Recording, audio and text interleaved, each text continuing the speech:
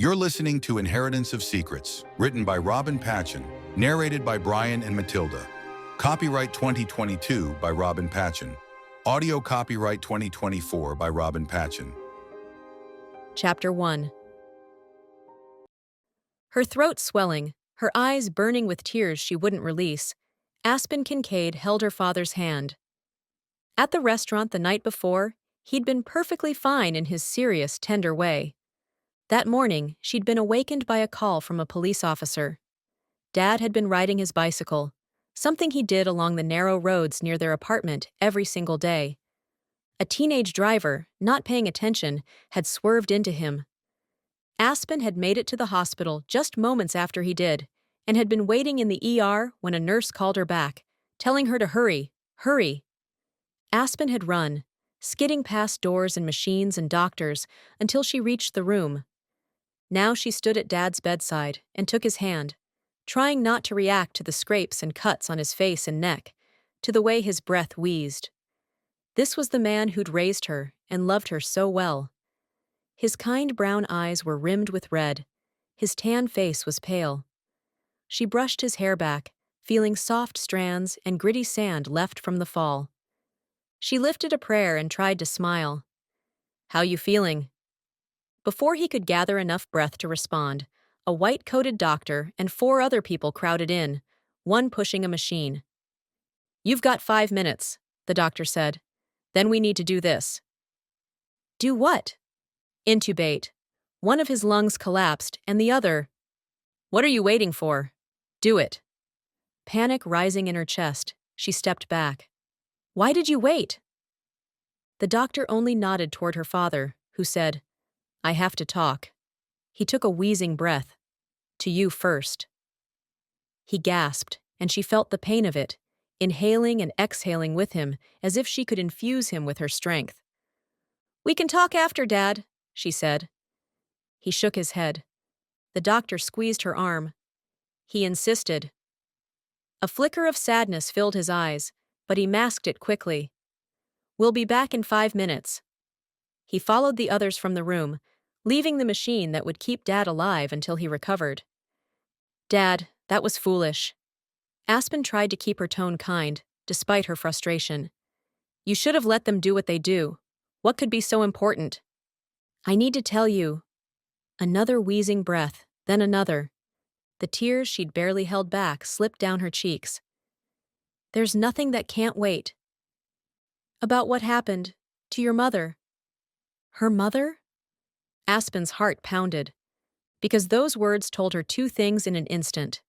First, that Dad didn't believe he'd have another opportunity to talk to her, and second, that he'd been lying to her all her life. Aspen had heard a lot of words to describe her mother over the years, certainly more than her father had ever intended for her to hear. Unkind words from extended family who visited on occasion. Cracked, deranged, psychotic. But when Daddy talked about Mom, it was always with a kind, gentle tone. "Your mother was unwell, Aspen."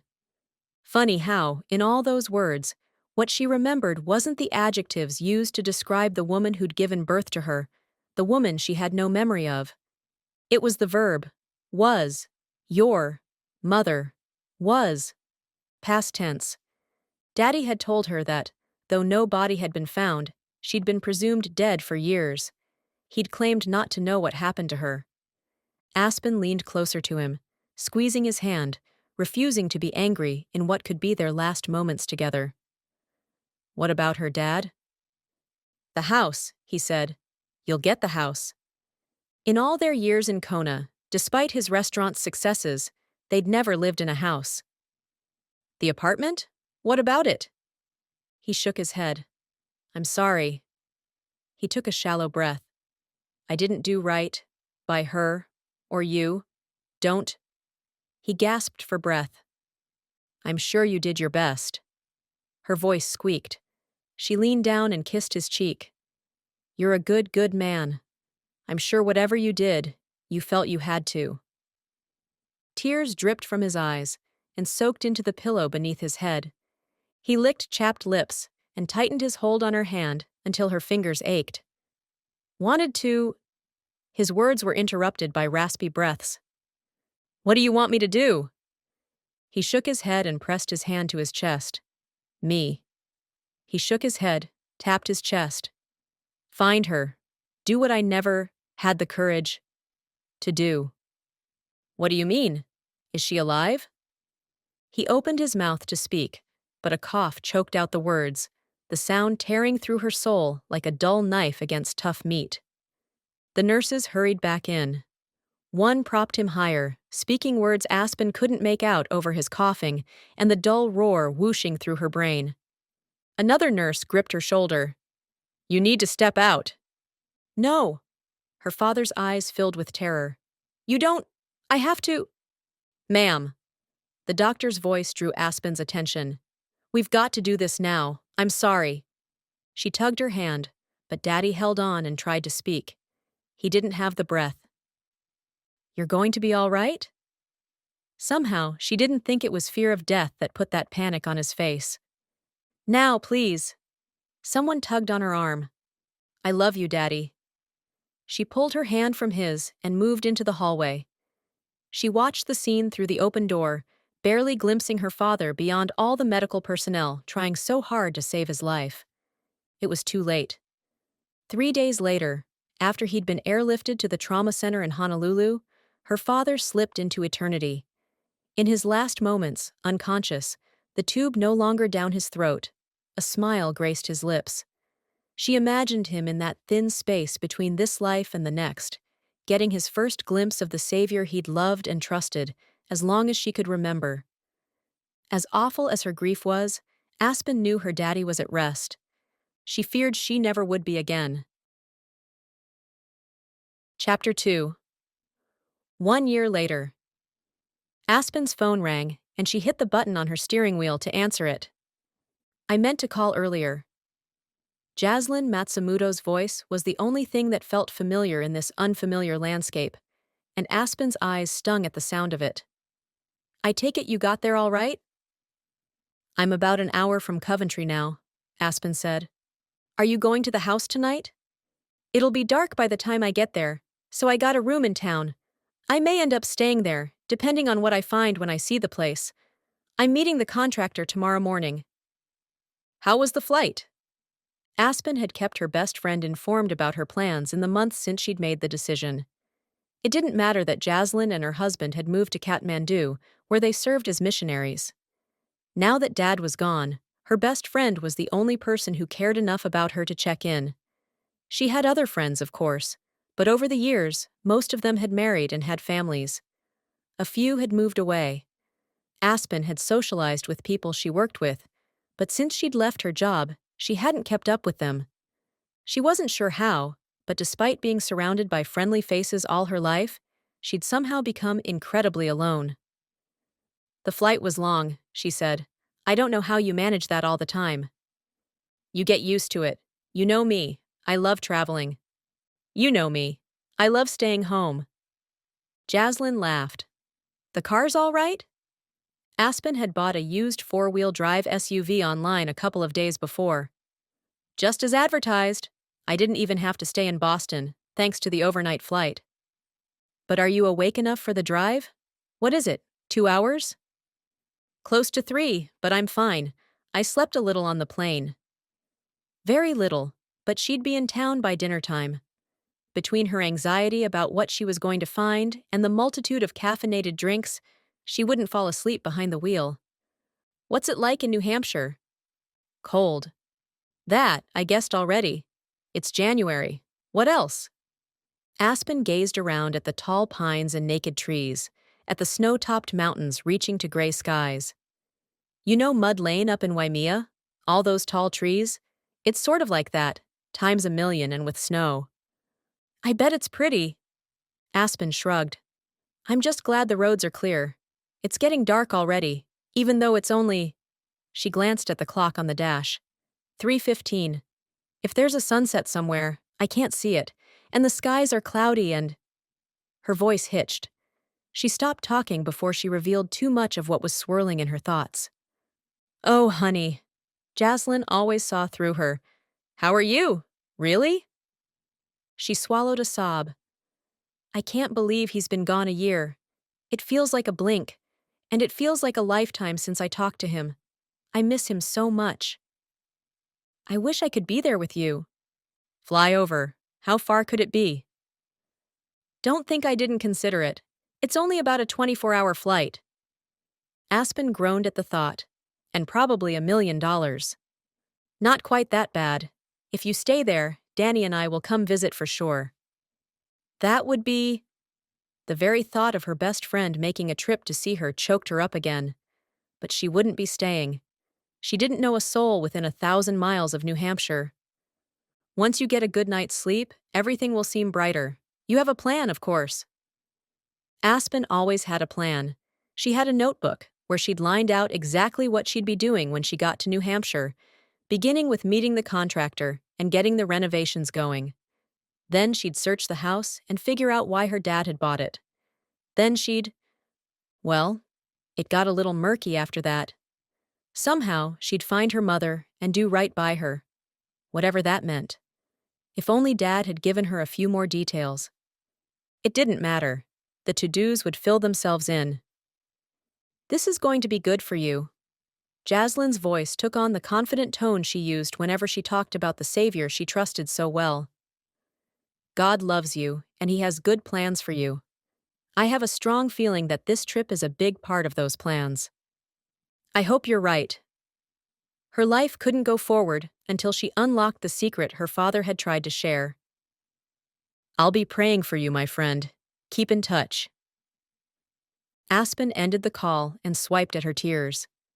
Thoughts of her father gave way to thoughts of his final words, and then to the reading of the will in Kona. Her father had owned a house, one he'd purchased a couple of years before his death.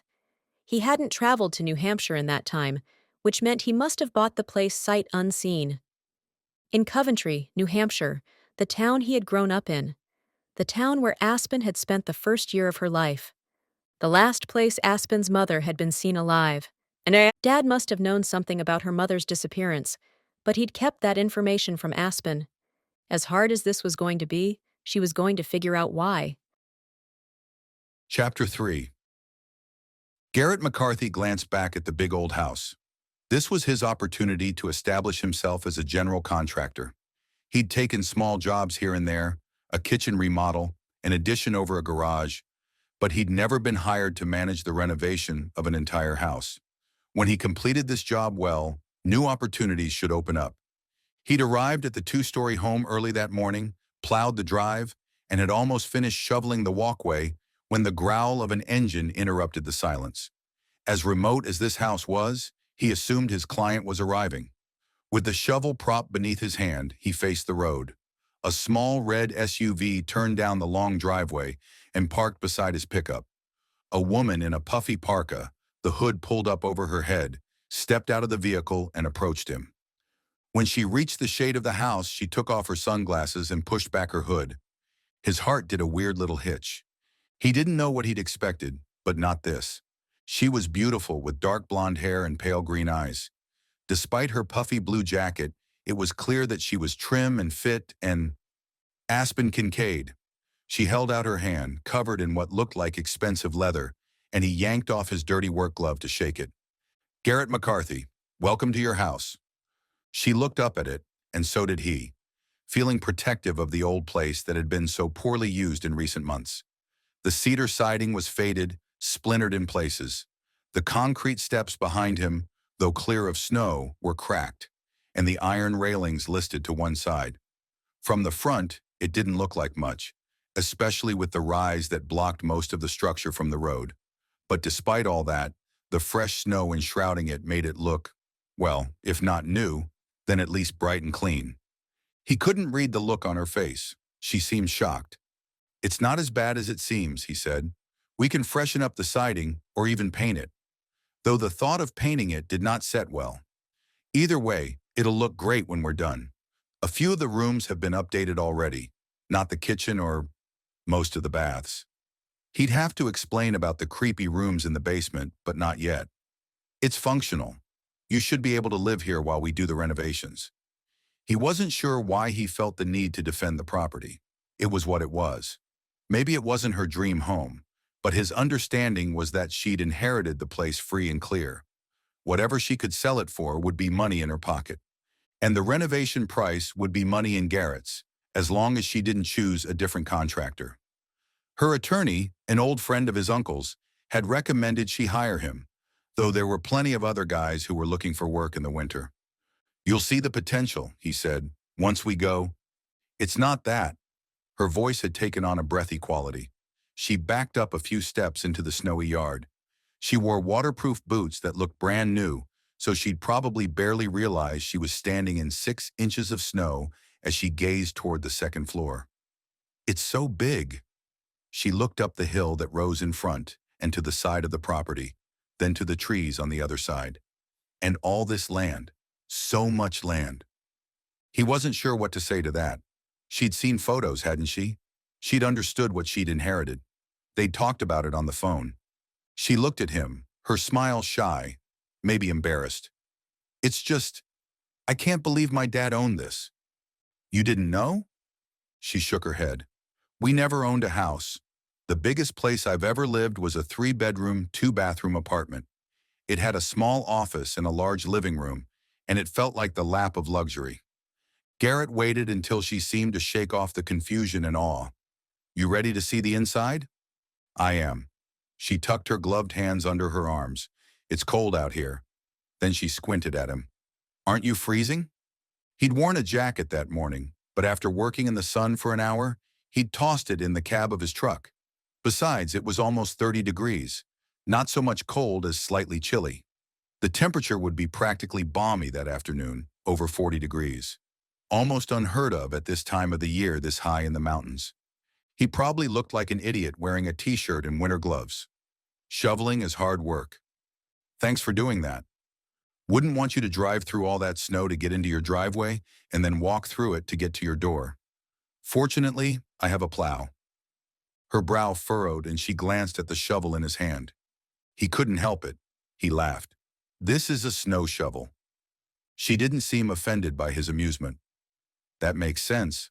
I've heard of plows, but I thought they were giant things used on highways and stuff." "There are giant ones for highways, and there are little ones for driveways and parking lots." He pointed to the front of his truck and the plow attached there. "Ah, must be convenient." "Incredibly." He didn't add that plowing was one of his sources of income in the winter months when most construction jobs were put on hold. After remodeling Aspen Kincaid's house, new opportunities would open up for him as long as he earned a good review. He climbed the steps and pushed open the front door. "Well, let's check it out." Chapter 4. She gazed at the living room with its vaulted ceilings. A gorgeous gray stone fireplace took up one entire wall. On the other side, a staircase led to the second floor, where a walkway lined with doors was open to the living area below. Aspen had known the house was almost 3,000 square feet. She'd known it sat on 5 acres. She'd been told all that when Dad's lawyer had read the will. She'd even seen a few photos. She was still stunned. Maybe because, deep down, she'd hoped to walk in the door and find her mother. Dad had given Aspen the impression she was here. Or maybe Aspen had filtered his words through a heavy dose of wishful thinking. Still, she couldn't help but wonder if her mother was still alive. The thought thrummed in Aspen's chest, beating a rhythm of hope. When Aspen turned 13, she'd demanded to know what had happened to the woman who'd given birth to her. Dad had seemed reluctant, but she'd argued she was old enough to understand. Finally, he'd conceded. She could still see the kindness in his face when he sat her down that day. "Your mother suffered from a mental illness. When you were a baby, she got into some trouble, and then she disappeared. Though we've never found her, she is presumed dead." Aspen had wanted to hope Dad was wrong, but he'd been so confident, adding, "If she were alive, sweetheart, she would have come home." Daddy had always been honest with her, and she'd accepted his words as truth. But ever since he'd told her about the house, about how he hadn't done right by her mother, Aspen's hope that she'd find her alive had grown. And hope didn't disappoint, right? Wasn't that what the scriptures said? She had a feeling she was interpreting that wrong. Truth was, when she was thinking clearly, She couldn't imagine a scenario in which she wasn't disappointed by what she discovered. Nevertheless, she would stay on this journey until she learned the truth, however painful. Her focus shifted from her missing mother to the house. Had her mother ever been there? She must have. Why else would Dad have bought the place? Mom hadn't lived here, though, nor had her parents or dads. Aspen had done the research and discovered where both her mother and father had lived in high school and the first couple of years of college, and it wasn't here. After they married, they'd rented a house in town, but they hadn't had much money. Dad had told her that much. Surely they couldn't have afforded this. What was their connection to the house? It felt surreal being here, in a house she owned, an actual house on actual snow-covered land. She'd figured the place would be falling down. Wouldn't it have to be if her father'd had the money to purchase it? In cash? It wasn't, though. Not even close. Garrett crossed the scuffed and scratched hardwood floors and stopped beside an open door beneath the staircase. There was another door beside him, probably a coat closet. "Needs some work," Garrett said. "But the fireplace is in great shape. We need new paint on the walls, and I'd recommend painting that dark woodwork white or cream to brighten the place up. Obviously, the floors need to be refinished. You don't want to replace them. They're in great shape, and it's hard to find genuine hardwood these days. Everybody's putting in vinyl or laminate. These," he tapped his booted foot on the floor, "are unique. Other than that, this room doesn't need much." She pulled a notebook and pen from her purse and started jotting down everything he said. It felt so foreign, this contractor talking to her, as if she had the right to be there, to make decisions about a house she'd never even seen before. Everything felt so bizarre and out of control. She just needed to make a list. Stay organized. She could do this as long as she didn't let any detail slip away. After she wrote down what he'd said, she looked at him, really looked at him, for the first time. She'd been so overwhelmed outside, she'd barely noticed the man who'd greeted her. Now she wasn't sure how she'd managed that. He had short, light brown hair that somehow was both messy and perfect, and he sported a neatly trimmed beard. His eyes were blue, his lips lifted in a slight smile. He wore jeans and a thin t-shirt, as if it weren't freezing outside. And inside, come to think of it. She rubbed her upper arms with hands still in rather useless leather gloves. She needed to get a pair like he'd been wearing. "You're not cold, are you?" He sounded amused. "It's no better than outside. Only about 40 degrees warmer. I turned on the heat yesterday. It's 69 in here, plenty warm. Maybe if you're an Eskimo, it's a wonder we can't see our breath." He chuckled, the sound deep and inviting. "Does it ever get cold in Hawaii?" "Sure, in some places. It snows at the top of Mauna Kea, but I've only been up there once." "Too far away?" "Too cold. Nothing's too far on the Big Island." Another low chuckle. As if Aspen hadn't been overwhelmed enough, now she had to deal with a gorgeous contractor with a voice that soothed and a smile that drew her in. "You'll get used to it," he said. "Truth be told, I set the thermostat for 72, figuring you'd prefer it warmer, but the furnace is having trouble keeping up. We'll need to talk about having it serviced. Meanwhile," he nodded to the fireplace, "I took the liberty of bringing you some firewood. I recommend you buy a cord, or at least a rick." "Cord? Rick? I assume these aren't people?" No." His expressive eyebrows lowered. She doubted if he had any idea how obvious his thoughts were. Right now, she'd guess he was thinking, "How dumb is this lady?" Might as well confirm his guess. "I've never started a fire in a fireplace." His eyes narrowed, almost as if he were suspicious. "Where do you usually start fires?" "You know, on the beach or at campsites. Outdoors." "You like to camp?" "Not in New Hampshire. You'd have to be out of your mind." "Stick around. It's not always winter." She didn't think she'd be staying long enough to experience the other seasons. She just wanted to find her mother. But, as long as she had to be there to do that, she might as well renovate the house before she put it on the market. It would give her an excuse to get to know the town where she'd spent the first year of her life. The town where Dad had grown up and Mom had lived. She'd sold Dad's restaurants to the manager of his first one. Jean had worked for Dad as long as Aspen could remember. Though she'd hated to part with the places that meant so much to her father, she wouldn't be going back to Hawaii anytime soon. Truth be told, even though she'd worked for Dad since she was old enough to wipe tables, she didn't love the restaurant business. The problem was, she didn't know what else she could do. Now, with no job, Dad gone, Jaslyn in Nepal, and the rest of her friends marrying or moving away, Kona held no appeal. When she finished up here, she was going to college in Florida to study hospitality and tourism. She'd probably be one of the oldest full-time students, but what did that matter? Though the school she'd chosen had a great reputation, she'd chosen it more because it was near her dad's parents. She hadn't seen them much as she'd grown up, but they were the only family she had any contact with anymore. There was no chance she'd be staying in the Great White North. "Should we continue?" Garrett pushed open the door he stood beside. She stepped through.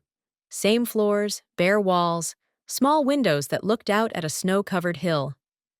"No closet," Garrett said, "and there's no shower or bath on this floor, so it wouldn't work as a bedroom.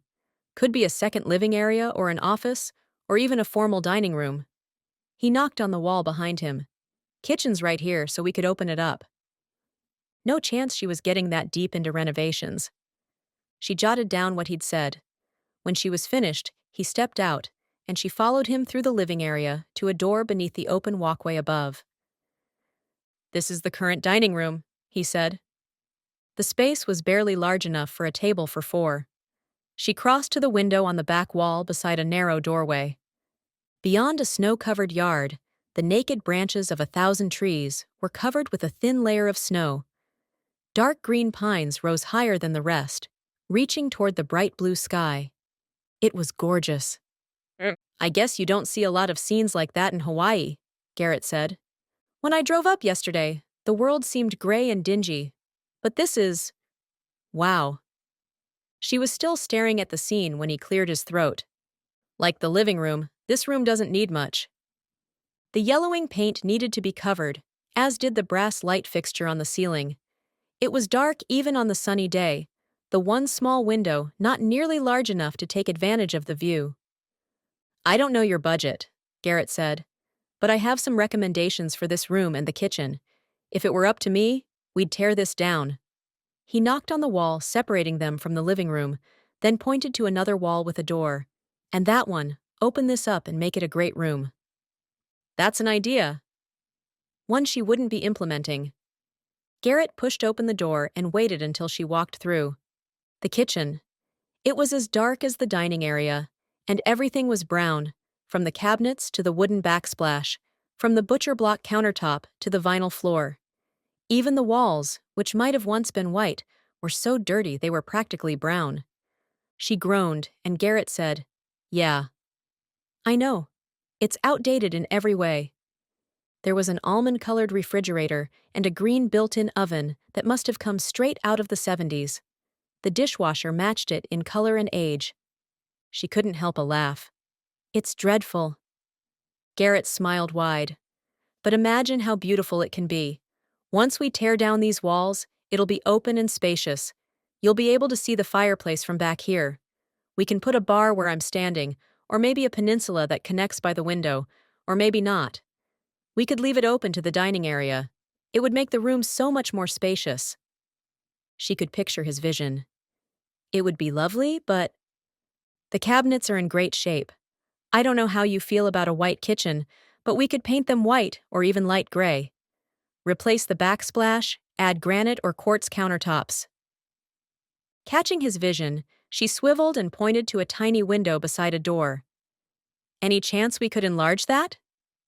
"Absolutely. Maybe even replace both the window and the door with glass French doors to let in more light." "I love that idea." They could make this place beautiful. But that wasn't why she was there. She had to remember her purpose, and it wasn't to create her dream home in a place she had no desire to live.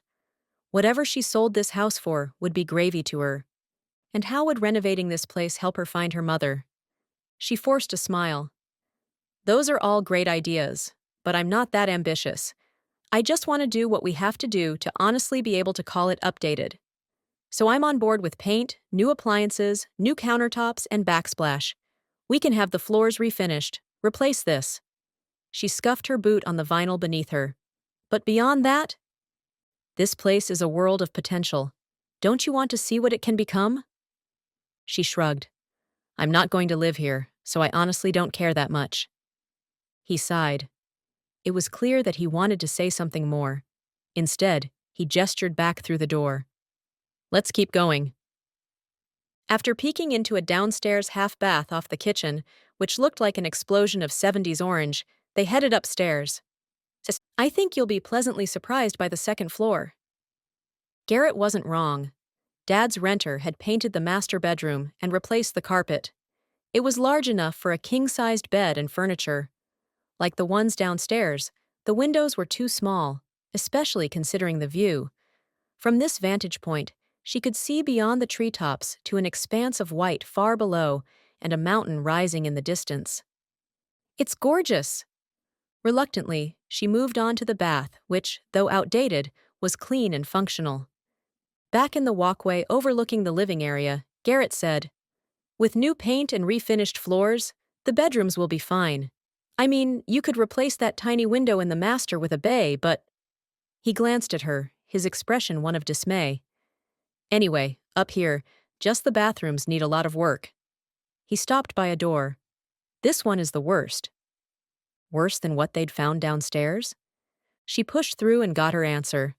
The peach-colored tub was cracked. The vanity's drawers were crooked. There was no mirror, just bare drywall where one should have been, and, above that, an opening for a light fixture.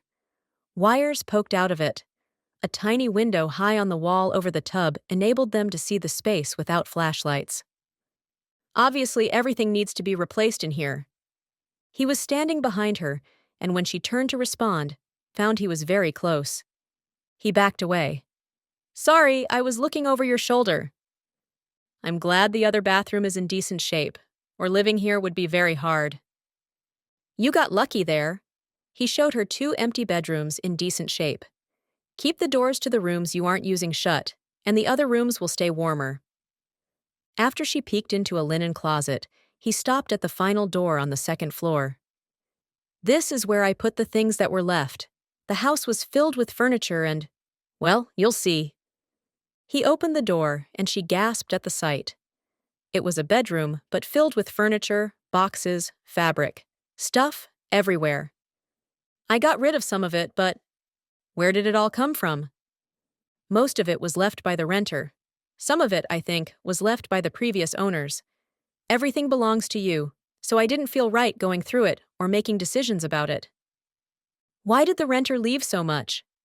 Garrett's eye contact slipped. "That's sort of a long story. I'll tell you later." An odd answer, but it didn't matter. She didn't care about the renter's stuff.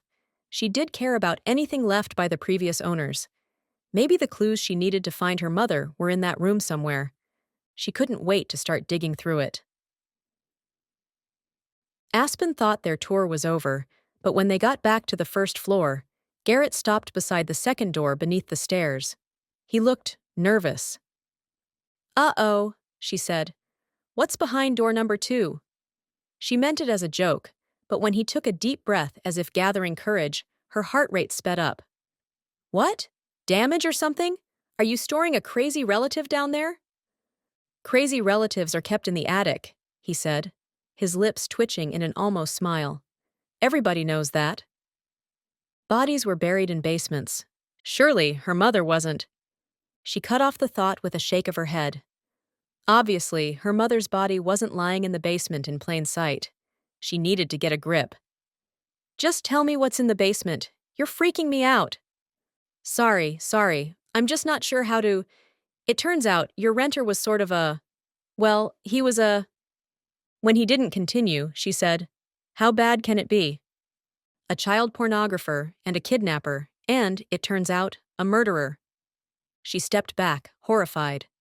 Oh, I had no idea. Surely my father didn't—" "Your dad died a year ago, right?"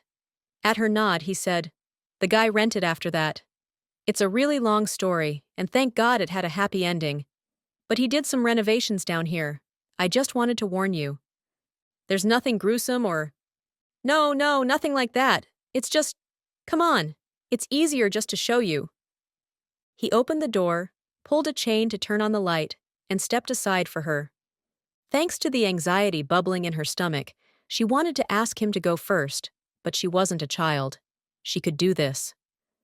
She took the rickety wooden staircase to the bottom and found a normal cement basement with a washer and dryer and one small window just below the ceiling, through which she could see nothing but snow. Shelves holding a few tools covered the wall straight ahead. Otherwise, the room looked perfectly normal. Except, she looked up at the ceiling, tried to imagine the floor plan upstairs. I'm probably just being paranoid, but it feels too small. I'm impressed you noticed. You alerted me to look for something, and there's nothing to see here. If she were staying, she'd definitely install better lighting to dispel the spooky factor. She stepped further into the room and saw a giant metal, something under the stairs. The furnace, Garrett said. Ah, that explains why it's warm down here. Come on. He crossed to the bookshelves, reached behind one, did something she couldn't see, and then pulled the shelf inward. Not just the shelf, though. It was a hidden door. Garrett stepped in and flipped a switch. As the light flickered on, she followed. There was one door on the far wall. Otherwise, the space was empty, but something creepy and terrifying slid down her spine. Despite the warmth, she suddenly felt cold and afraid. What is it? It's an empty room, he said, his voice soothing. Just an empty room. Why does it feel so... She didn't know how to finish her sentence without seeming like a crazy person. She wasn't crazy, was she? Familiar doubts crept in. Was she more like her mother than she'd known? Was she losing her mind? Do you feel it too? I know what you mean, he said. It's the hidden doorway, and... He gently shifted to the side so she could see it better. The locks. I took the liberty of removing them. I hope you don't mind. They only opened from the other room, and it seemed like a hazard. If someone were to get trapped in here, there's no way out. She saw the holes in the door and tried not to think about what he'd said. They were electronic locks, and they're still wired. We could turn this into a panic room if you wanted, or just remove the false wall entirely. So did he, the pornographer? This was his photography studio, but from what I understand, he was never able to use it. Garrett's gaze flicked to the empty space beside them, and she got the feeling there was something he wasn't telling her. She was too creeped out to ask. She focused on the door across from them. It, too, sported holes where locks must have been. Where does that lead? He pushed it open and turned on a light. It was a small bedroom with 2 twin beds, a nightstand, and a bureau. She opened a door and found a closet, where sheets and blankets and towels were stored.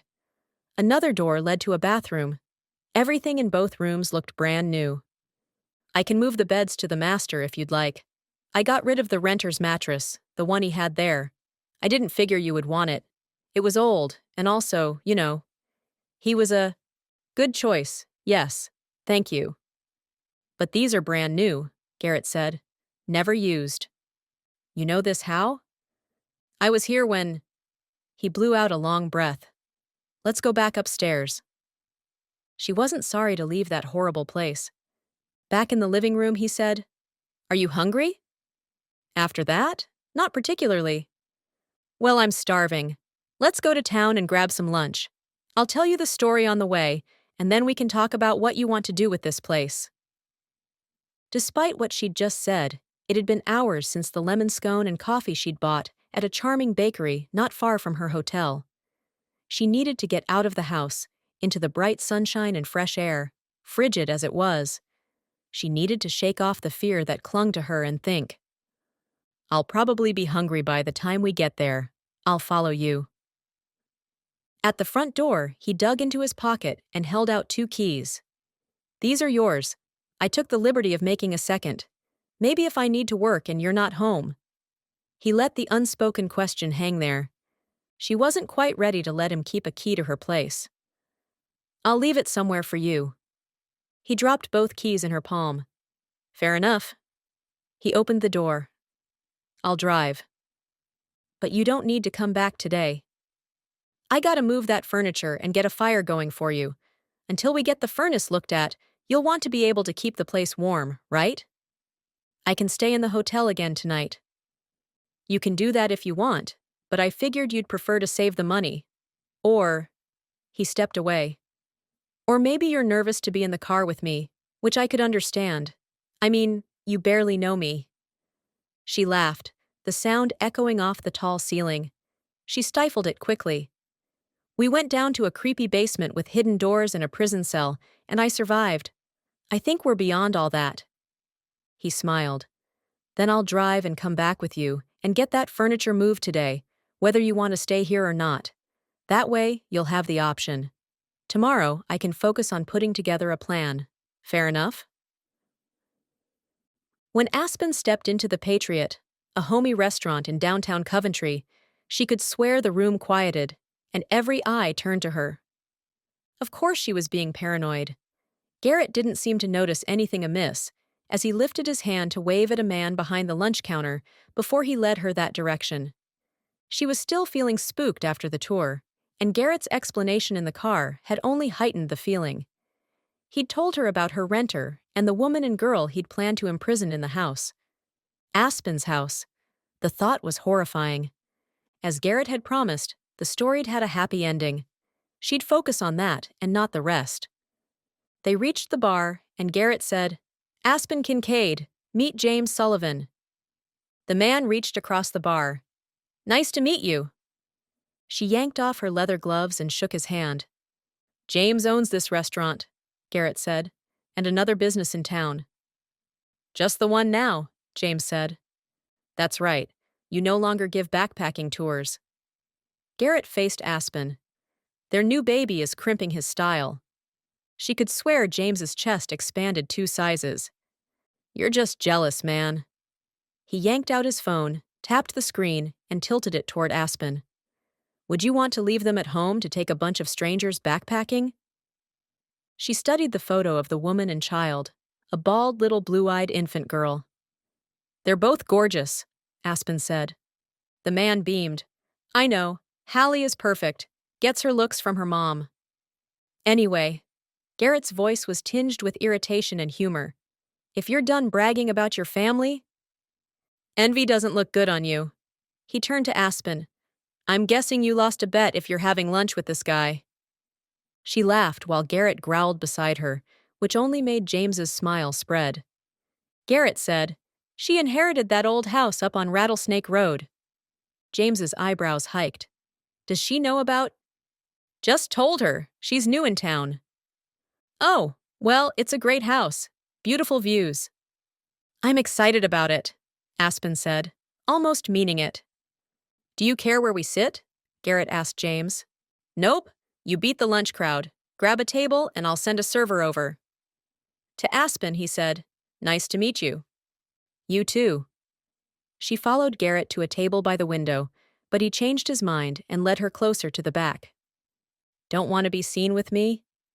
He turned, grinning, and waited until she slid into the booth before sitting across from her. "It's chilly by the windows. I figured you'd be warmer back here." "How thoughtful." A woman set 2 menus on the table and took their drink orders. After she walked away, Aspen said, "Your friend seems nice." "He's a good guy. We met at church." He watched her as if gauging her reaction. "Maybe you'd like to come sometime?" Aspen hadn't missed a Sunday at her church in Kona since Dad's death. Some people let tragedy separate them from God. Not Aspen. She'd leaned into him in the last year, more desperate for her heavenly Father now that her earthly one was gone. "Which church?" "Coventry Bible Fellowship, modern worship, great pastor, in a 100-year-old building." "I would love that," she said. "I'll be there Sunday." He smiled, seeming genuinely pleased. "Great. I'll save you a seat, introduce you to some friends." Even though she wouldn't be staying, the thought of meeting people in town, of having friends here, even temporarily, appealed to her. The server returned to take their orders. Aspen hadn't looked at the menu and scanned it quickly before ordering soup and salad. Seafood platter and onion rings. Garrett handed over their menus. When she was gone, he said, "Now that you've seen the house, what do you think?" She was formulating an answer when an old man stopped beside their table and greeted Garrett with a handshake. His hair, what was left of it, was dark gray, his eyes brown and clear when he turned to her. Bart Bradley. He held out his age-spotted hand and she shook it. It was cold, but his grip was strong. She said, "Nice to meet you. I'm Aspen Kincaid." Without letting up his grip, the man studied her like one might a science experiment involving mold or bat feces. "You're Jane's daughter." Shock silenced her, but she managed a quick nod. "You look just like her." Bart's eyes narrowed. "She ever turn up?" It wasn't the words so much as the tone, not to mention the way he was glaring at her, that had Aspen's heartbeat racing. Before she could respond, Garrett said, "Not sure her life or her mother's are any of your business, Mr. Bradley." The old man finally let go of Aspen's hand. He turned to Garrett. "What do you know about it?" "I know you're not being very friendly to someone new to town," he said. "Either be polite or move along." This man had information about her mother, information she wanted, but she didn't have the courage to ask questions, not seeing the sheer hatred in his eyes. "Pardon my rudeness." He looked anything but sorry. "Your mother caused a lot of heartache. I just wondered—" "She disappeared when I was a baby," Aspen said. He glared, and she held his eye contact, refusing to back down, as if they were in some sort of battle of wills. Then he huffed and spun and stalked across the room. This wasn't about Aspen, it was about Jane. What had her mother done to garner such hatred? And why did Aspen suddenly think she'd prefer even the creepy basement to this public restaurant? In that low, soothing voice, Garrett said, "Sorry about that. He's a crusty old man. I don't know what it is that makes some old people shed their manners, not that Mr. Bradley ever had many to begin with. He's lived in town a long time, I guess." "All his life, I think." Garrett seemed to be studying her now, and why not? He must not have known her connection to this town. He must be curious, but unlike Bart Bradley, he was too polite to ask.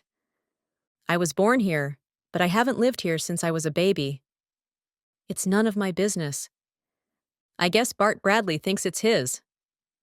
The old man knew more about her mother than Aspen did. "You know what that was about?" Garrett asked. "Not really." She swallowed the grief and fear that rose in her throat. "But I need to find out." Chapter 5. Garrett had witnessed Bart Bradley grousing and grumbling his way through life, but he'd never seen the man be outright rude. What in the world could Aspen's mother have done to elicit that much animosity? And so many years after the fact, he'd ask Uncle Dean. He and Aunt Deborah had been in town all their lives. Surely, if there was some scandal involving Aspen's family, they'd know about it. Except, he'd been right when he'd told Aspen it wasn't his business. He had no right to go behind her back or to encourage people to gossip about her family just to satisfy his own curiosity. He wouldn't.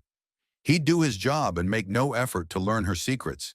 If she wanted to tell him anything, he'd be a willing listener and an ally that, based on the confrontation with Bradley, she might need.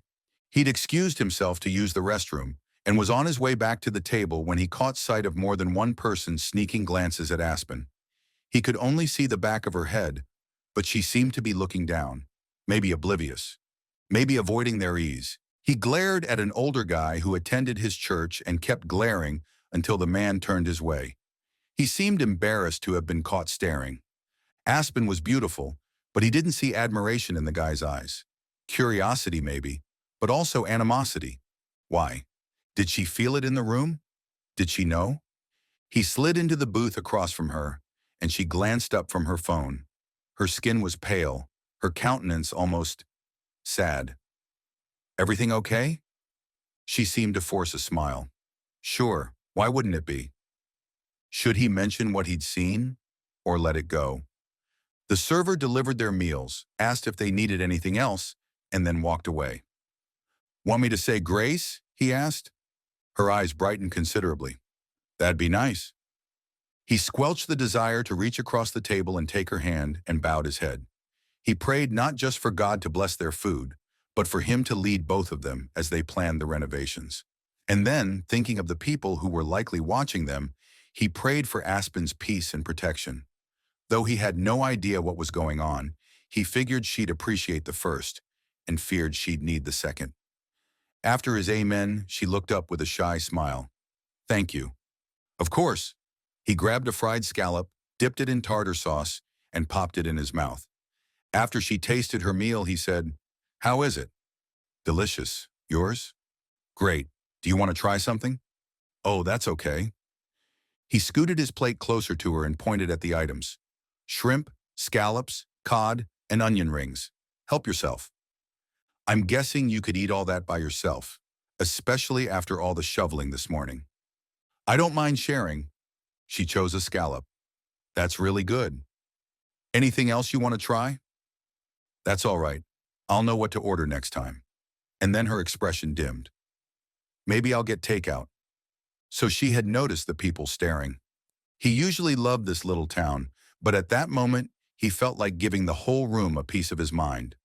Rather than asking the questions hovering between them, he said, "You've seen the house. What do you think?" "It's in better shape than I thought it would be." Better shape? What had she expected? "What's your goal for the property?" She shrugged. "Fix it up and sell it." "Do you have a deadline?" She swallowed her spoonful of soup. "Not a specific date. And I assume that, if I decide to leave town, you could continue the renovations without me." "Of course. The time difference will make it harder, but we can figure it out." "How many hours behind is Hawaii?" "I'm not going back to Hawaii. Not right away." "Oh, where are you going?" She shrugged. "I have grandparents in Florida, so I'm planning to go there." "I'm sure they'd like that." "I don't know them very well. We never visited them, and they only came to Hawaii a few times when I was growing up. But since they're the only family I keep in touch with." "You could stay here?" She laughed, the sound musical. The flash of amusement transformed her face. Wow, she was a looker. Not that he was interested. No sense getting involved with somebody who clearly had no desire to stick around. "I don't think I could get used to the weather," she said. "I'm a beach girl, a surfer and swimmer. What would I do here?" "I'm guessing that, if you can surf, you can ski. And the lakes are beautiful in the summer." "And cold." True. Why would she choose to live in the mountains in New Hampshire when she could go anywhere in the country? The world, really. He tamped down a surge of disappointment. He barely knew this woman. Why did he care where she lived? "What would you do in Florida?" "I've always wanted to get a college degree." "In what?" "Probably hospitality. I always thought I'd work for Dad, so I never really let myself think about what else I want to do." "That's a good job, though." "Working with my father was great, but dealing with tourists and servers and cooks and suppliers, it has its challenges." "What do you love?" She seemed to consider the question for a few moments. He ate a few bites of his lunch while she thought. "I've been volunteering at my church since I was in high school," she said, "and I love that. Working with the kids and mentoring teenagers. I used to help run an internship for teens and young adults, 16 to 22. It was an amazing program that pulled them into the church, made them feel a part of it. I'd love to do something like that for a job, but I wouldn't even know how to get started." "That sounds like a great dream," he said. "I used to think that God's will for me was probably something I'd hate. I've since learned that God gave me gifts and talents and dreams, not to torture me or discourage me, but to use in His kingdom. Not that remodeling people's houses is akin to mentoring young people in their faith, but it's important. You can serve God in whatever you do by glorifying Him and doing your best." He admired her faith, especially considering her situation. Most of the trials Garrett had faced had been the result of his own stupid choices, but hers, her mother missing almost all her life, losing her father, even now being judged by a bunch of strangers because of who her parents were. None of that was her fault, yet she seemed to face it all with faith and dignity. Impressive. He might have looked at her too long because she lowered her head and lifted her spoon. He wanted to ask her questions, to learn more about her. But when she said nothing else, he shifted back to the reason for their lunch. I assume you want to get as much money as you can out of the house. I guess. Do you need the cash from the sale right away? I have enough to live on for a while and I can support myself. I'll use the money for college, but I'm not starting until fall. I need to be there by May. Why, if school doesn't start until August? That gives me 3 full months to get a job, find a place to live, and buy everything I'll need to live there. I'll also need to find a church and hopefully get involved. I assume it's harder to judge churches in the summer, with so many people gone, so I'll need time to evaluate the different options. 3 months should do it. She'd put a lot of thought into that answer. He glanced at the notebook she'd barely looked up from since she'd first stepped into the house. What other plans had she laid out in that thing? If the renovation takes longer, though, he said, will it be a big deal?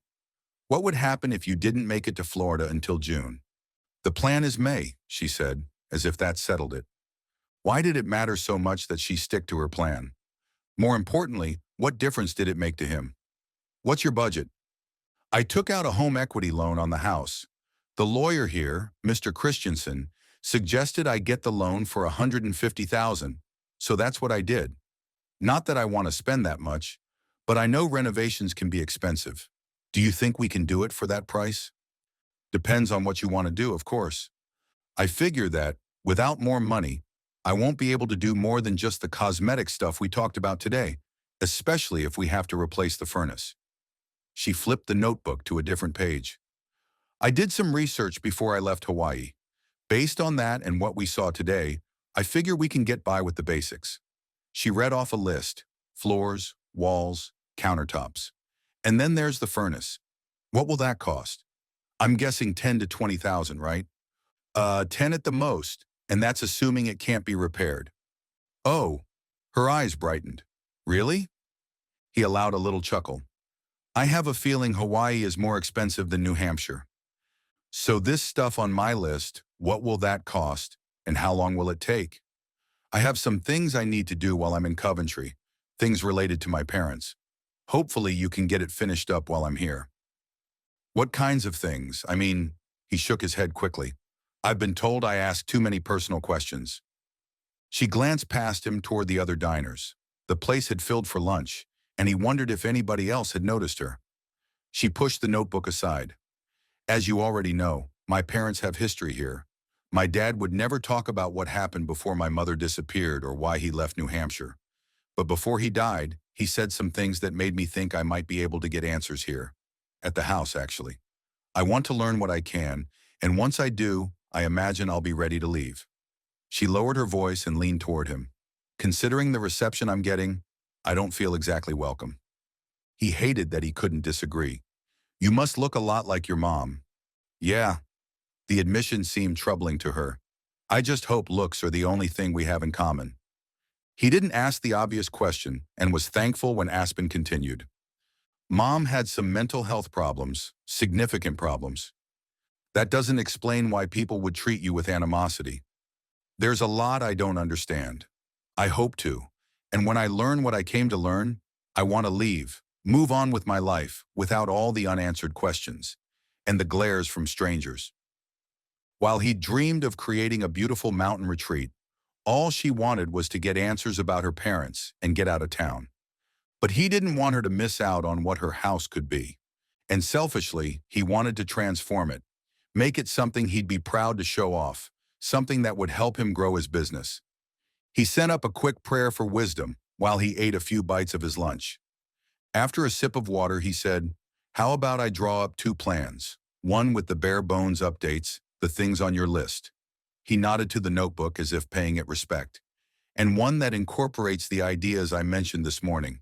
Tomorrow we can get together, and you can decide what you want to do. I don't want you to waste your time. I'm really not open to doing anything too aggressive or time-consuming. I'm just getting started in this business. It'll be good practice for me. And maybe if he did his job well, he'd be able to convince her to do it his way." Back at the house, Garrett crouched beside Aspen in front of the fireplace. The temperature had dropped outside, and the living room was chilly even to him. Hopefully, this would keep it warm until he could get the furnace serviced. It's not that different from starting a fire outside. He'd stopped on the way to buy a couple of newspapers and now ripped one section into long strips. You need something that will light easily. I've always used newspaper. Some people buy kindling, but there are enough twigs and brush in the woods that I've never seen the need. He covered the rack with paper, then added some kindling he'd brought in when he'd delivered the wood. He added the smallest split logs from the pile. She turned to him, a slight smile on her face. "This part I get," she said. "I have made my share of fires." "Sorry, I don't mean to, what do they call it? Mansplain?" She chuckled. "I get the feeling you're going to be explaining a lot of things to me before our work together is finished, considering I know nothing about living in a place like this, or about renovations for that matter. I'll try hard not to be offended if you'll try hard not to laugh at my ignorance."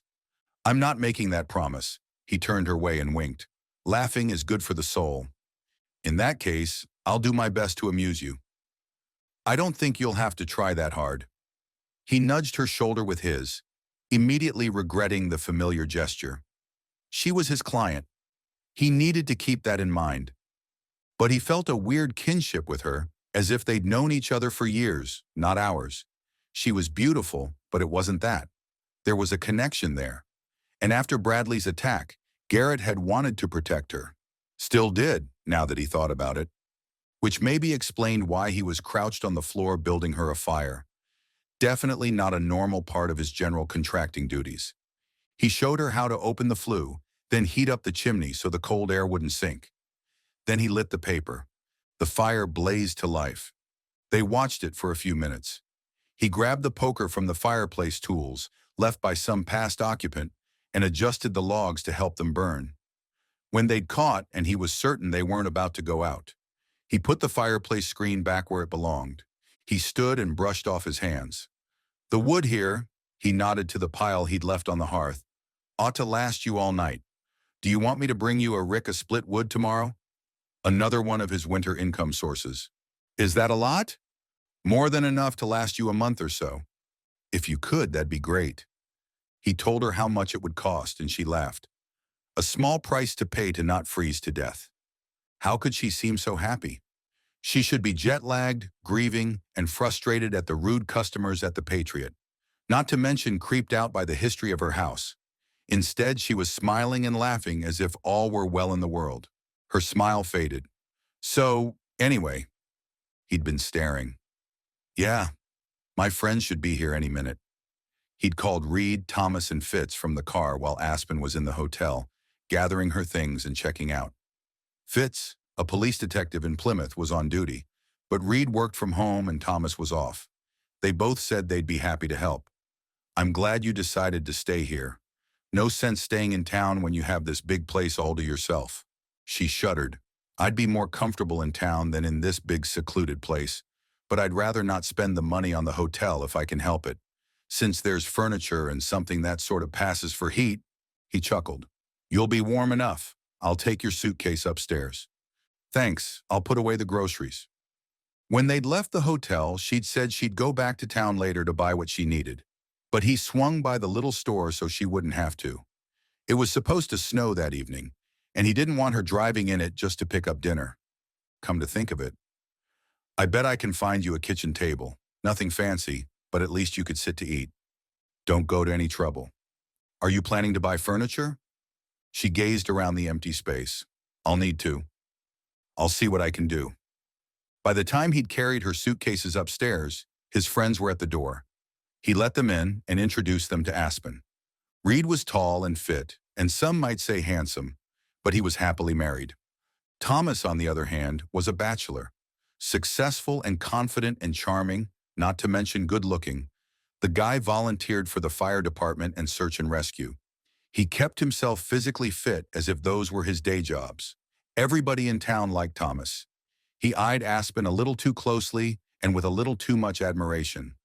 The feeling that rose in Garrett was so unfamiliar, he almost didn't recognize what it was. Possessiveness. Idiotic, considering he had no claim on her at all. Still, as Aspen chatted with Thomas, Garrett barely resisted the urge to tell his friend that she was off limits. When Garrett forced himself to quit staring at the two of them, he saw that Reed was watching him, a little too much amusement in his eyes. He ignored his friend. "Let's get to work so we can get out of Aspen's hair." "Right behind you," Thomas said. To Aspen, he added, "Be right back." Before she responded, Garrett snapped, "Let's go," and stalked to the basement door. Together, the three of them carried one of the twin beds and mattress. She insisted she didn't need both, to the master bedroom. They also took up the nightstand and the bureau. She'd put the bedding in the wash, and Garrett almost asked her if she'd like him to stay until it was finished. Knowing what had happened in the basement, he hated to think of her down there by herself. But this was her house, and she was an adult. She didn't seem like the type of woman to run scared from a creepy basement. In the junk room on the second floor, that was what he'd been calling the bedroom where he'd stored everything he'd found. He and his buddies located some pots and pans and plates, utensils and glasses and cups, and brought them to the kitchen. "That ought to tide you over," Garrett said, setting the items on the counter. She looked up from where she was scouring the kitchen sink. "Those are perfect. Thank you." Her gaze moved to Reed and Thomas. "I can't thank you enough for helping me out." "A friend of Garrett's is a friend of ours," Thomas said. Garrett managed to not glare at him. Reed said, "I hope you'll join us at church Sunday. I'm sure my wife would like to meet you." "I'll be there. I'm looking forward to it." "You need anything else?" Garrett asked. She scanned the kitchen. "Nope. Thanks to you, I'm good for now. If you think of anything, don't hesitate to call. Otherwise, I'll get back to you when I have those plans drawn up. Probably tomorrow morning." She walked them to the door, they said their goodbyes, and Garrett reluctantly followed his friends out. In the driveway, Garrett said, "Thanks for your help. Now she'll be able to stay here instead of the hotel." "It's nice to get out of the house," Reed glanced at his watch. "But I need to get back to town. It's almost time to pick up Ella from dance." As Reed opened the door of his SUV, Thomas glanced at the house. "So you two, we just met." Garrett hoped his words sounded casual, even if he felt something completely different. Thomas turned to him. "I get it, man. I'll keep my distance." "What? I didn't say—" "Your feelings are so obvious, they might as well be tattooed on your face." "I have no feelings for her." None that made sense anyway. "And besides, she's only staying temporarily." Thomas glanced at Reed, who tapped his watch. "So was Jackie. Oh, and Carly." Thomas referred to Reed's and Braden's wives. "And even Grace." "You'd better go," Garrett said. "Reed'll kill you if he's late picking up his daughter." Thomas chuckled. "Just saying." He rounded Reed's car and climbed in. When Garrett was alone in the driveway, he glanced at Aspen's front door. She'd be fine by herself. She had food, she had heat. Still, as he walked to his pickup, thinking of the looks from the customers and Bart Bradley's comments at lunch, he lifted a prayer for her safety and protection. Chapter 6. It was dark by the time Garrett turned down the long tree-lined driveway to his aunt and uncle's house, the place where Garrett lived from when he was 14 through college. His uncle had texted while Garrett was at Aspen's, but he hadn't gotten the notification until he was a few miles down the mountain. Aspen didn't have cell phone service at the house. He'd forgotten that. That was a problem that needed to be solved soon. Garrett's uncle had asked him to stop by on his way home. Even though Garrett had bought a condo years back, when he thought of home, he thought of this little split level in the woods. As he parked his truck, Aunt Deborah pushed open the front door. She was still dressed for work in slacks, a purple blouse, and a black jacket. She'd put on weight over the years and was constantly talking about going on a diet. Not doing it, but talking about it. As far as he was concerned, she didn't need to. She was as healthy and pretty as ever. She dyed her hair a tad lighter every year, and now what used to be dark brown was fully blonde. She looked younger than her 50-something age. He'd just reached the walk when she said, "Hurry up before you let all the cold air in." He bounded up the concrete steps to the door, stepped inside, and kissed her cheek. "You could just leave the door shut until I get here." She squeezed his cold fingers. "Too eager to see you, kid." 35 years old, and she still called him kid. From the top of the half-flight of stairs, Uncle Dean said, "What do you want to drink with dinner?" "You don't need to feed me." but Garrett picked up the scents of ground beef and onions. On the other hand, Salisbury steak, with mashed potatoes and gravy. Uncle Dean was the cook in the family, always had been. Aunt Deborah rarely got out of work before 6, while Dean was a carpenter and worked from home. The bottom floor had been his workshop as long as Garrett could remember. "You know that's my favorite," Garrett said. Uncle Dean's smile softened the hard lines of his face. Unlike his wife, he wasn't wearing his work clothes. He ended most days covered in sawdust and sweat, so his first task after he closed up shop was to shower. Now he wore a pair of gray jogging pants and a black sweatshirt. He'd lost much of his hair, and what was left was starting to turn gray. He peered through his wire-rimmed bifocals. "If I remember correctly, anything with beef is your favorite." "Good point." Garrett gestured for Aunt Deborah to precede him, then followed her up the 6 steps to the main floor. There used to be 3 small rooms at the top of the stairs: living, dining, and kitchen. But years before, Dean and Garrett had remodeled it, making it one great room. They'd even removed the low ceiling and covered the rafters above with drywall to create a vaulted ceiling. The skylight was Garrett's favorite part of the new space. It had been a huge undertaking, and he'd loved every minute of it. That was when he'd decided he wanted to be a general contractor, to restore dingy, ugly, and aged spaces and make them beautiful again. Sort of like what God had done in his heart when he'd trusted in Christ, and like Dean and Deborah had done when they'd taken him in. Dean patted him on the back. "Coke? Or we got some of those fruity, bubbly things you like. Some weird flavor." "Tangerine," Deborah supplied. "I'll get it. You have a seat." They were always like this, treating him like an honored guest, as if he'd done them a favor by coming by, as if he didn't owe them everything. Over dinner, they chatted and caught up. Deborah usually had an anecdote about the patrons and fellow employees at the library where she worked. The stories were amusing at the least, often downright hilarious. As usual, the 3 of them laughed their way through the meal. When Garrett had eaten more than he should have, he started clearing the dishes. "The least I can do." Deborah settled back in her chair. "Not that I did anything but comment on the gravy, but I'll let you." "You bought the groceries," Dean said to her, "and worked all day." She shrugged. "Not as hard as Garrett, I'm sure, but he's young and strong." "My day was easy," Garrett said. "Met my new client and got her settled at the house." "How is the place?" Deborah asked. "Could be worse. Furnace is barely keeping up, but the fireplace will keep it warm.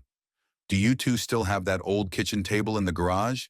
The little one with the sides that fold down?" "I think so," Deborah turned to Dean. "It's behind a bunch of stuff, but it's there. Would you mind letting her borrow it? Except in the bedroom, she has no furniture." "Sure," Dean said. "She can keep it." "And don't we still have those old chairs?" Deborah asked. "You were going to refinish them?" "Right. They're ugly as sin, but she can have them. We'll load them up before you leave." "You 2 are so generous. I'm sure she'll appreciate it." After Garrett finished the dishes, he and his uncle loaded the furniture in his truck, and Deborah excused herself to her room.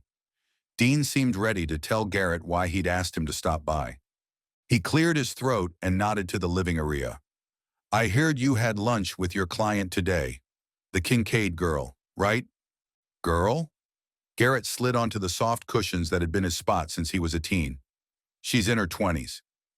Dean set his glass of water on the table beside his recliner, sat and lifted the footrest.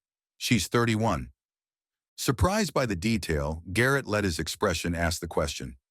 "I knew her mom pretty well." Garrett had decided he wasn't going to drill his uncle for details about Aspen, but it seemed he was going to get some anyway. "It's a long story," Dean said, "and not a particularly pretty one. Her mother, she was a little," he tapped the side of his head, "mentally ill. Probably more than a little. Not that we realized that. She seemed perfectly normal when we first met her. But the older she got..." When he didn't finish the thought, Garrett asked, "How did you meet her?" "Their family moved here Jane's senior year. She graduated and went to Plymouth State, where your aunt and I went. I got to know her through Deborah, and even more when Jane started dating a friend of mine." "You were friends with Aspen's father?" No, it was someone else." "So this was before Aspen was born." Though Garrett's statement had seemed both obvious and innocuous, Dean didn't confirm it. Jane was passionate and charismatic. She had some pretty strong beliefs. About? The environment. Loved the forest, loved trees. I mean, she named her kid Aspen for crying out loud. That's how much she loved trees. Nothing wrong with that, Garrett said. In New Hampshire, trees are the canvas of our lives. Dean's eyebrows lifted. Thank you, Robert Frost. I'm just saying, you'd be pretty miserable if you lived in this state and didn't like trees. I mean, except when the leaves fall. Only an idiot likes that. Gosh, how you used to complain when I made you rake. Garrett gestured to the picture window. Do you know how many trees you have out there? Why do you think we took you in? I haven't raked since? Garrett chuckled. He used to hate the annual project, but as he got older and grew more and more to appreciate his aunt and uncle, he went out of his way to get the leaves taken care of for them and manage a lot of the other more difficult chores around the house. It was the least he could do. I was a pain in the rear. You were a kid, Dean said. A normal kid. Far from normal considering the trouble he'd gotten into before he'd moved in with Dean and Deborah. Dean continued. Aspen's mother was obsessed with saving the trees. All the trees. Ah. Lumber was one of the biggest industries in New Hampshire. He imagined a lone woman carrying a sign and protesting the billion-dollar industry. If she'd become a lawyer or gone into politics, perhaps she could have gotten legislation that changed the way the industry worked, but she didn't want to change it. She wanted to do away with it. She had a following, a bunch of fellow college students who practically worshipped her. Obviously, they had no real impact. More Don Quixote versus windmills than David versus Goliath. Exactly, but Jane was determined, and like I said, again he tapped his head, not entirely sane. She'd discovered one company that she was convinced was destroying the earth, and when they refused to bow to her demands, she had demands? That they stop murdering the trees. Very rational. In her defense, there are rules to protect the forest, and this company was not following them and covering it up. But Jane was fierce. She did her homework. She became obsessed with proving their neglect. Did she? Yup. And they received a slap on the wrist and a fine and kept on going. Business as usual. Though by all accounts they started obeying the rules, so she did have an impact, albeit a small one. But it wasn't what she wanted. She'd hoped they'd be put out of business, and when they weren't, it pushed her over the edge. Dean lowered the footrest on his recliner, leaned forward, and propped his elbows on his knees. In that moment, he looked older than his years. His wrinkles more pronounced, his skin nearly gray. Was his uncle healthy? Surely if he wasn't, he or Deborah would tell Garrett. He couldn't imagine losing this man, who was more of a father than his own had ever been. Uncle, are you okay? Yeah, I'm fine, just... He blew out a long breath and sat back. Look, I don't want to get into everything that happened back then. You don't have to. Dean obviously needed to rest, and the last thing Garrett wanted was to add stress to his uncle's life. He'd done enough of that as a kid. Dean rested his head against the headrest. Like I said, it was an ugly story, and it brings back a lot of painful memories. Garrett didn't understand, but as he'd reminded himself earlier, Aspen's family history was none of his business. We don't have to talk about it. Your client's mother disappeared under a cloud of suspicion. What was she suspected of? He shook his head at the question. The point is, people got hurt. Aspen isn't her mother. True, but a lot of people want to know what happened to Jane Kincaid. You think she's dead, right? Dean's eyebrows lifted. Why do you say that? You've only referred to her in the past tense. Yeah, I think she's dead. Why? I can't imagine a woman like her staying hidden for long. What do you mean, like her? Beautiful, charismatic, radical, and insane. Those characteristics don't exactly fly under the radar. If she were still alive, she'd have turned up by now. Garrett lowered his head. Poor Aspen. No wonder her father had taken her away from New Hampshire. Except he'd bought a house here. Why? What good could possibly come of Aspen learning this ugly story about her mother? Though how could her dad have known he'd die so young? Maybe he'd never thought Aspen would find out about the house. But why buy it in the first place? Unless someone's been keeping her hidden. Dean's words had Garrett's gaze snapping up. What do you mean? Who? I need you to do something. Aside from household chores, Dean never asked Garrett for favors. The thought of being able to repay, even in some small measure, what Dean and Deborah had done for him. Anything. You know that. I need you to keep an eye on Jane's daughter. I need to know if she says anything about her mother or what happened back then. Let me know where she goes and who she talks to. Maybe ask some questions. See if you can get her to talk about what she's doing. Garrett sat back, stunned. You want me to spy on Aspen? On my client?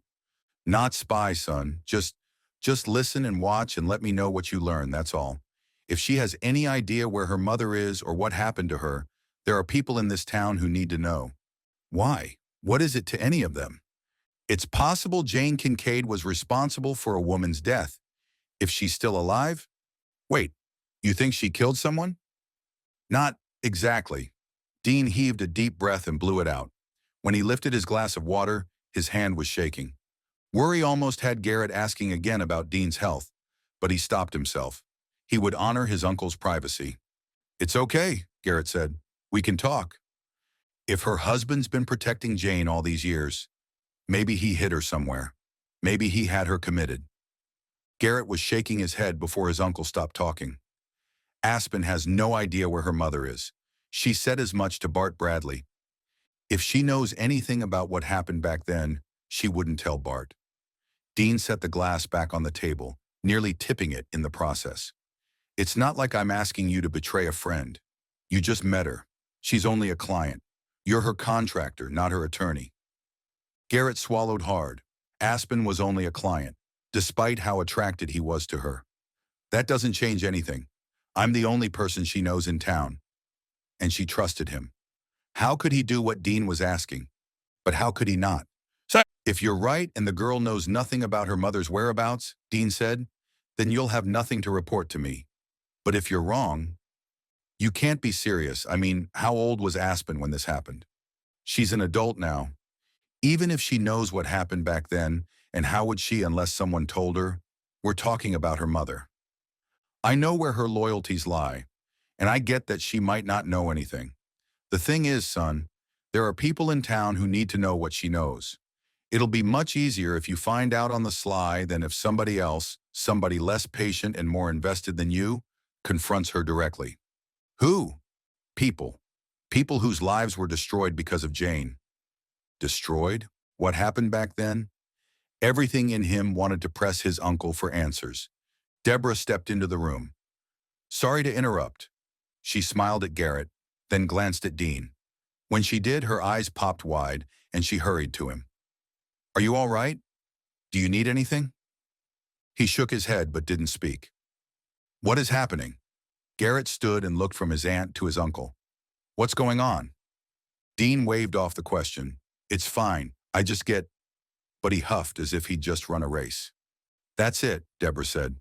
I'm making you an appointment tomorrow. To Garrett, she said, he's been having these episodes where he can't seem to catch his breath. Suddenly, Garrett felt the same way. What is it? Dean sat back in his recliner and inhaled deeply, then blew the air out. We'll figure it out, Deborah said. As soon as we know, we'll tell you. Garrett gripped her forearm. Is that a promise? She glanced at Dean, who said nothing, and turned back to him. It's a promise. Dean took Deborah's other hand. We're almost done. Her lips were pressed closed, but she kissed his cheek and hugged Garrett. Come back soon. She lowered her voice to a whisper.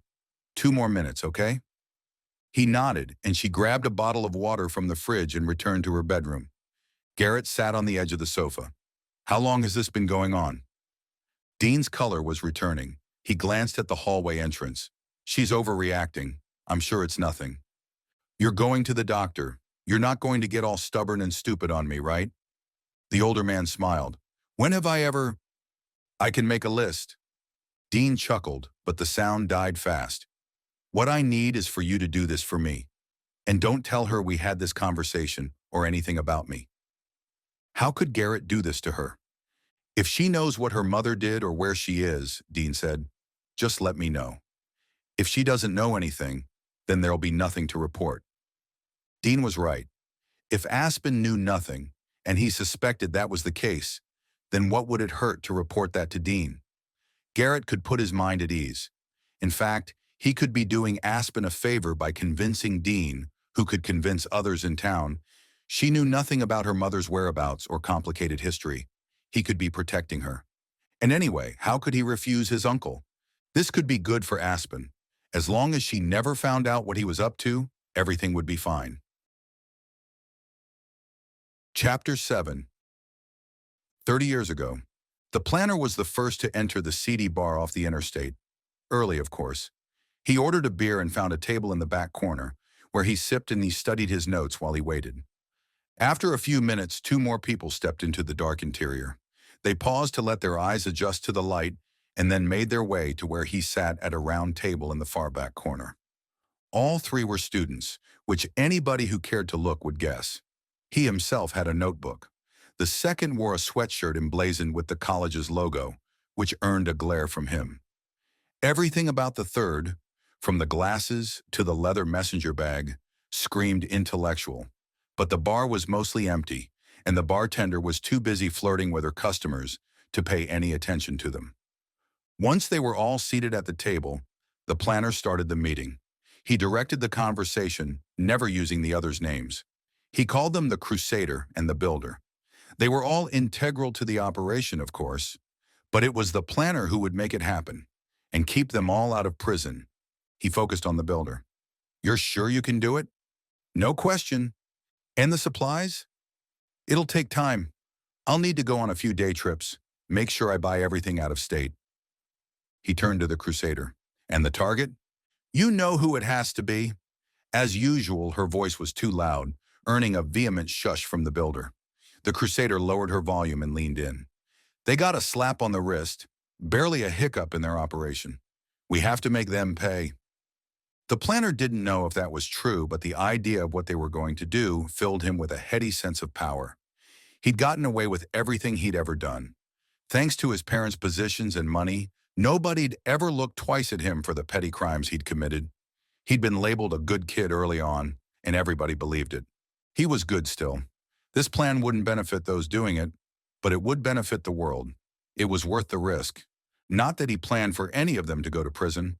He'd mitigate all the risks.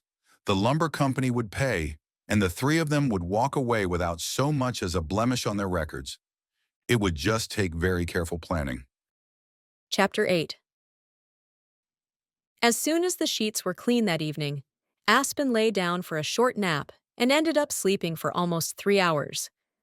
She woke up starving. She stoked the fire, fixed herself dinner, which she ate on the floor in front of the hearth, and then settled onto her bed to read a few chapters of her novel. But the chill in the air and the strange creaks and groans of the old house kept pulling her focus from the book. She'd never lived so far from civilization. Except for the last year, she'd never lived alone.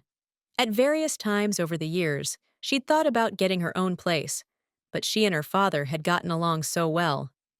And with the rent prices in Hawaii, it was either live with him or live with roommates. Even after Dad's death, surrounded by neighbors she'd known for years, she'd hardly felt abandoned. Back in Kona, all she had to do was step out her front door, and she'd almost always see a friendly face. The novel failed to hold her attention, so she thought she'd watch an old sitcom on the tiny screen of her phone, hoping the familiar voices might lull her to sleep, but she had no service. When she couldn't sleep in Hawaii, she went for a walk. The evening air, scented by the sea and the flowers that bloomed everywhere, never ceased to relax her. But she wasn't in Hawaii anymore. She was creeped out.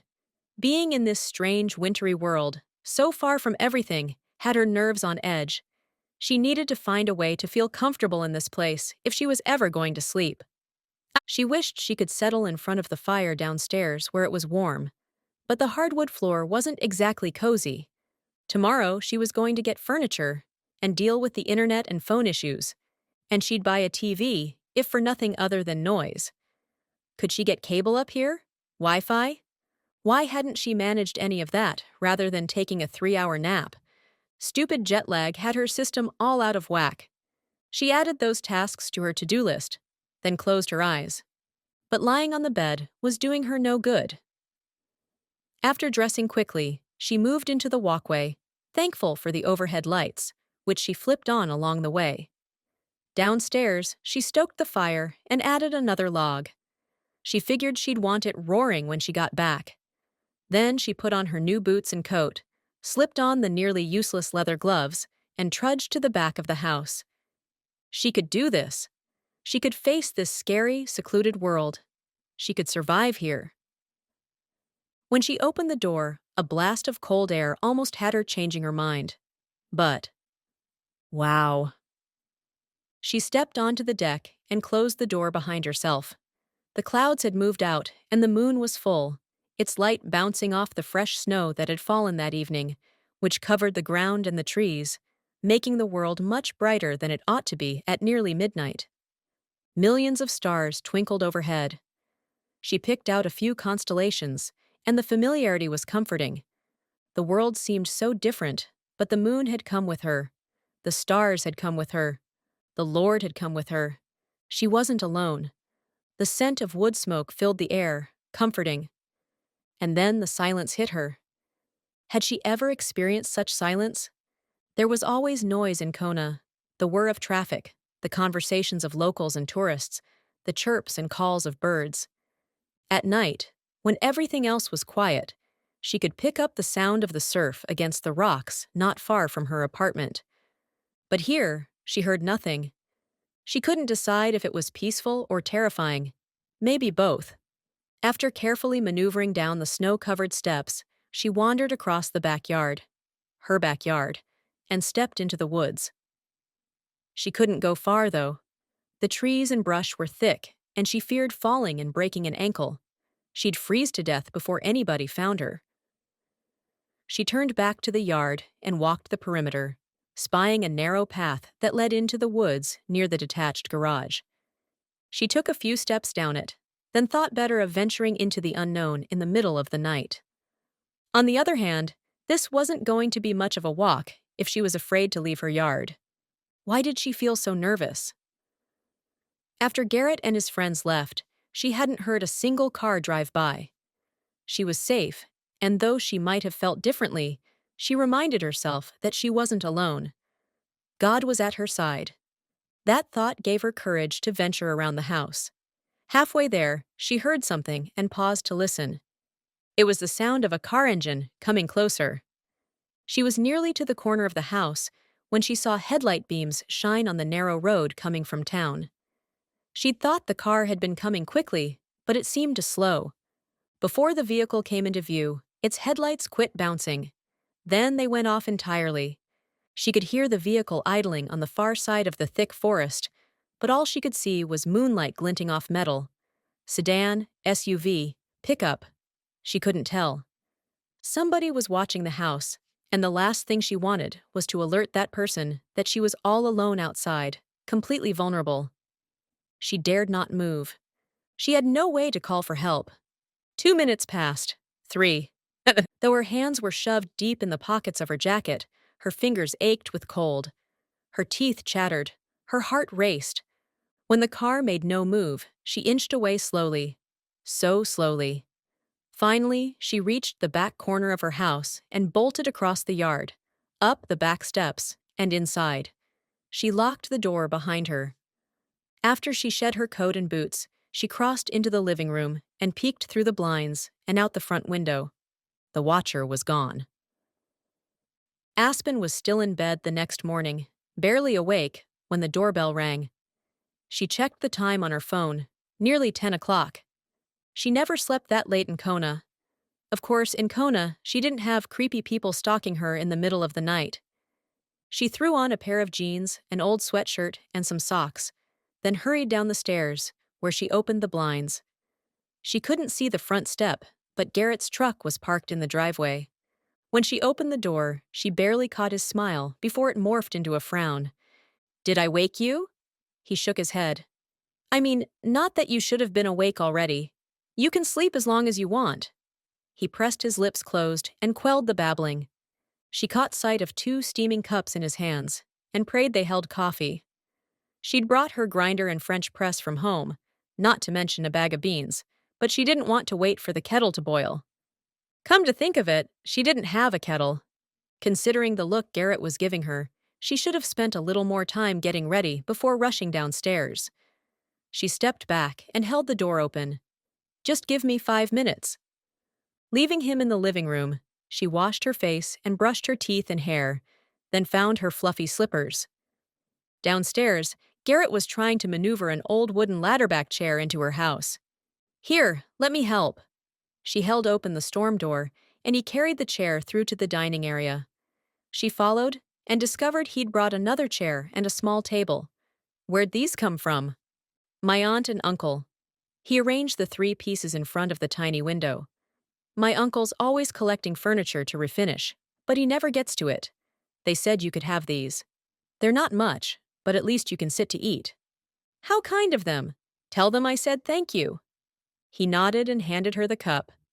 I thought maybe it'd be too late for coffee, but I guess. She took a long, grateful sip. It wasn't Kona coffee, but it was good. This is exactly what I needed, thank you. Did you sleep all right? Not exactly. Any chance you drove up here last night to check on me? He squinted, and his head tilted to the side. No. Should I have? She sat in one of the chairs. It felt solid, but the once white paint was peeling off the seat. The table was a dull brown, but it seemed sturdy and solid. She took another sip, wishing she didn't have to burden her contractor with this. But who else did she have? He sat in the other chair. Did something happen? I couldn't sleep. She told him about her walk and the vehicle she'd seen. By the time she was finished with the story, his lips were pressed together. Somebody was watching the house? I thought so at the time, but maybe, I don't know. Maybe people come up here to look at the stars or something? Or maybe, are there any other houses on this road? Summer homes for tourists farther up. There was something in the set of his mouth, the lowered eyebrows, that made her think he was angry. I'm probably just being paranoid. There are miles of road between here and town. Whoever was driving that car, if they wanted to look at stars or peer into the woods or make out, if it was a couple of kids, they could have done it anywhere along the road. They stopped here for a reason. So you think? Exactly what you think. He stood and ran a hand over his head, then swiveled to face her. First, Bart Bradley and all those glares at the restaurant. He'd seen that? She hadn't thought. And then, he swallowed hard, shaking his head. Now your house is being watched. What's going on here, Aspen? I don't know. Had her voice shaken? She'd lain awake for hours, terrified, not falling asleep until the world outside her window started to brighten. At some point, she'd convinced herself that she'd overreacted. It seemed Garrett disagreed. You have no idea? I've never been here before. This is your town. I don't know these people. They seem to think they know you, though. He sat and studied her. He wore a dark gray chamois button-down that looked warm and soft, so unlike the glare he was giving her. Are you angry about something? You came to fix up this house and sell it, he said. And what else did you say? Do something that has to do with your parents? What exactly? How is this your business? It's not. He dropped his head back and stared at the ceiling, taking a deep breath. I'm not angry with you. He pushed back the chair and stepped through the door into the kitchen. He returned a moment later and set a backpack on the table. I drew up the plans we talked about.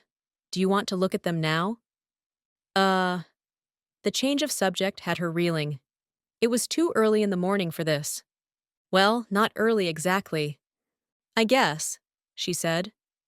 After another long moment of him watching her, he said, Why don't you get something to eat? Try to wake up a little. He was right. Food would help. You want anything? I'm good. In the kitchen, she put an English muffin in the broiler. While it cooked, she scrambled herself an egg, then buttered the muffin, put the egg on top, and added a slice of cheese. She returned to the dining room with her breakfast sandwich to find Garrett had opened a laptop. While she ate her breakfast, he focused on the screen. Neither of them spoke. She missed the easy camaraderie they'd shared the previous day. For reasons she didn't understand, someone had driven halfway up the mountain in the middle of the night to watch her house. And Garrett seemed to blame her for that. It didn't make sense. None of it made sense. She barely tasted the breakfast, but the calories kicked her brain into gear. Who cared what Garrett thought of her? He needed to get her house prepared to sell, and he didn't have to like her to do that. She'd worked in restaurant management long enough to learn that people didn't have to like her to work for her.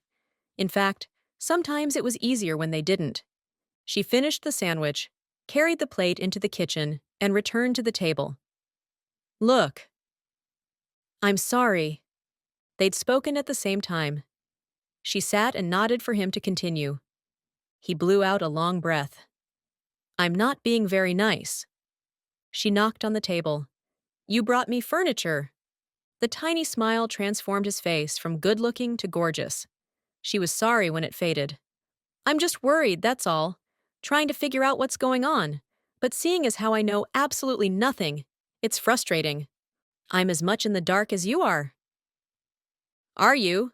When she didn't respond, he said, "I think you'd be safer back at the hotel." Maybe, but Dad had bought this house for a reason. She assumed that reason had something to do with the reception she'd gotten in town the day before, and her middle-of-the-night visitor. She also assumed this house was the key to finding her mother. If she left it empty, would its secrets be safe? Or was somebody else also looking to uncover those secrets? Maybe Aspen's presence had opened the proverbial can of worms, and now everybody in town knew that the worms were hidden somewhere on this property. If that even made sense. "I'm sorry I encouraged you to stay here last night," Garrett said. "You need to go back to the hotel. I'll wait while you gather your things and—" "No," terrified as she was to stay. "I'm not leaving." His smile seemed forced. "It's not going to be a problem. Even if we were to do all the renovations I want, it won't cost you $150,000, and you'll get plenty of money out of this house. You can afford to stay in the hotel, or why don't you find a rental property? I have a friend who owns condos in the community where I live. I could ask him. It's not about the money. I need to stay here." "That's insane. Why would you—" "I am not insane." Her heart raced at the word, and she pushed to her feet. "Look, I don't know who you think you are to come in here and tell me what I should do. Just because you don't understand my reasons doesn't mean I don't have good ones." His hands went up, palms out. "I didn't mean—" "My life is none of your business." Both his arms dropped, his shoulders along with them. "You're right." Silence settled between them, but she wasn't about to break it. The nerve. After a staring contest, his pale blue eyes were enchanting, so it really was no chore. He blinked. "Are those reasons really worth the risk if somebody's stalking you?" It was a fair question, and she considered it as she took her seat again. Was it worth the risk? To do what her father had asked? To find her mother? To find the answers to questions she'd been asking all her life? She closed her eyes and prayed. Most of her days began with prayer and Bible reading. Not that she hadn't done a lot of both the night before, when she'd feared the stranger outside. But having missed her time with God that morning, she felt off her game. "I need you, Lord. Give me wisdom. Am I being foolish? Am I like my mother? Am I crazy?" She'd spent years praying she wasn't like her mother, watching for signs of her own insanity. Was this one? But God's peace settled into her heart. God had been with her throughout this journey, and he was with her now. She opened her eyes to find Garrett watching her closely. "It is worth the risk.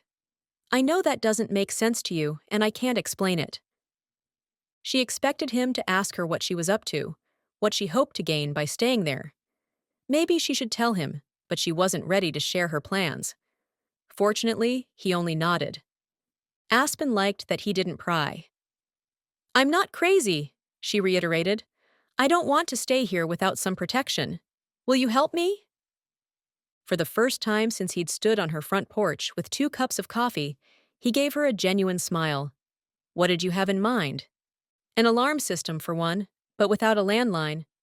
"As it happens," Garrett said, "I remembered last night that you don't have cell service. You can cancel the appointment, but—" "Wait, appointment?" They're going to install phones. I made some assumptions about what you'd want. He shifted in his chair, seeming nervous. I should have asked you, but I didn't want to come back that late, and if we hadn't called until today, they probably wouldn't get out here until tomorrow. Or even Monday. I know a guy at the phone company, old friend from school. I did a little cajoling, and he's gonna come out around 4.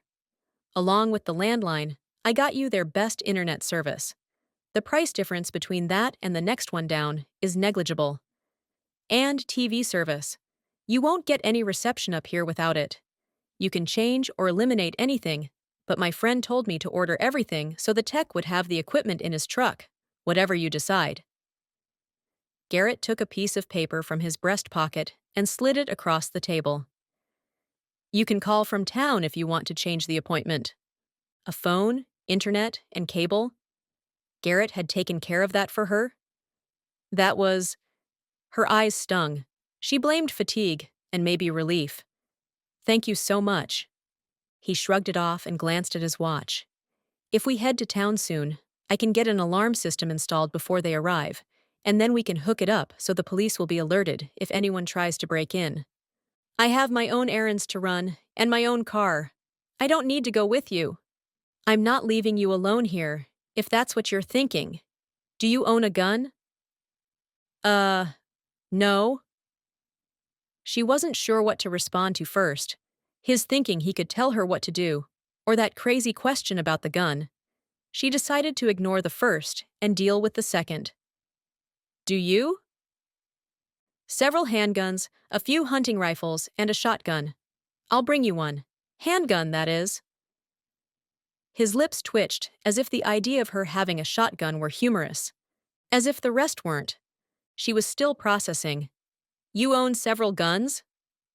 I'll teach you how to use it. You need to be able to defend yourself. It's not that I'm against guns, but... Let's hope not, all things considered. The locks on this place have all been updated, and the windows are nailed shut. But there's no... Nailed shut? Why? The guy who lived here before... Oh, right. He'd made the house into a prison. This was getting weirder all the time. Garrett kept right on talking, as if she were keeping up. So if somebody were to come in through a window, they'd have to break the glass. You'd hear that. I'll grab a couple of motion sensor floodlights for outside, in case somebody decides to approach the house at night. Maybe a video camera. We'll have to price them. Anything else? Seems you've thought of everything. She was glad of it too, since she wouldn't have known where to begin. You could always get a satellite phone in case you're in the woods and need to make a call. She couldn't help the laugh. That feels a little extreme. He studied her a long moment, but said nothing. Before he could convince her that she needed a phone that would enable her to order pizza from space, she glanced at his laptop. Did you have something you wanted to show me? Right. Yeah, let's make a plan. Aspen scrolled through the images on Garrett's laptop. Odd. He could make this old place look like that? In the first picture, the old brown siding seemed fresh and new. He'd leveled out the front yard and added a walkway to the door. A few bushes and flowers made it look pretty and inviting. But it was his vision for the inside that had her jaw dropping. In the rendering, he'd removed the walls to open up almost the entire downstairs and added a semicircular island, bar stools and all, between the kitchen and living room. He'd rearranged the large appliances and sink so the layout made sense for both cooking and entertaining. In the dining area, he'd removed the small, solid door leading to the backyard and the window beside it and added glass French doors in their place. The adjacent wall held a bay window. The two walls now offered an expansive view of the forest, practically bringing the outside in. He'd even added furniture to show how it would look when it was finished. Garrett scooted his chair closer. I didn't open up the other space down here. I think the great room is large enough already, and that'd be a nice office. Do you mind? He inched his fingers toward the trackpad, and she moved to give him access. As lovely as the house on the screen was, his scent, some delicious combination of cedar and man, was just as attractive. Maybe more so. She leaned away and tried to focus on the images as he scrolled. We'd have to rebuild the stairs to the basement, move the opening closer to the front door. That sounds like a bigger undertaking than it is. But then we could. Finally, he stopped scrolling, and she saw what he meant. If we added French doors here, between the office and the hallway. I love that. The office doors would be just around a short hall to the great room, so it would be both private and accessible. Or we could build a closet in there and close it off. But since there's no full bath on this floor, yeah, it doesn't make sense as a bedroom. And there are 4 upstairs. Exactly. She glanced his way in time to catch a little smile. He scrolled to the next picture, this one of the interior of the office. Obviously, we have to replace all the old windows. Why is that obvious? Those old wooden windows might as well be sieves. What you'll spend on the windows, you'll save in your heating bill. I won't. He nodded. Your buyer will thank you. If you don't replace them, any buyer with half a brain, and every real estate agent, will know it needs to be done. It just makes sense for you to do it. So, since we have to do that anyway, why not put another bay here? It'd bring in so much natural light, which this place desperately needs. She could think of a few good reasons why not, the first being the expense, but it could look amazing. He'd already shown her what the place would look like with the changes she'd asked for, and she'd been happy with that plan. New countertops, new appliances, refinished flooring, fresh paint. It would be fine. But this was... It's wonderful. She turned his way as she said it. He'd inched closer and was so near that she caught the scent of mint on his breath. He cleared his throat and leaned back. Thanks. I've been putting these plans together for weeks, ever since Christensen. His Adam's apple bobbed, and he scooted his chair away. Obviously, the budget's much bigger on the second option. But I talked to a friend in real estate last week, and she seems to think you'll get back twice what you put into it, if you're willing to spend the money and spend it well. She was throwing out numbers in the 700 range. I know it's not Hawaii prices, but aside from what I spend to do the work, it'll be all profit. Exactly. Did you show her these plans? He nodded. Some of the ideas were hers, to level out the yard, for instance. She said it would improve curb appeal, which will add a lot to the value of the house without spending much money. I can see that. Aspen looked around, surprised to see the dingy space after looking at what it could be. She'd love to see that transformation, and she wouldn't mind the return either. How long will it take? He scooted his chair a little farther away, blowing out a breath as he did. That's the issue, of course. If we were to go with your plan, it'd take a month, maybe 6 weeks, depending on how quickly we can get the supplies. My plan will take twice that long at least. So 3 months? Maybe longer. I'm not one of those contractors who'll tell you 4 weeks when I know it'll be closer to 8. I'm trying to be as honest as I can here. Truth is, everything's in short supply these days. And if it's coming from overseas, I get it. I hope it takes less than that, but... His shoulders lifted and fell. It might take 4 months. Worst case scenario, 6. There are things out of my control. I can tell you that I'll do everything in my power to get it done as quickly as possible. And once we get going, if we're organized and have all the decisions made up front, you don't have to be here. You can do what you have to do and then go on to Florida. Where strangers don't glare at me and stalk me? Not that I'm in a hurry to get rid of you, but yeah. She scrolled the rest of the images to see updated bathrooms, clean and bright bedrooms, pretty light fixtures, new windows everywhere. It was gorgeous. If he could make this place look like that, she might want to stay. Well, if the town didn't hate her, that was. And it weren't so cold. She shivered at the thought and pushed the laptop back to him. The furnace guy is coming tomorrow, by the way. Thank God. He laughed and closed the lid. I'll let you think about it. Meanwhile, he stood and pushed in his chair. We should get going so we're not late to meet the phone installer. What do you need to do today? What she wanted to do was curl up in bed and spend some time with God. But she doubted Garrett would be willing to hang around while she did that. And he'd already said he wasn't leaving her alone at the house until he knew she was safe. Which was sort of overbearing and sort of sweet. Considering she didn't exactly want to be there alone, even in the light of this sunny day, she wasn't going to argue. I need to hit a Target or Walmart or something, a place where there's food and other household goods. And I need furniture. Okay, we should be able to get everything in Plymouth. If not, we can pop down to Tilton, but it's another half hour, so we should get going. I can go by myself. My errands will take a lot longer than yours. We can just meet back here later. His smile was disarming. Maybe he knew that. Maybe that was why he'd donned it. You tired of me already? You must have better things to do. Nope. Yours is my only job right now. Besides, I doubt you're going to fit everything you need, plus living room furniture, in the back of that SUV. He made a point. Come on, it'll be my pleasure. Chapter 9. Rather than turn toward the interstate, Garrett detoured into the center of Coventry and parked downtown. I know I'm new to the area, Aspen said, but this isn't Plymouth. He gestured toward a thrift store. You've got money to play with, but why waste it on brand new furniture if you can find some used? This place usually has a decent selection. Great idea. Before she opened the passenger door, she flashed him a smile that had his heart doing a weird little flip. He met her on the sidewalk. Though there wasn't a cloud in the sky, the sun hadn't warmed the air much. Aspen pulled up her hood for the 30-second walk between his truck and the entrance. He could picture that wavy blonde hair blowing in the wind as she surfed. But all bundled up like that, she was adorable. She glanced his way. What are you smiling about? Nothing, nothing. He needed to remember that she was a client and that he was spying on her, which meant he could not get emotionally involved. But he wasn't truly spying. He was being a friend.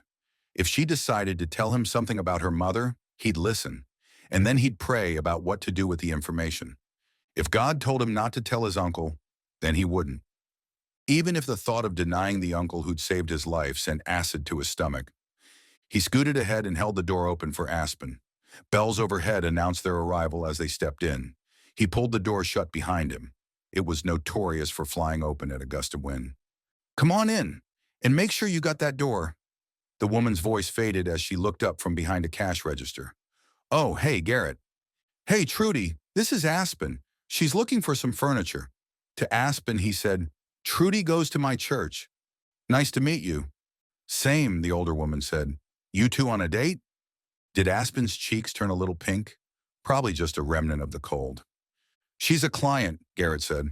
I'm helping her out. Trudy nodded, but she didn't seem convinced. What do you need? Pretty much everything. Aspen looked around and he followed her gaze. The place was nicer than other thrift stores he'd seen, with all the items neatly merchandised. Trudy not only employed people who were down on their luck, she also donated a portion of her profits, and a good deal of clothing and other items, to the local food bank. She'd opened the store to serve the poor, especially those who were too proud to take charity. Racks of clothes filled the front half of the store. Household and decorative items were behind that, and way in the back, furniture. He'd bought a sofa and recliner here when he'd first moved into his condo. You know where to go. Trudy turned back to her work. Yell if you need help. Aspen grabbed a shopping cart and headed down an aisle. Not sure if furniture will fit in that, but she beelined toward kitchen items. It's amazing the things you don't think about. She wasn't wrong. When he'd moved, Aunt Deborah had brought over everything she'd thought he might need, and a whole bunch of stuff he'd still never used. Aspen filled the basket with utensils and gadgets and dishcloths and plates and silverware and bowls. It went on and on. While she shopped, she checked items off in an ever-present notebook. He'd thought she was finished when she said, "Oh," and headed in another direction. He took the first basket, which she'd already filled, to leave by the register and grabbed a second. After she loaded it up, she looked up at him with a wide smile. That's almost everything I need besides furniture, food, and a few small appliances. He checked his watch. Record time. Huh, you want to talk records? Wait until you see the tally. A woman who could get that much shopping done in a half hour and save money to boot. She was getting more attractive by the minute. I'm going to take this up front. He wiggled the basket handle. The furniture's right. But she'd already started heading that way. When he returned, he found Aspen in front of a dingy brown sofa. An ugly, dingy brown sofa. She glanced at him. Is this too big? Do you like it? He hadn't meant his incredulous tone. It's dreadful, which probably accounts for the price. The giant yellow sticker, almost covering a pink sticker, and a blue sticker beneath, indicated it had been marked down more than once. He could see why. Not only was the color awful, but it was stained and he bent toward it. It smells, but the price. He took her elbow and guided her toward a gently used off-white sectional. What about this one? It's twice as much. Only because Trudy was practically paying someone to take the other off her hands. I thought I was cheap. I'm not cheap. I'm just trying to be wise, you know. I don't want to make any crazy decisions. He studied the better sofa. No stains that he could see on the fabric. No tears. He turned over the dangling price tag. This is an excellent brand. It'll last for years and it'll look great in the space. I'm not going to live here for years. I need to be rational. Okay. Hands on her shoulders, he shifted her back to the brown sofa. Go lie down on that thing. Rest your pretty hair against the fabric. Take a deep breath, in through your nose, and then decide. She took a few steps toward it and stopped, giving him a sheepish look. I see what you mean. He chuckled and yelled, She's taking the white sectional. Trudy called back, Got it. He looked down at Aspen. What else? You're satisfied with yourself, aren't you? He wasn't lying when he said, This is the first time I've ever enjoyed shopping. She smiled and moved along. It took a little time, but Aspen picked out a coffee table, an end table, an old entertainment center, and a couple of lamps. She also found 2 throw blankets for the sofa, light gray and dark blue, and some pillows to match. Because, you know, it's cold, and I might want to snuggle up in front of the fire. She said the words as if she had to justify her purchases. Good thinking. They were on their way to the front when he spied a display of winter gloves. He aimed her that direction. The ones you have are as impractical as they are pretty. I discovered that last night when my fingers nearly froze off. While he took her things to Trudy, who started ringing everything up, Aspen looked at her glove choices. When he returned, she lifted a pair. These'll work. He checked the tag. They were cheap for a reason. You should get a better brand. Is it that big of a deal? Said the woman who wore a hood to walk from the car to the door. It's freezing out there. Uh-huh. Okay, I see your point. She turned back to the display but seemed flummoxed. He snatched a pair, checked the brand, Hamilton Clothiers, and held them out. These. She slid them on, aiming a smile his way. They're really comfortable and warm, which would be the point. Wise guy. She punched his shoulder, but between the puffy gloves and his flannel shirt, he barely felt it. Ow, he deadpanned. That's not gonna leave a mark. Laughing, she headed toward Trudy, who he guessed had kept one eye on the whole exchange, definitely getting the wrong idea about him and Aspen. Except it didn't feel all that wrong. It felt right, which was, all things considered, very, very wrong. Garrett glanced toward his passenger seat, where Aspen's fingers were flying over her cell phone screen. He didn't mind. She had no service at her house, and she had things to manage. After hearing about her middle-of-the-night visitor, he'd wanted to stay by her side. Dumb, but the thought of somebody outside her house, watching, it raised a level of protectiveness in Garrett he hadn't known he had. Much as he wanted to ensure her safety, he hadn't looked forward to spending an entire day with her. Not because he didn't enjoy her company. He did too much. It was shopping itself he hated. But shopping with Aspen had turned out to be a breeze.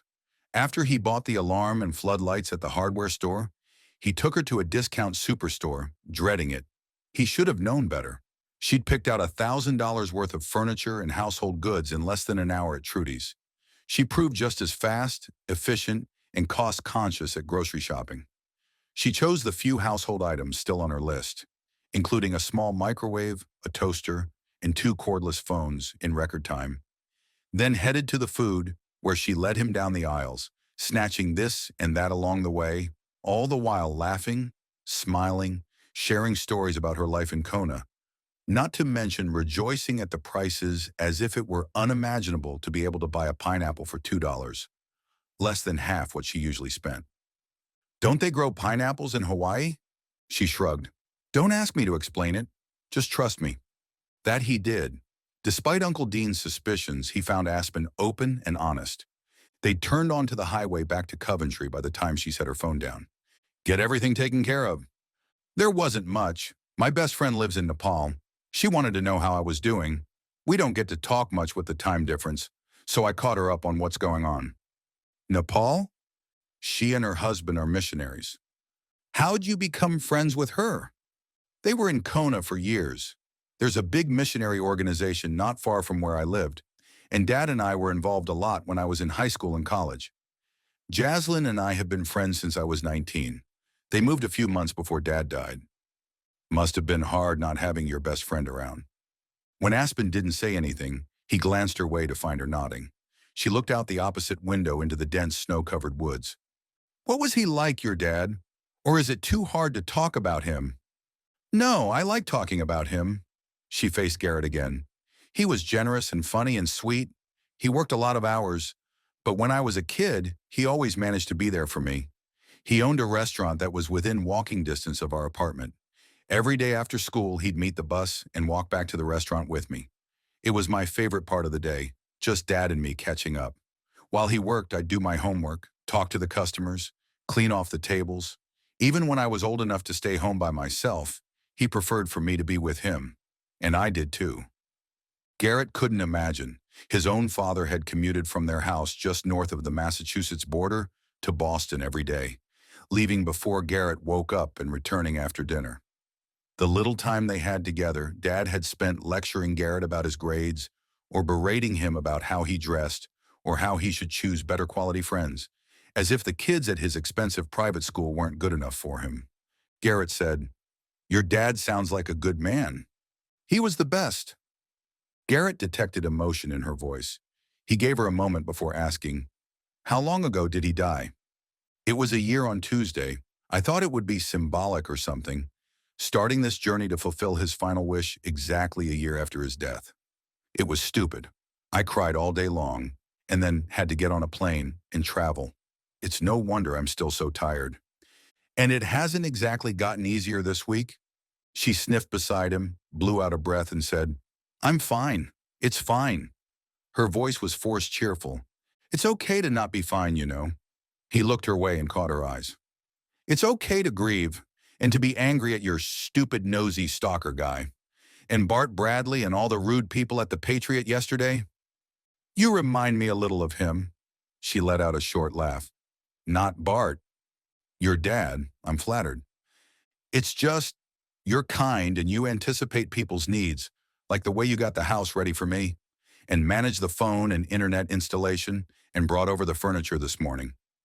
The furniture was just taking up space in my aunt and uncle's garage. But you asked them for it and brought it, and most people don't ask about my dad. I guess they think maybe it'll be painful to talk about, or maybe they don't want to deal with my emotions." Dad would have asked too. He had a way of drawing people out, getting them to share. Like you, he genuinely cared about people. Garrett caught her shrug and looked her way, to find her cheeks were a little pink, and this definitely wasn't the cold. She was blushing. He might have been too. "Would it be pushing my luck to ask what your father's dying wish was?" After he asked, he drove a good mile before she spoke. "You heard me tell that guy at the restaurant yesterday that my mom's been missing most of my life." Garrett hadn't been trying to pry. He'd promised himself he wouldn't do that, but maybe he'd asked the right question to get the information his uncle wanted. He half wanted to change the subject before she could share, not wanting to be in the position of having to decide what to do with what she told him. But the other half of him was too curious to interrupt. "Dad told me that she was missing, and probably dead. He always referred to her in the past tense. My mom had some mental problems, and because of that, he didn't think she'd be able to disappear and never be found." Exactly what Uncle Dean had said. "All my life I've believed she was gone, but right before he died, he was having trouble breathing, and he didn't have enough time to say everything he wanted to say before they put him on the vent. He said he wanted me to find her and do right by her, whatever that means." "And you think she's here, in Coventry?" A moment or two passed before Aspen spoke, but she didn't answer his question. Dad was always frugal. How that was related, Garrett had no idea. "You get that from him, I guess." He looked at her and caught her smile before returning his attention to the road. Even though, by the time he died, he owned 5 restaurants that were all doing really well, he and I always lived in apartments. We had everything we needed. Don't get me wrong. When I started managing the Kona restaurant, I saw how much money he was making in profit. It was significant, and the other restaurants did just as well, but I never questioned how we lived. I figured there were expenses I didn't know about, maybe debt or something, and then I found out about the house here, which he owned outright. But he didn't own it for long, Garrett said. Didn't he buy it a couple of years ago? She turned his way. How did you? When it came on the market, I tried to buy it. I thought it would make a good house to fix up and sell for profit. But your dad got it first. I mean, he bought it under the name of his company, so I didn't know it was your dad. Not that I would have recognized his name. So you've been thinking about redoing that place for a long time. He lifted a shoulder and let it drop. I hadn't seen the inside until Christensen talked to me about working for you. Did your dad tell you why he bought it? Nope. Do you think it has something to do with your mother's whereabouts? It must, right? Why else would he buy a house in New Hampshire? In fact, a part of me, her voice trailed. He waited a few beats before prompting her. Part of you? I sort of hoped I'd get to the house and she'd be there. My mom, cooking dinner or something. In my head, I knew that wasn't going to happen. All my life, even though I knew she was dead, because there's no proof deep down, I guess I hoped. It's stupid. He recalled Aspen's reaction to the house when she first arrived. He'd thought her overwhelmed by how much work it would take to make it decent. Turned out she'd been dealing with so much more. Before he realized what he was doing, he reached across the console and laid his palm over her hand resting on her knee. I'm sorry. He squeezed and then brought his own back to the steering wheel. He shouldn't have done that. She said nothing for a long moment, and then, as if nothing strange had happened, she continued. I'm thinking maybe there's something in that extra bedroom that'll give me a clue about where she is. He'd seen everything in that room. I don't think so. The stuff from the attic is older. The rest of it is pretty new. I'll look through it anyway. I have to start somewhere. True, though he dreaded the disappointment when she discovered nothing helpful. A few minutes later, he turned onto the mountain road that led back to her place. Would I be insane to go with your design for the house? She asked. Wouldn't a wise person just do the bare bones and sell it? Just the opposite. If you do that, you're going to have to sell it for cheap. It's a really nice house with a lot of potential. Why wouldn't you want to profit on that? What if the market shifts? What if it does? It's not going to be worth less than what you put into it. The economy would have to completely collapse for you to lose money. Even during the real estate downturn a decade ago, our housing prices held steady. There's no bubble up here. But it's a risk. A slight risk. He needed to stop trying to convince her. It wasn't his place to tell her what to do, and he had a vested interest in her, choosing his design. You should do what makes you comfortable. A moment passed before she said, My father took risks. Every restaurant was a risk. He opened a second location in Kona, and it failed. But that didn't stop him from trying again. Garrett nodded, though he was praying she'd choose his design over hers, for both their sakes. Okay, we'll do your design. You're sure? His heart pounded. I really don't mean to pressure you. It'll be beautiful, and if your real estate agent is right, I'll make back every penny and more. It's not like I need the proceeds immediately. I have the luxury of time. The more I think about it, the more I'm convinced that your plan seems like the best course of action. He barely resisted pumping a fist in victory. I think that's the right choice. Good. She lifted her phone. I made a list of the rooms that need to be dealt with as soon as possible. At this point, the kitchen is the most pressing. If you could start there, I'd really appreciate it. It doesn't work that way. We'll just have to... No, it needs to work that way. The kitchen is dingy and gross, and I really need it to be cleaned up if I'm going to live there. So start there, and then move on to... She rattled off the list of the rooms in the order that she wanted him to do them. There are supplies that need to be purchased, he said carefully, and subcontractors to hire. Those things might not fit into your plan. You'll figure it out. I mean, there's some wiggle room. If you'd rather do the office before the living room, that's fine. And the bedrooms upstairs can be done in any order you want, as long as they're done one at a time. And I'm going to help with the painting, so that'll make it easier. Cheaper for her, but not easier for him. He'd planned to hire a professional to paint. If you want it done quickly. Speed isn't the most important thing, she said. I have time. My time matters too. It won't make that big of a difference. He loved the confidence in her voice, especially coupled with the fact that she had no idea what she was talking about. Her plan wasn't going to work, but he didn't want her to change her mind about his design. Rather than argue further, he simply nodded, turning into the entrance to his condo complex. Where are we going? If he picked up a hint of nervousness in her voice, he figured it was about to get worse. Remembering her reaction when he'd suggested it earlier, he sent a smile her way to soften the blow. We're here to get you a handgun. Chapter 10. By the time Aspen's phone, internet, Wi-Fi, and alarm system had been installed on Friday night, it was well past dinner time. Trudy's nephew had helped Garrett deliver Aspen's furniture from the thrift store while the phone installers were still there. When everyone else was gone, Garrett had stood in her living room, looking as nervous to leave her alone as she'd felt. But with her new phones, not to mention the security system and motion sensor lights he'd installed all around her house, and even along the driveway, she'd be safe. She'd shoot him out and promised to see him Sunday. She wasn't going to think about the handgun she had stowed in her nightstand drawer, nor the holster he'd convinced her to order online. She'd argued that she couldn't carry a concealed weapon without a permit, but apparently New Hampshire didn't require a permit. Quite a change from Hawaii, where one couldn't carry a concealed weapon at all. Did Garrett really think she was going to walk around packing heat like Annie Oakley? On Saturday, although she'd wanted to start digging through the stuff in the junk room, instead, she spent the day cleaning. The kitchen was the worst, grimy in spots that required lots of elbow grease, and the bathrooms had needed a good scrubbing as well.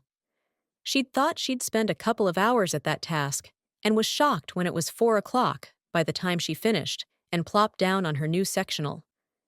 She'd never been more thankful for a couch in her life. The furnace man had come by that afternoon, tinkered in the basement, and then spent 10 minutes explaining what he'd done, none of which she understood. He'd told her the furnace was in perfect working order, and the bigger problems were the insulation and windows. Until she took care of those, the temperature might go a few degrees higher, but that was as good as it was going to get. When he mentioned that her oil tank was full, she'd worked hard to pretend she'd known she had an oil tank. These were the kinds of conversations she'd never needed to have in Hawaii. As promised, the temperature in her house rose about 2 degrees. She was thankful for the stack of firewood Garrett had delivered. She was clearly going to need it. Sunday morning, she felt like a new person. Her house was clean. She had everything she needed to survive, all neatly organized in scrubbed and lined cabinets. She'd had 2 good nights of sleep in a row, and no sign of the stalker. She dabbed the last of her makeup on, then checked her reflection in the mirror over the sink, half wishing she'd bought a full-length one so she could see how she looked in her slacks and boots. She'd gone to the same church for as long as she could remember. The thought of trying a new one sent not butterflies to her stomach, but killer bees in a turf war. In the bedroom, her phone rang, the old-fashioned sound loud and jarring. Pressing a hand to her pounding heart, she hurried that way and snatched the cordless handset, pressing the button before she brought the giant thing to her ear. So weird.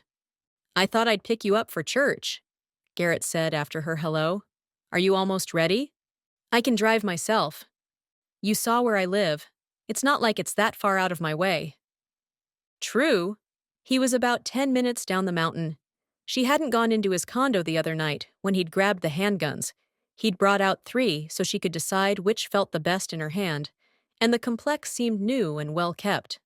Besides, Garrett added, we got a little snow last night.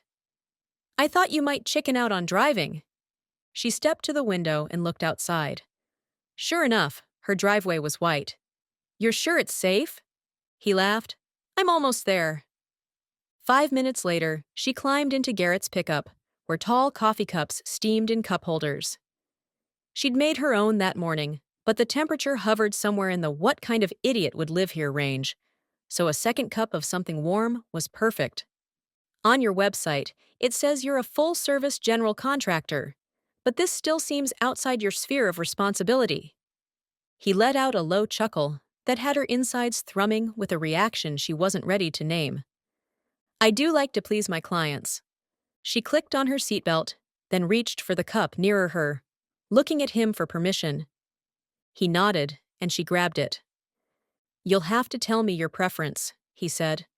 "Personally, I love Josie's lattes, but she makes everything." That must be the owner of Cuppa Josie's, where Aspen had gotten coffee her first morning in Coventry, which meant he'd driven to town, gotten the coffees, and then headed back up the mountain. In other words, he'd gone way out of his way. "Caramel macchiato, what's yours?" "Vanilla latte." "I'll buy next time." "Deal." He backed onto the road and headed toward town. As Garrett had said, his was an old-fashioned white church, steeple and all, that looked like it had been there for 100 years or more. There were many such churches in Hawaii. The first white settlers to the islands had been missionaries from New England, so the building weirdly reminded her of home.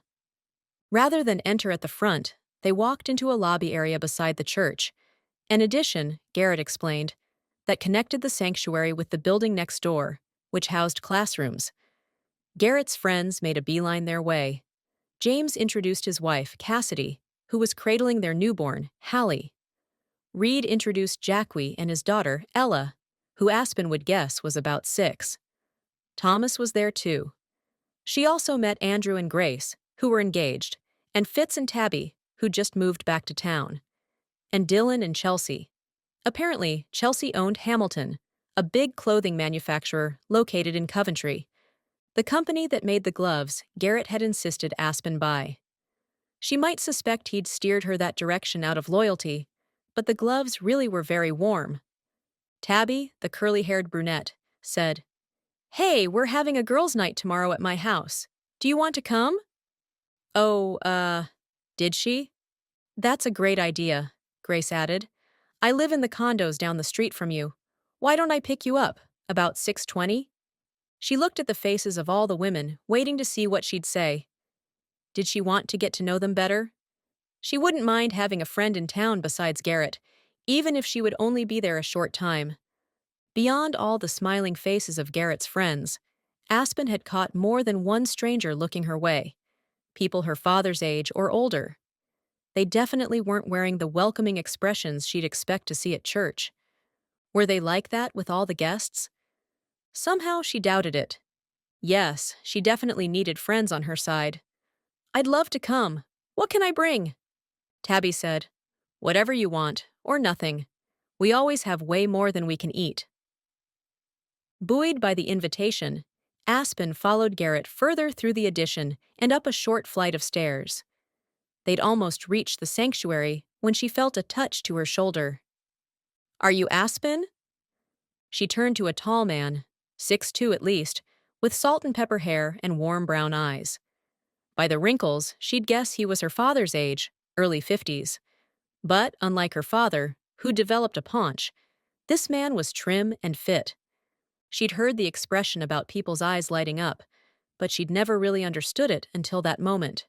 When he looked at her, it was as if his whole expression brightened. "You look just like your mother." People were streaming around them toward the double doors just ahead. Music filtered out. Garrett nudged the small of her back. "Maybe we should get out of the way." The man shook his head quickly. Sorry, can we just—" He backed out of the crowd and into a corner. She followed, feeling both nervous and excited. Here was somebody who looked at her, saw her mother, and didn't despise her for the resemblance. She liked this guy already. When they were out of the stream of parishioners, he held out his hand, which she shook. "I'm Brent Salcedo." Before she could introduce herself, he said, "And you're Aspen. I'd heard you were in town, but even if I hadn't, I'd recognize you anywhere." "Nice to meet you." Behind her, Garrett said, "I can wait for you inside, if you two need to." "It's all right," Brent said, then focused on her again. "I just wanted to introduce myself and welcome you to Coventry. What brings you here?" "My father passed away a year ago." "I'm sorry, I hadn't heard. That must have been very difficult. Yes, thank you. Anyway, she'd been about to tell this man about the house, but at the last second, she shifted. Maybe this person truly was a friend, but she felt like she had enough foes in Coventry that she needed to be cautious. He used to talk about Coventry all the time. I wanted to see it for myself, get a sense of where he and my mother lived. You picked an interesting time to come. Unless you're a skier, you might prefer to visit in the summer. I wanted to experience a winter here. She exaggerated a shiver. I had no idea that air could be so cold. When Brent smiled, his whole face got involved, lifting his cheeks and crinkling the skin around his eyes. Where did you grow up? On the big island of Hawaii.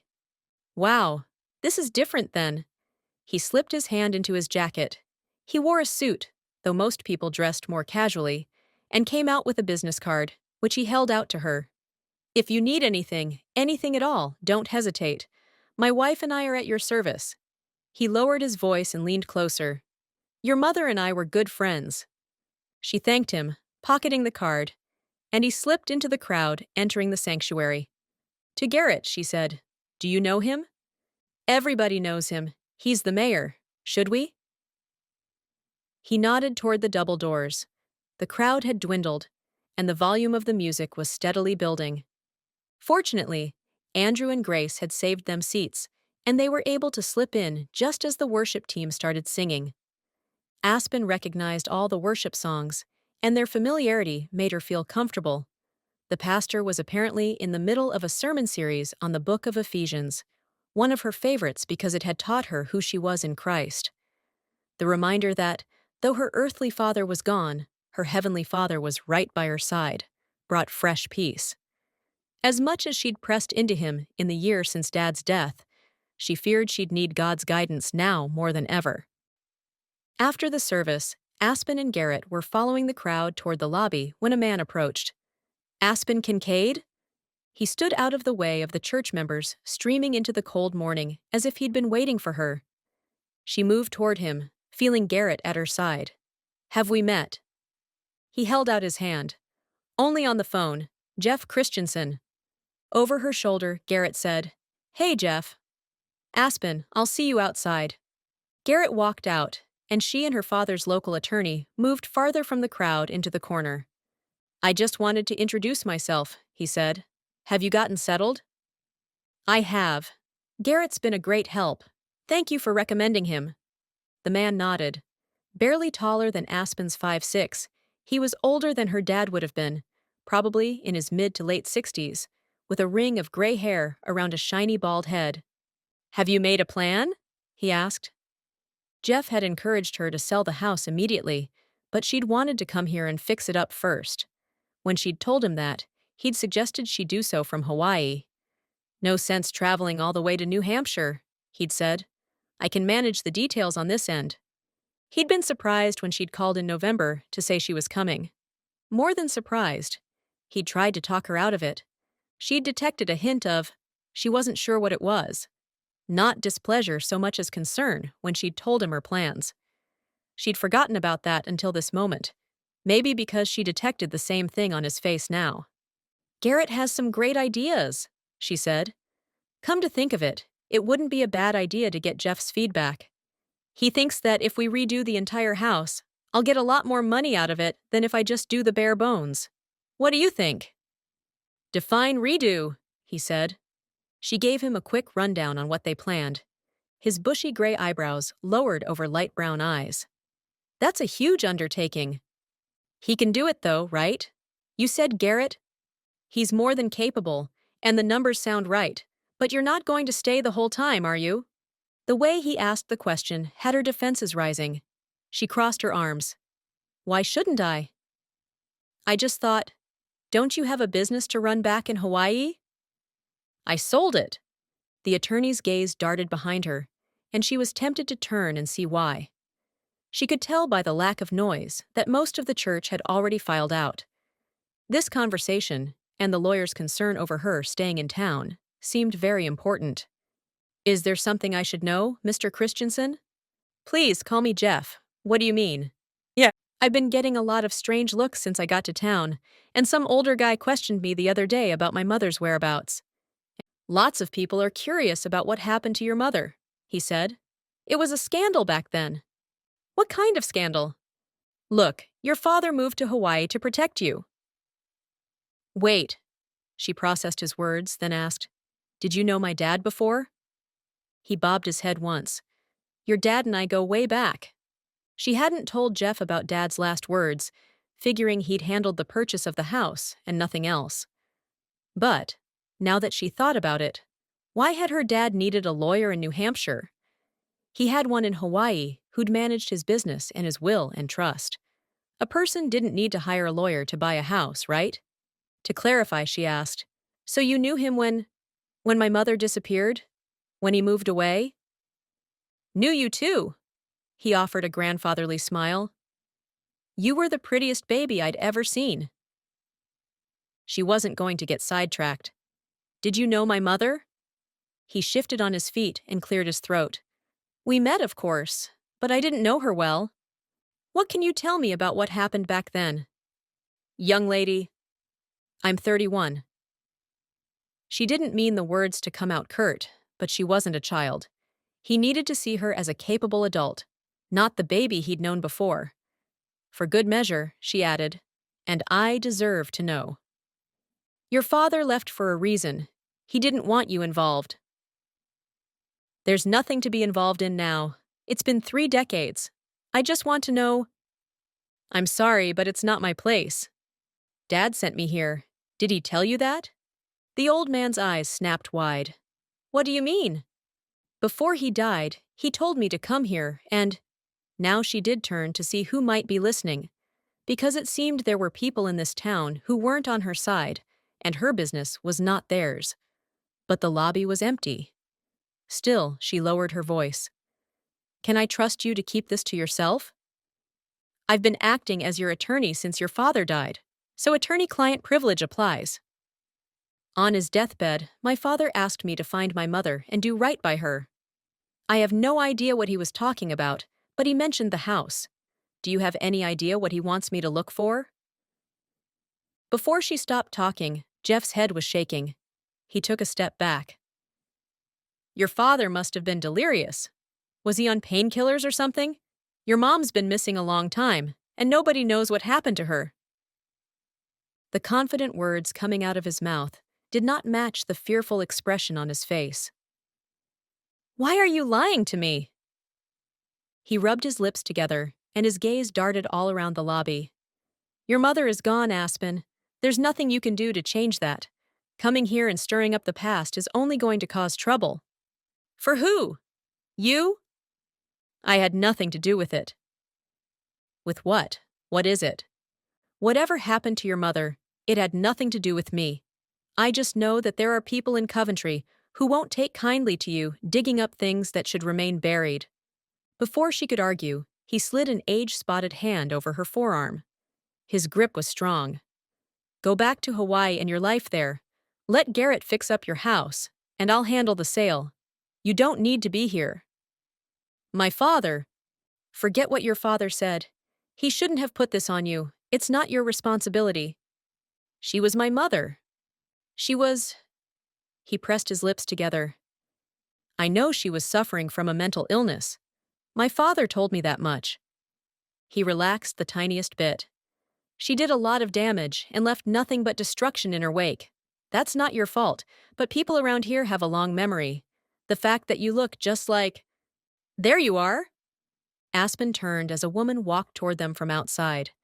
She was heavy-set with pretty silver hair and giant round sunglasses, which she pushed up on the top of her head. As she approached, Jeff cleared his throat.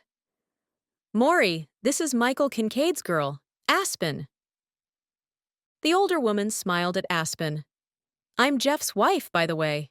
You're gorgeous, just like your mother. She held out her hand, and Aspen shook it. You knew my mom? Oh, not well. She waved the words off, so casual, especially compared to her husband. We met a few times. She was a fiery one, your mother. I've never met anybody with so much passion. Passionate, fiery. Aspen had rarely heard a positive adjective used to describe Jane Kincaid. She gripped the words like a life-saving drug. About what? Oh, everything she cared about. She was in college, and there was something.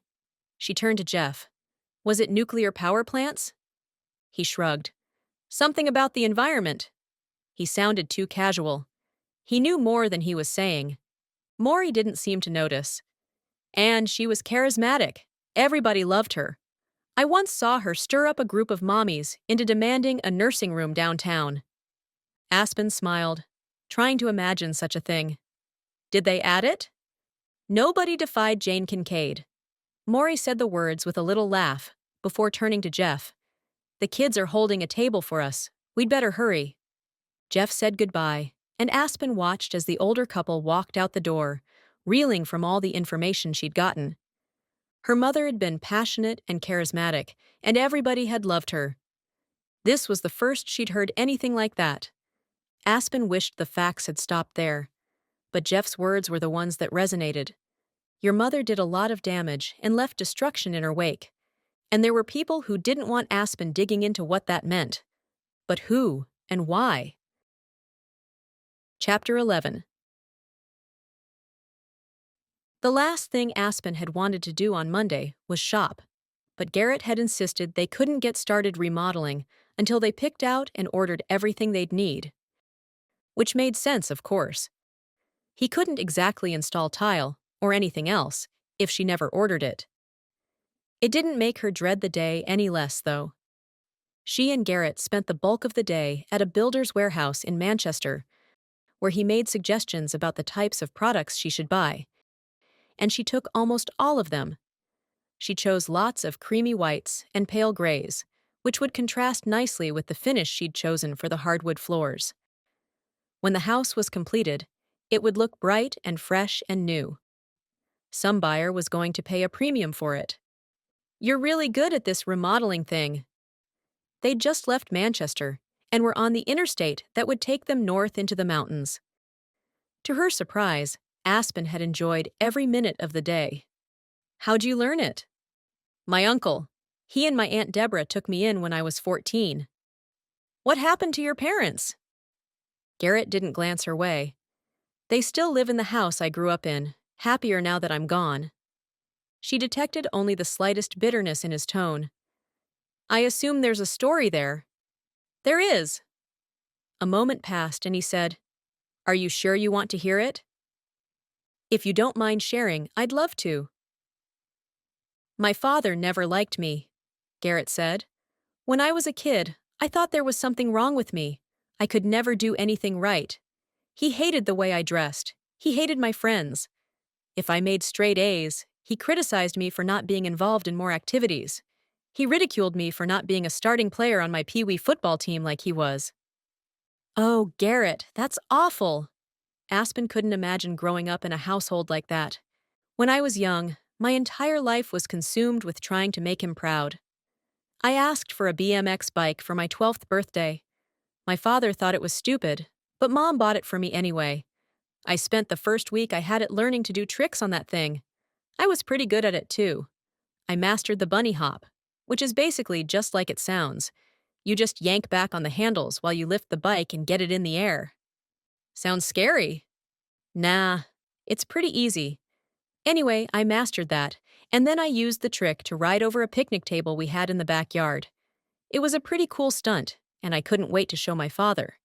Deep down, I thought I'd finally found something that would make him proud. She had a bad feeling about where this story was going. He got home from work, and I pestered him until he went outside with me. Then I got on my bike, and I hopped up on the picnic table and rode across it, and then landed back on the ground. It was flawless. There's not going to be a happy ending to this story, is there? He glanced her direction and smiled. Very insightful. The smile shifted into a grimace. He said, That's it? All those hours you've been on that stupid bike, and that's all you can do? He decided the BMX was a waste of time, that someone like me ought to spend all his time improving himself. What was that supposed to mean? Dad thought I was fundamentally flawed. Based on what? Garrett shrugged. I never knew, But that was the day I realized I would never be able to make my father happy. So I quit trying. I started getting into trouble, and by the time I was 14, I'd traveled pretty far down a dark road. I ended up getting arrested for breaking and entering, and only because the judge had pity on me did I escape going to juvie. Dad was done with me by then. He enrolled me in a boarding school. What did your mom think about that? One side of Garrett's mouth tipped up. Mom could never stand up to him. She never defended me or protected me, but not because she didn't love me. Dad's got a stubborn streak, and Mom's never been strong enough to fight him. That time she did the best thing she could have done. She called her brother. Your Uncle Dean? He and Aunt Deborah took me in. Uncle Dean taught me what a father's love should look like. They changed my life. So your mother came through in the end? She did. I have a decent relationship with her. Dad and I are civil to each other, but I doubt it'll ever be more than that. As I've gotten older, I've realized that Dad's issues were never about me. He hates himself. I have no idea what happened to make him that way. But he hates himself, and he thinks I'm like him, so he hates me. It's that simple. And it's that awful, Aspen said. Would that he knew who he was in Christ. Would that he knew how God sees him? Garrett glanced her way, a small smile on his lips. That's a very good point. Dad's an atheist. All my efforts to tell him about Christ have been met with scorn. Your mom? She listens, but she believes like Dad does. Are Dean and Deborah believers? Yeah, Dean told me that he'd once done something much worse than breaking and entering, and he'd been given a second chance, and it was his pleasure to offer that same grace to me. Aspen reached across the console and laid her hand on Garrett's forearm. Thank you for trusting me with that story. I find you very easy to talk to. To prove it, Garrett shared stories about life with his aunt and uncle, about all the remodeling projects they'd done together over the years, about his uncle teaching him to cook, which he hated, and to build furniture, which wasn't his forte. I mean, I can measure and cut and build things, no problem, but my uncle makes these ornate and beautiful pieces. He lifted his large hands on the steering wheel. These things don't do ornate. But you have an eye for beauty. That's clear in the designs you did of the house. He shrugged. I guess. Just don't ask me to carve a table leg into the shape of a lion's paw, and we should be fine. She giggled. I think I can live without that. They'd made almost the entire drive, and Garrett's truck was rolling up the mountain road to her house. Through the trees to her right, she watched the world fall away and caught sight of what looked like a white field below. What's with that big valley? He glanced that way. I think you're looking at Lake Ayasha. Coventry is right on the edge of it. 3 seasons a year. It's beautiful. But it's white. He cast her an amused look. It's frozen. Oh! She felt foolish. But in her defense, she'd never seen a frozen lake. Ayasha! What a funny name. It means little one. You can see it from your house, you know. I can? I thought, right. The snow-covered valley she had peeked at through the trees. That's the lake? You ought to hang around and see it in the spring. It's beautiful. Garrett made the turn into her driveway when he said, So, I guess I'll start in about 3 weeks. What? She studied his profile and caught the hint of humor in the twitching of his lips. Why 3 weeks? You want me to start in the kitchen. You were very clear about that. It is the most logical place. If you say so. When he added nothing, she asked again, Why exactly are we waiting 3 weeks? Well, we don't want to start tearing out your current kitchen until we get the new cabinets and island, and they won't arrive for 3 weeks. Of course, I have almost all I need for the bathrooms already, and they promised to deliver the new tub on Thursday, but you want me to start in the kitchen. He shrugged, and she didn't miss the smug look on his face. Why don't you start wherever you want? Well, there's an idea. He shot her a smile. I wish I'd thought of that. When the doorbell rang that evening, Aspen pulled it open to find Grace on the front step. Though the woman smiled, her mouth apparently hadn't told the rest of her face the plan. Her eyes were wide, her skin a little pale. Maybe she'd had second thoughts about picking Aspen up. Aspen could offer to drive herself, but at this point, That would make it seem as if Aspen didn't want to ride with her, which wasn't the case at all, and would only make what was suddenly an awkward situation even worse. Instead, she did her best to keep her own smile in place. "Come on in. I just need to grab the cookies and I'm going to wait in the car." Before Aspen could respond, Grace fled to a waiting SUV. "Okay then." Aspen donned her coat and grabbed the plate of snickerdoodles she'd baked that afternoon. After setting her alarm and locking up, she approached the car, praying all the way. The last thing she wanted was to spend time with people who didn't want her around. She'd agreed to this evening because these ladies were among the few people in Coventry who didn't shoot her dirty looks or warn her away. Maybe they'd heard rumors about her mother since church that made them want to avoid her. Well, if they had, then Aspen would figure out what they'd heard. If she could learn something, then it would be worth it. Besides, she was in it now. They'd been driving in silence for 5 minutes before Grace spoke. "I'm so sorry about that. I thought I could do this without—" Her voice trailed, and she sent Aspen an apologetic look. "I was at your house before. I was caring for a little girl, and there was this man who—" "Wait, that was you? With the renter, who was—" Grace nodded. "Oh, Grace, I had no idea. Garrett told me what happened when he showed me the rooms in the basement, but he didn't mention any names." Grace blew out a long breath. "I'm glad you know the story. I really don't feel like telling it tonight." No, of course not. If I'd known, I should have met you at your condo. I could have driven." The roads were clear again. Weirdly, Aspen hadn't driven herself anywhere since she'd arrived at the house the previous week.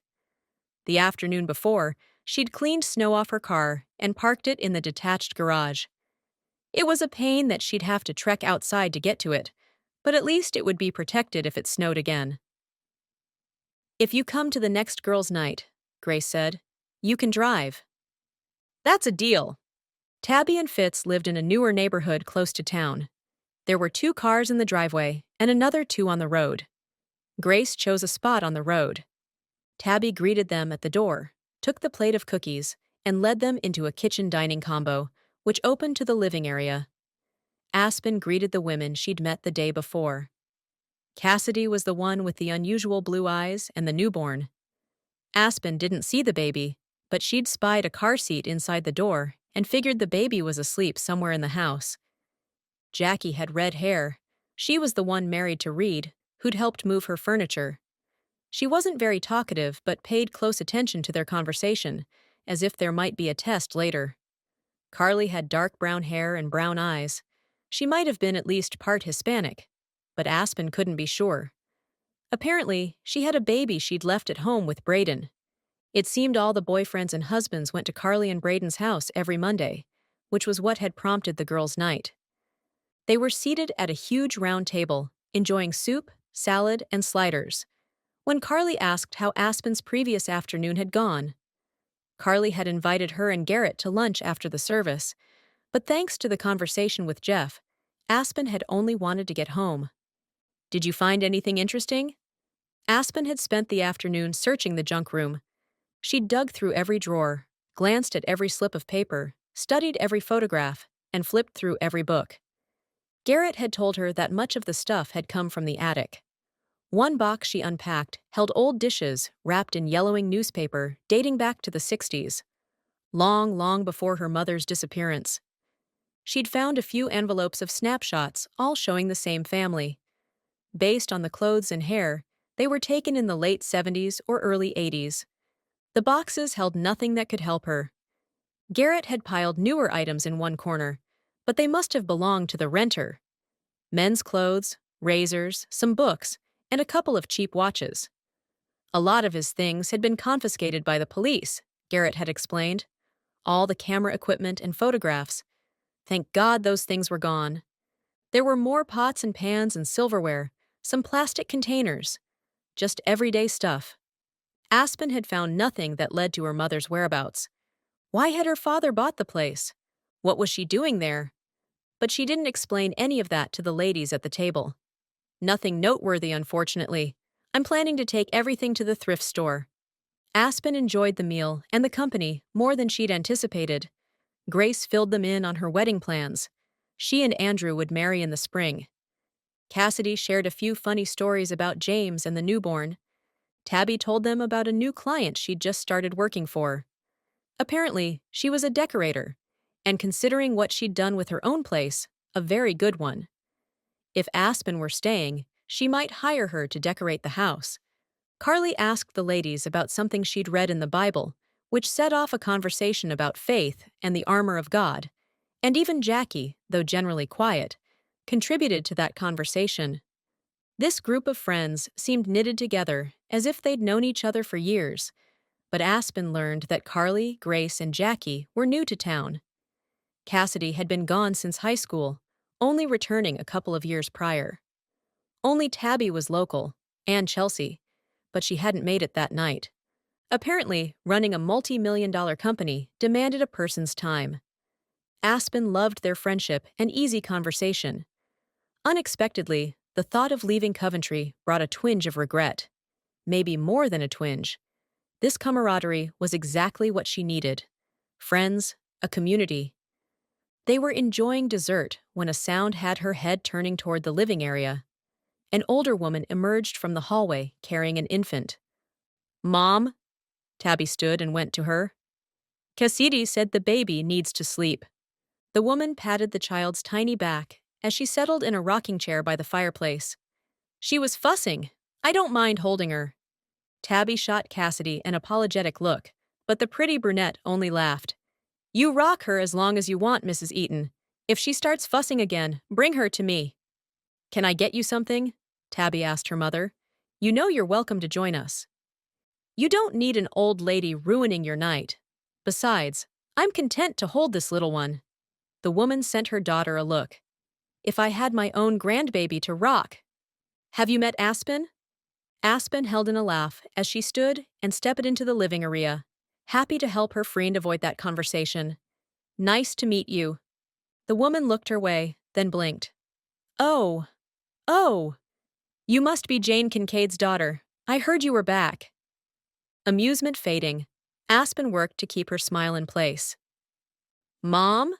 Tabby's sharp tone did nothing to divert her mother's staring. Tabby turned to Aspen, eyes wide, embarrassment clear in her expression. "My dad's out of town, so Mom is staying with me for a few days." The woman kept rocking, but she was focused on Aspen as she shook her head. "How rude of me. I'm Marian Eaton. I'd get up, but—" "It's fine." Aspen could see the resemblance between Tabby and her mother, though the older woman's wrinkles indicated more frowning in life than smiling. "You knew my mother?" "Everybody knew Jane," Marian said. "She was a force." Fiery, passionate, charismatic. A new description. A force. Aspen could feel Tabby's shock beside her and turned to face her. "I'm going to talk to your mom for a second." After a squeeze to Aspen's forearm, Tabby returned to the kitchen, and the women resumed their chatting. The water came on, and dishes clanged against one another as they cleared the table and tidied up. Aspen slid onto the sofa closest to Marian's rocking chair. "Were you friends with her?" "I hardly knew her. My husband and I were married with kids when all that stuff happened." "All what stuff?" Marian turned her attention back to the child, but not before Aspen caught the surprise in her expression. "I'm sorry to pry." Not that it wasn't Aspen's business, whatever Marian had to say. "I've heard that my mother got into some trouble," her father's words, "and caused heartache, Bart Bradley's, and left destruction in her wake." The last from Jeff Christensen. "But nobody will tell me what happened." When Marian looked up from the baby, she gave Aspen a sad smile. "This must be really hard for you. Do you remember her at all?" Before Aspen could respond, Marian continued. "What am I saying? You were a baby. Of course you don't. Well, I can tell you, she was beautiful, and I think, deep down, truly wanted to do good in the world. It didn't work out the way she planned. Please tell me what you know." Marian glanced past Aspen to the ladies in the kitchen. It was one big room, but they were far enough away, and their conversation and the sounds of cleaning were loud enough that the women wouldn't overhear. Marian leaned closer to Aspen, keeping her voice low. There was a lumber company in town. Your mother thought they were breaking some laws or something. I don't know the details, but she paused and studied Aspen a long time. Somebody set off a bomb that destroyed that company's headquarters. Oh my gosh! A bomb? Aspen's stomach dropped. She hadn't known what to expect, but she'd never conceived of that. It went off in the middle of the night. The place should have been deserted. Should have been. What happened? There was a woman there. For a split second, Aspen thought Marion was going to say Jane had been in the building, that they thought she'd died in the bombing. But Marion continued, "A secretary or something. She and her husband had fought that night, and she'd gone there to get away. I guess he got violent when he drank." Definitely not Aspen's mother. The woman was killed, Marion said. The thing was, her car was in the parking lot. Whoever set off the bomb had to have seen it. That's awful! Aspen couldn't figure out what this had to do with her mother. Hoping Marion would explain soon, she asked, "Did you know the lady?" It was a much smaller town back then. Everybody knew everybody. "I'm sorry, that must have been awful. Was she friends with my mother or something? Or did Mom try to find out who did it? I'm just trying to figure out—" Her words trailed as Marion shifted the baby to one arm and reached toward Aspen with the other.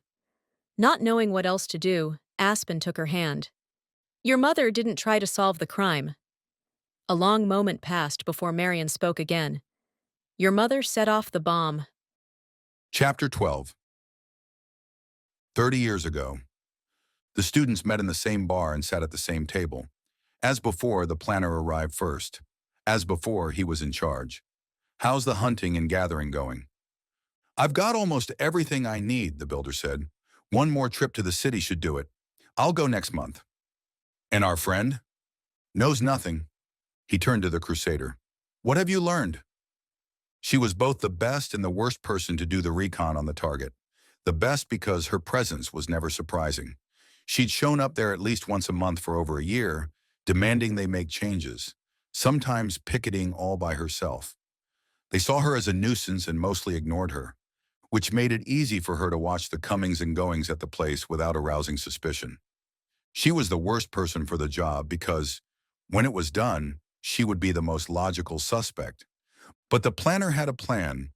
The Crusader gave her report regarding the lumber company's business hours, the employees' schedules, the security personnel, and what she'd observed of the alarm systems. The planner wrote everything down in his notebook, carefully vague in case anybody got a hold of it. When she was finished, he said, "We need to talk alibis. Mine is in place." "You really think your father will lie for you?" the builder asked. "No question. His father would believe him.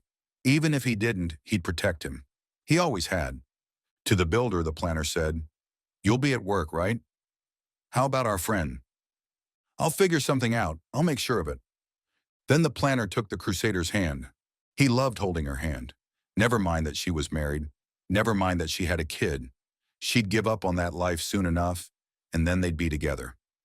Doing this with her, doing this for her, would prove his devotion. His mother would be horrified. His father might disown him. He didn't care. He'd do anything for her. "Your alibi is the problem," he said. "I don't care." Her voice was loud enough that people at the bar turned to stare. "Please lower your voice." He kept his low and steady. She did, marginally. "I don't care who knows. I'll take the blame for it." "But your little girl," the planner said. "You don't want to leave her, do you?" The Crusader blinked a couple of times. Sometimes her dreams were so lofty, so strongly felt, that she forgot she had to live in the real world. That was why they were perfect together. His feet were always planted firmly in reality. Reminding her of her baby usually pulled her back in. "Okay, you're right." She nodded a few times. "What's your idea?" "Like me, you won't have a true alibi. You'll need to fabricate one. You'll need somebody to lie for you." She seemed to realize who he meant. "He won't do it." "He will. He'll use it to take her away from me. That's why we have to be strategic." The planner told her exactly what to do. Carefully, slowly, repeating the ideas over and over. Because when the Crusader got like this, sometimes she couldn't focus. Sometimes she couldn't comprehend. It was a long time before she nodded her understanding. His clothes, which the builder will wear to assemble the bomb. His tools, she said. The builder spoke. I'll get you a list of what I need. The planner said, a few strands of his hair. It wasn't very long, but it was long enough.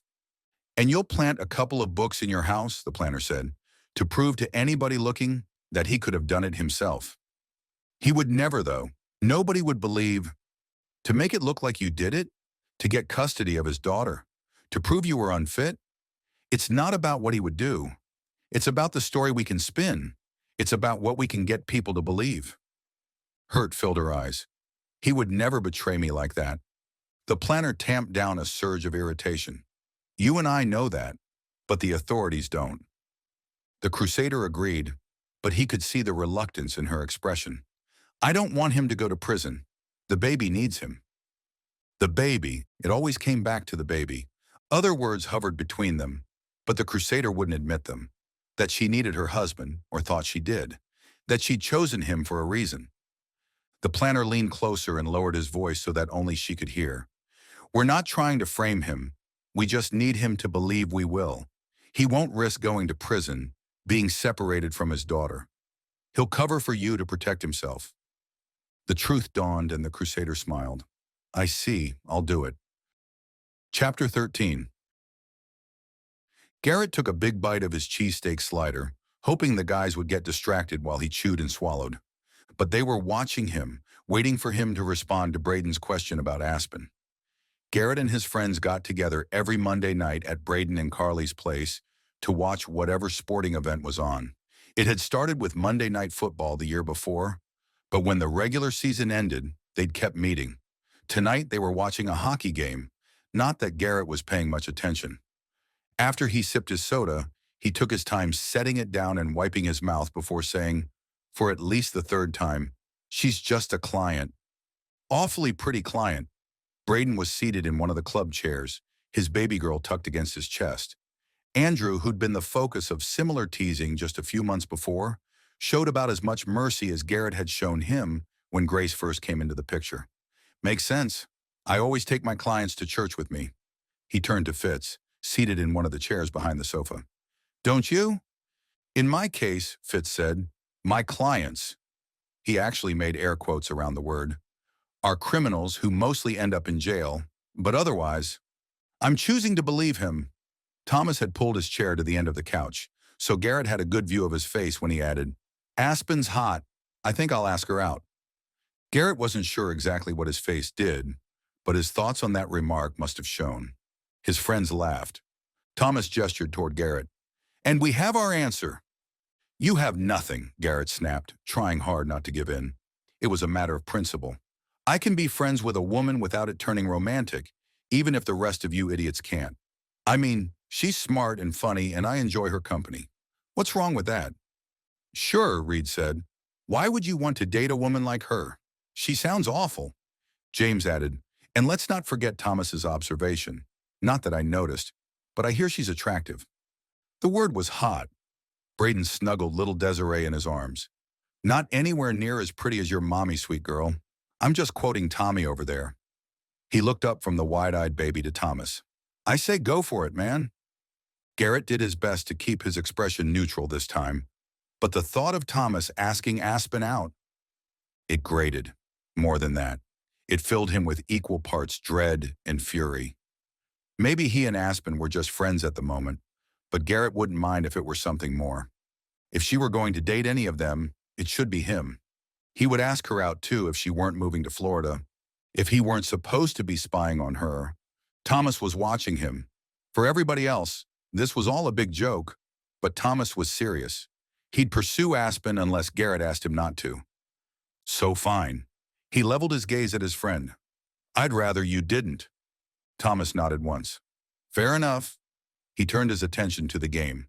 The rest of the guys chuckled and the conversation resumed, though Garrett didn't take part. Now that he'd admitted it, he couldn't stop thinking about Aspen. He was attracted to her.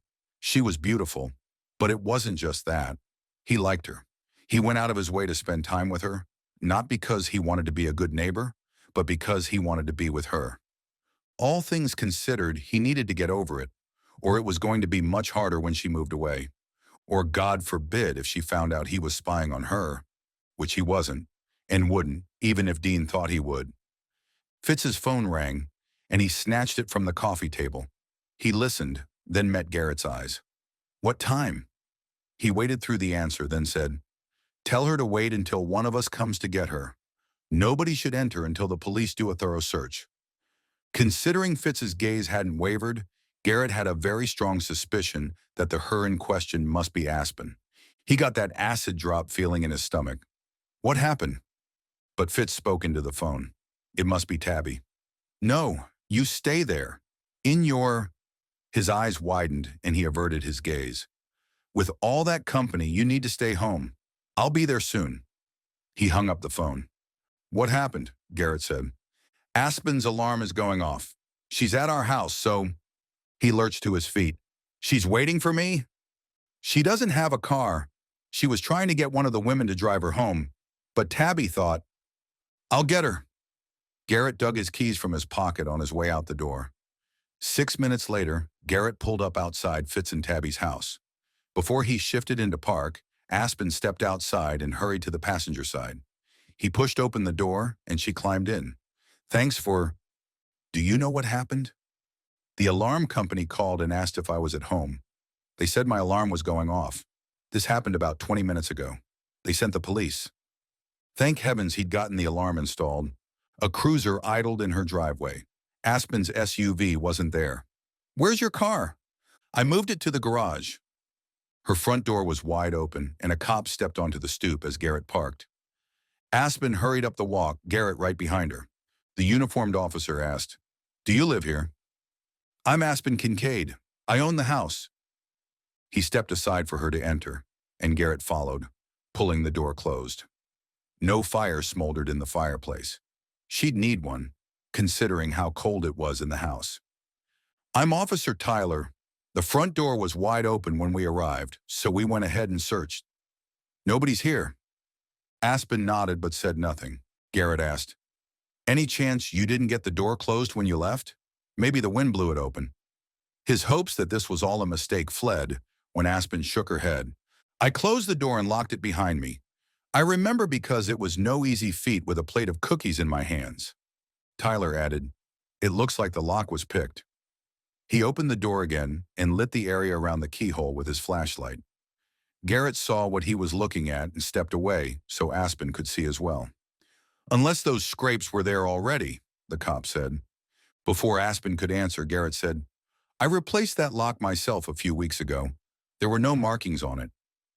Aspen's eyebrows lifted, giving him an "I can speak for myself" look. "Sorry." He breathed deeply and stepped into the living room, telling himself to shut up. She turned back to the cop. "What else did you find?" "We think whoever did it came inside despite the blaring alarm." The alarm was off now. The alarm company must have done that, or maybe the cops had some magic way of getting it done. Aspen looked around, but the living area looked untouched. "What makes you think he came in?" "Upstairs."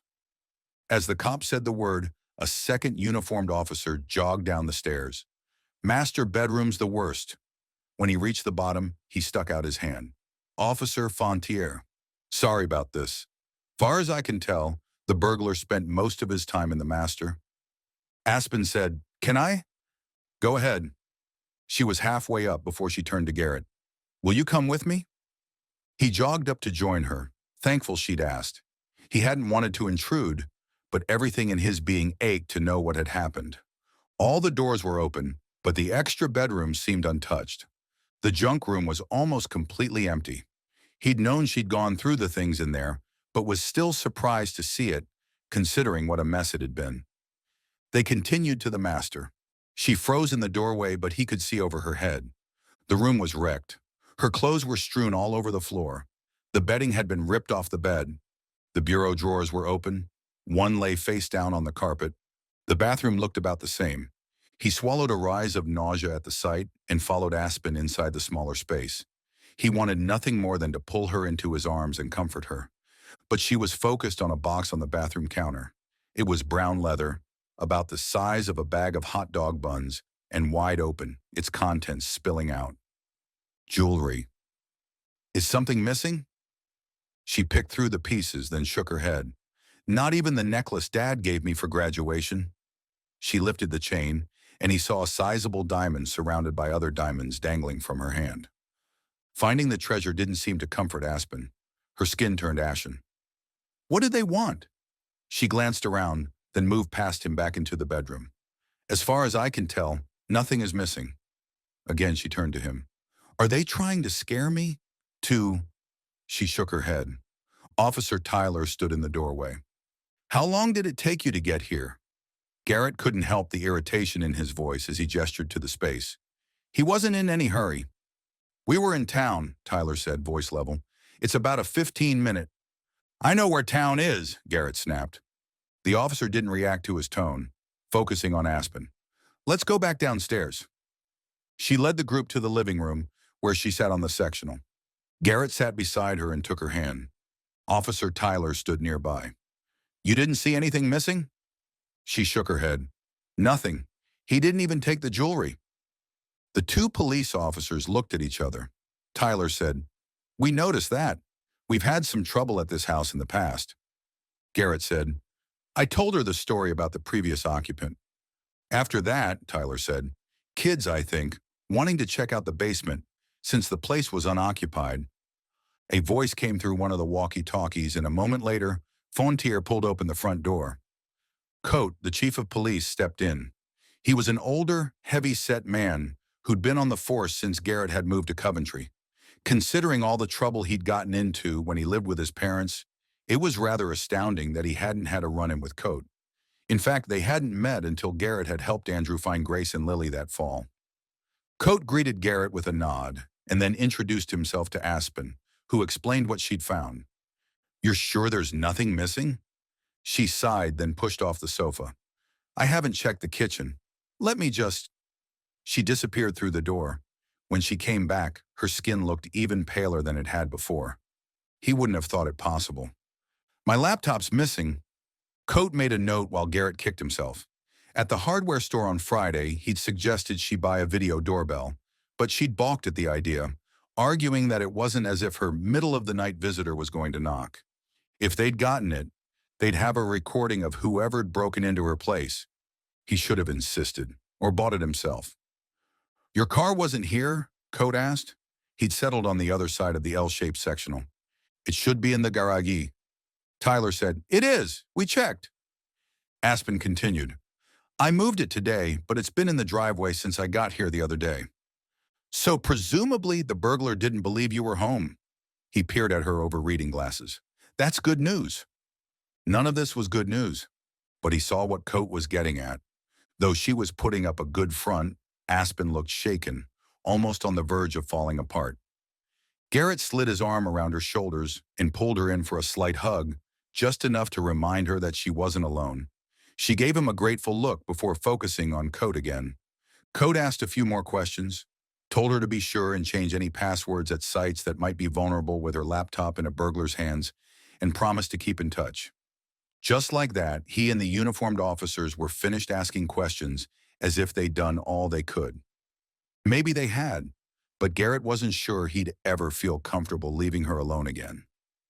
Garrett watched as Aspen saw them out and closed the door. She locked it, then double-checked, before she returned to the sofa and collapsed beside him. I can't believe this. I'm sorry, my laptop is in the truck. You can use it to log on to your accounts and change your passwords. My dad always harped on me about security. None of my passwords are saved on my hard drive. Even if they manage to break into it, they won't get anything out of it. It's just, it was mine. Why would somebody do this? He pulled her close, tucking her against his side, wanting to comfort her, to protect her. I don't know. Do you think it was my stalker guy? He shrugged, wanting to give her answers he didn't have. And then her shoulders heaved. She turned her face against his flannel shirt and sobbed. Hey, hey! He tightened his hold, wishing he knew how to comfort her, wishing he understood what she was feeling. She'd had so many things to deal with in such a short time. The break-in, the stalker, the rude people in town, not to mention the anniversary of her father's death. No wonder her emotions overflowed. It's okay, he said, patting her back, feeling useless. It's going to be okay. She backed up and wiped her tears with the sleeves of her sweater. You don't know what I... She shook her head, sniffed, and looked away. What don't I know? Tabby's mother was at her house tonight, Aspen said. She knew my mom. She knew the... Her voice hitched. The story. Aspen swallowed hard, eyes filling again. She said my mother blew up a building. The pitch of her voice rose. She killed a woman. Oh, I'm sorry. He pulled her against his chest. Dean had implied that Jane Kincaid had killed someone, but Garrett had guessed there'd been a car accident or something. He'd never imagined. Was she sure it was your mother? Aspen nodded against his chest. She seemed sure, but before I could question her further, I got the call about the alarm. Okay. He held her close, not knowing what to say, not knowing how to react to such news. No wonder this town hated Jane Kincaid. No wonder they wanted to know where she was. And now, Aspen pushed back and gestured to the house. There's nothing here, Garrett. There's nothing here to tell me where my mother is or what happened to her. Why did Dad buy this place? Why send me here to learn all this awful stuff? I don't know. It doesn't make sense. There has to be something. She leaned back and took a deep breath. I don't understand what he was thinking. Why wait until he was on his deathbed to tell me what he knew? Why not write me a letter explaining? Better yet, why not be honest with me all my life? What do you mean? Did your father? He told me my mother got into trouble and then disappeared. But when I asked for details, he acted as if he knew. Nothing more, nothing of consequence. Anyway, but buying this place, asking me from his deathbed to do right by her, he knew more than he ever let on. Why lie to me? Aspen hadn't told Garrett that whole story, but now didn't seem to be the time to ask for details. Your father didn't expect to get hit by a car. He thought he had time. This wasn't his plan. Maybe he never planned to tell you anything. Is that supposed to make me feel better? He heard the frustration in her voice and made sure his response was gentle despite it. Are you glad you know what you know? I mean, is this better for you? She was my mother. He nodded, unsure exactly what she meant by the statement. I have a right to know. Maybe, he said slowly, maybe you could have lived your entire life never knowing, and maybe you'd have been happier if you had. She dropped her head into her hands, hiding her face from him. She didn't speak again for a long time. While she processed what she'd learned or grieved or whatever it was she was doing, he lit a fire in the fireplace, then checked all the doors to make sure they were secure. They were. If her alarm sounded while she was home, she'd know it. She had the gun to protect herself. The cops hadn't asked about it, which led him to believe she had it on her. That was something. He taught her how to use it Friday night, even having her fire a couple of shots at a tree in the backyard. She'd hit it, albeit from 10 feet away, but an intruder in the house wouldn't be farther than that. Whether or not she would shoot in self-defense, that he couldn't know, which made him never want to leave her side. In the kitchen, he found an herbal tea bag and heated a mug of water for her. Deborah had told him once that tea warmed a person better than coffee, and herbal wouldn't have caffeine. He settled in beside her again. I thought you might want something. She dropped her hands from her face and took the mug. Thank you. He nodded and she sipped, then set it on the table. Is it okay? He asked. I wasn't sure if you took sugar or milk or... It's fine, thank you. The gun wasn't stolen, was it? Did you leave it in your room? You told me to keep it with me. It's in my purse. Did you get the holster? Her lips hinted at the slightest smile. It came today, but I feel like an idiot with that thing on. And it's not exactly comfortable. He didn't want to make her nervous, but on the other hand, all things considered, neither are intruders. She conceded the point with a nod. The thing is, I can't quite figure out how it works. It doesn't feel right. Go get it, and we'll figure it out together. No. She disappeared into the kitchen and returned with the neoprene strap, which she held out to him. It couldn't have been more obvious how it worked, but he didn't say that. He laid it flat on the coffee table. Where's the gun? She dug it out of the bottom of her purse.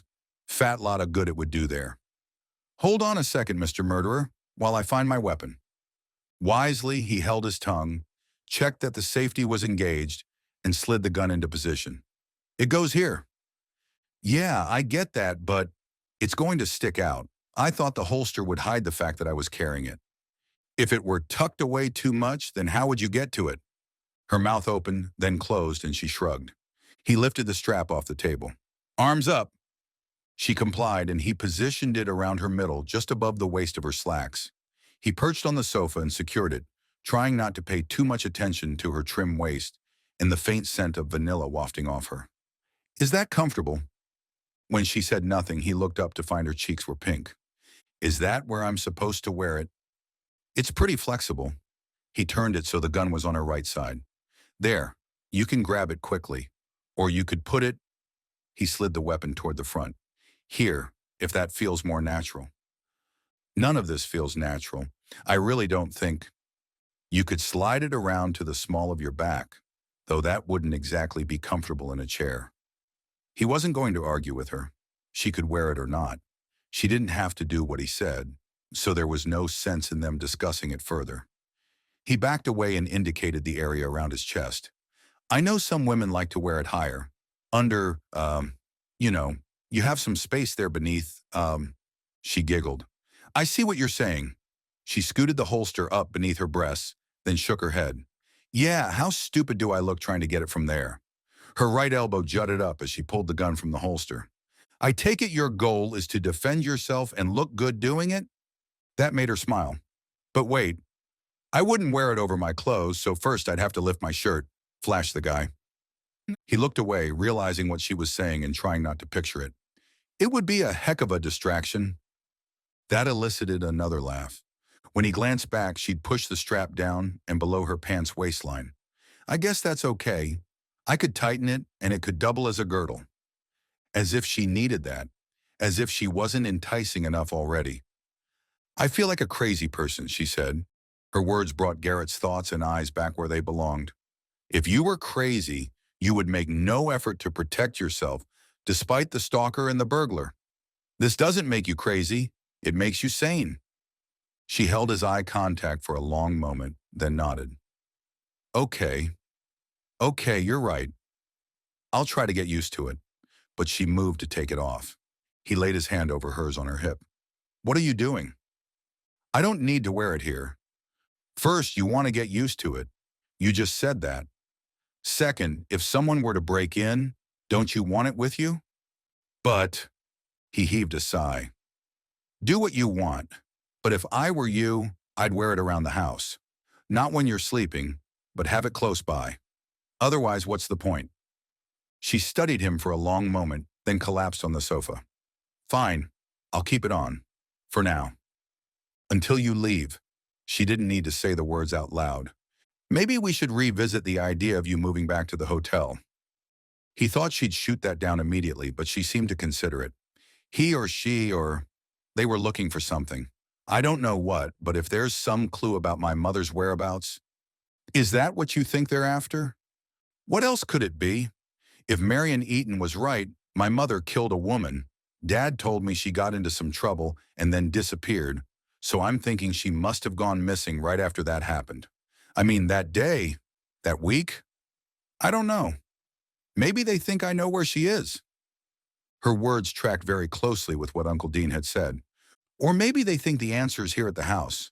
If that's the case, then I need to be the person to find it, to do right by her as Dad asked. If they think I know, then moving to town won't do me any good. They'll find me there, whoever they are. She shook her head. No, no. Unless I leave town entirely, I don't see how moving to a hotel will do me any good.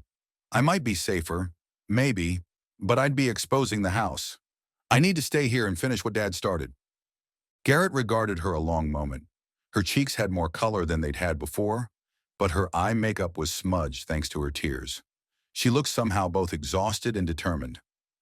Would your father really want you to put yourself in danger? Aspen's eye contact faltered. He's not here. She met his gaze again, shoulders squared. I'm going to figure out what happened back then, and find my mother, and no intruder or stalker is going to stop me. He wouldn't be able to talk Aspen out of her chosen course, which meant he would need to stick very, very close. But first, he was going to find out exactly what his uncle knew.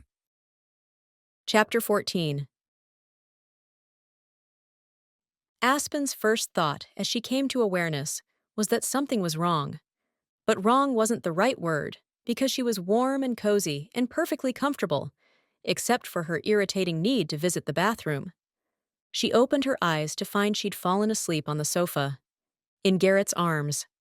No light came through the windows, and a glance at her watch told her it was just after 4 a.m. She hadn't wanted to tackle the mess of her bedroom the night before, nor had she been eager to be alone. And maybe Garrett hadn't been eager to leave because he'd suggested they find a movie. They'd grabbed the throw blankets and snuggled up together in front of the fire and the TV, where they started a 90s romantic comedy she'd watched 1,000 times, but he'd never seen. She wasn't sure how long she'd been awake after that. Not long. Shifting, she angled to look at Garrett. He was leaning against the corner of the sectional, head resting against the cushions, breathing softly. She wanted to go back to sleep beside him, where it was warm and comfortable and safe. If he woke, he'd leave, and then she'd probably stay awake the rest of the night, however long that might be. She closed her eyes and tried to drift off, but it wasn't happening, not now that she knew he was there. He'd been so kind since he'd picked her up. Even his protectiveness, though it bordered on demanding, stemmed from his concern for her. And the way he'd held her when she cried, laughed with her about the holster, stoked the fire to make sure she was warm. He'd started as her contractor and quickly morphed into a friend.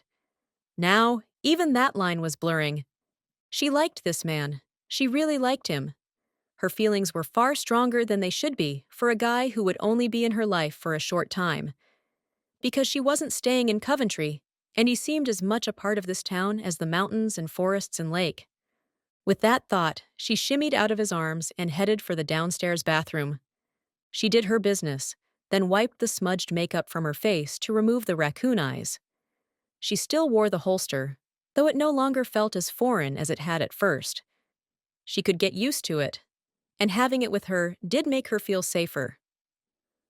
When she returned to the living room, Garrett was standing by the door. "Did you like the movie?" He laughed, the sound low and alluring, and she told herself not to step closer. Her feet moved that direction anyway.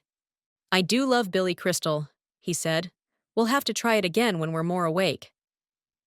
"It's a date." Ugh. Why had she said that? But he smiled and held his hand out. She took it, and he pulled her in and wrapped his arms around her. When she looked into his eyes, they were smoldering like the coals in the dying fire. "Hey, you!" His voice was low and rumbly. "Is this the part where we're supposed to toss out our see you laters and pretend like nothing's changed?" "I didn't read the script. If there is one, we should use it for kindling." Before she could come up with a witty response, he lowered his head and brushed a kiss across her lips. An entirely different fire blazed to life.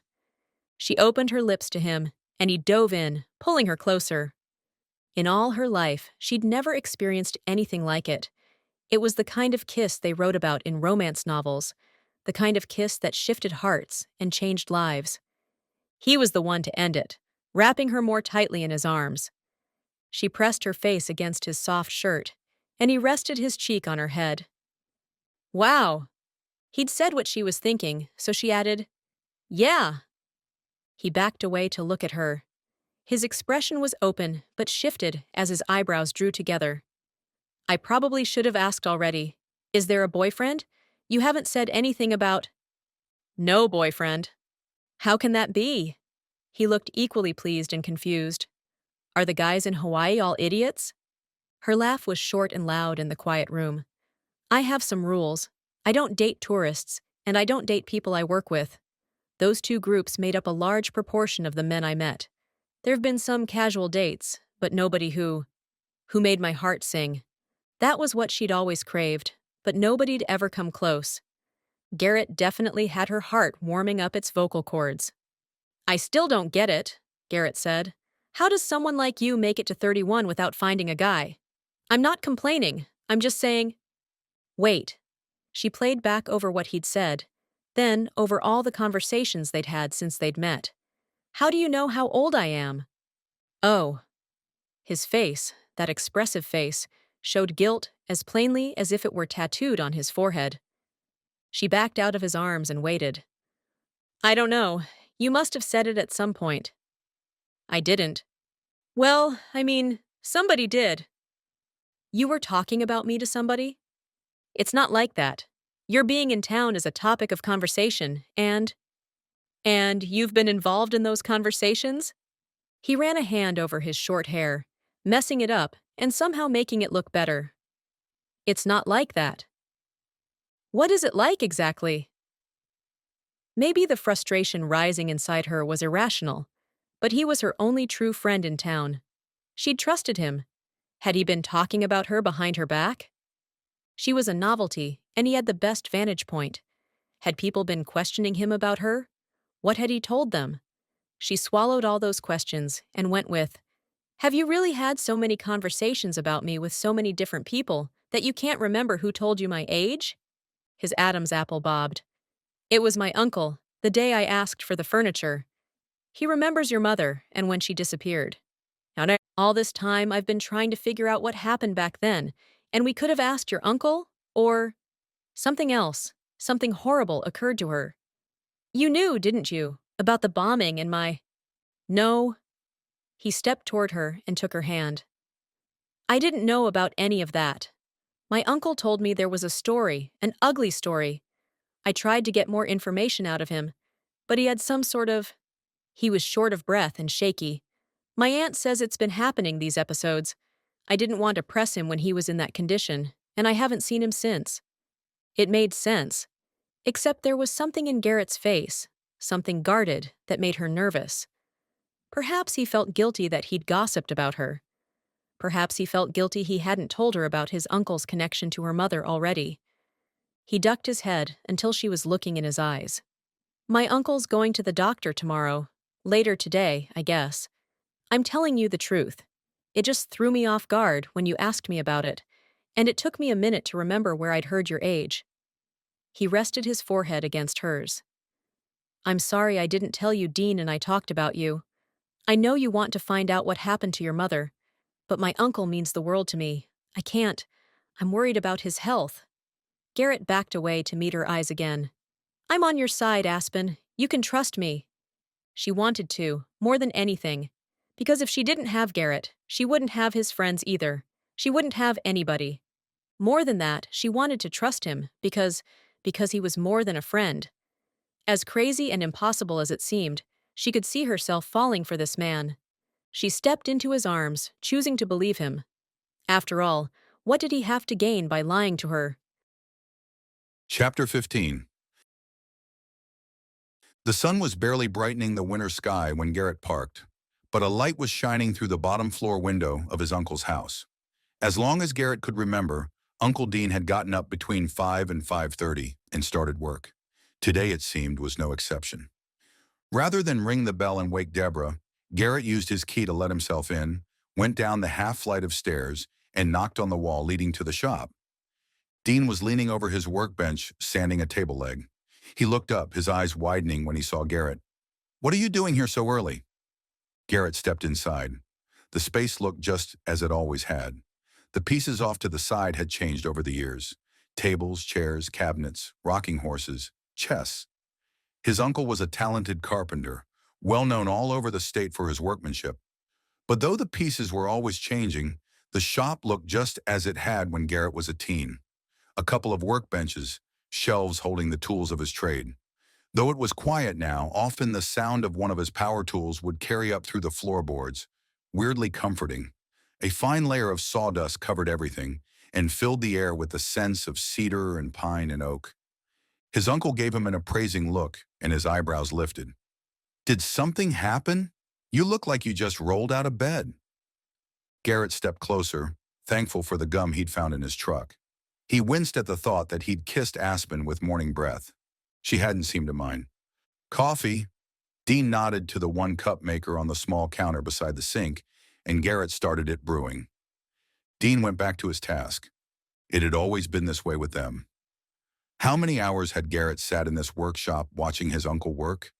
It made it easier somehow to open up when Dean wasn't watching, just listening silently, bent over some project. This man meant everything to him. Everything. which made this so much harder. Somebody was watching Aspen's house the other night?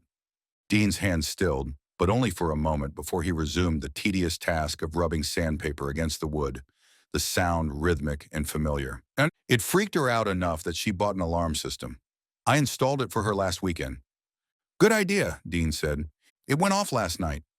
Dean looked up at that, waiting. The room, usually so peaceful, suddenly filled with tension. There was nothing Garrett could do about that. She wasn't home, he said. Somebody broke in, went through her stuff, stole her laptop. I'm guessing it's somebody who wants to know what she knows about her mother. Dean's eyebrows lowered. Do you know anything about that? Carefully, Dean set the sandpaper on his table and straightened. Are you asking me if I broke into her house? I'm asking you. Are you really standing in my workshop at the crack of dawn to accuse me of going through that girl's things and stealing her laptop? Suddenly, Garrett was a 14-year-old kid again, desperate to stay on his uncle's good side, knowing that if Uncle Dean didn't want him, nobody would. Garrett's father would send him off to a faraway boarding school. He'd be all alone in the world. Later, he'd tried to stay on Dean's good side because he craved his love so badly, because he'd never had his father's, and he'd needed to know he mattered, that he was worth the trouble. Garrett's hands got clammy, and more than anything, he wanted to laugh the whole thing off, because Dean had given him everything. But Garrett had Aspen to consider. I'm not accusing you of anything. He kept his voice level. I'm asking if you know something about it. I know I'm not the only person who wants to figure out what happened to Jane Kincaid. Okay. Garrett hoped Dean would say more. His coffee had finished brewing, and he added a little creamer and took a sip. Dean asked, Did you hear the story yet? Aspen heard it last night from Marion Eaton, a total stranger. If I'd known it was so, if you told me, I could have told her myself. It would have been easier for her. And you're sure she didn't already know? The image of Aspen weeping on her couch, overwhelmed and distraught at what she'd learned. She had no idea. She was shocked, and when she told me, so was I. Dean nodded but didn't seem convinced. Then his eyes narrowed. What were you doing over? His voice trailed, and he gave Garrett another long look. Is that why you look like you just woke up? Is that where you spent the night? Not like that. She was nervous after the break-in. I slept on her couch.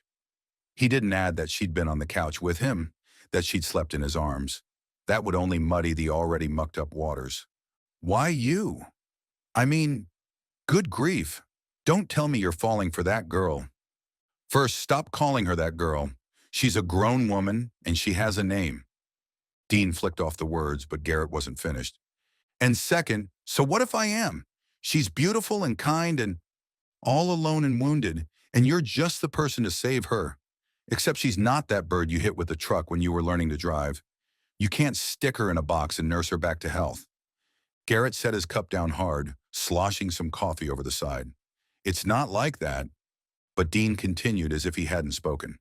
I get that there's something attractive about a woman who needs help, but people like Jane Kincaid, Aspen is not Jane. Crush people. They draw them in and squeeze the life out of them and use them up. I know you think she's different, but what if she's not? What if she's just like her mother? She's nothing like her mother. How would you know? Dean tossed the words out. You didn't know Jane, and you barely know her daughter. Jane Kincaid was mentally ill, and Aspen is perfectly sane. We thought that about Jane, and we knew her a lot longer than you've known Aspen. Garrett glared at his uncle. Dean didn't understand. He rounded the bench to where Garrett had perched on a stool and sat on the one beside him.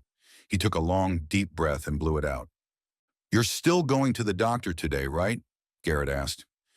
Been trying to come up with a way to get out of it, but short of death, I think your aunt's determined. Those episodes you're having aren't normal. Better to figure out what's going on and deal with it than let it fester and get worse. Dean grabbed his insulated mug and took a swig. You and Deb are working from the same playbook. Garrett sipped his coffee and swallowed. Just to be clear, it never crossed my mind that you'd broken into her house. I know you wouldn't do something like that. Dean nodded slowly. Just to be clear, I know she's not her mother.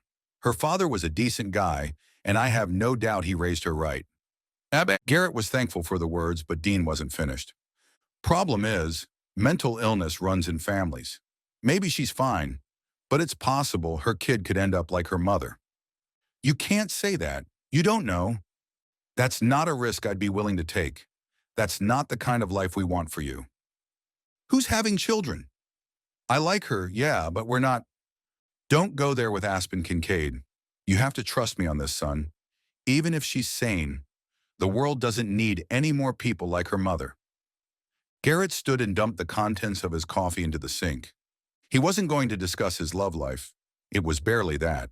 With his uncle. That wasn't what he came here for. Somebody broke into her house. I need to know who these people are, who want to know what happened to Jane Kincaid. Dean studied him a long moment. Then he returned to his table, picked up the sandpaper, and resumed his work. That's it? You have nothing to say? There's the family of the woman who died. Who? Dean glanced up. The victim was Rachel Bradley. She was married to Norm Bradley, Bart's son. Oh, that explained Bart's vitriol the other day at the restaurant.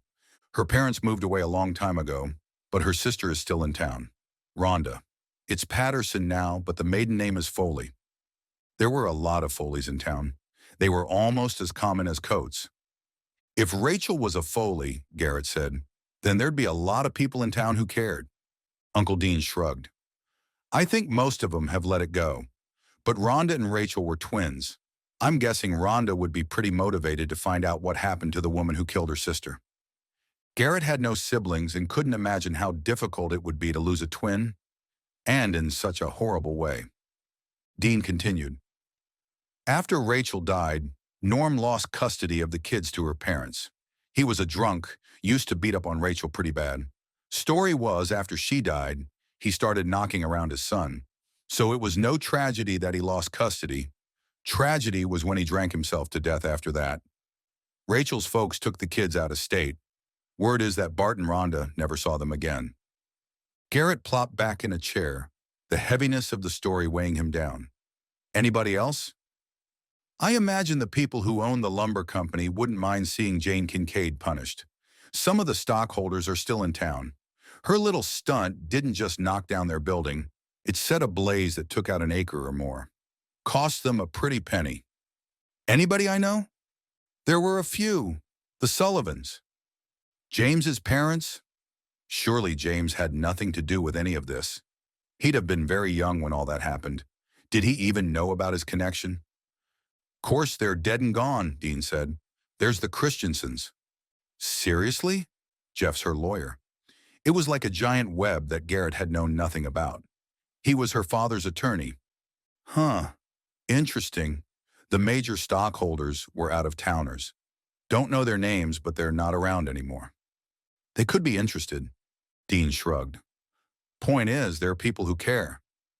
That all made sense, but Garrett still didn't understand something. Why do you, though? Why do you care what happened to Jane Kincaid?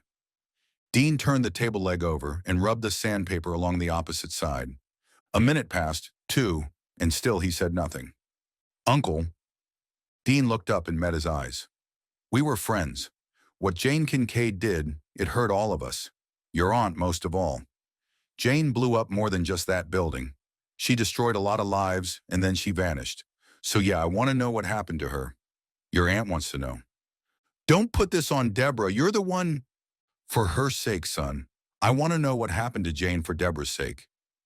The look in Dean's eyes, the way he lowered his gaze back to his work, sent a jolt of suspicion through Garrett. For the first time in his life, he had the strong feeling his uncle wasn't telling him the truth. Chapter 16. A terrorist. Aspen had hoped that Marion Eaton's wild claims about a bombing and a murder were exaggerated, or perhaps an outright lie. She hadn't realized that she'd been harboring that hope until she sat in front of the computer monitor at the library the next morning. Thanks to her missing laptop, it was either the library or her phone, and she hated trying to read on her phone's tiny screen.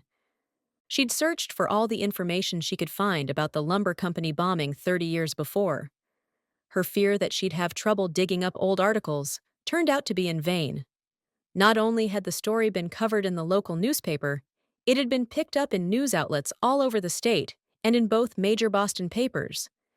The articles claimed the bombing was the work of environmental terrorists, and more than one reporter attached Aspen's mother's name to that label. A terrorist. Aspen's mother was a terrorist and a murderer. Aspen felt sick to her stomach. Everything Marion Eaton had told Aspen had just been confirmed via multiple sources. What occurred to her as she walked out of the library late Tuesday morning was that, if at any time during her childhood she'd typed her mother's name into a search engine, she'd have discovered this information. It had never crossed her mind that her mother's disappearance had been part of a larger news story. She was thankful, so thankful she hadn't learned this when she was in her teens, or even her 20s. She wished she didn't know it now. On the sidewalk in front of the library, she paused and looked up and down the street, trying to remember where she'd parked. It hadn't been that long since she'd arrived, but she felt off, confused, as if her body had been transported to a different time, maybe a different universe. How could the world outside the library still be the same as when Aspen walked in? Everything in Aspen's universe had shifted, and yet the world appeared exactly as it had before. A hand slid around her upper arm, and she glanced up to see a man's face, tall and handsome with salt and pepper hair and a strong chin. He seemed familiar, but she couldn't wrap her mind around him being there, or how she knew him, or why he was giving her that quizzical look. "You seem a bit flummoxed." She blinked a couple of times. How long had she been standing there? "Brent Salcedo, we met at church Sunday." Right, the mayor. He'd been kind, even said something nice about Aspen's mother. Concern was etched in the lines around his eyes. "What do you need? Water? Maybe something to eat? We could go to the Patriot." But she'd see James there, and maybe others she knew. Worse, she might see people who'd known her mother. Perhaps sensing her hesitation, Brent nodded toward the corner. "Let's walk." He led her around a corner and up a short street to the next block. There, she recognized the old house with the round sign hanging over the door. "How about cup of Josie's?" Brent said. "This time of day, it's probably pretty empty." The thought of having a conversation with somebody who knew her mother as something other than a domestic terrorist sounded good to Aspen, so she nodded. Brent kept his hand on her arm, a gentle touch she appreciated, for the 2 blocks to the coffee shop. Was he worried she'd collapse? She wasn't usually so fragile. As he'd guessed, the place wasn't crowded. A clock in the shape of a teapot behind the counter told her it was not quite 11 o'clock. The woman there, a slender brunette with big brown eyes and long hair pulled back into a ponytail, nodded at Brent, then smiled at Aspen. "Good to see you again." Aspen had only been in the shop once, her first morning in town after she'd stayed in the hotel. The barista, or maybe she was the proprietor, had a good memory for faces.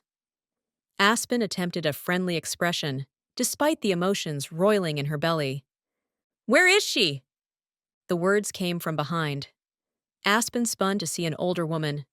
Based on the light gray hair and wrinkles, she was probably in her 60s, maybe older. Her arms were crossed over a dark gray velour tracksuit, her coal dark eyes glaring. "Nobody wants you here," the woman said. Aspen blinked. Everything in her wanted to shrink and disappear, but she hadn't done anything wrong. Instead, she pushed her shoulders back. "I don't believe we've met. You must have me confused with somebody else. I know exactly who you are. Where's your mother?" Brent Salcedo shifted beside her. "Now, Rhonda, there's no need to make a scene." The woman's gaze barely flicked to the mayor. "Tell that to my nieces and nephew, who grew up without a mother because of her," Brent said. "Not because of—" "Who are you?" Aspen probably shouldn't have cut him off, but after everything she'd just read, she understood this woman's anger, even if it was misplaced. "I'm one of her many victims. The day your mother blew up that building, I lost my sister, my twin. I want to know where she is, now. Truly, I have no idea. I have no memory of her." "Your father knows where she is. I don't believe for 1 second that she didn't go straight home that night. He hid her somewhere. And then, when the dust settled, he left town. He didn't know where she—" "That's a lie. That's why he's been hiding out all this time. Disappeared, just like her. He probably stuck her in some mental institution. She might be crazy, but she needs to face her crimes. My father didn't hide out. Aspen worked to keep her voice level, thanking God the coffee shop was nearly empty. The few patrons who were there had turned to watch the scene. He simply moved away. Where to then? Where is he now? Why hasn't he ever had the nerve to show his face here? That's quite enough, Brent said. Rhonda, you need to. She can answer the question. Rhonda glared at Aspen. Unless she has something to hide. Unless she knows exactly where her mother is. Aspen laid a hand on the mayor's arm to keep him from interrupting. The sooner she responded, the sooner they'd be finished here. My father wasn't in hiding. He never changed his name. Though, to be fair, they'd always had unlisted phone numbers. Now she knew why. We moved to Hawaii when I was a little girl. He was a business owner and an upstanding member of the community. Give me his number then. I want to have a chat with him. Unfortunately, he passed away a year ago. Considering all she'd learned and dealt with that day, Aspen was proud of herself for not shedding tears with the words. He always said he believed my mother was dead, and there was no indication in his will or any of his papers that he knew where she was. I'm sorry, but I can't help you. You can help. Get out of this town. That's enough. The pretty barista had come around the counter. She held out a cup of coffee. Mocha cappuccino, just like you like it. It's on the house today. Rhonda's gaze flicked around the room. She accepted the offering. I'll look forward to seeing you tomorrow, the barista said, an implicit suggestion that she'd seen enough of her today. After one final glare sent Aspen's way, Rhonda spun and left. The rest of the customers averted their glances, but Aspen knew what they were thinking. The same thing she was, that she never should have come to Coventry. This coffee shop had once been a home, and the owner clearly hadn't done much remodeling, aside from adding the counter and glass case filled with pastries. The room where Aspen waited had a small fire flickering in a fireplace. Brent led her past a couple of empty cafe tables to an upholstered chair near the hearth. Only when she felt the heat did she realize how cold she was. While he ordered, Aspen took a few deep breaths, trying to come to terms with everything she'd learned and heard that day. The fact that people actually suspected her father of having hidden her mother for all those years. If only that were the case. Surely Aspen would have learned the truth at his death. If her mother were in a mental institution somewhere, somebody would have had to be responsible for her. No, Dad wouldn't have done that. He wouldn't have protected her from facing the charges. He'd have trusted the justice system. Here we go. Brent set 2 steaming mugs on the small table between the chairs and walked away again. She lifted hers and sipped, then relaxed into the well-worn fabric. She'd asked for a caramel macchiato, and this one was good. With the coffee and the flickering fire, despite everything, she started to feel like herself again. Brent returned with 2 plates, which he set on the table between them before taking the adjacent seat. You looked a little green. I thought food might help. She would have refused if he'd asked, but as the scent of the warm cinnamon roll and, was that a blueberry muffin, reached her, she realized she was hungry. Which one's mine? Whichever you want. Too difficult to choose. She cut each in half, shifted them so each plate had a portion, and lifted one of the plates for herself. She cut off a bite of the cinnamon roll and ate it. It was delicious. Brent hadn't taken his pastries or sipped his coffee. Instead, he watched her, a small smile on his face. Thank you, she said. You know that woman? She hates me too, if that helps. Apparently, the traffic is my fault. And also, she's against taxes of all kinds. I'm not sure how she thinks wider roads can be built without tax money. I guess you deal with that kind of thing all the time. Not exactly that kind of thing, no. Nobody's ever demanded I leave town, though I wouldn't put it past some people if they thought I'd do it. But yeah, I'm used to some people not liking me. I can handle being disliked, but having the whole town hate me? Not the whole town, he said. People who hold grudges tend to do so loudly. He sipped from his mug. Josie's good at coffee. The barista? At his nod, Aspen said, It is good. Maybe not as good as Kona coffee. Ah, You're one of those. His eyes twinkled. A coffee snob. She let out a short laugh. Probably, but this really is good. She sipped again to prove her point. He was fatherly, seeming almost indulgent, as he sat beside her, tender and kind.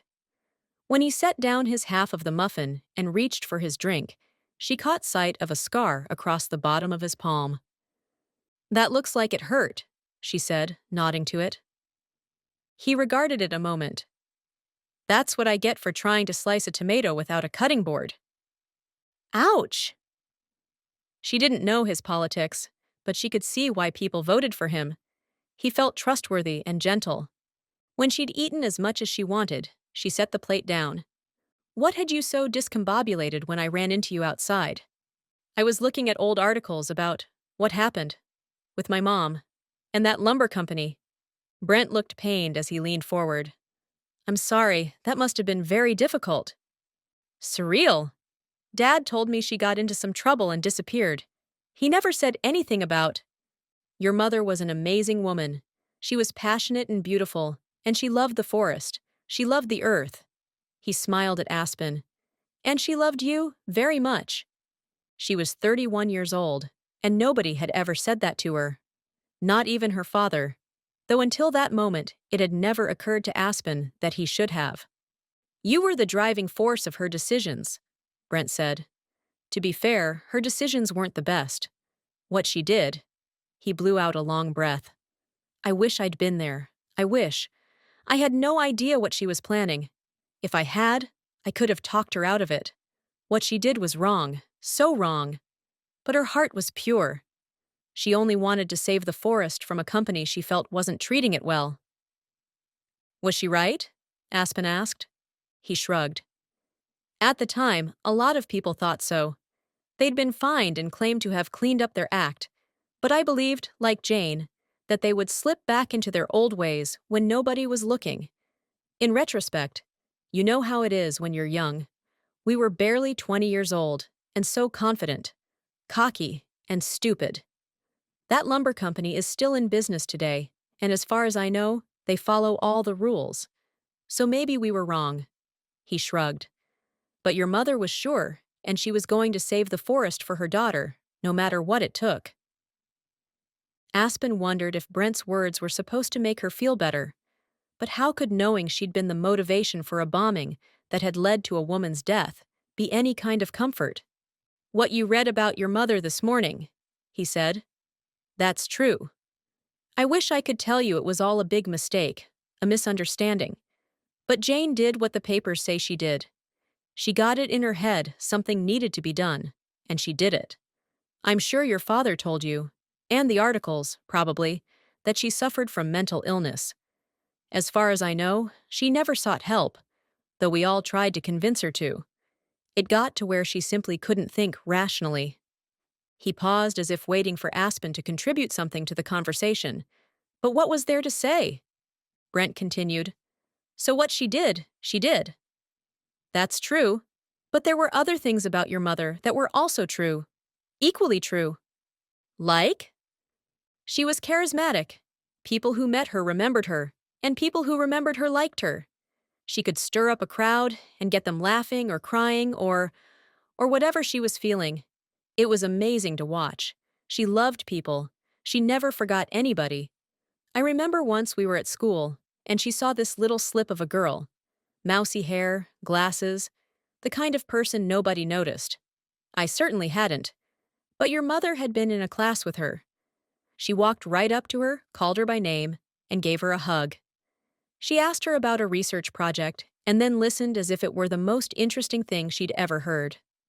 I swear, when that girl walked away, she looked like she'd grown a foot taller. That's how your mother was. That's the kind of impact your mother had on people. How could the person he described also have killed a woman? Where had it all gone wrong? If things had been different, Brent said, she could have run for president. Aspen's disbelief must have shown in her expression because he added, I'm serious. We used to joke that she was the female version of Bill Clinton, attractive and charismatic and smart. She was amazing. Aspen worked to fit Brent's description of Jane Kincaid in with everything else she'd heard. She was getting a picture of the woman who'd birthed her. It seems like you and my mother were very close. He leaned back in his chair, nodding once. How long did you know her? I met her when she and her family moved here. We all went to Plymouth State together. Who is we all? Oh, just some old friends. Aspen wanted to ask for names, but something else occurred to her. Mom was in college, but she and my dad were married, right? He nodded, but she saw tightness around his lips. She'd hit on something important. Dad never talked much about their relationship, so I don't know their story. Were you and my dad friends too?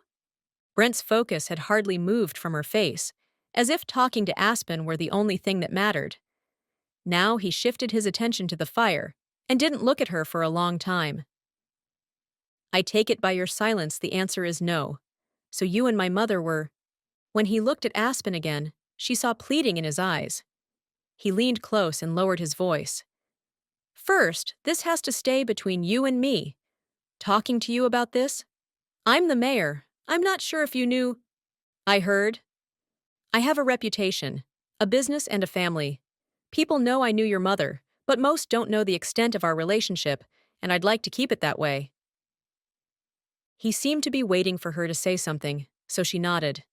I'm not here to ruin your life. I just want to find out what happened. I need to know. Why? Why does it matter now?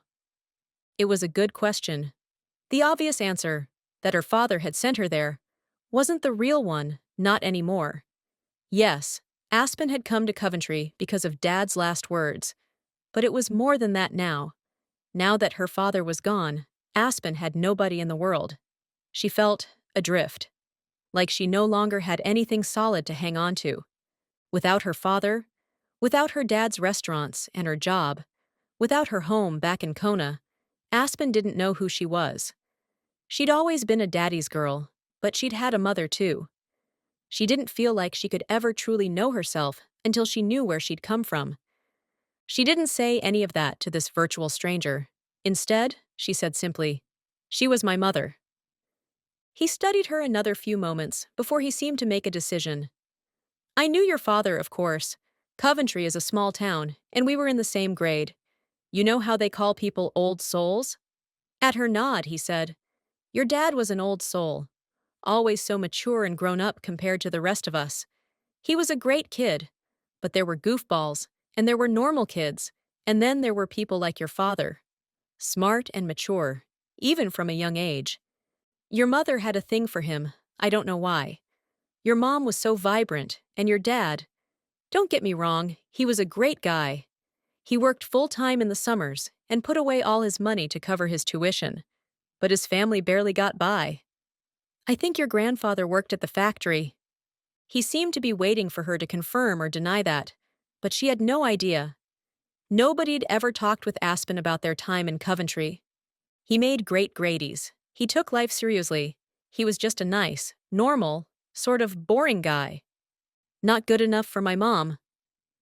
Aspen heard the irritation in her voice, but didn't temper it.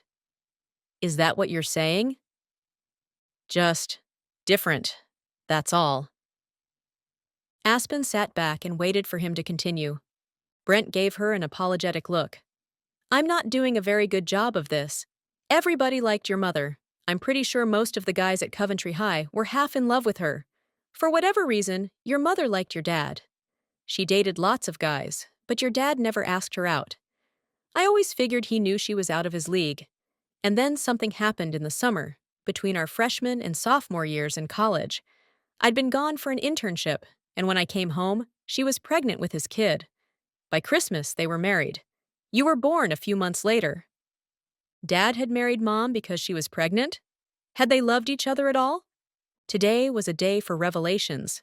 But with everyone, Aspen felt she had more questions, many of which would never be answered. Your mom didn't want to give up school, Brent said. So your father quit and got on full-time with the construction company. His parents kept you while he worked. That fall, your mom went back to class as if nothing had changed. Aspen tried to fathom what that must have felt like for her father, to give up college when he'd worked so hard to go. to suddenly be saddled with an infant when his wife didn't seem to care. Meanwhile, Mom was off at college, and so was Brent. I take it you continued to be friends with my mother after they got married. He was looking at the flames when he nodded. We were more than friends. She loved you, but she didn't like being married. She didn't want to be tied down. Truth is, maybe the other guys we graduated with were half in love with her. I was completely in love with her. You were having an affair. He met her eyes again. It's not something I'm proud of. Certainly not something I run around telling people.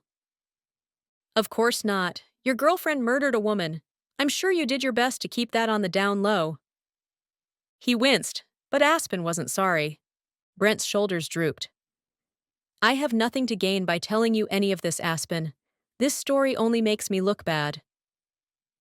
He exhaled a long breath. Your mother loved you, and I loved her.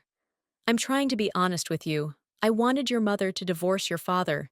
He was a nice guy, but he wanted her to fit into a box, to stay home and take care of the baby. As if that was too much to ask of a new mom. Your dad couldn't give her the life I could. The life I wanted to give both of you. My parents had money. My dad built a business for me to take over when I graduated. I could offer her much more than your father could. Meanwhile, your dad wanted her to give up on her dreams and forget her passions. He wanted her to be somebody she could never be. That didn't sound like the father Aspen had known her whole life. Maybe Brent was trying to justify his own behavior. Or maybe Dad had changed over the years. Aspen guessed that the truth was much more complex than Brent was making it out to be. Jane could never have been happy in that role. Your dad didn't understand her. But you did. God help me, I did. I understood her, and I loved her for who she was, and I would have married her in a heartbeat if he hadn't beaten me to it. It was just a matter of time before she left him, and then the two of us. He nodded to Aspen. The three of us would have been together. It was selfish. I realize that now. But we were young and in love. And the fact that she had a husband? He shook his head. I'm married. I have a wife I love and 3 kids of my own. And I realize how stupid I was. How incredibly self-absorbed your mom and I both were. But at the time, Aspen hadn't mattered to this man or her own mother. At least Mom had the mental illness to blame. I thought you'd want to hear a different viewpoint, he said. I can see I've only upset you more, and I'm truly sorry for that. I think that, if she'd seen a psychiatrist, if she'd gotten on medication, maybe she would have left your father. Maybe she and I would have. He must have read the horror on her face. He shifted gears. Or maybe she would have stayed with your father, and they'd have made it work. I know he was trying very hard. I can tell you one thing. Your mother would never have set off that bomb if she'd thought there was somebody in that building. And now, I've taken up enough of your time. I didn't mean to upset you more. He started to push to his feet. Wait! Seeming wary, he settled in the chair again. From the articles I read, after the bomb went off, the authorities immediately started looking for her. She'd made so many threats. But nobody ever saw her again. She just vanished. What do you think happened to her? He took a long time answering. Finally, he said, If your mother were still alive, I'd have heard from her. Again, I'm not proud of this. But if she'd contacted me, I'd have done everything in my power to protect her. She never contacted me. Brent hung his head so long that Aspen feared he wouldn't continue. But then he looked up and met her eyes. I looked for her. I looked everywhere I could think of. Everywhere we'd ever been together. Everywhere we'd ever talked about going. I searched for her for months. Aspen didn't speak, just waited for Brent to answer the question she'd asked. I think she heard about the woman in the building, and it destroyed her. I think she went somewhere remote, somewhere nobody would ever find her, and committed suicide. Either that or... He pressed his lips and swallowed hard. There's only one other option I can think of, and I hesitate to say it. She couldn't imagine what he could add that would be worse than what he'd already told her. But then he said it, and it was so much worse. Or your father found out what she did, and he killed her. Chapter 17. 30 years ago. They were 6 weeks out from the incident the next time they met. The Crusader was empty-handed when she followed the builder across the dark bar to their table. The planner wasn't happy. He glared at the Crusader. "You said you would bring the things." "She did," the builder said. "They're in my car already." He relaxed as another piece of his plan clicked into place. "You have everything you need then?" The builder nodded, plopping into the chair. The Crusader sat but fidgeted, eyes bright, smile fixed in place. She'd been like this for weeks. Ideas flying, not that they made much sense. Her grasp on reality seemed to be slipping. He worried. When this was all over, he'd insist she see a psychiatrist. He wasn't sure what was going on with her, though he had his suspicions. She wasn't crazy, just unstable. But they had medication. She could get on something. Then she'd be fine. He'd help her. He'd stay with her and protect her. He understood her far better than her husband ever would. The wrench even has a little bit of his blood on it from when he was fixing the car last weekend. The Crusader practically bounced in her chair. No question they'd be able to trace it to him. "That's not the goal," the builder said. "We just want to convince him to establish your alibi." I know. I'm just saying." Gone was her reluctance to drag her husband into it. It would be back, though. Her mood would swing in the other direction. Sometimes it swung too far. The planner had seen that side of her, too. Dark days when she refused to leave her house. The medication would help that, too. After they did this, her husband wouldn't want anything to do with her. He'd quit pretending their marriage could work. He'd take the kid and leave. And the planner would have her all to himself. He would take care of her without putting all the demands of motherhood on her. He would protect her, from others and from herself. He was exactly what she needed. "There's one more thing you need to do," he said. "You need to establish a place. Some place where if you ask him to meet you there, he'll know exactly where to go, and he wouldn't question you too much. Someplace out of the way, remote." "Like Ayasha Point?" "No." He took a deep breath for patience. "It has to be someplace you can drive to. You can only hike to Ayasha Point." Right. I see. The planner and the builder shared a look. Could she hold it together for 6 more weeks? He would hold her together if he had to. "I was thinking maybe up past where they're building those new condos," he suggested. The Crusader's eyes brightened. Yeah, there's a view." "Exactly." Okay. Her head bobbed. "We'll have a picnic. I'll pack sandwiches and wine and something for the baby. I have the perfect plaid blanket we can sit on. It'll be nice. We'll call it our place. We'll kiss." The planner forced a smile. "Whatever you think will work." "I'll do it. It'll be fun." He kept his face neutral, even if the thought of her creating a romantic spot for herself and her husband sent red-hot jealousy through his veins. He'd imagined them going there to discuss their failing marriage. Her way would work too. The planner could be flexible. She had to do this to keep herself out of prison, whatever it took. When it was done, her husband would drop her, and she realized she'd never needed him to begin with. It would all work out. They just had to stick to the plan. Chapter 18. Aspen's car was in the driveway when Garrett arrived at her house that afternoon. Since she'd finally trusted him with her key, he'd already been by once to unload the things they'd purchased the day before. Then he'd returned to his condo to get the tools he'd need that hadn't fit in the truck the first time around. He jogged up the walk and, after knocking to announce himself, propped open the glass storm door and pushed open the other door into the room. It was a mess, from 2x4s to sheets of drywall, from new toilets to floor tile. He was about to announce his presence when he caught sight of Aspen bent over a 5-gallon bucket of paint. She seemed to be trying to lift it. "Hey, don't! I can't live like this." She let the paint bucket tip back to the floor with a thud. "No, I know, You can't just leave all your crap in the middle of the living room." She stood to her full height, which still left her about 6 inches shorter than he, and glared. "This is unacceptable. I come home to find my house in total disarray. You nowhere in sight, probably off to get lunch. You seem to have zero regard for my property. You need to get this taken care of, and taken care of right now." Hot rage rose from the very center of his being.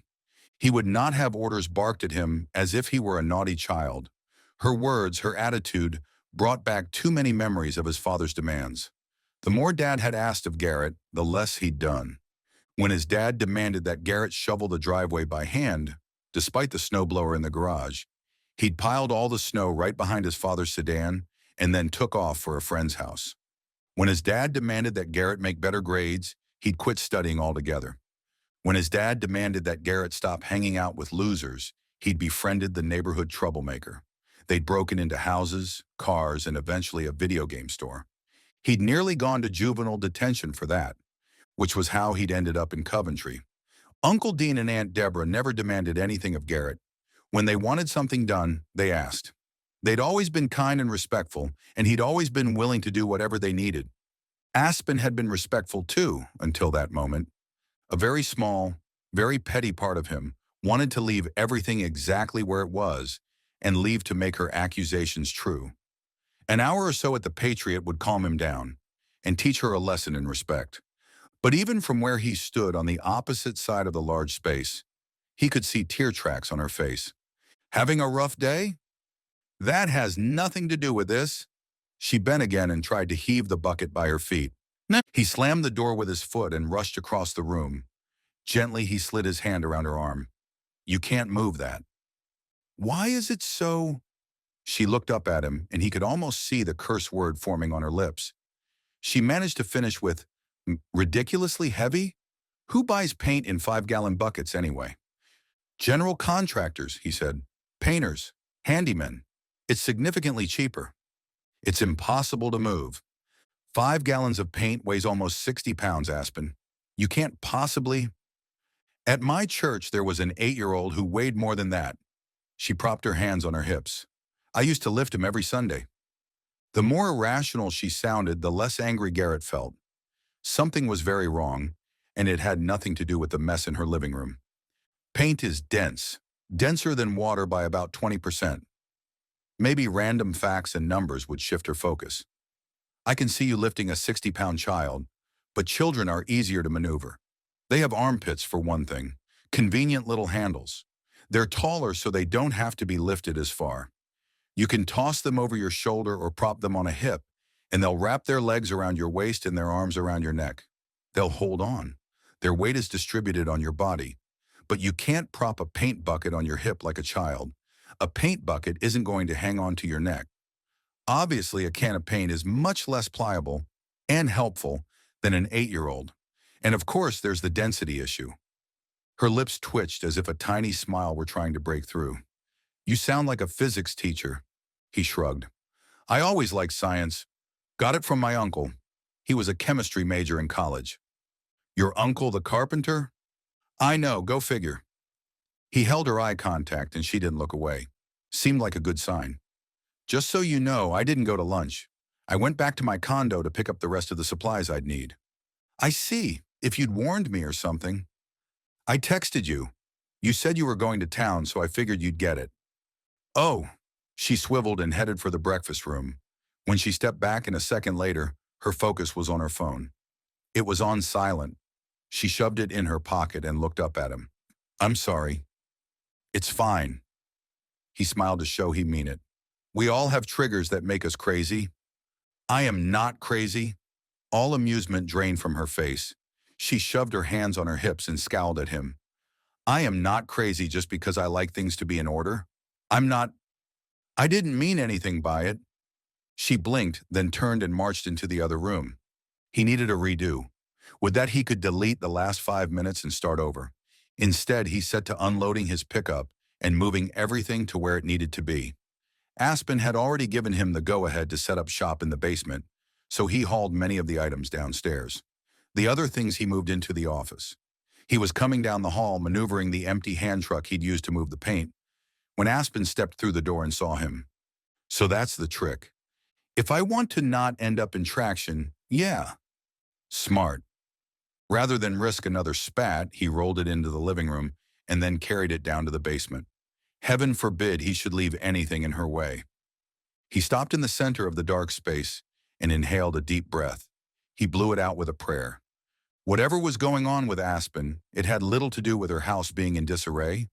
He wanted to be a friend to her, but he also had a job to do, and he needed to do it well. He needed wisdom. He needed to concentrate on the work and not be distracted by the woman upstairs. He'd brought a sandwich in his backpack, so he dug it out and munched it while he decided on a plan. He had everything he needed for the downstairs bathroom, so he was going to start there. She'd told him she'd prefer he only work in one space at a time, and he wanted to honor that request as best he could. Lunch wolfed down, he headed upstairs to the bathroom and got started. He'd removed the old toilet and ripped up the cracked linoleum floor when Aspen knocked on the open door. "Hey!" He looked up from where he was measuring to find she'd washed off the streaked makeup. She looked younger, more vulnerable somehow. "You okay?" She leaned on the door jamb. "I don't deal well with chaos." "I'll keep that in mind, but home improvement projects are chaotic," he said. "They're messy and unpredictable. There's no way to avoid that." "I know. I understand why you want to stay here, that you want to find out what happened to your mother, but if the work is going to be a problem, I don't think I do." He wasn't sure exactly what she meant, so he brushed off his hands and stood, waiting for her to continue. "Want to find out what happened to my mother, that is. Maybe everybody's right. Maybe I should just let it go." Maybe she should. Would that get people off her back? Would the burglar leave her be? Would his uncle no longer be curious about her activities? Not that anybody else knew that was why she was there. So, no. As long as she was in town, people would be curious about her. Some more than just curious. He lifted his water bottle and shook it. "I could use a refill." She turned and headed for the kitchen. He followed and was filling his bottle when he asked, "What happened when you were in town?" "I spent about an hour reading articles about the bombing." Standing by the door of the dingy space, she related some of the facts and the evidence against her mother. "The world seems convinced she did it." He tried to infuse gentleness in his voice. "Are you?" She shrugged. "Either she set off that bomb or somebody else did an excellent job of making it look like she did." But based on the defeat he saw in Aspen's eyes, he guessed she wasn't holding out hope for the second. And then she told him about a woman who'd accosted her at Cup of Josie's. A woman who accused her of knowing where her mother was. "Who was it?" he asked. "Rhonda something, the sister of the woman who was killed." Dean had mentioned her that morning. That must have been upsetting. "Yeah, I was there to talk to Brent Salcito. He tried to intervene, but she was pretty determined to have her say." And then after securing his promise to keep it confidential, she told him about her conversation with Salcito, who'd been having an affair with Jane Kincaid after Aspen's birth. As if that hadn't been distressing enough news, he'd gone on to share his theories about what happened to Jane. Either the woman had committed suicide or, "He actually said that to you?" Garrett didn't try to temper the anger in his voice. "That he thinks your father murdered your mother?" Aspen nodded, face ashen. Garrett tamped down a wave of fierce protectiveness, which had him wanting to hunt down the mayor and give him a piece of his mind, or maybe his fist. Instead, he opened his arms. She stepped into them, pressing her cheek against his t-shirt. He held her tight. "Considering Salcito's relationship with your mother, he's probably not the best judge of your father or your parents' marriage." She tipped her head back to face him. "That's true. What did your dad say about your mom and their marriage?" Aspen stepped away and leaned against the counter, crossing her arms. "Not much, honestly. When I'd ask about her, he'd smile and tell me I looked just like her. He'd tell me things about me that reminded him of her, though they were always the same things. I guess she was outgoing and had a lot of friends, and she was confident and knew her own mind." "I can see that in you." "Can you?" She shook her head. "In the past, maybe, but it doesn't seem like that these days. Anyway, he never said anything about their marriage. Today, Brent said that my mother loved me, and I realized that my father never told me that she did. Never once." Ouch. "Perhaps your father's definition of love was different from your mother's. Perhaps he just didn't understand hers." Aspen shrugged. "Maybe they just didn't understand each other. Maybe he didn't trust her love for you because—" He let his words trail before he finished the sentence. But Aspen knew what he was getting at. Because Dad didn't trust her love for him? If what Brent said was true, then— Aspen blew out a long breath. "It's so frustrating trying to piece this together. It's like trying to complete a jigsaw puzzle with no picture and only half the pieces." "Is there anybody else you could ask about this? Grandparents? Siblings? My dad had a brother, but their family didn't live near here. They didn't know my mom well, and what they knew, they didn't like. Though they never said that to me, my cousins weren't so careful with their words. I don't know that I'd trust their impressions. And we were never close to my mother's parents. Are they the ones who live in Florida? They're in North Carolina. They moved here when Mom was a senior in high school, but they only stayed a year before they moved away again. I guess my grandfather was in hotel management, and he got transferred a lot. My understanding is that they weren't living here when Mom and Dad got married. Dad didn't keep in touch with them, so I guess I could ask them, but she shrugged. Ernest, maybe they wouldn't know much about the marriage either. And my dad's parents hated my mother. I mean, they never said that to me, but they didn't have to. So could I trust anything they told me?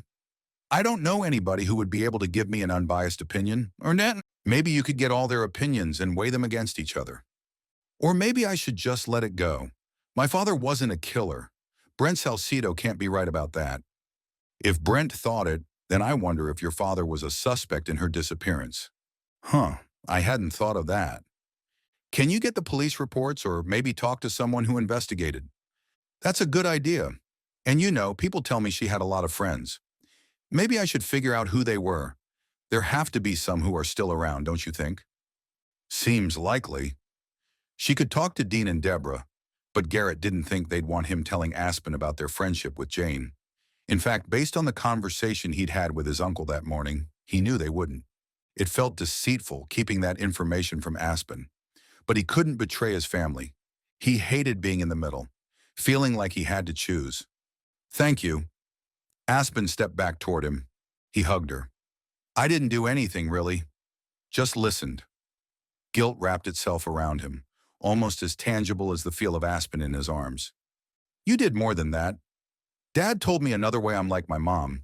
He said she had to express every thought before she knew what she was thinking. She was an external processor, and I'm the same way. Used to drive my father crazy. He'd want to sit quietly and I'd babble about everything that happened to me all day long. He'd say almost nothing, just nod along. And by the time we were finished, I'd have some clarity. Her expression turned darker. Is that weird or crazy? I never thought about it, but maybe it's a sign. Like a flash, he remembered all the times she'd used that word. Crazy. She'd asked if it would be crazy to remodel the entire house. She'd worried that buying the nicer used sofa would be a crazy decision. When they'd been talking about her wearing her handgun, she'd said she felt like a crazy person. Earlier that day, it had been Garrett who'd used the word, suggesting the messy house had been a trigger that had made her crazy. And his use of the word had made her... He wasn't going to say it. How many times had Aspen wondered if she was like her mother? How many times did she second-guess her decisions for fear of it? He took Aspen's upper arms and set her away so he could get a good look at her face. And she his. Aspen Kincaid, you are not crazy. You're one of the sanest, most rational people I know. You might be like your mother in a few ways, but you have a sound and ordered mind. I know, but when she blinked, a tear dripped down her cheek. And your mother wasn't crazy. I don't know what she had, but it seems pretty clear that she suffered from a mental disorder caused by a chemical imbalance. That word, we need to stop using that word. He was going to eradicate it from his vocabulary permanently. She said again, I know. I'm not sure you do, he said, but I assure you, whatever mental illness your mother suffered, she didn't pass it along to you. He pulled her close again, wishing he could convince her. Would she always wonder? Would others, like Uncle Dean, make it worse with their assumptions and theories? Would Aspen always question her own sanity because of her mother's illness? He held her close and prayed that God would help her see herself the way Garrett saw her, the way God saw her, as a beautiful, kind, generous, and determined woman. A woman he was falling for more every moment. Chapter 19. After Garrett started laying the tile in the bathroom, Aspen reapplied her makeup and headed out. When she'd returned home from her coffee with Brent, she'd only wanted to light a fire in her fireplace, turn on an old movie, and escape for a few hours. The state of her living room had destroyed that notion, which was why she'd been so upset. But Garrett had given her some good ideas to follow up on. She called the police department and asked to speak with Chief Coate, but he'd gone out of town for a couple of days. Frustrated, she left her name and asked that he call her when he returned. With Brent Salcido's words fresh in her mind, she decided to see if she could track down some of her parents' old friends. If what he said was true, if there was any way her father had hurt her mother. It couldn't be true. It couldn't. But people changed. And sometimes, otherwise, good people could behave very badly. How had Garrett put it? Everybody had triggers that made them crazy. Maybe Mom had pulled one of Dad's. Maybe he had hurt her. Aspen couldn't imagine. But she knew Dad hadn't become a believer until after she was born. How could she know what he'd been like before he'd surrendered to Christ? His last words echoed in her mind. I didn't do right by her. Do what I never had the courage to do. What had he done? What had he not done? Aspen's fears dishonored the man who'd raised her so well, who'd loved her so well. If there was any chance her father had killed her mother, then Aspen didn't want to know. But Dad had asked her to come here, to uncover the truth. How could she disregard his last wishes? She parked in front of the library for the second time that day. Though it was an older building, the inside was new and modern, brightly lit, and surprisingly large for such a small town. She approached the circulation desk and spoke to a young woman with dark brown hair pulled back in a tight bun. All she needed were reading glasses to look like the quintessential fussy librarian. Do you have old Coventry High yearbooks? Aspen asked. Of course. What year? Aspen gave the woman her parents' year of graduation, and they headed to a section in the back where she saw a number of books about the history of Coventry and the surrounding area. The librarian found the year Aspen had asked for. Aspen took the book, asking, Any chance you have Plymouth State yearbooks as well? The librarian's lips shifted to one side. That's a good question. Let me find out.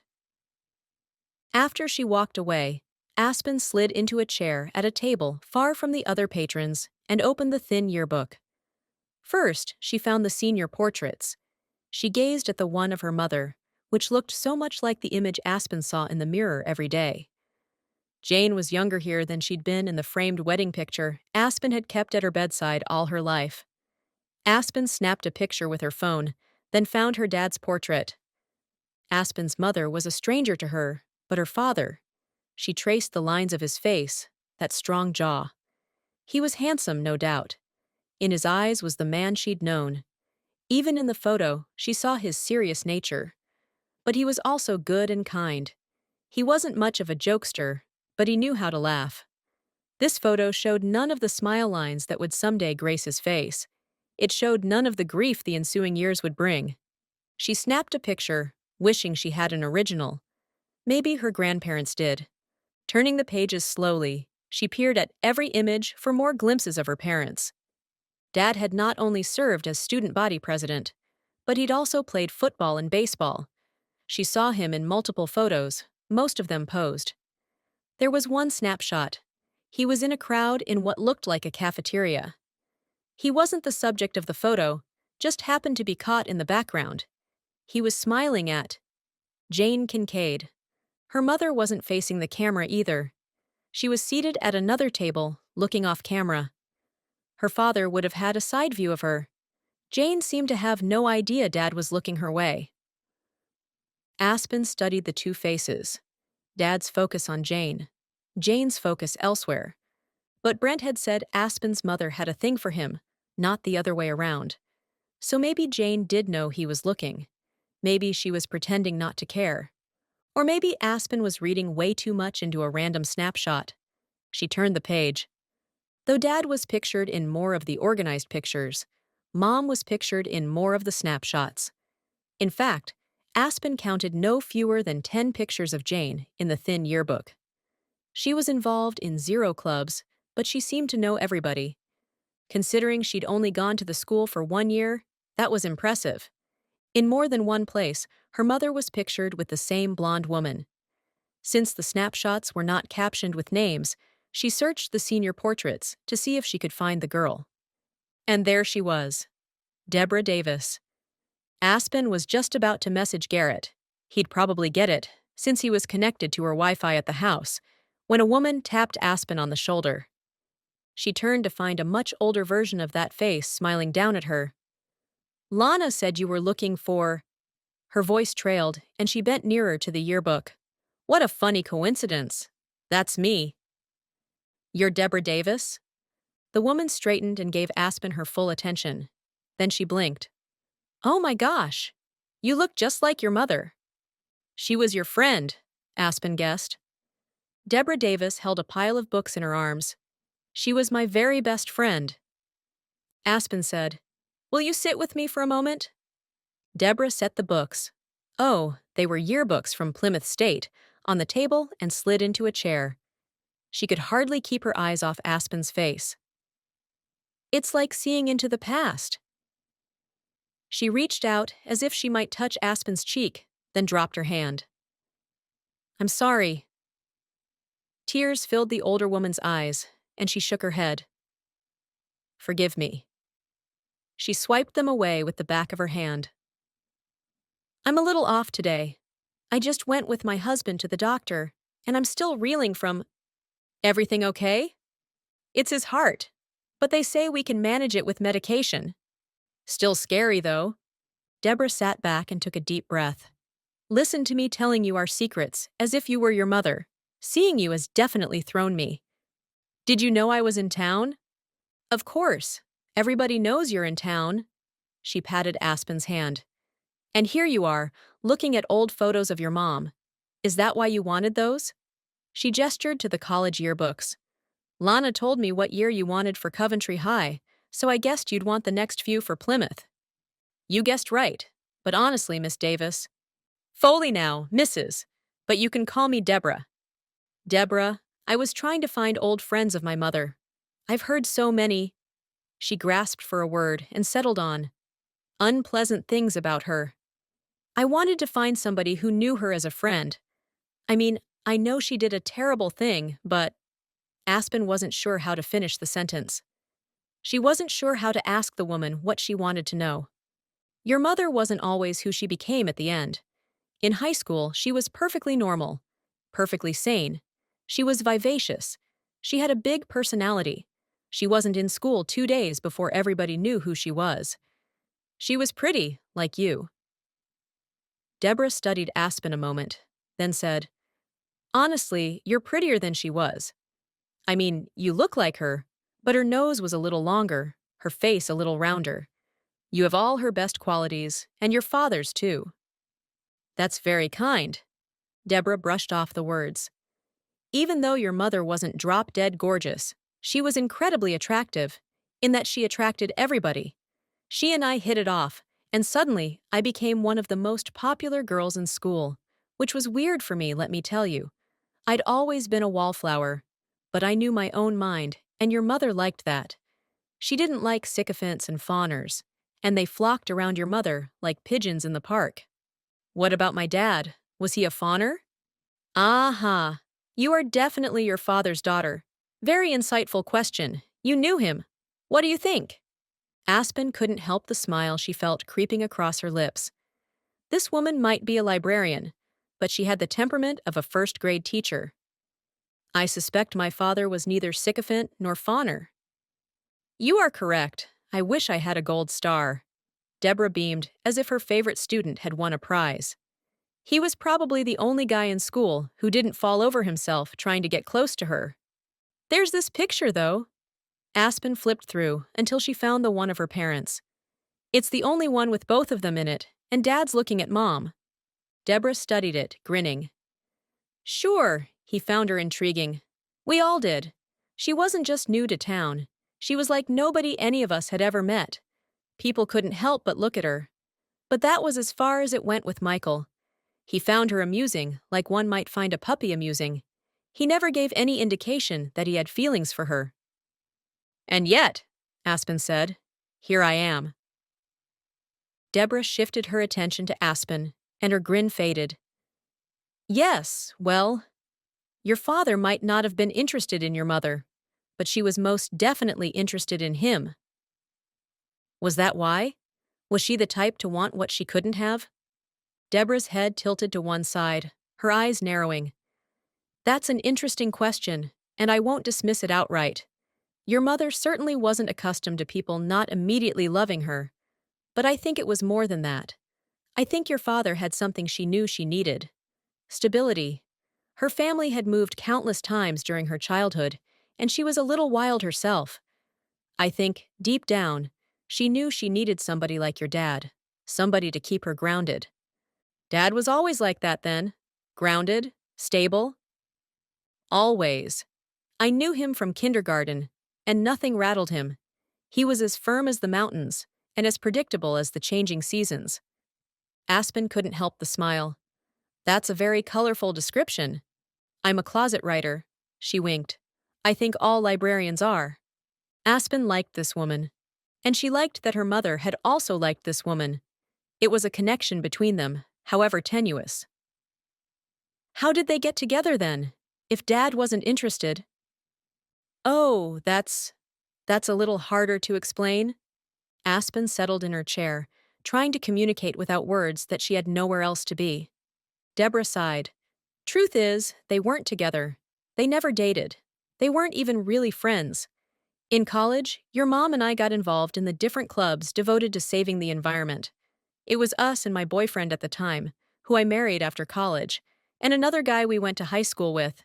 And then, of course, a lot of other students at Plymouth. But the four of us were pretty tight. Your mom still had a thing for your dad.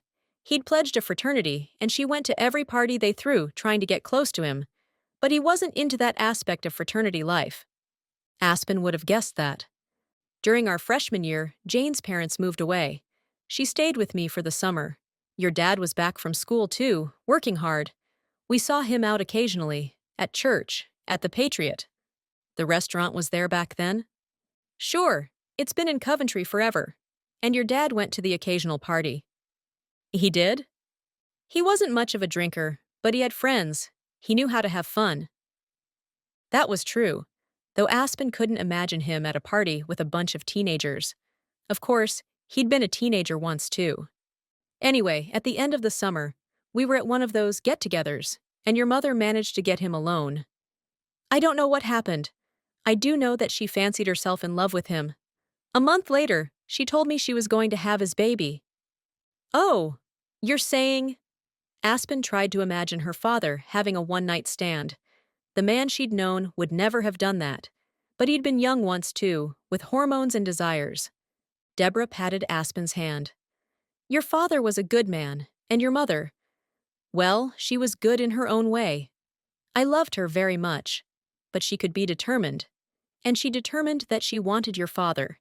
And when she wanted something, no power in the world could stop her, not even your dad.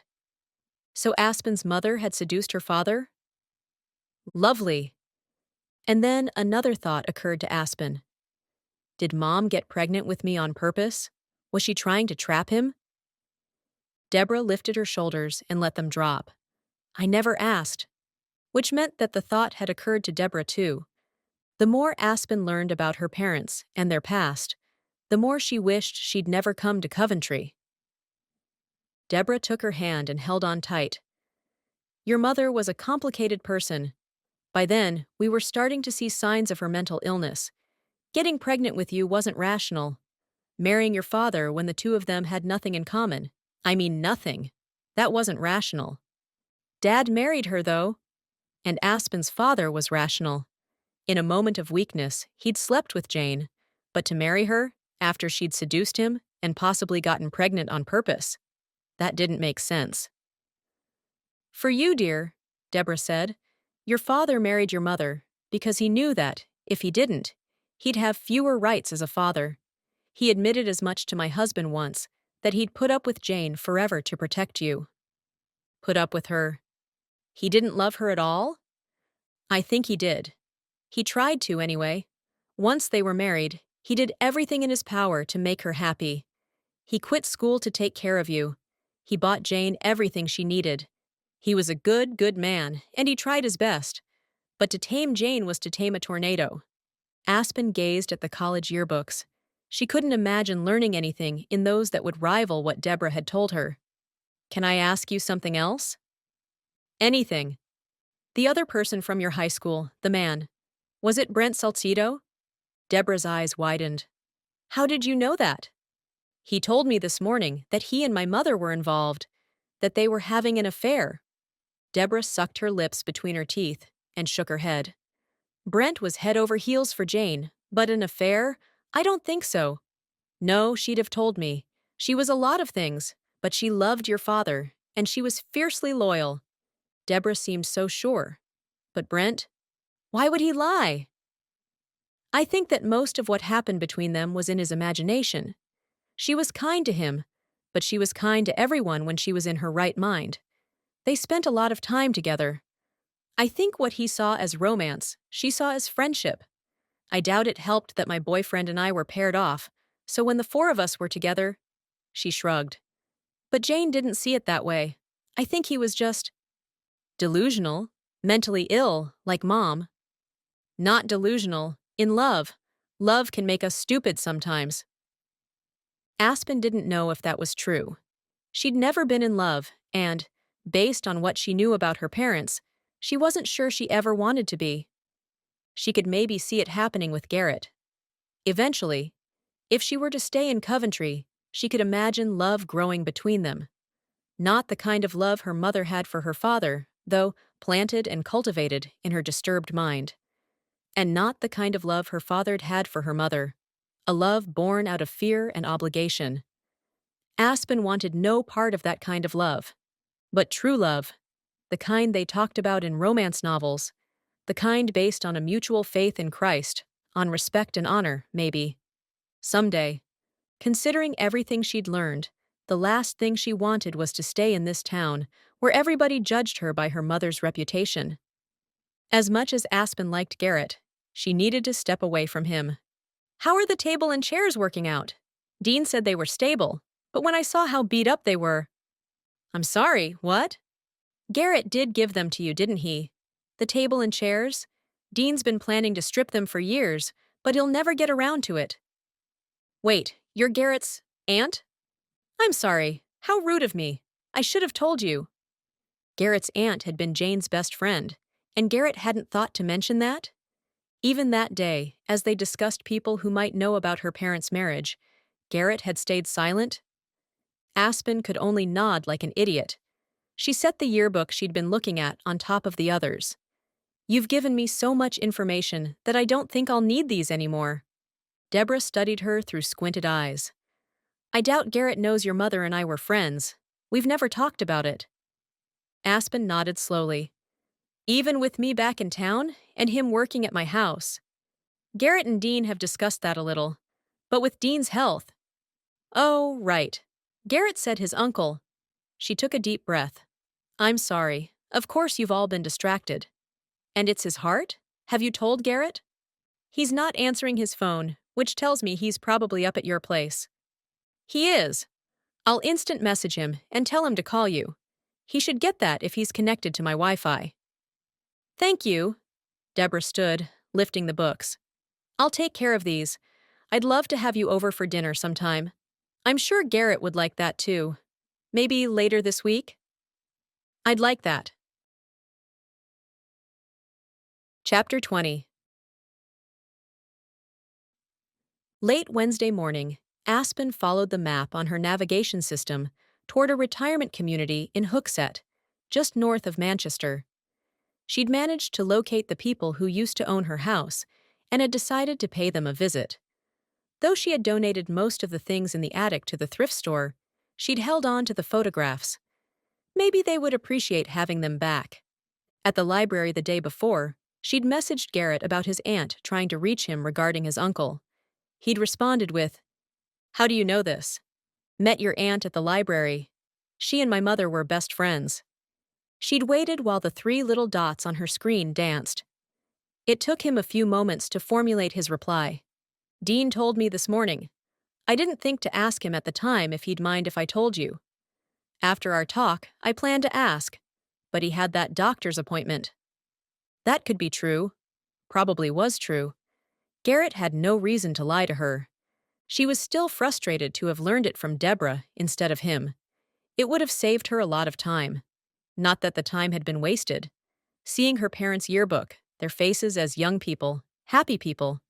She wished Garrett had told her, but she understood his loyalty to his aunt and uncle.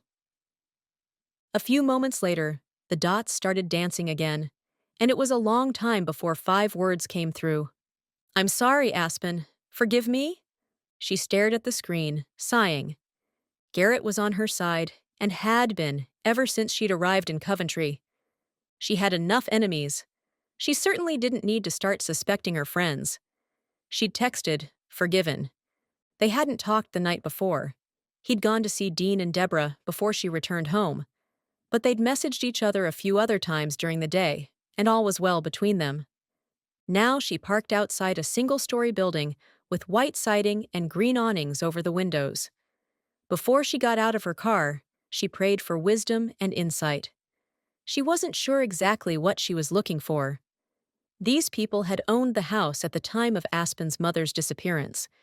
The house had changed hands between then and when Dad had bought it, but maybe they'd remember him. Maybe her mother or father had had some connection to the house at the time. Or maybe this was a wild goose chase. Aspen had needed to get out of Coventry, a drive to clear her head, and this had seemed the perfect excuse. She'd sent the yearbook pictures of her parents to the drugstore to have prints made. With those and the snapshots from the attic, she trudged through the parking lot to the door. She was directed down a hallway where older folks, some in wheelchairs, others in armchairs with walkers at their sides, sat chatting. Finally, she reached the proper door and knocked. When a man called out, "Come in," she pushed it open and stepped inside. It could have been a luxury studio apartment with the pale walls, dark and ornate crown molding, pretty curtains, and an area rug that looked both old and expensive over hardwood floors. Hospital beds ruined the effect. "Hi, I'm Aspen Kincaid. Your wife and I spoke on the phone?" She'd called the day before and tried to ask her questions, but the woman who answered had seemed confused. She told Aspen she didn't do well with phones, and couldn't she spare a minute to come by and see them? The man was seated on a chair beside one of the beds. His bushy gray eyebrows lifted. "Is that so?" He turned to the bed. "Polly, did you talk to someone on the phone yesterday?" The head of the bed rose, and a woman came into view. She had white frizzy hair that was matted on one side.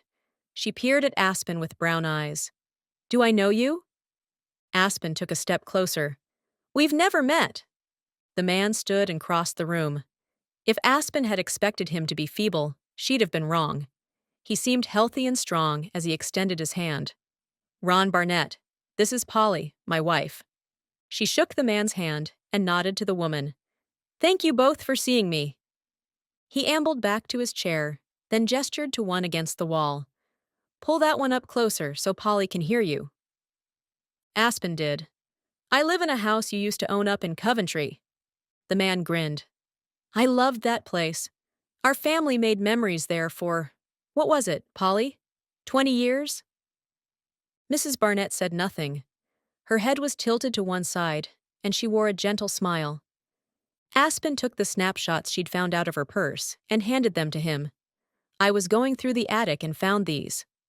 He took his time flipping through them, leaning close to his wife so she could see. They remarked on the kids, tossing out names and ages, places they'd gone and things they'd done. The woman was alert and aware for a few moments before she seemed to slip away again, wearing that kind but vacant expression. Mr. Barnett clutched the photos to his chest. "Thank you." He eyed his wife and shook his head. "She doesn't come back to me very often these days. Whenever she does, it's a gift." Aspen felt her eyes tingling. This was what marriage should look like. This was the for better or for worse kind of marriage she wanted. This man, who seemed perfectly capable of taking care of himself, was here because his wife needed him, and he wanted to be at her side. Simple as that. Would her father have loved her mother this way, if things had been different? Could her mother have loved him back? Mr. Barnett set the photos on the other bed. "Was that why you came, to give us those photos? Or was there something else?" "I was wondering if you remembered either of these people." She took out the pictures she'd made and handed them over. He peered at her father's first. "Who are they?" "My parents. That's Michael Kincaid." He studied the image a long time. "He doesn't look familiar." He looked up. "Should he?" "He lived in Coventry when you did. It was a vacation home for us. We didn't know many of the locals." After handing the photograph to the woman, she gave no reaction to it. He focused on the photo of her mother. This time, Aspen caught a flicker of recognition. It was a long moment before he spoke. "This is the woman who—" He looked up, held Aspen's gaze a long time. "This is your mother?" She nodded. "Do you know the story about the lumber company?" "Yes, but before my father died, he said something that made me think there was a connection to your house. He'd bought it, which was odd enough." "Why would that be odd? It's a great house." "Because we lived in Hawaii." The man's eyebrows shot up. "Oh, oh, I see. And he didn't tell you why?" "No, he was hit by a car. I only had a few moments to speak to him before they intubated him. He didn't make it." "I'm sorry to hear that." The man peered at the picture again. "The explosion happened in the spring. We'd been there that month, mostly because we needed to check in with the contractor, but he was an older guy. And that was before the explosion. And your parents would have been kids at that point, right?"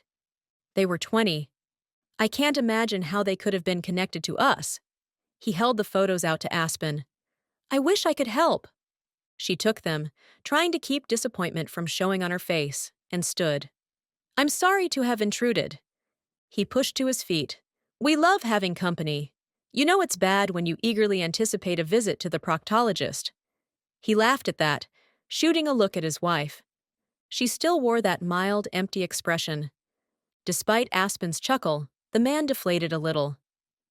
"Anyway, it was no bother. I hope you find what you're looking for." Aspen made her way past the people in the hallway and out into the cold morning air. There had to be some reason why Dad had bought that house, but Aspen was beginning to think she'd never figure out what it was. Chapter 21. Aspen wasn't ready to go back to Coventry. After she left the retirement home, she drove south to Manchester, ate a crisp salad with grilled chicken at a restaurant where not a soul stared at her, and then continued to a place Garrett had told her about, armed with all the information she needed for the countertop. She walked rows and rows of granite slabs leaning against what must have been incredibly sturdy racks. She recalled Garrett's design for her kitchen, a design she'd instantly loved, and looked for a slab that matched it. It was ridiculous how many shades there were. Maybe she shouldn't have been surprised. This was the granite state, after all. She finally settled on a creamy color with veins of light gray, taupe, and beige running through it. It would be perfect for the island, and there was enough to do the other countertops as well. She gave the clerk the specifications Garrett had printed for her, adding his phone number to the top of the paper. "If you have any questions, call him. He's in charge." "You got it," the guy said. She handed over her credit card, trying not to wince at the price. She'd get it back when she sold. She had a lot of problems in her life at that moment, but fortunately, money wasn't one of them. That chore done, she headed for the mall, where she purchased a new laptop to replace the one that had been stolen. Then she headed for a department store and found a pair of flannel pajamas, some wool socks, and a knit cap, along with a few sweaters and turtlenecks. She threw in a pair of long underwear, just to be on the safe side. One way or another, she was going to find a way to stay warm. Her furnace was doing a better job, but it still couldn't seem to raise the temperature in her upstairs to more than 69 degrees, which was about 5 degrees colder than she wanted it. With that in mind, she picked out a down comforter along with a microfiber duvet cover that looked cozy and warm. With plastic bags hanging from her wrists, she headed for the door and stepped outside, shocked to see the sun already falling low in the sky. It wasn't even 4 o'clock. She wished she'd remembered how early it set.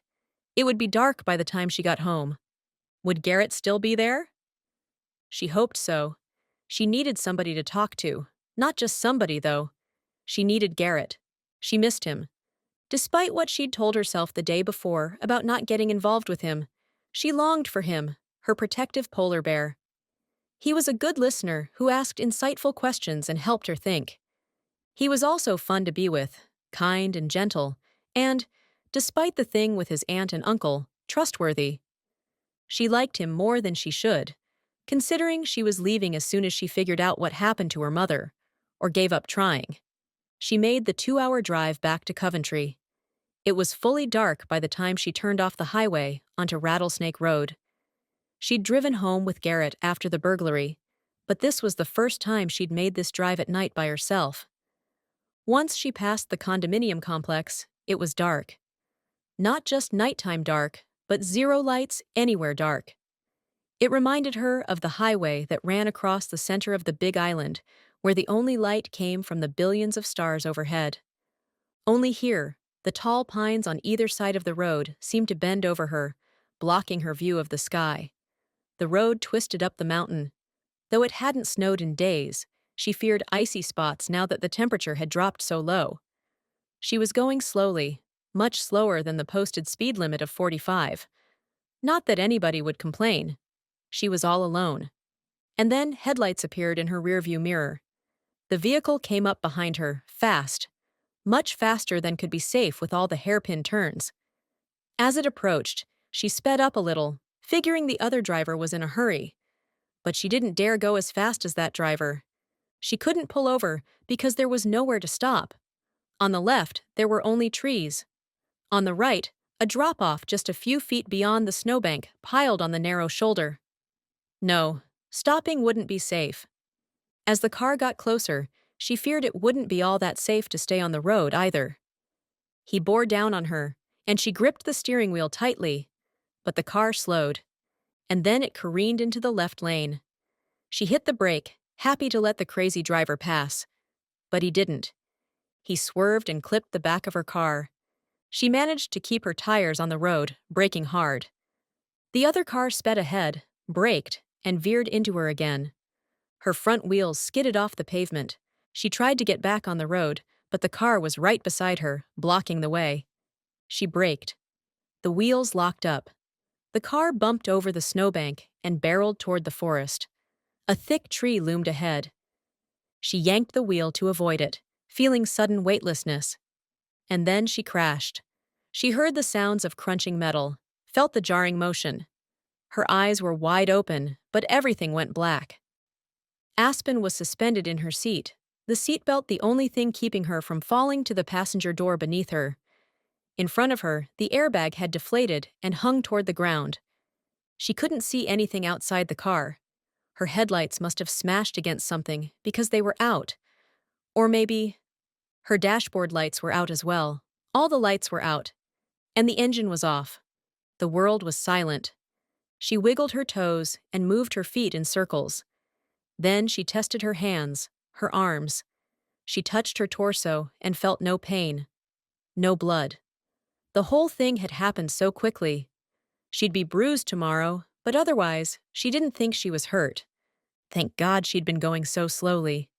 If she clicked off the seatbelt, what would happen?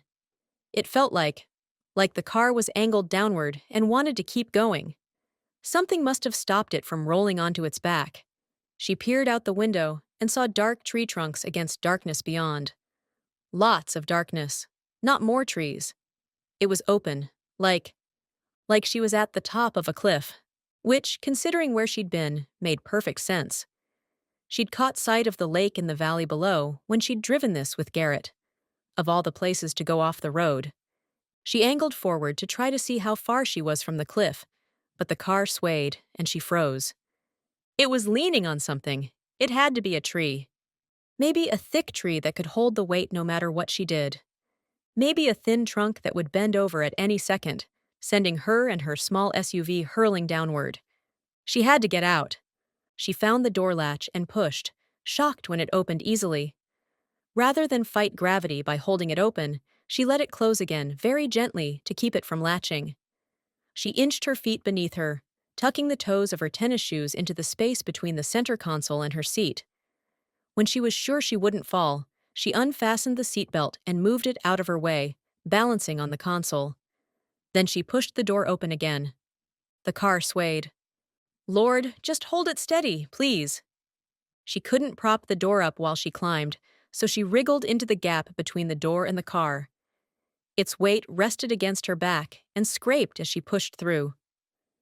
She ignored the pain. The car shifted, eager to get past whatever held it in place. She pretended it didn't matter, pretended all was well, managed to get her hips over the edge. She was just about to fall when she saw a flashlight beam in the woods. Somebody was coming, silently and slowly. She held on to the edge of the car and twisted out, flipping her feet toward the ground. She hung on by her fingertips, ignoring the pain of the car door resting against them. She dropped into the snow. The car groaned and twisted. Aspen crab-walked backward as it shifted. Something snapped, and the car fell onto its roof and slid out of sight. A moment later, she heard a crash and stared into the darkness at the empty spot where her vehicle had been moments before. The person with the flashlight said nothing. A rescuer would be calling for survivors. A rescuer would be running, frantic. Whoever held that flashlight was no rescuer. It was the person who'd run her off the road, coming to finish the job. Aspen flipped to her hands and knees and crawled, staying low, moving toward the road above.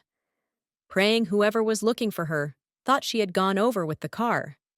Except the trail she was leaving in the snow would prove otherwise. It was just a matter of time before whoever that was caught up with her. She was cold and wet and terrified. She had her handgun, but she'd much rather stay out of sight than have to use it. To be on the safe side, she paused long enough to slide it from its holster, undo the safety, and shove it in her pocket. She reached the road and bolted toward town, keeping to the shadows on the far side. Whoever was after her would lose her tracks on the pavement, but she couldn't remain exposed. After what she judged had been about 50 yards, she leapt into the woods on the opposite side, trying to keep her tracks to a minimum. She climbed until she thought she was well hidden and snatched her phone from her pocket. Thank God it was there. Thank God she hadn't tossed it on the console or left it in her purse. She prayed for service. She'd just passed the condos, right? There could still be service here. She dialed 911 and rejoiced at the operator's voice. She whispered, "I'm on Rattlesnake Road. Someone rammed into me and forced my car off the road. I think he's coming after me." The woman got all the information and promised to send help. But Aspen was 10 minutes outside of town. How long would it be before the police arrived? Would whoever held that flashlight find her before then? She needed a way out of the woods, and she needed it now. She dialed again. Garrett answered on the first ring. "Hey, how was your—" "I need help. I think someone's after me." She told him what had happened.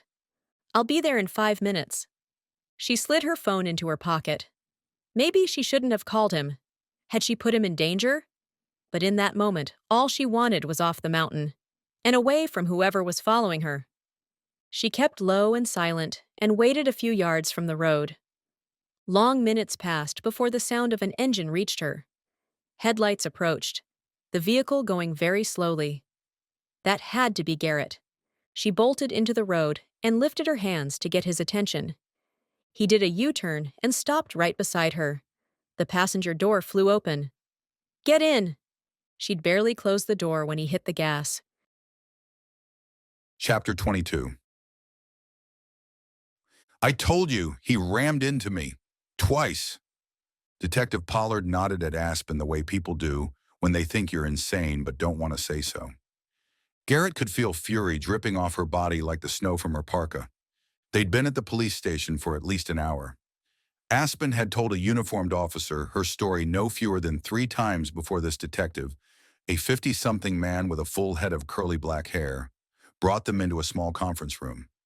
The door was closed, but through the window in the door, Garrett could see a handful of officers going about their evening business. "How long had he been following you?" Pollard asked. "He hadn't been. He came flying up behind me.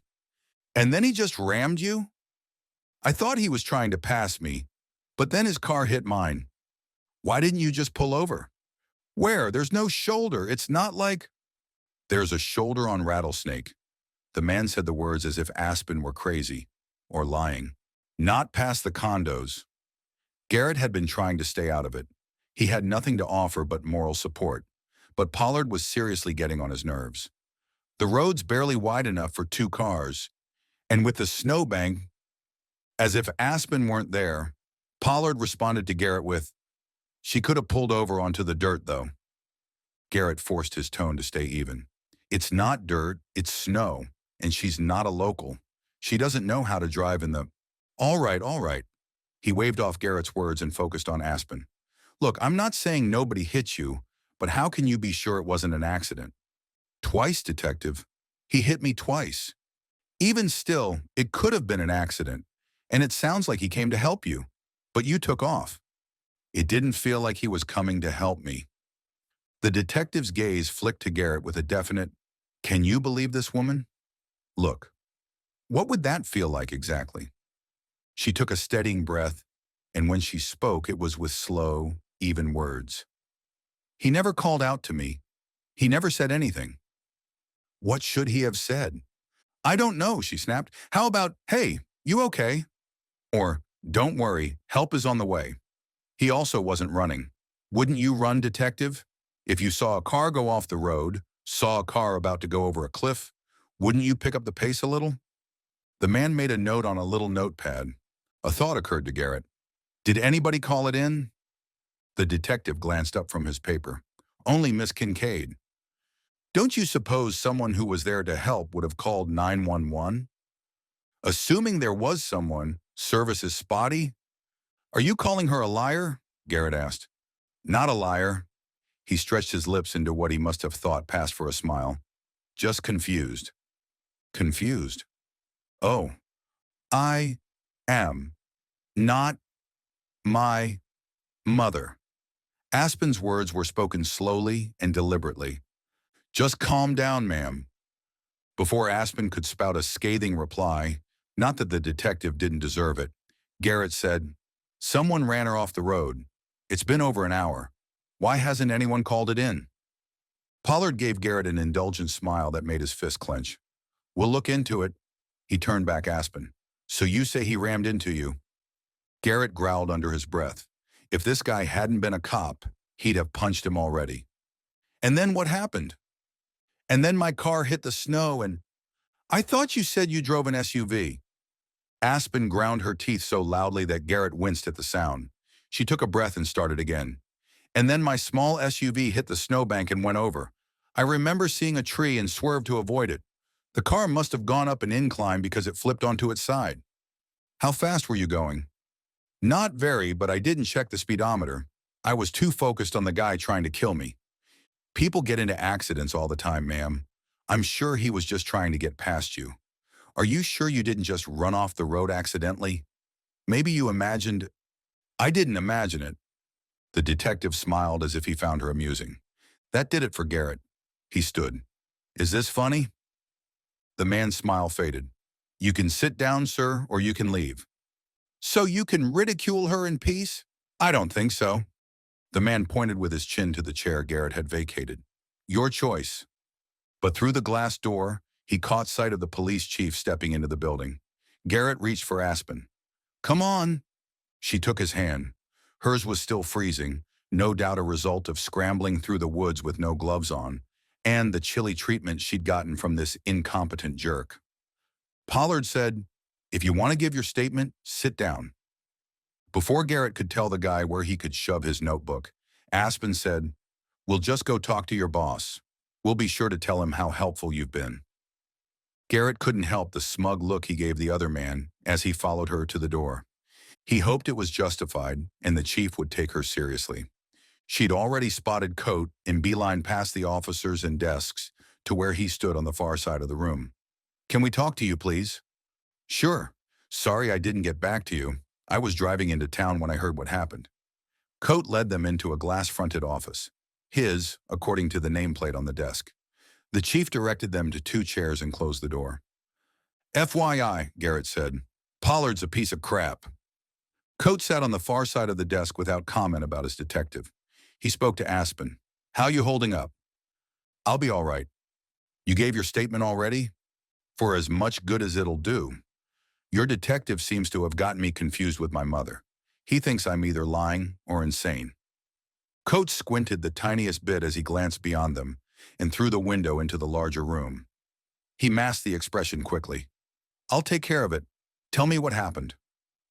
Once more, Aspen related the events from the time she spotted the headlights in her rearview mirror to when Garrett picked her up. Coate took no notes, just listened, nodding along. When she was finished, he turned to Garrett. Did you see anybody? Just Aspen. Any cars? No, but I was only there for a minute. You were home when she called? On my way there, which is how I got to her so quickly. Where'd you been? It was a strange question, considering Garrett had nothing to do with anything. Rather than question the chief, he simply answered. After I left Aspen's, I'm her general contractor, I drove to my aunt and uncle's house. How long were you there? They weren't home. Now Coates' eyebrows lifted. For the first time, he made a note on a pad on his desk. Did you call them? Garrett shifted, suddenly nervous as if he'd done something wrong. Why does it matter? Just trying to get a sense of the timeline here. The answer didn't make sense, but Coate didn't explain further. A beat of silence passed before Garrett said, I called, but they didn't answer. Another note on the pad. And after you picked Aspen up, you came straight here? Garrett was about to answer, but Coates' phone rang. He grabbed it, spoke a moment, then set it down. To Aspen, he said, Your car's being pulled out. They'll tow it to Larry's. Where's that? Garrett said. I know it. It's in town. Is it? She'd held up well so far, but now her voice cracked. Do you know what kind of shape it's in? Pretty banged up, Coates said. You're very lucky you got out before it went over the edge. Fortunately, it didn't go all the way down, so we were able to pull it up. There are other places up there where the drop-off's much deeper. Your car only fell about 20 feet before it landed head first. 20 feet? Garrett hated to think what sort of shape Aspen would have been in after that, assuming she even survived. He slid closer and wrapped his arm around her shoulders. Thank God she'd gotten out. The very thought of what could have happened if she hadn't, or if that person had found her. He couldn't stand the thought of someone hurting Aspen. Somehow, in the space of a week, she had become immensely important to him. He could see himself falling for her. Maybe he was already halfway there. But somebody had run her off the road.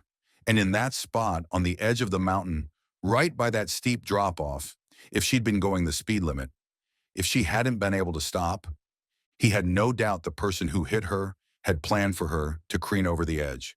Someone had tried to kill her. What did you guys find? Garrett asked. Evidence of other cars? Anybody else there? There are other prints. Somebody was tromping around in the woods. The only question is why? Were they there to help or harm? Aspen explained again why she'd believed the second, and Coate listened carefully, nodding as if he agreed. When she was finished, he said, Definitely suspicious, and nobody's called it in either. Coate was taking it seriously, thank God. We're already talking to local body shops, asking them to alert us if anybody brings in a car with damage to the right side. You didn't get a plate number, make, model? It was a sedan. White maybe, or silver. I don't know. It was so dark. He made a note of that. And you didn't see the driver?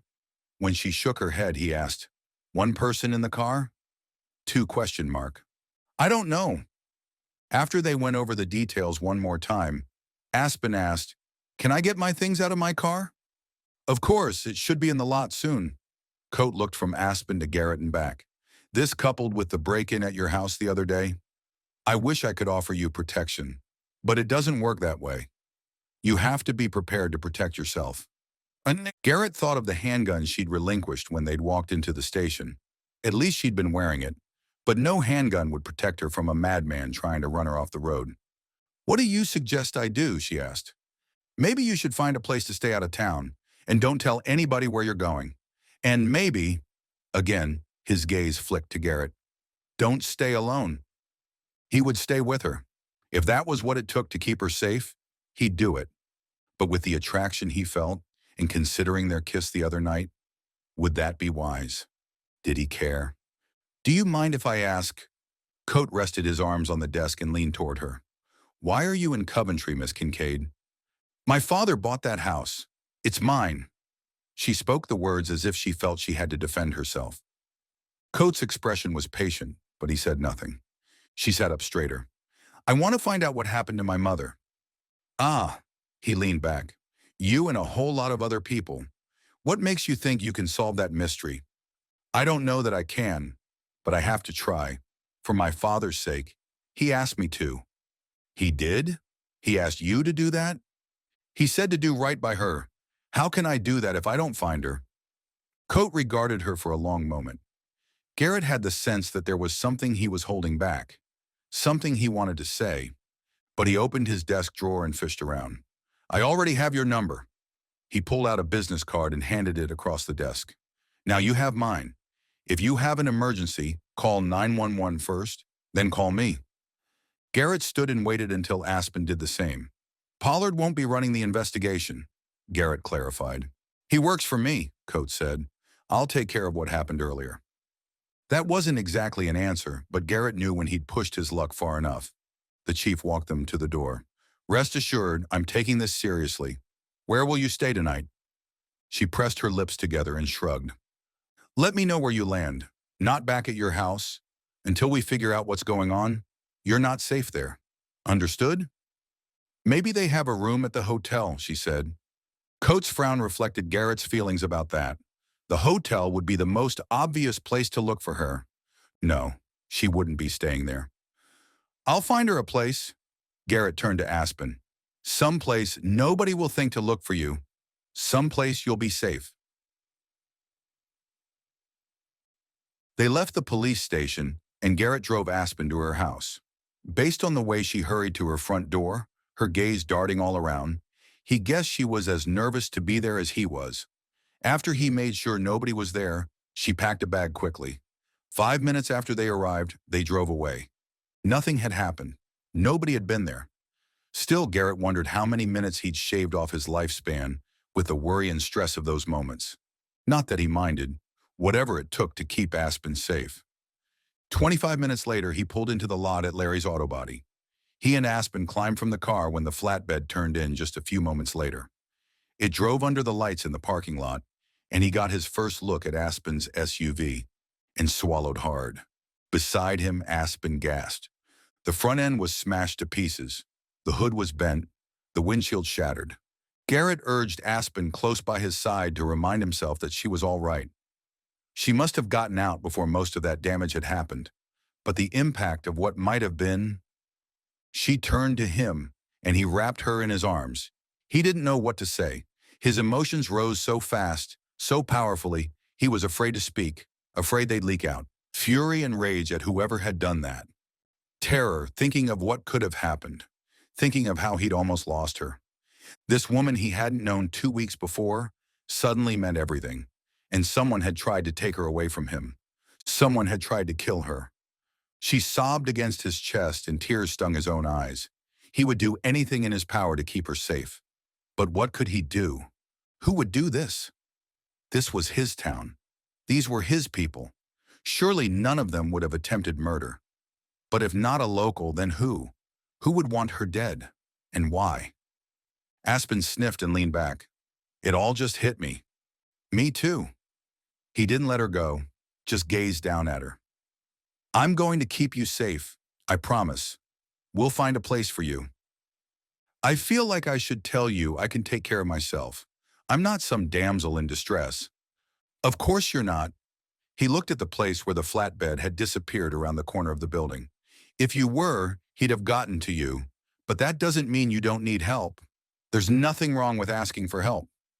Good, because I wasn't about to refuse it. He loved that humility, that authenticity. He realized there were a whole lot of things he loved about Aspen Kincaid. We should probably...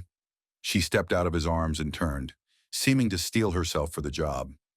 Though the car was out of sight, the sounds of the chains that had held her car in place being tossed aside reached them.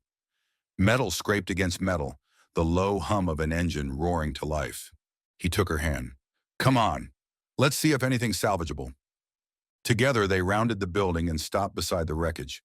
Larry caught sight of them and yanked off his gloves as he walked their way. Garrett, this isn't your car, is it? It's mine, Aspen said.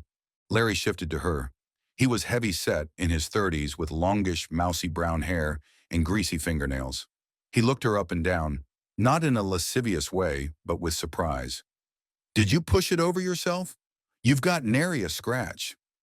Larry was the type of guy to use the word nary. "I managed to get out before it went over."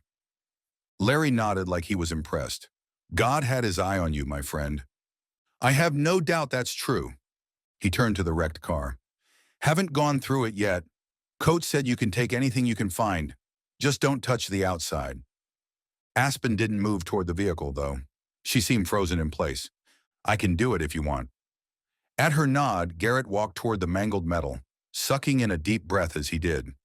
It was all too much to consider, and he certainly didn't want to start considering it at that moment. With Larry's help, he got a rear door open and crawled inside. Her purse was there, zipped up tight, thank heavens, so her things weren't all over the place. He grabbed it and crawled back out. When he handed it to her, he said, "This is all that's in there. The rest is in the back." Of course it was. He anticipated trouble with the hatch, but aside from a few scrapes, it was undamaged. He opened it and slid back the cover used to hide cargo from passers-by. He found a few plastic shopping bags, one from an electronics store. He peeked inside. A new laptop. He hefted the packages and Larry slammed the hatch shut. "It all looks fine, even the laptop." Aspen smiled for the first time since Garrett had picked her up on the mountain road. "Amazing." And Garrett handed Aspen the lighter bags and turned to Larry. "What do you think? Can it be repaired?" The man chuckled. "You're kidding, right?" He had been. There was no salvaging that mess. Garrett focused on Aspen. "Sorry, babe." Babe? Had he just called her babe? But she either didn't hear or didn't mind. "It's not like we've grown attached, the car and me. I only owned it for a week. I'm just thankful it held up." He seconded that. With her purchases in the back of his truck, they said goodbye to Larry and he backed out of the parking spot. But he didn't leave the lot. It was after 8 and he hadn't eaten dinner yet. "How about we pick up a pizza? There's a great place in town." "Okay." Her voice was small, as if she were fighting emotions. Rather than question her, who wouldn't be emotional after the night she'd had? He simply squeezed her hand before fishing his phone from his pocket. "What's your poison?" "I like everything but green peppers and mushrooms." When he ordered a small goat cheese and pear pizza, her eyebrows lifted suspiciously. He winked at her, then added a traditional pie. This one with every kind of meat a person could want. They wouldn't finish them both, but he was never sorry to have leftover pizza in the fridge. "It'll take about 15 minutes, he said. "It's only a 5-minute drive. We'll just stay here out of sight until it's ready." She nodded, leaned back, and closed her eyes. While they waited, he texted Dylan, told him what happened, and asked if there was any chance Aspen could stay with him in Chelsea. Because of Chelsea's position as owner and CEO of HCI, not to mention the trouble she and her family had had in the past, their house's security was top-notch. Aspen would be safe there. But Garrett got a response almost immediately. "Wish we could help. We're in New York and won't be home until Friday. If she still needs a place to stay after that, we'll be happy to have her." So much for that idea. Garrett and his friends had a group chat, so he texted it, asking if anybody had any ideas. He got responses immediately. Fitz offered his place, but hadn't Aspen told Garrett Tabby's mother was staying there? He'd only met Mrs. Eaton a few times, but she could be a lot to take. James offered his place, as did Braden. Both of them had new babies at home, though. They were kind to offer, but there had to be a solution that didn't put anybody out. Reed didn't text back. Garrett guessed it was Ella's bedtime, because he had no doubt Reed would offer their place as well. But it was Andrew's response Garrett was hoping for. "I just texted Grace. She'd love to have Aspen stay with her." That was the perfect solution. Grace didn't have a baby at home, or a mother staying with her, or a 5-year-old. She had an extra room which he knew was furnished, since she'd fostered a little girl for months. The girl had been returned to her family, so the room was available. And Grace lived within spitting distance of Garrett. He could see her front door from his. "That would be great," Garrett told his friend. "I'll text her myself. Work out the details." He did, and a moment later Grace responded. "Happy to have her, but I'm in town for an event at the youth center. I'll be home by 10. She can come here for the key if she's in a hurry to get in." Aspen was leaning against the passenger door, eyes closed. Grace said you can stay with her. She lives near me, and Andrew lives across the lot from her. You should be safe there. Aspen's eyes opened. If you think it's all right, safer than the hotel, I'd have you stay with me, but he shrugged. She met his gaze and then looked away quickly, though he caught the small smile in the darkness. Maybe that's not such a good idea. He felt a twinge of pleasure to know that, apparently, her mind had gone to the same place his had. Not that either of them would let their bodies follow, but the memory of their kiss suddenly felt like a solid presence between them. He was looking forward to having a second kiss, but definitely not moments before she tucked into his extra bedroom. He wouldn't get any sleep at all. Thing is, Grace won't be home until 10. She said you could come by where she is and get the key, but not that I have any right to say, but I'd rather you not be alone. You could just stay at my condo until she's home. If it's no trouble. As if he wanted her any place but at his side. Shifting into drive, he said, pizza should be ready any minute, and I'm starving. Chapter 23. Garrett watched closely as Aspen bit into the pear and goat cheese pizza. Her eyes widened in surprise, then closed as she savored the flavors. She swallowed, then opened her eyes. Wow. Told you. They were at his small kitchen table. Good thing he kept the place tidy so he hadn't been embarrassed when she walked in. Not that it was impressive. Just a 2-bedroom, 2-bathroom, 2-story condo, one of the smaller units in this development. The sofa was secondhand, as was the recliner. And the lamps. But they were all decent and clean. The walls were bare. He'd thought about getting artwork or something to hang, but he'd never gotten around to it.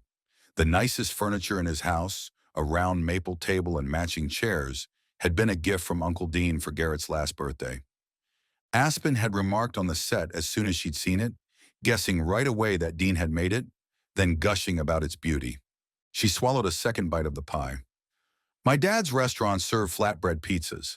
I ought to have the chef try to replicate these flavors.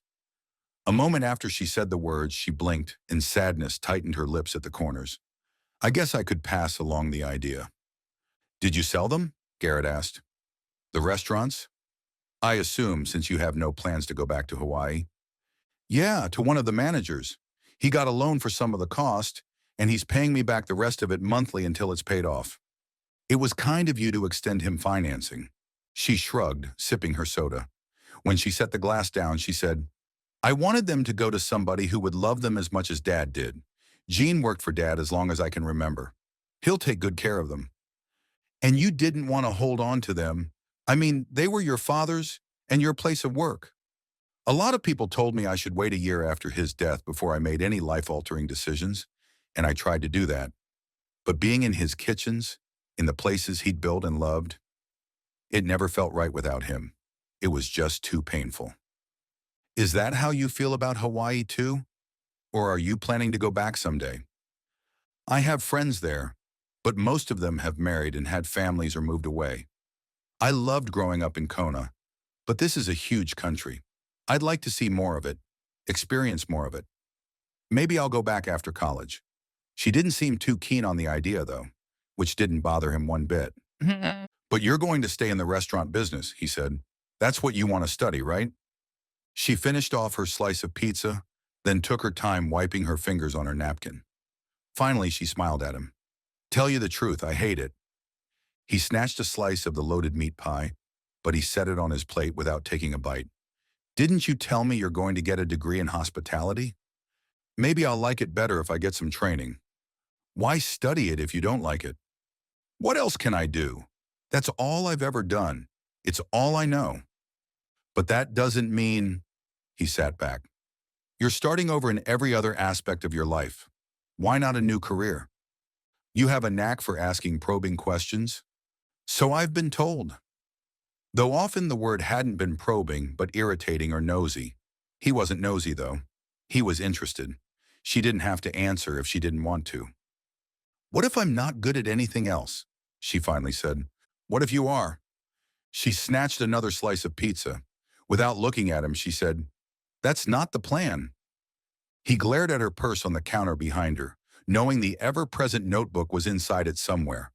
If only that had been lost in the wreckage. Sometimes plans need to change.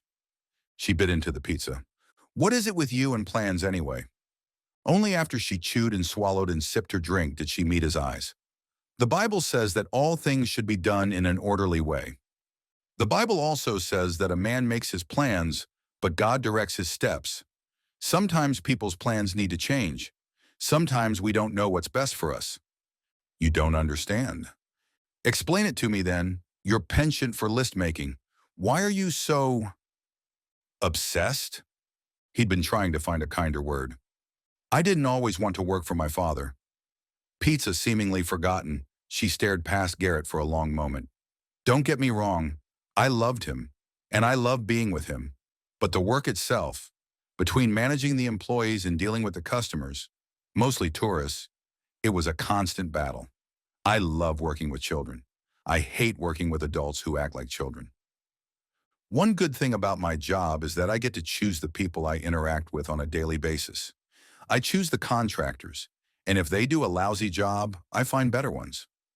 But the clients, he smiled at her. I've had some rough ones, but my current client, I have to say, is my favorite. She looked down, but not before he caught her smile.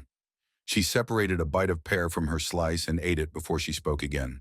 I hired a lot of the employees myself, and they seemed fine. We're fine, really. But nobody ever comes to an interview and says, by the way, if I get a hangnail, I'll need the day off.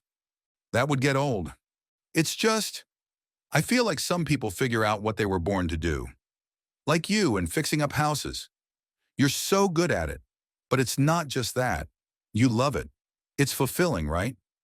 Or am I making assumptions that aren't accurate? Your assumptions are spot on. He loved that Aspen knew him so well.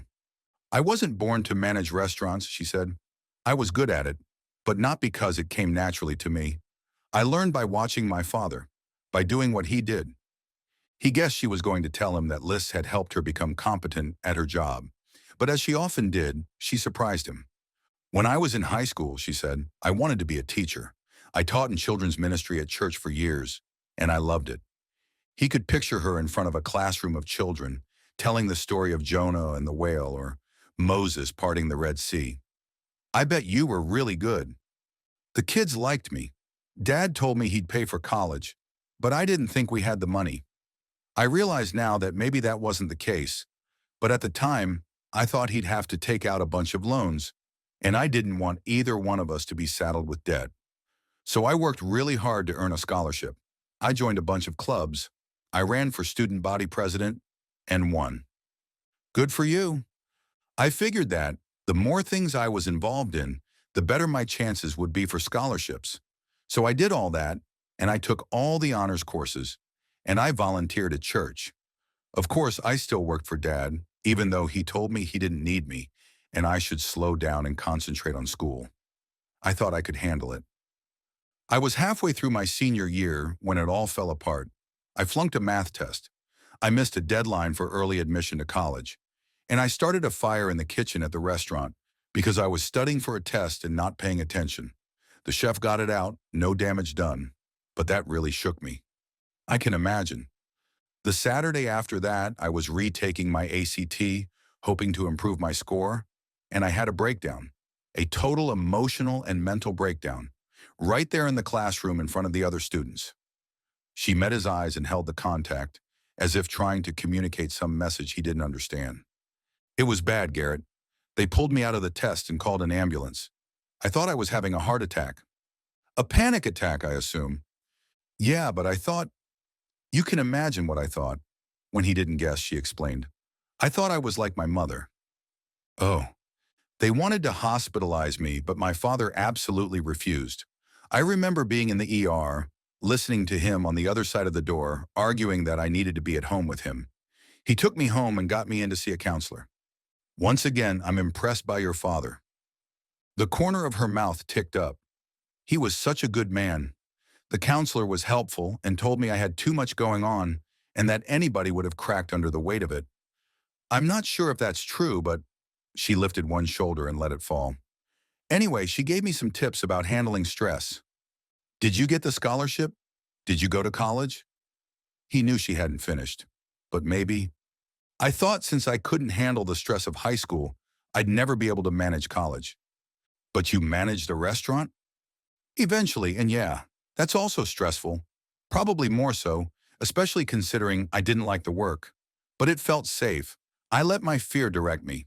Her lips pressed and lifted in a sort of shrug. Anyway, the counselor got me started making lists and plans. When everything's written down, I don't have to remember it all. Life feels more manageable. That made sense, but there had to be a limit. Sometimes plans change. You can't know what the future holds. That's always been my problem. Once I write it down, it feels like it's permanent. I want it to come true. I feel like if I start changing things, I'll veer off course.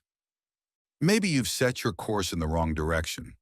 Ever hear that old adage about the guy who reached the top of the ladder, only to discover he'd leaned it against the wrong wall? He'd hoped to make her smile, but he was disappointed.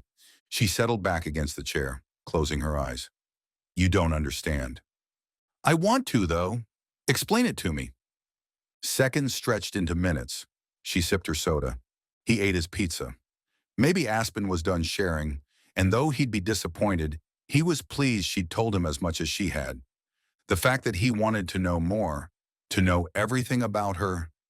He should change the subject, let her off the hook. And he would, in another minute. He was just about to when she spoke. The course I set isn't for a destination. I don't make the lists in order to climb the ladder of success or achieve my goals. If not to achieve goals, then what is the point? I make my lists and follow my plans because it keeps me sane. She couldn't be serious, but nothing in her countenance told him she was kidding. She didn't even seem to realize that what she'd said didn't make sense. Don't you see? An ordered mind is a sane mind. As long as my mind stays orderly, I won't be like my mother. So you're saying that if your mother had kept lists, she wouldn't have suffered from a mental illness? Aspen looked away. Oh, well, not necessarily. Because for some people, lists are the problem, right?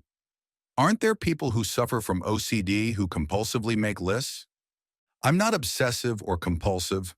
She leaned away from him, eyes wide. I'm not. I didn't say you were. You're as sane as any of us. I'm just saying. He took a deep breath, prayed for wisdom, and gentled his voice. Your mother was mentally ill. That's a brain chemistry issue. All the lists in the world wouldn't have cured her of it. I know. Her voice was small. She looked away. I know that. It's just. He wanted to throw his opinions at her, the few facts he knew about mental illness. He wanted to anticipate what she was thinking and tell her why she was wrong. Instead, he kept his mouth shut and waited.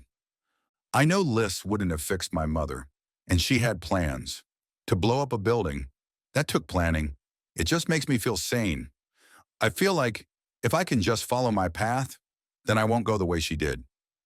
He scooted his chair closer and took Aspen's hands in his. You are not your mother any more than I'm my father. In some ways, we take after our parents. Believe me, I don't want to be anything like my dad. And when I see his personality traits cropping up in myself, I want to hate that part of me, to destroy it. But I don't have to do that. I only have to surrender myself to my Heavenly Father. As followers of Christ, we are first His children. We should strive to be like Him. That's so easy to say. It's about faith. Do you believe God has given you a sound mind? That's His promise, you know. It's right there in the Bible. I know that, but I think that your lists aren't keeping you sane. Your God has given you your sanity, your ability to think, your ability to reason. There are Christians who suffer from mental illness. Yes, that's true. He sent up a silent prayer for wisdom. I don't have all the answers, Aspen, but looking at you, he leaned in, gazed into her beautiful eyes. I see a woman with a sound mind, a beautiful heart, and a tender spirit. You are your mother's daughter, and your father's daughter, but mostly you're God's daughter. Feeling brave, maybe stupid, he continued. I'm not saying you should stop making lists. I'm saying you should make all the lists you want. But remember that God's plans trump yours. It's humility to yield to Him. I see what you're saying. But her face said otherwise. It seems to me, He paused, very aware that he was pushing his luck, but he believed he was seeing something about her that maybe she couldn't see herself. He forged ahead. It seems to me that you've spent a whole lot of your life trying not to be like your mother. You've focused a lot of time on trying to not be something you never were. I wonder how much time you've spent trying to figure out who you really are. Her eyes filled with tears. Great. He'd made her cry. Idiot. He grabbed a clean napkin. I'm sorry. I didn't mean to upset you. Just ignore me. She smiled, though tears trickled from her eyes. She took the napkin he offered to wipe her cheeks. You haven't offended me. I never thought about how much time I've dedicated to making sure I'm not crazy. We're not using that word, remember? Her lips twitched. Right. That's part of what this trip is about for me. I feel like I don't know who I am. Like maybe if I can figure out who my mother was, maybe I can figure out who I am. I'm not saying that your mother had no bearing on who you are, but I suspect you've become who you are not because of her, but despite her. Except for all the energy I've expended trying not to be her. He conceded that with a nod. I don't know what you're hoping to discover here, he said, aside from the facts about who your mother was and what she did, and maybe what became of her, but you don't need to worry about your sanity or your value, and you aren't going to find your answers in your parents' history or in your plans or your lists. You're certainly not going to find them by earning a degree in something you don't want to do. God created you. He's the one who decides who you are. He's the one with the answers. She dabbed at the tears, smiling through them. You're right. I know you're right. In my head anyway. Especially about college. I should figure out what God wants me to do. Maybe going to Florida isn't the best idea. I can't speak for God, but I sure wouldn't mind if you stuck around a little while. He might as well spill it all. Maybe I'm imagining this thing between us. We haven't known each other long, but you're amazing. I've never felt for anybody else what I feel for you. He watched for some reaction. She didn't nod, but she also didn't look away, just gazed at him with those big green eyes. I think there might be something here, with you and me. She blinked, and was there the slightest lifting of her lips? He forged ahead. I'd like you to hang around. Maybe you and I can see. He lifted her hands and kissed her knuckles. Where God takes us, because you weren't on my list either. But if you're part of God's future for me, Aspen, I don't want to miss that. Her eyes widened. Had he gone too far? Too fast? But that slight smile grew. When I was in the woods, when I was convinced somebody was trying to kill me. Her words chased his happy thoughts about the future away. I called 911 because that's what people do. And then I called you. I knew you'd be there, which is to say, you're not imagining this. Squeezing his hands, she leaned closer, so close he could feel her breath on his cheek. I'm right there with you. Her smile slipped as she sat back. There's still the little problem of finding my mother, and the fact that somebody ran me off the road a few hours ago. Cold fear gripped him. He just counseled Aspen to turn her fears and her future over to God. But that was easier to say than do. Nobody's going to hurt you, not if I have anything to say about it. Chapter 24. 30 years ago. 4 days. It would all happen in 4 days, the Thursday night before spring break. The planner's father had been nagging him to transfer to a different college, preferably his alma mater, and the planner had agreed to interview with them on Friday. Since his mother and sisters would be out of town, he and his dad would make a whole weekend out of it. They'd leave for Boston Thursday night. Not until they were out of the state would he tell his father what had happened. At that point, his father would demand he transfer, probably in exchange for establishing the planner's alibi. He'd agree and then back out later, unless he could get the Crusader to transfer with him. One step at a time. They'd already moved the device into his car, so the builder's part was finished. The Crusader's gaze darted around the room as if evaluating threats. I did what you asked. Michael.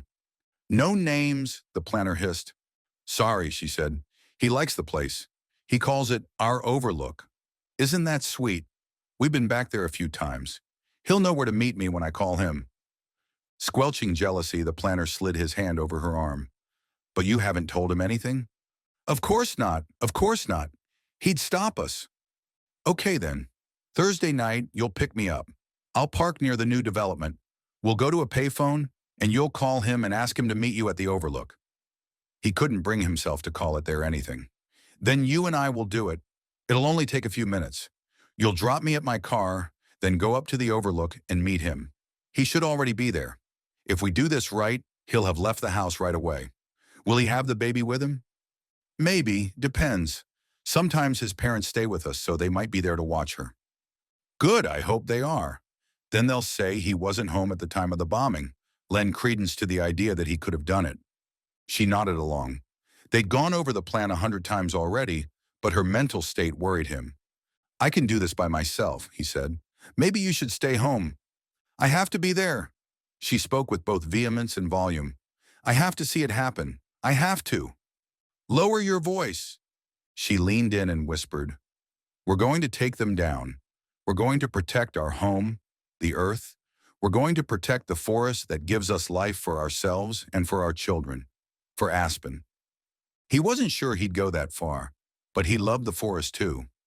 Mostly, he loved her. He'd do anything for her. The builder pushed back and stood. You don't need me. A glare at their mutual friend prompted a low remark. She's going to blow the whole thing if she doesn't keep quiet. I've got it, the planner said. You and I won't talk again until after. The builder gripped the Crusader's shoulder and squeezed, then walked out. It was just the two of them. He took her hands and leaned close. I'm worried about you. I think maybe it would be best if you stayed. I have to be there. She quit the fidgeting, though it seemed to take great effort. She met his eyes and bent toward him. I'm under control. You don't have to worry about me. That she felt she had to convince him scared him more than anything. She was self-aware enough to know she was spinning out, but he was doing this for her. He wasn't about to rob her of the joy of seeing her dream come true. Meet me Thursday at 9 o'clock. We'll go together from there. We can't take the back way in. The builder had told him the device was stable, but he wasn't about to go bouncing on an old logging road with it in his arms. We'll take the main entrance. Make sure the lot is empty, then set it up where the builder said. The Crusader's eyes sparkled in anticipation. Her complete lack of fear was as admirable as it was terrifying. Did she really understand what they were doing? Of course she did. This whole thing had been her idea. We'll take the logging road when we leave. We should be out of the woods before it goes off. We'll go straight up to the spot. You drop me at my car and then meet him. It's perfect. You remember what to tell him after? That he has to say I was with him.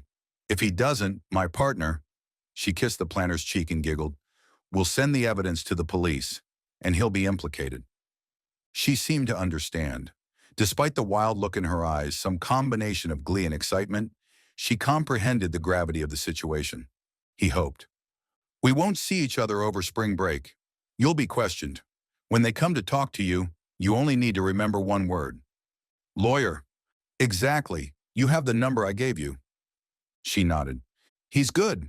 If your husband won't pay him, I will. There were benefits to having a trust fund. He'll pay. Her confidence in her husband only irritated him, though it was probably merited. Despite everything, it seemed her husband loved her. After she left, the planner finished his beer, tipped the bartender, and made his way out.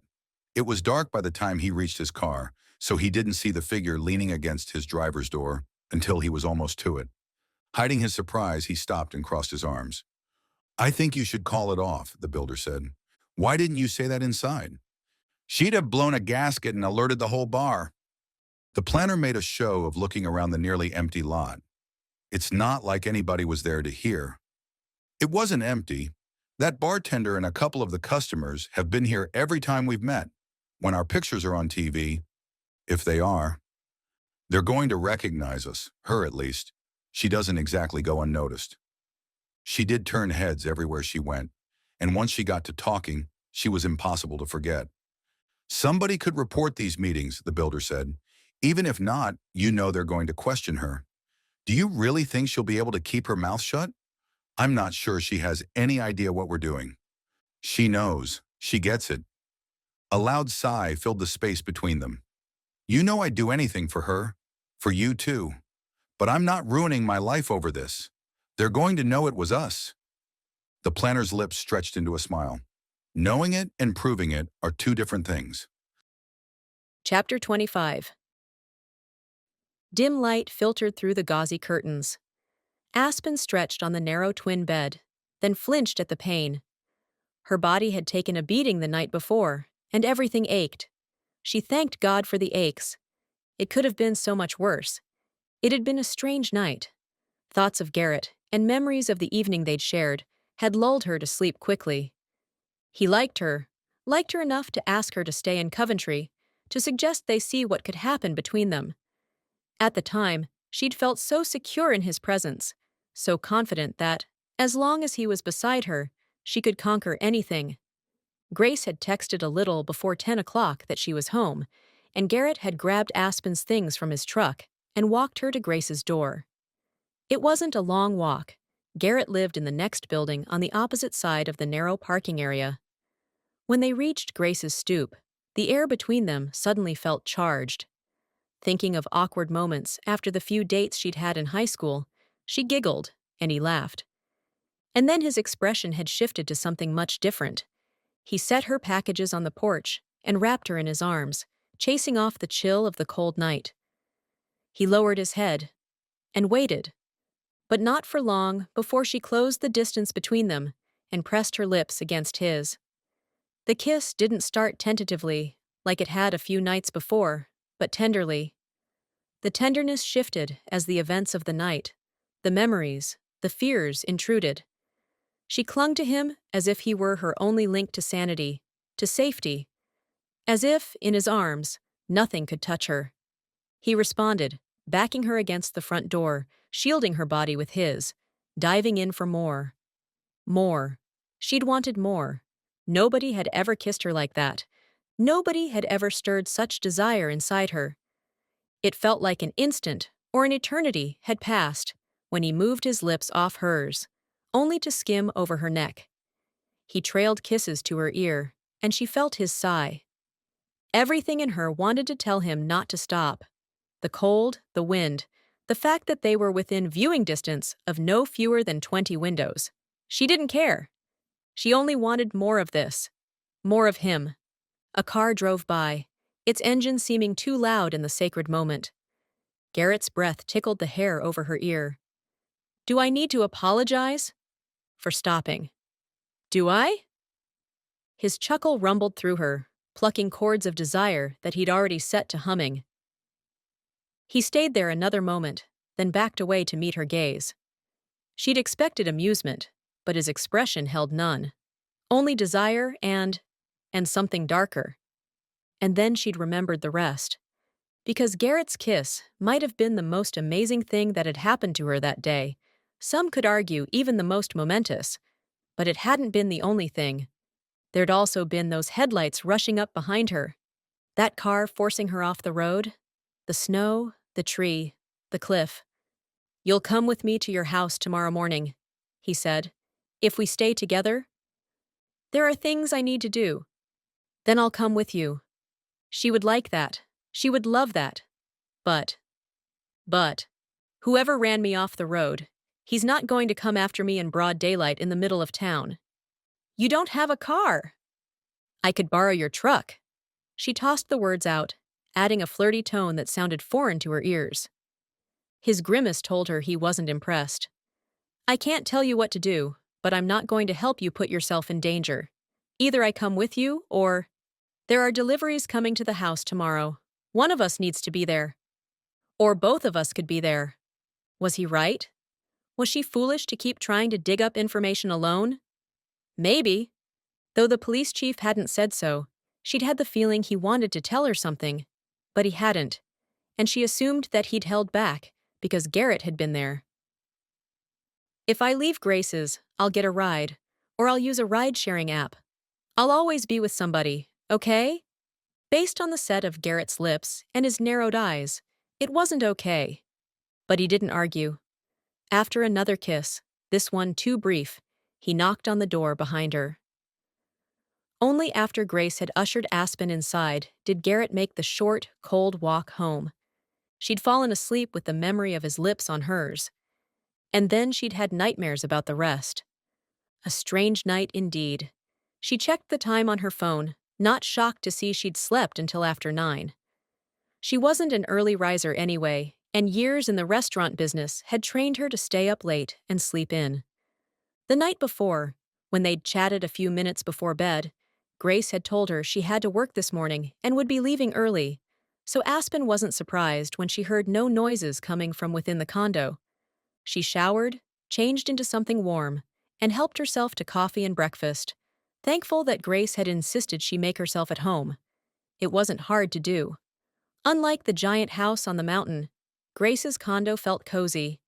It was compact, nestled between other homes. She heard car doors slamming, voices, children's laughter. She wasn't alone here. She liked it.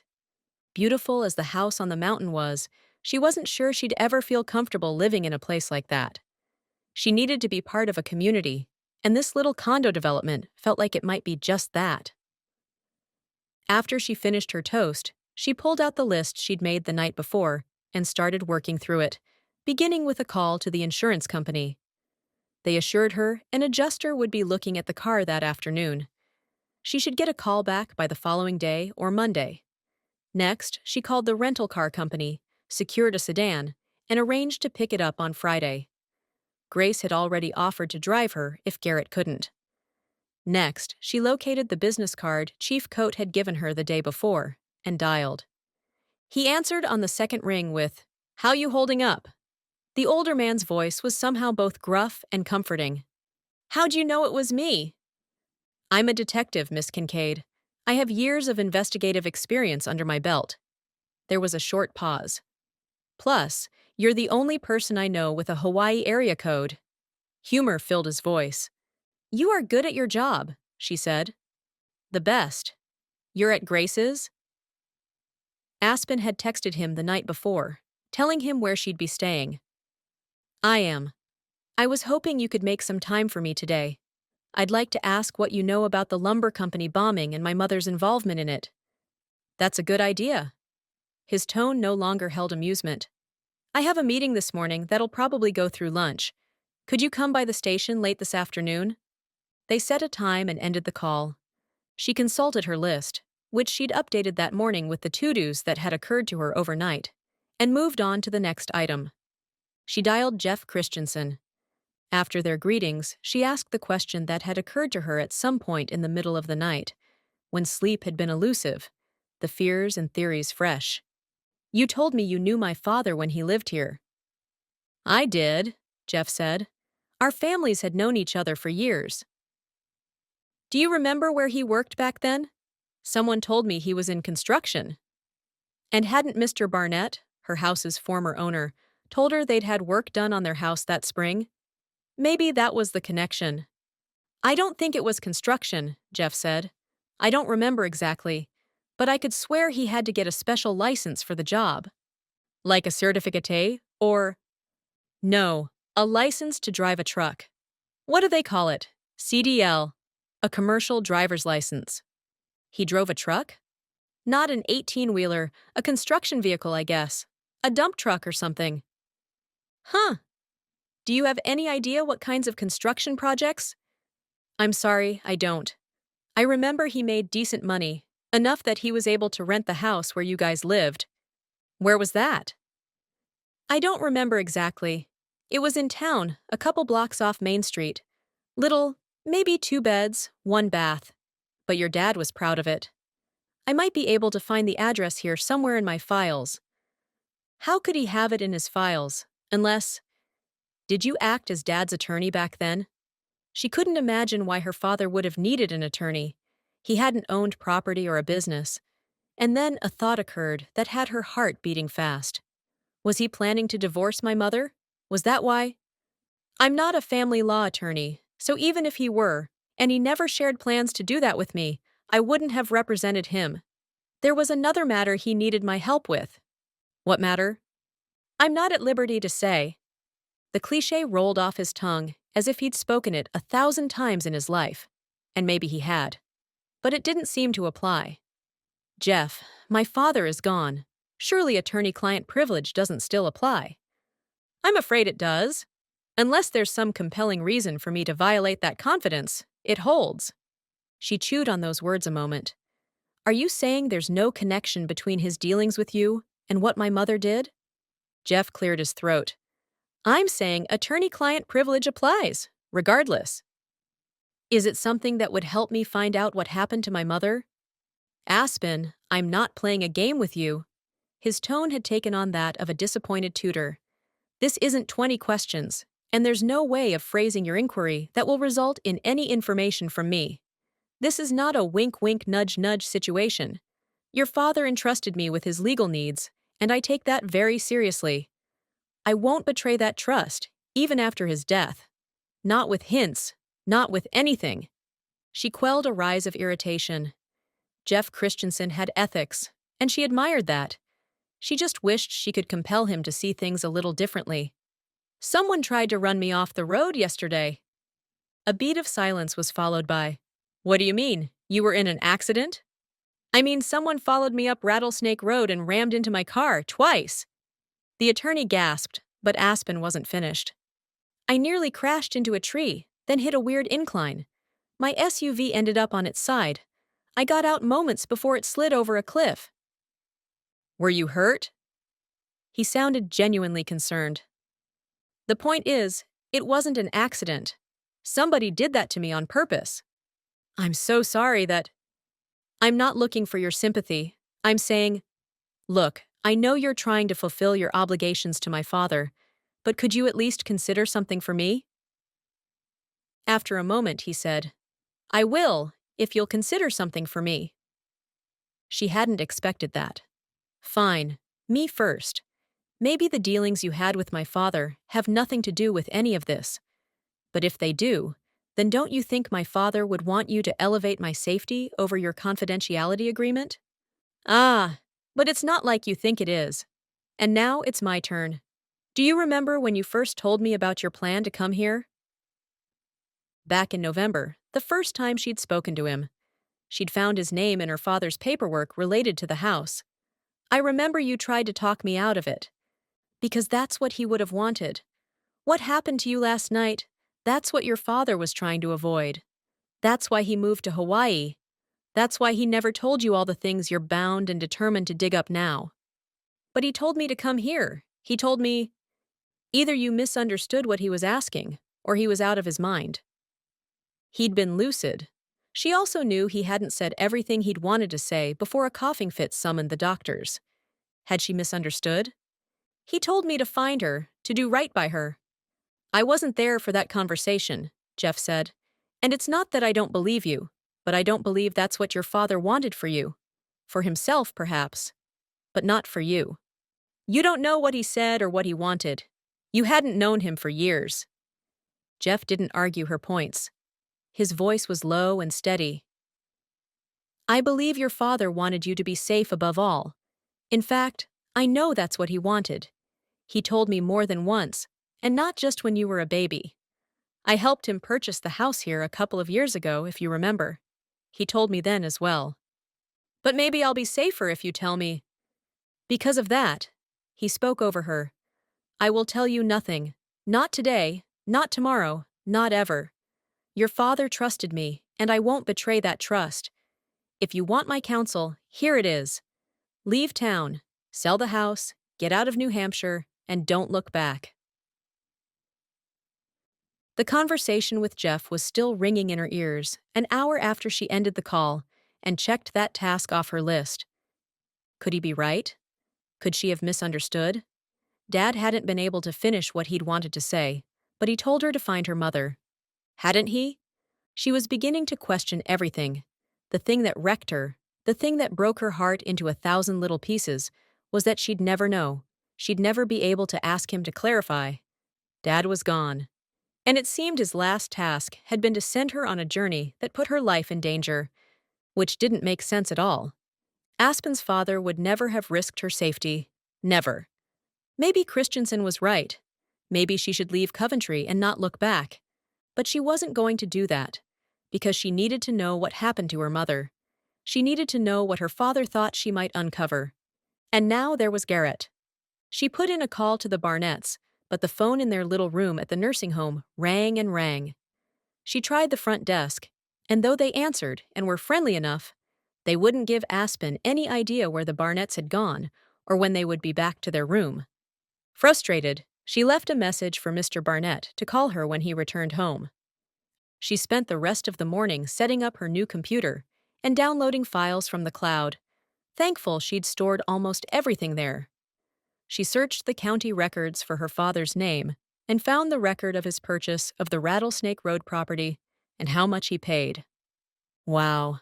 Seeing the sum in black and white paused her fingers on the keyboard. He'd bought the house for over $400,000 in cash. He must have been saving for years and years, which meant he'd been planning to buy the property for a long time. Why? The obvious answer didn't make sense. Maybe Jane Kincaid was there, buried somewhere on the property. But if that were the case, the coffee inside her gurgled and churned. The only way Dad could have known where Jane Kincaid was buried was if he'd buried her himself. And if he had. No, her father was not a killer. He was a kind, gentle, tender man. He would never have hurt Aspen's mother. Never. There had to be an explanation that didn't implicate her father in her mother's death. She snapped the laptop closed.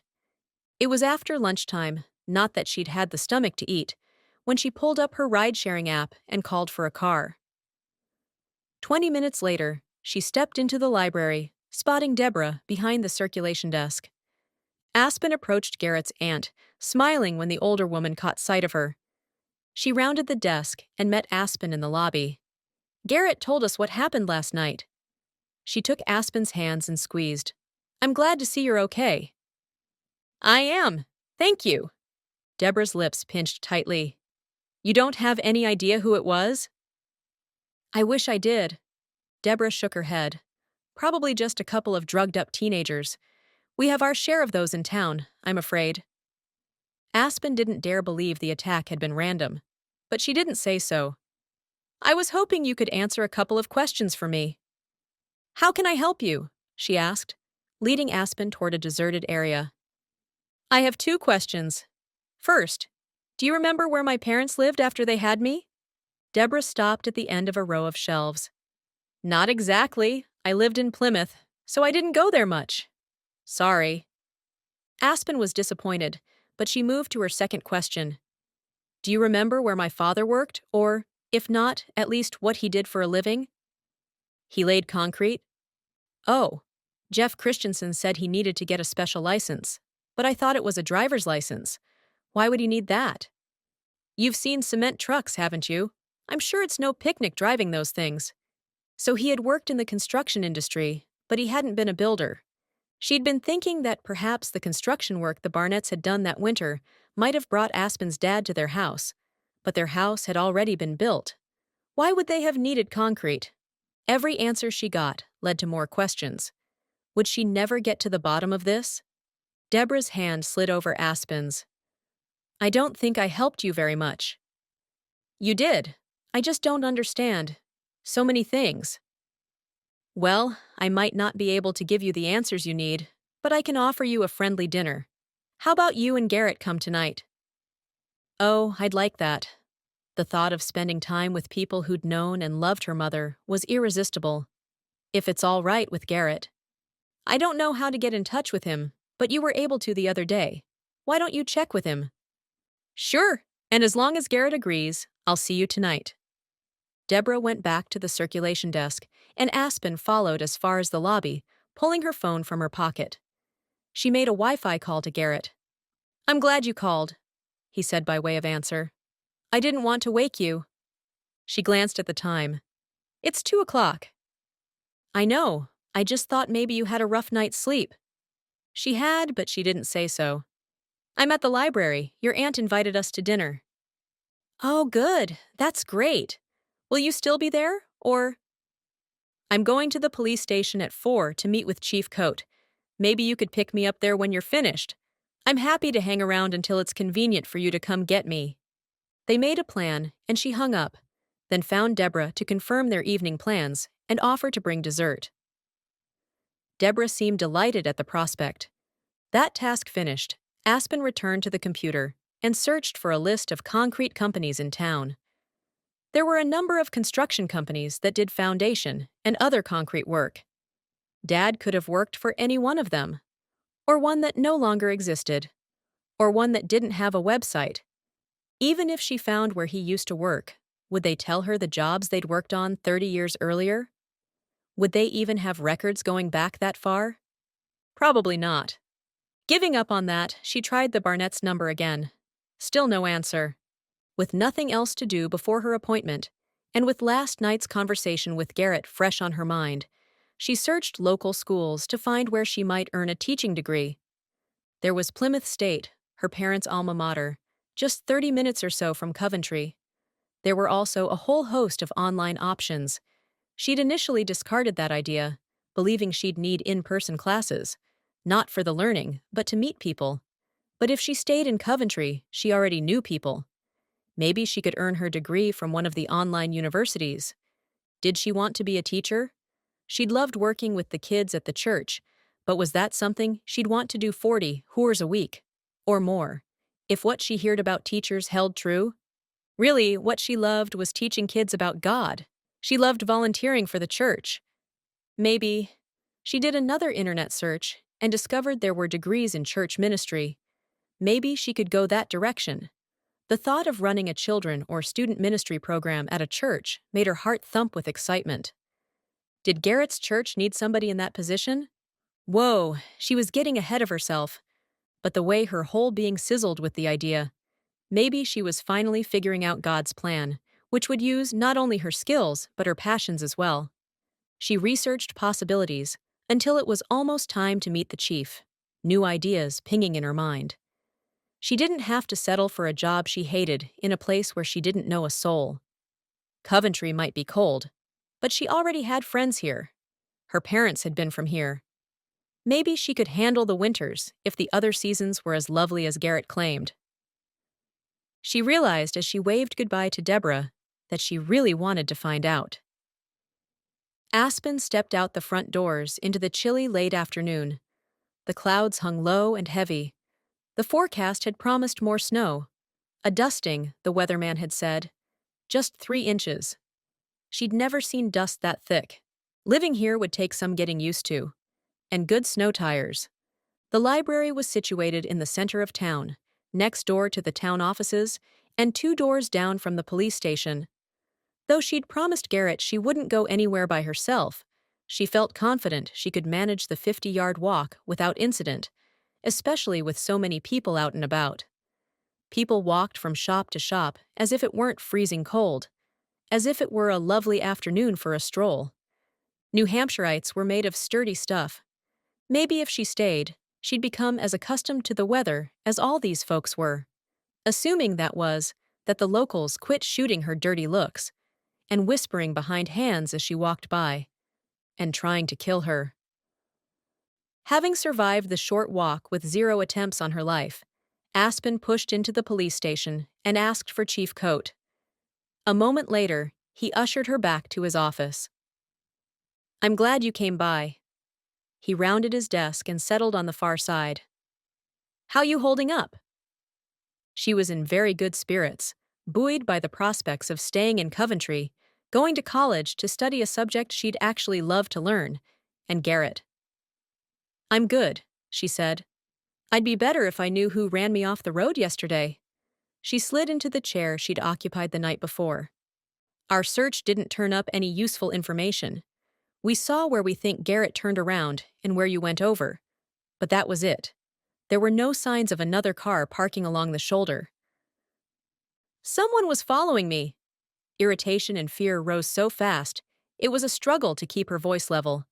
"Someone with a flashlight was looking." "I believe you." He added a smile to accompany the words. "We found the footprints, just not any sign of what they were driving. I'm guessing they parked in the street, out of the snow." He didn't think she was lying or crazy. She took a breath to recenter herself. "Did the footprints turn up anything?" He slipped on reading glasses and consulted a notebook. "Snow boot, man size 10 or thereabouts, my guys tell me." "Let me guess. That's a pretty common shoe size for a man?" "Unfortunately. We've asked the body shops in the area to alert us if anybody brings in a car with right side damage. Patrol guys are on the lookout for the same. Feels like a needle in the haystack situation." Coventry's a small haystack, but if the driver has any brains at all, he won't take his car to a body shop anywhere near here. We've expanded the search as far south as Concord. I'm hopeful. Do you have any guesses about who it might have been? Any suspects? He slipped the readers lower on his nose and looked at her for a long time. She wasn't sure what he was hoping to find there, or what he saw. After a moment, he leaned back. Can I trust you to keep what I say between us? The thought of not telling Garrett what she learned didn't sit well, but she said, yes. I interviewed 5 people. I've got detectives looking into their alibis and checking their vehicles as we speak. I won't be surprised if one of them was driving that car. Who are they? I spoke to both Bart Bradley, the father-in-law of Rachel, the woman who died, she said. And? He was home alone, which isn't unusual for Bart at night.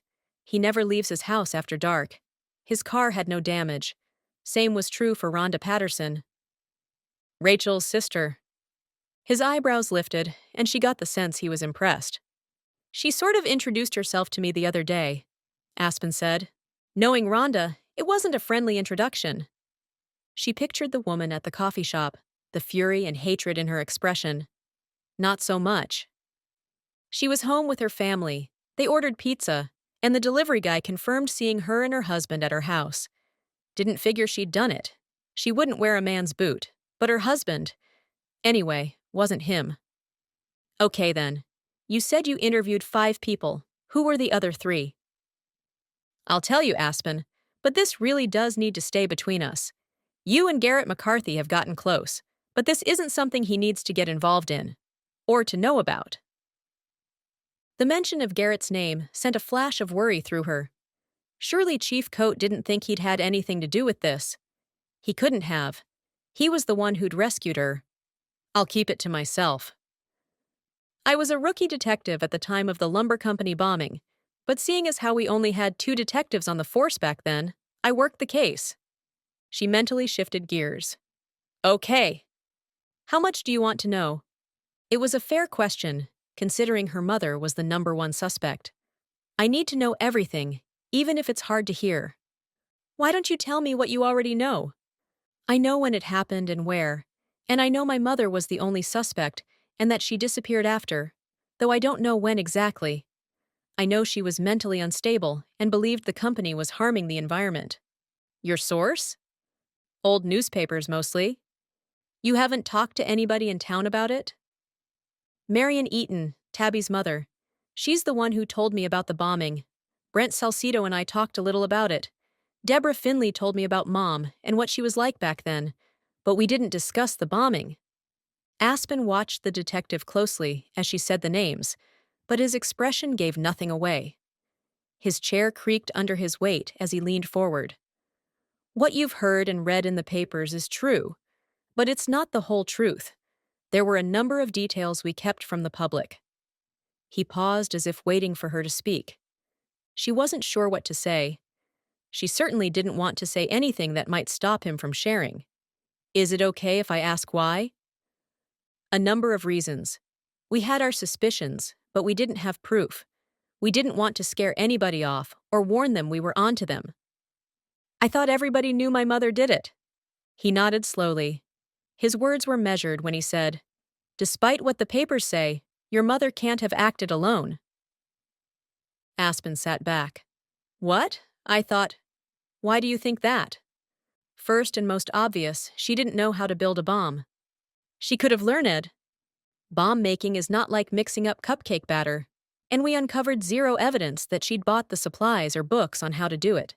And there's the fact that she wasn't entirely in her right mind back then. She might have, in her state, attempted to build a bomb.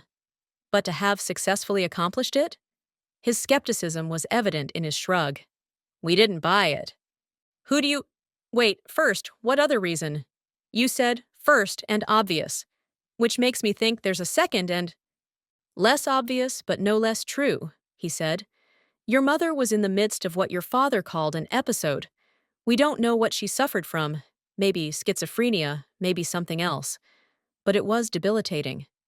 Your mother's friends were starting to come to grips with her issues, but your father seemed to understand better. He knew the terminology even then, which meant he'd done his homework. He'd been trying to get her to see a psychiatrist for some time, but she'd refused repeatedly. He even tried to have her committed against her will, claiming he feared she was a danger to herself. According to the records, authorities talked to her friends. This was months before the bombing, mind you, who contradicted his claims. One of her friends claimed your dad was bitter because, are you sure you want to hear this? I'm sure. She wasn't exactly the model wife and mother, which went along with what Brent had told her. Mom hadn't spent a whole lot of time at home with her family, whether she was romantically involved with Brent or not.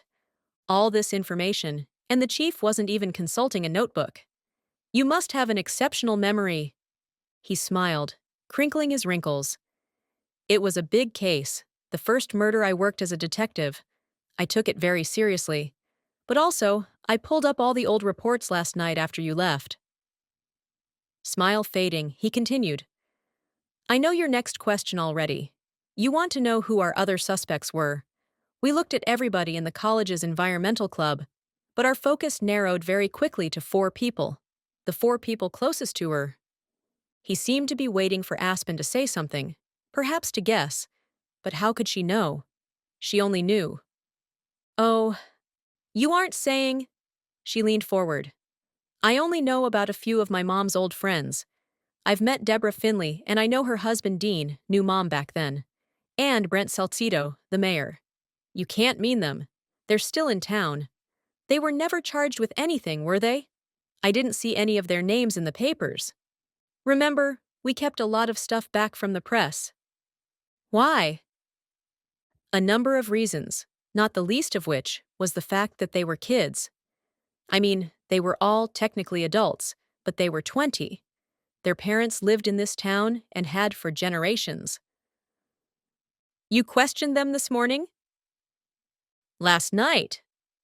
At his nod, she let the truth settle. She'd seen Deborah at the library that afternoon. She'd already known about the incident on the mountain, but she'd claimed she heard it from Garrett. Not so. She'd heard from Cote when she'd been questioned. Unless she'd already known. Unless she'd been the driver of the car. Aspen was almost afraid to ask her next question. You think one of my mother's old friends ran me off the road? Why, though? What would they have to gain by hurting me? Another shrug. If we knew the motive, it'd be a lot easier to nail down a suspect. I'm guessing somebody doesn't want you poking the bear, as it were. The people who conspired with your mother to blow up that building have escaped judgment for a long time. They want it to stay that way. Maybe you won't expose them, maybe you can't. But you can start everybody asking questions about it again. But you wouldn't be involved at all if not for the fact that somebody broke into my house and then tried to kill me. Their actions are stirring the story up more than mine are. I love irony. She wasn't a fan at the moment. She couldn't imagine Deborah trying to hurt her. The woman seemed so kind and open. Maybe Garrett's uncle, though, or Brent, the man who'd bought her coffee and pastries a few days earlier. Cote was patient as she processed everything he'd told her. She was ready to hear the rest. Go on. Instead, he said, I could use a cup of coffee. It was a late night. Are you up for a walk, or is it too cold for a Hawaii girl outside? Getting out of that small, stuffy room sounded good to her. I've got my coat and gloves. I'll be fine. Aspen zipped her jacket and was pulling on her gloves by the time Cote opened the back door of the police station for her. They stepped outside into a parking lot. The air was chilly, and the sun had already disappeared behind the tall trees all around them. It would be dark by the time they walked back, but she felt safe with the police chief at her side. He led her across the lot, then up a narrow alley away from the main road. Let's go back to what we know. Coates' pace was quick despite his girth. My partner and I looked at the closest people to your mother. Deborah Davis, now Finley, was her best friend and involved with the environmental club on campus. The night of the bombing, she was at work. 7 people corroborated her alibi. And Dean? He was in his dorm room that night. His roommate can put him there. So he wasn't involved. Coates' lips quirked at the corner. Assuming his roommate can be believed, he wasn't present when the bomb went off. Which wasn't exactly the same thing. Do you not believe the roommate? Coach shrugged. Sometimes people lie. Not saying he did, but... He walked a few steps before continuing. Brent Salcedo, who was, by all accounts, your mother's... His words faded, and he glanced her way. Your mother was, Brent believed they were in love, Aspen said. Deborah said they weren't even dating. Coates seemed relieved that Aspen already knew that. I suspect the truth is somewhere in the middle of those two extremes. Brent was in love with your mother. How your mother felt about him, that I don't know. But, based on all the information we got, they were together. Dating. He seemed to cringe at the word. Sorry, I'm sure that's... Finding out my mother wasn't faithful to my father ranks lower on the worst news ever scale than finding out she was a killer. Aspen tried to keep her tone light, even if the words twisted in her heart. Keep going. Brent was with his father in Boston, or so they claim. You don't sound convinced. The Salcedos had an apartment in the city, and they say they drove down Thursday afternoon. Nobody saw them in the city that night, so we only have Brent's word and his father's. They did have an appointment at Boston College the next day, though, which they'd made weeks before. Brent transferred to BC the next semester. Martin, Brent's father, claimed he and Brent planned the father-son weekend because his wife and daughters were at some cheerleading competition in Massachusetts. Do you believe them? He shrugged. Good police work is 90% guessing. He smiled to show he was kidding. Martin Salcedo's a good man who loves his kids. He'd never been in any scrapes with the law, and neither had Brent. We had no good reason not to believe him. But you don't, she guessed. We couldn't prove they were lying. We couldn't put Brent with your mother at the lumber company or anywhere else in Coventry or in Plymouth the night of the bombing. And honestly, nobody thought the kid was a killer. Maybe everybody was wrong about him. He shrugged. Maybe. My mother was a killer? Your mother was mentally ill, and by all accounts, not thinking straight. I'd like to believe that, if she'd been thinking straight, she would have seen the car in the parking lot that night and decided not to detonate that bomb. They reached the end of the alley, and he turned right. They passed an attorney's office and an insurance agency. Beyond those was the coffee shop she'd been to twice already. It must be a local favorite. Somebody died, Aspen said. I know you think Mom did it, but you also think somebody else was involved. It seems to me it might have been worth the effort to dig a little deeper into their alibis, maybe put a little more pressure on them. You're not wrong. The lead detective was a local. He knew all the families. He was happy to be able to strike those kids off the list of suspects. Even if they were guilty? Coate didn't respond to that. If you'd been in charge? I might have done things differently, but I wasn't in charge. Truth is, they were good kids. They were A students, smart and hardworking. They'd never gotten into any trouble. They obeyed their fathers and kissed their mothers and went to church. They weren't bad kids. But my mom was, I guess. Her family was new to town, so that detective didn't have any problem pinning the whole thing on her. Your mother wasn't in her right mind, Aspen. Witnesses saw her car. She drove a red hatchback, turning off the road that led to the lumber company. They saw a woman driving. Her car was found abandoned up on Rattlesnake Road. Rattlesnake? My road? How had she not known that? At the top, though, a mile or so past your place. There are houses up there now, but back then they were just starting to clear the land. Your mother's involvement was never in question. Coate continued in a gentle tone. Your mother needed to be hospitalized. Your father was right about that. Unfortunately, until she did something to harm herself or others, nobody could force it. They entered the coffee shop. Coate ordered a drink and offered to get hers as well. I need more than just coffee. You go ahead. After he paid, she ordered a caramel macchiato from Josie, the woman who'd been there before. I need to bring dessert to dinner tonight. The thought of sitting at a table with Dean and Deborah, after hearing all of this, made Aspen's heart race. But she wanted to meet Dean. She wanted to get to know him and Deborah better, to form her own opinions. They were Garrett's family, the people who'd taken him in and raised him. How could she suspect them of anything? But Coat obviously did. "How many will there be?" Josie asked. "4. What do you recommend?" "The fruit tarts are good for dessert, and everybody loves the chocolate torts." Aspen asked her to box up 2 of each and paid for them. She joined Cote in the room where she'd sat with Brent a few days earlier. Coat had chosen a small table by the window. A fire had flickered when she and Brent were there. Now the little warmth that came from the fireplace emanated from a few burning coals. Aspen set her box down, slipped off her jacket, and sat. "So maybe Mom acted alone, or maybe—" "She didn't act alone. We covered that." "But I mean, the night of the bombing." "Maybe." "Are you saying— Do you think Deborah, Dean, and Brent were in on it, even if they weren't there? Or one of them, or a couple of them?" "Do you want to hear what I know or what I believe?" "Both." "You know what I know.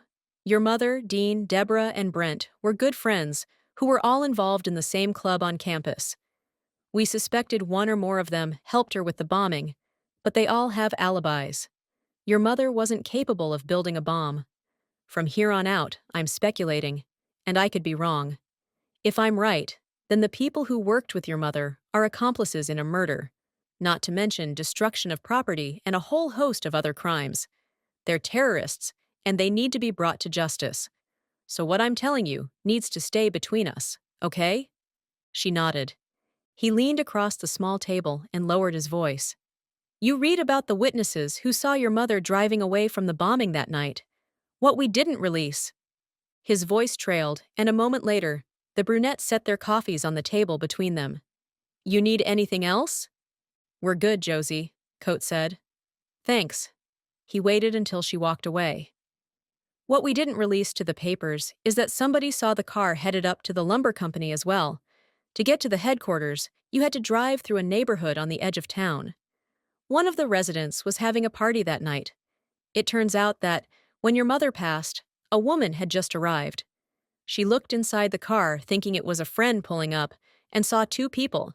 The witness thought it was a man and a woman." "Oh. So one of them was there, Brent or Dean. But you said you had no evidence." "We believe there was a man with your mother. Witnesses have been known to get things wrong. It could have been a woman with short hair or hair pulled back. But definitely 2 people went in. But Deborah and Dean were back at the college, and Brent was in Boston. Deborah's alibi is rock solid. Maybe Dean was at the college. Maybe his roommate was mistaken or lied. The roommate was also involved in the club, so it's possible. A woman was dead. Surely the roommate would have told the truth." "You'd be surprised what people will do." She really didn't want Garrett's uncle to have been an accomplice. "It could have been Brent, right? You said nobody could corroborate the story that he was in Boston that night." "It's possible. Or could it have been somebody else from the club? Or do you have another suspect?" Coates' expression turned tender, as if he hated what he had to say. "I told you earlier we looked at the 4 closest people to your mother. We've talked about 3. The other is—" The answer was obvious and ridiculous. "My father?" She'd said the word too loud and forced a quieter volume. "You think my father helped her? That's crazy." "I agree." "He wouldn't—" "You do?" "I don't think your father had anything to do with the bombing. I'm just telling you where we looked. If it wasn't Brent or Dean, your father was the next most likely suspect." "Who do you think it was?" "Remember, we're talking about what I believe, not what I can prove." At her nod, he continued. "I believe Brent went with her that night. I believe he planned the whole thing. By all accounts, he'd have done anything for your mother. He was logical, where your mother, according to what everybody told us, wasn't thinking clearly. Brent would have been able to plan the whole thing and cover their tracks. Do I think Brent wanted to blow up that building? Not necessarily. Do I think he would have done it for your mother?" Coach shrugged. "But if Brent was with her at the bombing, then he would have been with her afterward as well. Do you think he killed her? Or maybe helped her get away or something? He loved her, Aspen. I have no reason to believe he would have hurt her. Hidden her? Maybe. But we kept a close eye on him. I can't imagine how he could have pulled it off. Not as a 20-year-old, not without help. And for how long could he have hidden her? How would he have done it with your mother in that mental state? He shook his head. No, I never bought that. She remembered something else she'd learned. The witness said only one person drove away. Multiple witnesses at that point. Everybody in about a 5-mile radius heard that bomb explode. The people at that party went outside to see what had happened. They were watching the flames through the trees when they saw your mother's car. And yes, only one person could be seen inside. Maybe he was crouched down in the back seat. Maybe. Or maybe. Is it possible Brent had a wig or something? Maybe he killed my mother in the bombing. Coates smiled. You could be a detective, Miss Kincaid. Very thoughtful question. And? His smile faded. We only uncovered one body, and it belonged to the victim. The property and the forest surrounding it were thoroughly searched. But he could have buried her, or... They drove up at 9:20 and drove back out at 9:32. The bomb went off at 9:28. There was no time for him to bury her. We think either your mother left Brent at the lumber company for some reason. Maybe they fought. Though I can't figure out how he would have gotten out of there and home without being seen. More likely, he was crouched down in the passenger seat or the back. He was smart enough to know people would be outside looking, so that's my theory. You think Brent was her accomplice? One of them. Thing is, Brent didn't know how to build bombs either, and he was smart enough not to try. Somebody else was involved. Who among them could have built a bomb? I mean, they were 20, like you said. They didn't have the internet. They weren't exactly criminal master. But something Garrett had said, words tossed out as if they didn't matter at all, floated to Aspen's memory. Dean was a chemistry major. Coates' eyebrows lifted. You ever decide to go into law enforcement, give me a call. She tried to smile at his remark, but the expression felt wrong. That I'm suspecting the uncle of my... She didn't know what to call Garrett. He was more than her contractor, but did boyfriend fit the bill? It wouldn't for long, not if he learned what she was thinking. What she'd just said. But Coate didn't look surprised.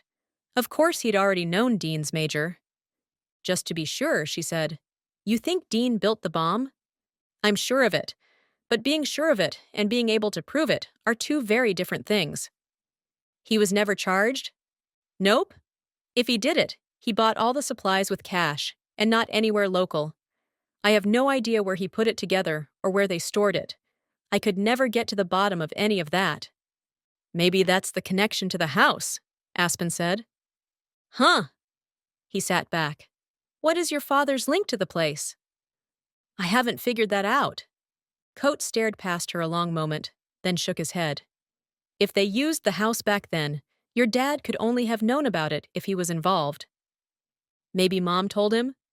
Maybe. But all the evidence must have been cleaned up long ago. When did he buy the house? 2 years ago. So that theory didn't hold water. Where do you think my mother went? Coate leaned forward and rested his weight on his forearms. You know as much as I do now. What do you think? Dad said she disappeared. Nobody seems to think she's still alive. You must have a theory. Nothing I could back up with facts. Unlike my theories about the bombing, all I have regarding your mother is educated guesses. I can't imagine Brent having hurt her, not as much as he loved her. He claimed your father did it.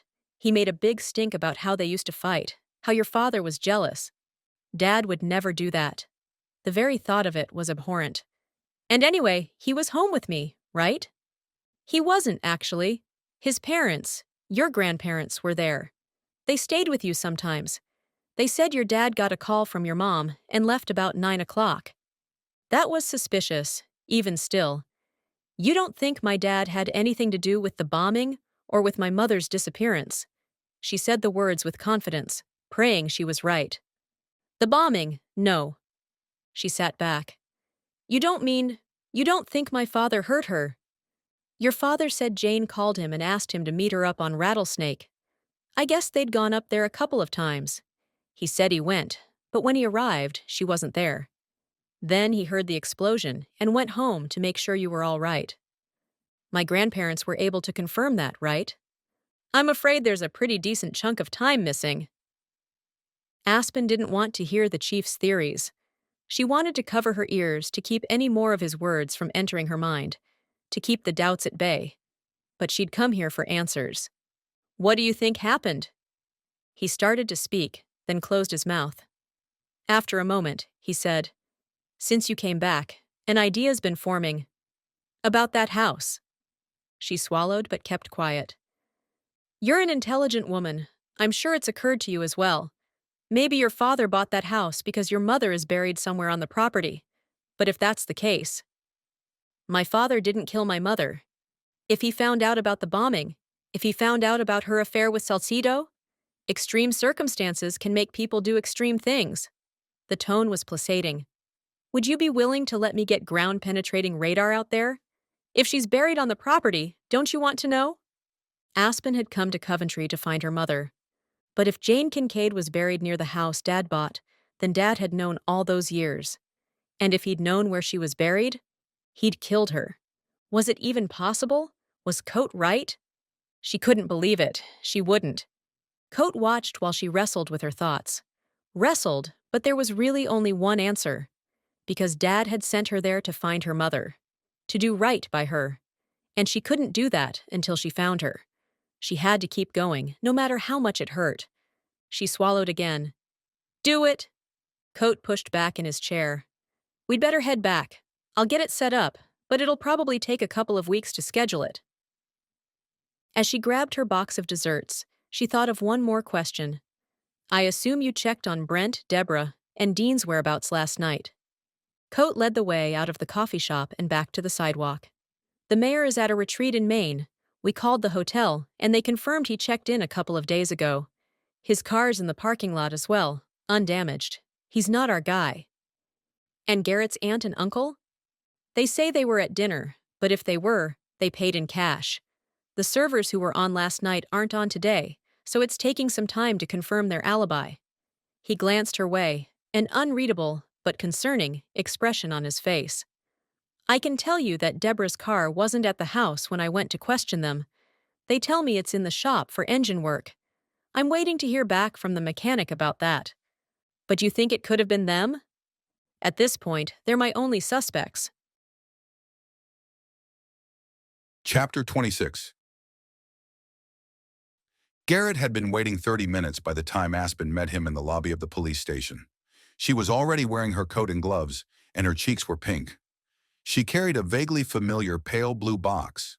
Her lips stretched into a smile, but there was no heart behind it. He stood. You all right? She nodded but continued through the room and out the door. He grabbed it before it closed and then held it open for a woman going in. By the time he caught up with Aspen, she was standing by his pickup. He opened her door and she climbed inside, keeping the box level. He had so many questions about what she'd learned, but she seemed off somehow. So after he climbed in, he went with, What's in the box? Dessert for tonight. Oh, then it hit him. It's from Josie's. She nodded. He maneuvered into traffic. Did you learn anything? She said nothing, so he risked a glance her way to find she was nodding. Something disturbing, I guess. The chief asked me not to talk about what he told me. Sorry. Oh. He wished she'd make an exception for him. It wasn't as if he'd tell anybody, but Aspen didn't seem to think an exception was in order. Are you okay? I'm processing. Garrett stopped at one of the few stoplights in town and faced her. Can I do anything? I think I should just go back to Grace's. I'm not sure I'm up for company tonight. Are you sick? No, just out of sorts. You need to eat, and I happen to know Dean fixed a delicious meal. One of my favorites. We don't have to stay long. The light turned green, and he continued driving toward his aunt and uncle's house. He wanted Aspen to meet the two most important people in his life. More than that, he didn't want to miss out on an evening with her. Once they got there, she'd perk up. But how presumptuous to think he knew what was best for her. We can cancel if you'd rather. I do want to meet your uncle, she said. We can leave right after dessert, or any time you want. Just say the word. Aspen's side of the cab was silent. Not being able to talk about what she'd learned was probably making whatever she'd heard feel even worse. She needed a distraction. Dean and Deborah would be able to provide that, if nothing else. They rode in silence until he parked in the driveway. "You ready?" She nodded and pushed open her door. He ran around to help her from the truck. "Uncle tells me a gentleman always helps a lady in and out of vehicles." He'd expected at least a smile. "Can I carry that for you?" She handed him the box, which he shifted to his other hand before sticking out his elbow. "They have some drainage issues, so the driveway stays wet for a while. It might be a little slick." She slid her hand into the crook of his elbow and held on tight. He loved the feel of her leaning on him, trusting him. Later, after dinner, after he took her back to Grace's, he'd coax what she'd learned from Coat out of her. He could be trusted with it, and she needed to share it. He was glad she'd decided to come. Once Dean spent an evening with Aspen, he'd understand why Garrett was enamored with her. He'd realize she was nothing like her mother. The grudge he held against her would have dissipated by the time they dug into Josie's desserts. Of that Garrett had no doubt. As usual, they hadn't reached the front door before Deborah pushed it open. "Welcome. Hurry, hurry, it's cold out here." He chuckled. "Auntie, if you'd leave it shut until we got there." "Oh, shush. Can I help it if I'm eager?" They walked up the concrete steps, and Deborah pulled Aspen into a quick hug. "I'm so glad you came." At the sight of the box in Garrett's hands, her eyebrows lifted. "And what is that?" "I picked them up at that coffee shop," Aspen said. "Josie is a master." She took the box from Garrett and stepped back. "Dean's in the kitchen." Garrett helped Aspen with her coat and hung it on the hooks right inside the door before shrugging out of his own. They walked up the half flight to the main floor, Deborah right behind. With a hand on Aspen's back, Garrett urged her toward the kitchen, where his uncle was facing the stove. "Uncle Dean, this is Aspen Kincaid." He turned to them. Though he wore a smile, Garrett saw wariness behind it and hoped he only recognized it because he knew the man so well. Aspen stepped forward, hand outstretched. "It's a pleasure to meet you. Garrett's told me a lot about you." Dean shook her hand. "Glad you're here." "Thank you for the table and chairs." They were just taking up space. Garrett peeked beyond him. "I'm starved." "Chicken scampi," Dean said to Aspen. "I was going to do shrimp, but I didn't know if you ate shellfish." "I do, but I like chicken," she said. The sense of garlic and spices filled the air. "It smells delicious." "You guys sit. It'll be ready in a minute." Behind them, Deborah said, "What can I get you to drink? I opened a Pinot Grigio to go with the meal." "Just water for me," Aspen said. "I'll have the same." Garrett occasionally sipped a glass of wine with dinner. But if Aspen didn't want any, he'd skip it too. She seemed uncomfortable enough already, and the last thing he wanted to do was make that worse. Maybe she was nervous because this was akin to meeting his parents? If that was the case, he didn't mind knowing she cared enough about him to want to make a good impression. Deborah got them both glasses of water, poured some wine for herself and Dean, and then sliced a loaf of Italian bread. Dean had been warming in the oven. By the time it was steaming from a basket in the center of the table, Dean had carried over the bowl of pasta and a green salad. "Looks delicious," Garrett said. "It does." Aspen had her hands in her lap, but he could see they were clasped together. "Garrett," Deborah said, "since you brought the guest of honor, will you pray for us?" Deborah's hands went to Dean on one side and Garrett on the other at the round table. Garrett took it and reached for Aspen's. She took his hand, then settled her other into Dean's with a tight smile. Garrett thanked God for the food and for Aspen's presence at their table. He asked for God's blessing on the meal and the conversation. Silently, he added a prayer that Aspen would relax and feel comfortable. After the chorus of amens, they dug into the feast. Dean's gaze kept slipping to Aspen at his side. When she turned his way and caught him looking, he said, "I'm sorry. It's just so strange." "Uncanny," Deborah added, smiling. "How much you look like your mother." Aspen seemed to take the remark as an invitation. She said to Dean, "You knew her too." "Not as well as Deb, but yeah." Though Dean seemed to think he'd lobbed the conversation ball back into her court, Aspen said nothing. After an awkward moment, he added, "She was unique. I've never known anybody with her passion." Brent Salcedo said the same. Dean's hand stilled over his meal. You talked to Salcido? We had coffee on Tuesday. He said she was the female Bill Clinton. The moniker was amusing, and Garrett chuckled. Dean only nodded. He'd always been on the quiet side, but his behavior tonight bordered on rude. Are you still close with Brent? Aspen asked. No. He twirled a forkful of angel hair pasta and popped it in his mouth. Deborah's laugh felt forced. We went our separate ways after college. Garrett heard the hesitation and wasn't surprised when Aspen called her on it. After college, or after the bombing? Deborah's skin paled a little. She set her fork down, keeping her gaze on Aspen. We were all questioned about it, you know. Us and Brent, and the rest of the club. But they mostly focused on us because we were closest to your mother. It's not that big a school. Everybody knew what happened, and a lot of people knew we were friends with your mother. It became awkward. Maybe this isn't the time to talk about all that. Garrett tried to think of a segue to a lighter topic. Dean shoved another forkful of food into his mouth as if, by keeping it full, he would be spared having to speak. I'm sorry, Aspen attempted a smile. It's been a really long day and my mind is… She took a deep breath. I'm sorry to bring that up over dinner. We understand, hon, Deborah said. It must be hard what you're going through. Being run off the road, Aspen said. Barely escaping death? Sort of hard, yeah. Aspen watched her a long moment before cutting her pasta into small pieces and taking a bite. Deborah said nothing. Garrett felt like there were two conversations going on at the table, and he was only hearing one of them. Aspen set down her fork and sipped her water. So, did you stay at Plymouth? She directed the question to Deborah. I transferred to New Hampshire College in Manchester. Aspen turned to Dean. This meal is delicious. Thank you so much for making it. He looked up from his plate and smiled. It almost looked genuine. It's my pleasure. You like to cook? I love it. And he's really good, Garrett said, grateful for the subject change. Did you know Aspen's father owned restaurants? Is that so? Dean asked. How many? 4. There were 2 on the Big Island, Kona and Waikoloa. 1 in Waikiki and 1 on Maui. Touristy places, Dean asked. The first one was in Kona, and it started out as a local favorite. Dad expanded to a second restaurant when I was little. When it was featured on one of those Food Network shows, it exploded, and he opened the other ones.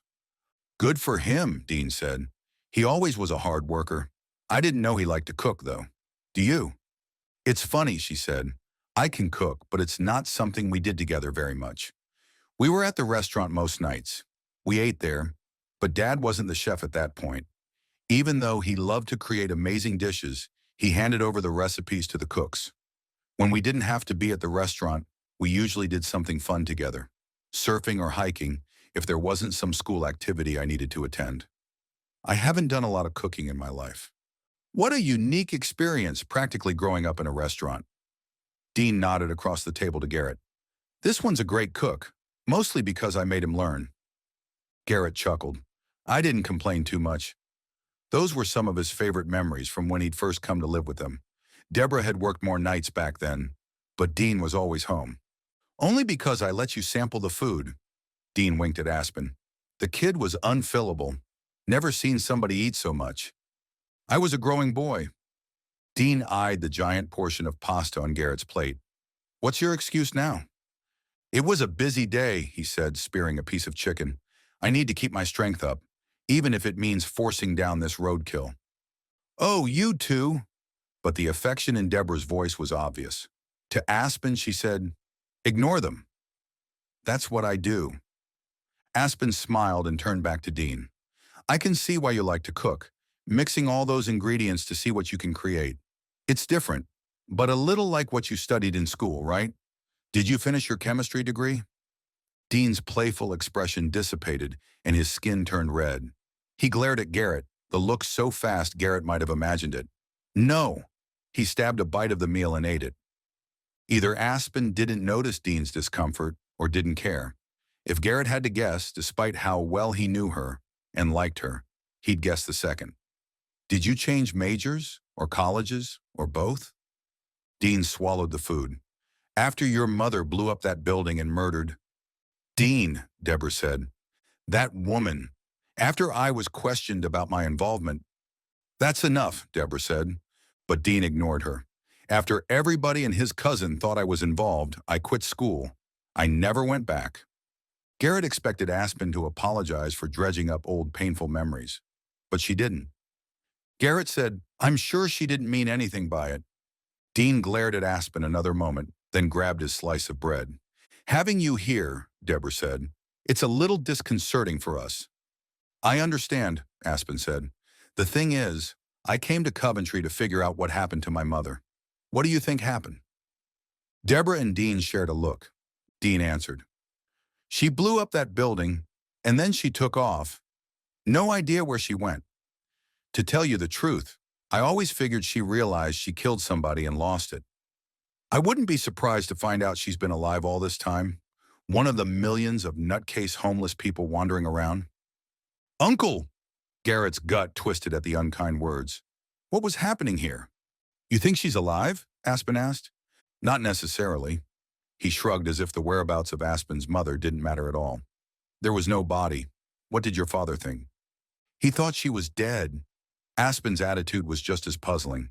She didn't seem hurt or shocked by Dean's words. It was as if she'd come prepared for a confrontation. "He said that she wouldn't have been able to survive and stay hidden in her state of mind?" Dean nodded. "Wherever she is, she's not here. So if you're looking for her, you're looking in the wrong place. You probably ought to move along." There's no need to be rude. This meal had not gone the way Garrett hoped. He wasn't sure who he blamed more for that. Aspen had started it, but Dean was doing his best to finish it with a win. Aspen turned to Garrett with that same forced smile he'd seen more than once that night. "It's okay, Garrett. It's good to know where I stand." Her tone was light, but he heard the undercurrent of anger. "Let's change the subject," Deborah said. "How's the house coming along?" It wasn't easy, but Garrett shifted gears. They managed to get through the rest of dinner and dessert without talking about Jane Kincaid or the bombing or anything else unpleasant. Even Dean engaged in the conversation, giving Garrett hope that maybe his uncle could accept their relationship. When the last bite of pastry was finished, Deborah started clearing the table. Aspen stood to help, and Garrett did the same. Dean pushed his chair back. "Son, I could use your help with something in the shop." "Okay." He looked at Aspen. "I'll be back in a few minutes." Only at her nod did he follow his uncle down the stairs. Garrett stepped into the workshop behind his uncle. He'd been polite long enough. Now he needed answers. What was that about? It was clear when Dean turned to face him that he hadn't asked Garrett to follow him because he needed help. "You told her about me, that I studied chemistry." "What difference?" "You don't understand anything." Dean's skin was red and mottled. His hands were clenched at his sides. Garrett flashed back to the episode Dean had had the week before. The shortness of breath, the weakness. He reached toward him. "Why don't you sit?" "I'm fine." He yanked his arm away. "I don't trust her. You were supposed to keep an eye on her. Let me know what she's been up to. And now I find out you've been telling her about me. About us. Where's your loyalty?" Garrett stepped back, shocked. "I've always been loyal to you. I didn't know your college major was a state secret."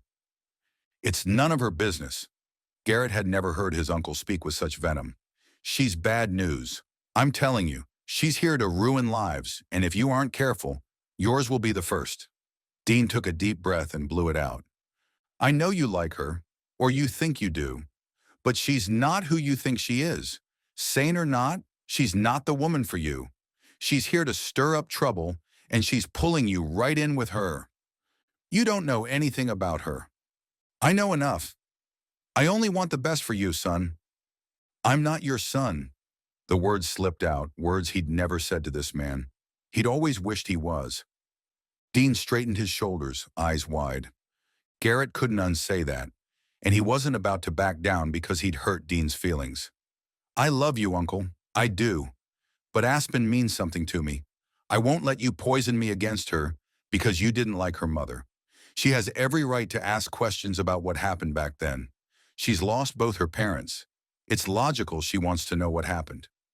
Dean crossed his arms across his broad chest. "So you're not going to keep your distance from her?" "No, I'm not." Dean nodded slowly. Silence stretched between them until Garrett feared something was about to snap. And then it did. If that's your choice, I guess you'll be keeping your distance from me. If Dean had struck him, it couldn't have hurt Garrett more. He could think of nothing to say.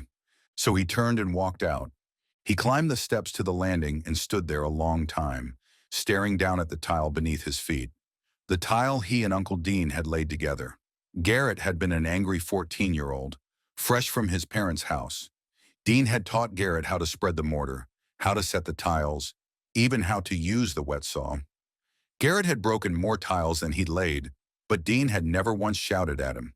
He'd never shown a hint of disappointment. In that gentle way of his, he'd come alongside and taught Garrett how to lay tile, then how to grout it, how to build things, how to design things. He'd taught Garrett what it meant to be a treasured child.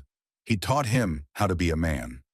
Was their relationship so fragile that it could crumble the first time Garrett defied him? Maybe his uncle had never loved him at all. He trudged up to the second floor, only then realizing he was hearing no happy chatter between Deborah and Aspen. As horribly as Dean had behaved, Deborah had been nothing but kind. Why wasn't she making conversation? He found her at the sink, washing dishes. He looked around, but Deborah was alone. "Where's Aspen?" Deborah turned to him. "She's not with you? She went to the powder room right after you two walked out. I figured she went to see the workshop." "She didn't come down." But even as he said the words, fear churned in his gut. Had she gone down? If so, what had she heard? He peered down the hallway, but the bathroom door was wide open, the light off. He walked that direction, just in case, but Aspen wasn't there. He took the half-flight back to the coat tree, knowing what he was going to find. Her coat was gone. Chapter 27. Aspen could hardly see. It was dark. Ridiculously dark.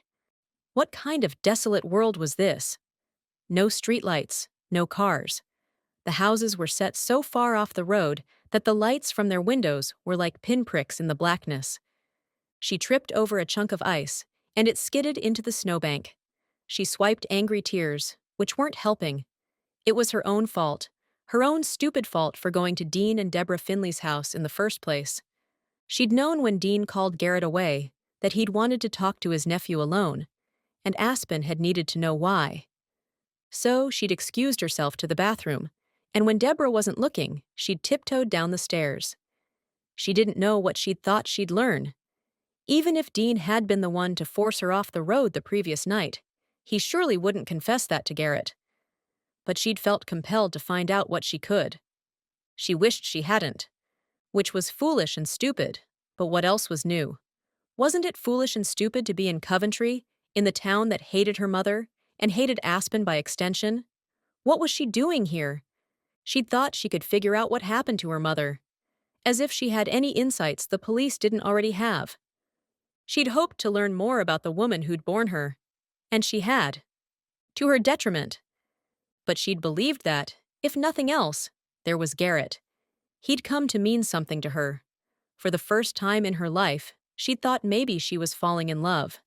Stupid, stupid, stupid. She'd taken out her heart and handed it over to him, and he'd been lying to her all along. "You were supposed to keep an eye on her. Let me know what she's been up to." Dean's words told Aspen they'd agreed on this plan long before tonight. Garrett hadn't disputed what he said, hadn't clarified. Garrett had been Dean's spy, which meant he knew his uncle was involved. In the bombing? Maybe. In the attempt on her life. From the moment she'd looked into Dean's eyes, she'd known exactly what he was. The enemy. And now she knew Garrett was too. She reached the corner of the residential street and peered to the right and the left. She hadn't been paying enough attention during the drive and had no idea which way to turn to head back to town. As if she could walk the entire way. She needed a plan. Headlights came on at the house across the street from where she stood. She was tempted to hide, but why? She wasn't doing anything wrong. And it wasn't Dean's house. What were the chances that a random person would want to hurt her? In Coventry? Even money. The car drove out of the driveway, its beams crossing over Aspen. It turned the opposite direction, then stopped and backed up, stopping again when it was even with her. Aspen considered pulling the handgun from her holster, but waited as the stranger's window came down. "You all right?" It was a woman's voice, and vaguely familiar. "Yeah, Just what? Trying to walk back to town without a map on a freezing cold night?" The woman said, "Caramel macchiato, right?" When Aspen didn't respond, she smiled. "I take it by the fact that you're out here on the street that the desserts didn't go over well." Aspen felt herself smile. "You have a good memory. It's Josie, right?" "Yup, and you're Aspen. Great name. You need a ride, Aspen?" "Oh, Josie didn't press, just waited while Aspen contemplated the question. She did need a ride, but could she trust Josie? She should have called Grace already. If she'd been thinking straight, she would have. But it would take Grace some time to get here, time that Garrett could use to find her. If not Garrett, Dean. The thought brought a healthy spike of fear. But was Josie safe? "Can I ask you a question?" Aspen said. "Sure. How long have you lived in Coventry?" 3 years? "Is your family from here? Do you know a lot about the history of the town?" In the light of the moon, Aspen saw the woman's eyes narrow. No. Do you know anything about me?" "Aside from your penchant for asking weird questions?" She infused humor into her voice. "Let's see. You've had coffee with the mayor and the chief of police this week." The humor faded. "One of my customers reamed you out for something that, from what I could tell, had nothing to do with you. And, I admit, I've noticed a couple of people trying to get a good look at you. I've heard whispers, but I have no idea what any of it's about. My mother was a murderer." Aspen said the words to garner a reaction, but Josie barely flinched. "That doesn't make you one, or does it? Am I risking my life here? I've never hurt anyone. Judging by the look I caught on your face when I first saw you, I'm guessing you're thinking about it." Aspen laughed, the sound strange in the quiet night. "Maybe. Where are you headed?" "Back to town, come on." It was a risk, but standing on the street felt like more of one. And it wasn't as if this woman was a total stranger. Aspen climbed into the passenger seat. "Where to?" Josie asked. "I can have my friend meet me wherever you're headed." Josie seemed about to argue, but instead said, "I'm going back to the shop." "Is it still open?" "Yeah, but I'm not working tonight." She shot a smile Aspen's way. "I live there. I have an apartment upstairs." "Oh, nice commute." Aspen texted Grace where she was headed and asked if she'd mind picking her up. Grace responded almost immediately. "On my way." She didn't ask Aspen what had happened or why she needed a ride. Aspen appreciated that. Josie made a few turns and got them back to what looked more like a main road. It was wider anyway, even if there were still no streetlights. "You want to talk about it?" she asked after a few minutes. "I thought I had someone I could trust," Aspen said. "Turns out I was wrong." Josie nodded. "Sorry about that." Another few beats of quiet passed. "You're new to town, right?" "Just passing through. I inherited a house here. I was thinking about hanging around, but now—" "Any chance you want to buy a house?" Josie smiled. "Thanks anyway." She sneaked a glance at Aspen. "I think this is a great town, but it seems like you have history here." "My parents did." "Will you go back to—" "Where'd you move here from?" "Hawaii. I hadn't planned on going back." But why not? Her plan to see the States, to broaden her horizons, was based on nothing but a flimsy dream. She should go back to what worked. Kona worked. Kona was home. The people there were warm and friendly, unlike this cold, horrible place. Maybe she was romanticizing Hawaii and demonizing New Hampshire. Under the circumstances, her bias felt fair. "I came to Coventry to get a fresh start," Josie said, "and it's been good for me. But if I had history here? If people whispered behind my back? Sorry, but who needs that? Maybe you should go someplace where nobody's ever heard of you or your mother." "Why'd you need a fresh start?" Josie's open expression shuddered, as if she'd pulled a cord. "No particular reason." A lie, but Aspen didn't call her on it. She could hardly handle her own problems. Problems that would be solved if she'd give up this foolish investigation. Her mother was dead and gone. So was her father. Christensen was right that Dad would never have sent her into danger, which meant Aspen had misunderstood what Dad wanted from her. She didn't need to be in Coventry. She didn't need to know what had happened to her mother. She wished she hadn't learned what she had. Did she really think the rest of the story would bring closure or peace? No chance. There was no peace to be had in Coventry, New Hampshire. Not for Aspen, anyway. It wasn't even 9 o'clock, but Aspen slipped into her new flannel pajamas as soon as she got back to Grace's house. She padded down the stairs in her socks and found Grace in the kitchen. "I'm making some tea," Grace said. "I thought it might warm you up." "Sounds good." Aspen still hadn't gotten warm after her stroll in the freezing cold weather. Grace's car had been idling in front of the coffee shop when Josie parked. After thanking her new friend for the ride, Aspen had slipped into the passenger seat. Though she must have had a lot of questions, Grace hadn't asked any of them on the ride. Instead, she'd made small talk as if it were perfectly normal that Aspen's date with Garrett had turned into a ride from a stranger. She'd let Aspen slip upstairs the second they walked into the condo. Now she leaned against her kitchen counter, nibbling a granola bar. Still not asking questions. Aspen answered the unspoken one anyway. "Garrett lied to me." Grace nodded. "He pretended to care about me, but he was only spying on me for his uncle." That garnered a reaction. "Why would his uncle want him to spy on you?" "That's a good question." Aspen sighed, the sound loud in the quiet place.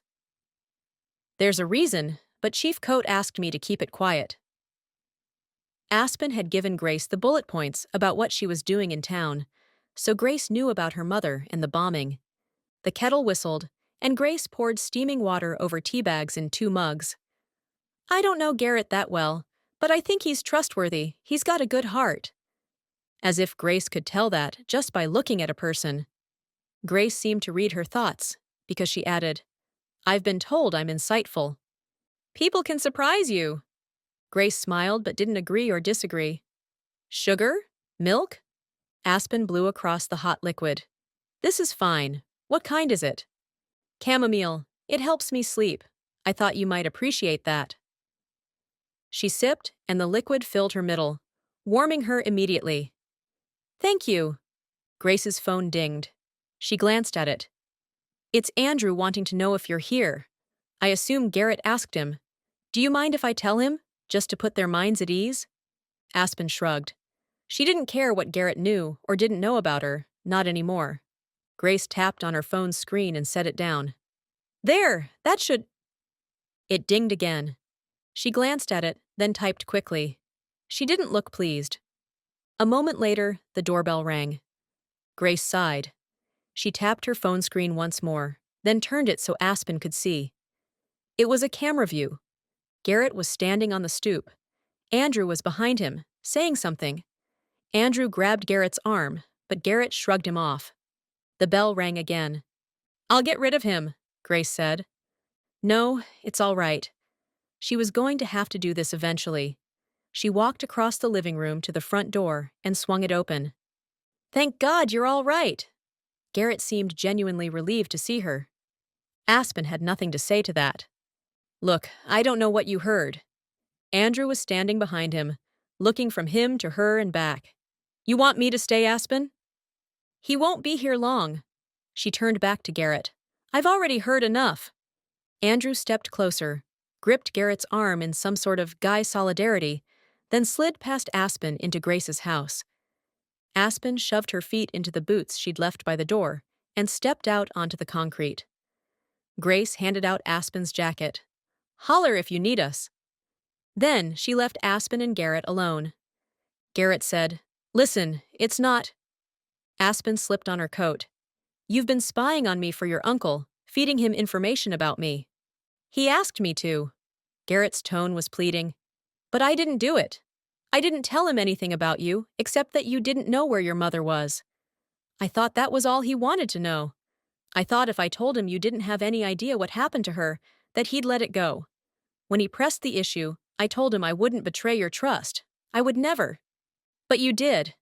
You did pass along information about me." Garrett's mouth opened, then closed. A hard look filled his eyes. "I told him one thing only to get him off your back." "So you did it for me? Is that what you're trying to tell me?" "Yes, that's exactly what—" "Funny how your uncle still feels on my back. You'd never even met him until tonight. Or am I wrong about that? Because you two seemed at odds from the moment you walked into their house." "I've never met him, but he thinks he knows me because he knew my mother." "I've been trying to tell him." "And it never crossed your mind that he knew more than you realized? That maybe he was involved?" Garrett leaned back, his eyes wide. "What are you talking about? Involved with what?" "The bombing, Garrett. He was a suspect." He looked genuinely shocked. "My uncle had nothing to do with that." "You really believe that he asked you to spy on me for no reason? Come on, Garrett, you're smarter than that." He licked his lips, looked around, shook his head. His volume was lower when he spoke. "Why do you think that?" "Why don't you?" "Why would I?" "He asked you to spy on me. He said there were people in town who wanted to know what happened to your mother. People who had a right to know, who wanted justice. I thought he was asking on their behalf. My uncle is a good man. He would never have been involved in something like that." Garrett was either stupid or lying. No, he trusted his uncle. He trusted his uncle enough to betray her. She should let it go. She should go inside and close the door and pretend she'd never met Garrett McCarthy. But fury and fear and frustration bubbled up inside her. She couldn't quell those feelings. Even though she'd promised she wouldn't tell anybody, she couldn't stop the words that were dying for release. "Did your uncle tell you he and Deborah were questioned last night? That the police are checking their alibis?" "What?" "Dean is a prime suspect. Coate thinks he's the one who tried to kill me." Garrett stepped backward, down one step, then another. "You're lying." But his face had lost all its color. His voice sounded not confident, but fearful. She'd lobbed a grenade, and it had hit hard. Might as well make it a twofer. "I can't work with someone I don't trust." She held out her hand. "I'll take my key." He found his key ring, slipped the key off with hands that trembled, then held it out. She took it, but before she could pull her hand away, he wrapped his around it, stepping back to the stoop with her. His nearness sent a whole new batch of emotions flying. She remembered all the sweet things he'd said to her. She remembered all the kind things he'd done for her. She remembered how she'd felt when he'd come to her rescue on the mountain the night before. She remembered the kiss they'd shared in that very spot. All those memories made this so much harder. "I don't know what's going on," Garrett said. "I didn't know he'd been a suspect back then. I had no idea. My uncle would never try to hurt you. I'm sure when the police finish their investigation, they'll find the real culprit." And there it was. He might care for her. Maybe. But his loyalty rested with Dean, and it always would. She tried to yank her hand away, but Garrett held on. "I know you're angry. I need you to hear me. I didn't spy on you. What my uncle did or didn't do. What happened back then with your mom and him and all of it.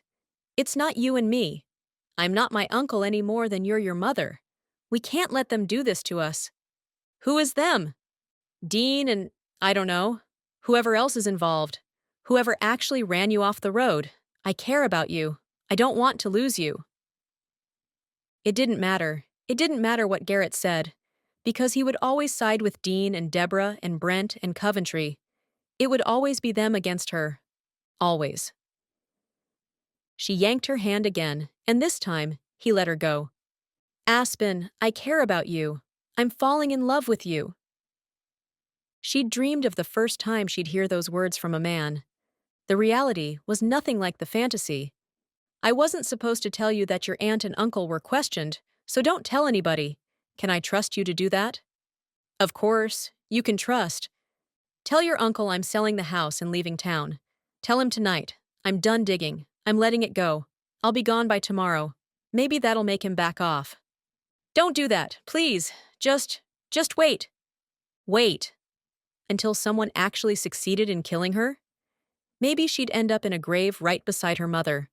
That would be one way to find her. There was nothing to wait for. There was nothing else for her in Coventry. And there was nothing between her and this man. She took a step back. There were so many things she wanted to say, feelings she wanted to share. Truth was, none of them mattered. She settled for one final remark so there'd be no misunderstanding. "You're fired." Chapter 28. Hoping Aspen would come back out, would change her mind, Garrett stared at Grace's front door a long time. Then it opened again, and his hope soared, to crash and burn when Andrew appeared with a pitying look. Garrett stormed away. Andrew caught up and walked beside him back to Garrett's condo. He opened his door, tempted to step inside and slam it in Andrew's face. He didn't turn when he said, "I don't want to talk about it." "We don't have to talk." Much as Garrett wanted to be alone, he stepped in and left the door open. Andrew followed and closed the door behind himself. "I would like to point out, though, that when Grace and I broke up, you peppered me with questions until I wanted to slug you." That was different. "Insightful questions," Andrew said. "Really personal, probing questions. I thought I'd return the favor. I thought you said we didn't have to talk." That was just to get in the door. Garrett walked through the living room and breakfast nook into the kitchen, not needing food or drink, but just to move. He marched back out to face his friend. "She thinks my uncle is out to get her." Andrew's eyebrows rose. "Is he?" "Of course not. Dean would never—" But the hatred Garrett had seen in his uncle's eyes that night, the loathing, the fear. What was Dean afraid of? Garrett didn't want to consider it, but he'd gone to Dean and Deborah's the night before, just stopped by to talk to them about Dean's diagnosis. They hadn't been home. When he'd called that morning, he'd told them what happened to Aspen. He'd completely forgotten to ask them where they'd been. Where had they been? Andrew settled on the arm of the club chair. "Why does she think that?" Garrett had to think back to figure out what Andrew was asking about. Why did Aspen think Dean had run her off the road? Because Coate had questioned him. Coate was checking Dean's alibi. Garrett had been running on adrenaline and fear since he'd discovered Aspen missing. He'd called her cell repeatedly. He'd driven around his aunt and uncle's neighborhood, but there'd been no sign of her. He'd called Chief Coate, who'd told him they'd keep an eye out. He'd texted and called Grace, but she hadn't responded. He'd finally resorted to getting Andrew involved. The adrenaline was ebbing away. He collapsed in the sofa. "I don't think she was supposed to tell me. I'm not going to post it on Instagram. Someone ran her off the road last night between here and her house, right by that drop-off." Andrew slid into the chair. "On purpose?" He dipped his head and lifted it again. "She was nervous driving on that winding road at night. If she'd been going faster, she might have gone over." "Wow, I thought you were exaggerating when you said, but someone literally tried to kill her?" Garrett nodded again. "And she thinks it was your uncle? Coate told her that?" "Apparently. I took her to Dean and Deborah's for dinner tonight. Deborah had met her at the library and invited her. I wanted Aspen to meet Dean, and him to meet her. He's been against her since she came to town." "In what way?" Garrett shrugged. "It's hard to explain." Andrew settled deeper into the chair. "It's sort of fun turning the tables on you." Garrett glared at him, but Andrew grinned. "When she first got to town," Garrett said, "he asked me to keep an eye on her, let him know what she was up to." Andrew's amusement faded. "Geez, Garrett, why would you—" "I didn't. I mean, at first." He hadn't told Dean much of anything anyway. Certainly nothing confidential. Nothing Aspen should be upset about. "I'd do anything for my uncle. He saved my life. I barely knew her. I said I'd keep my eyes open.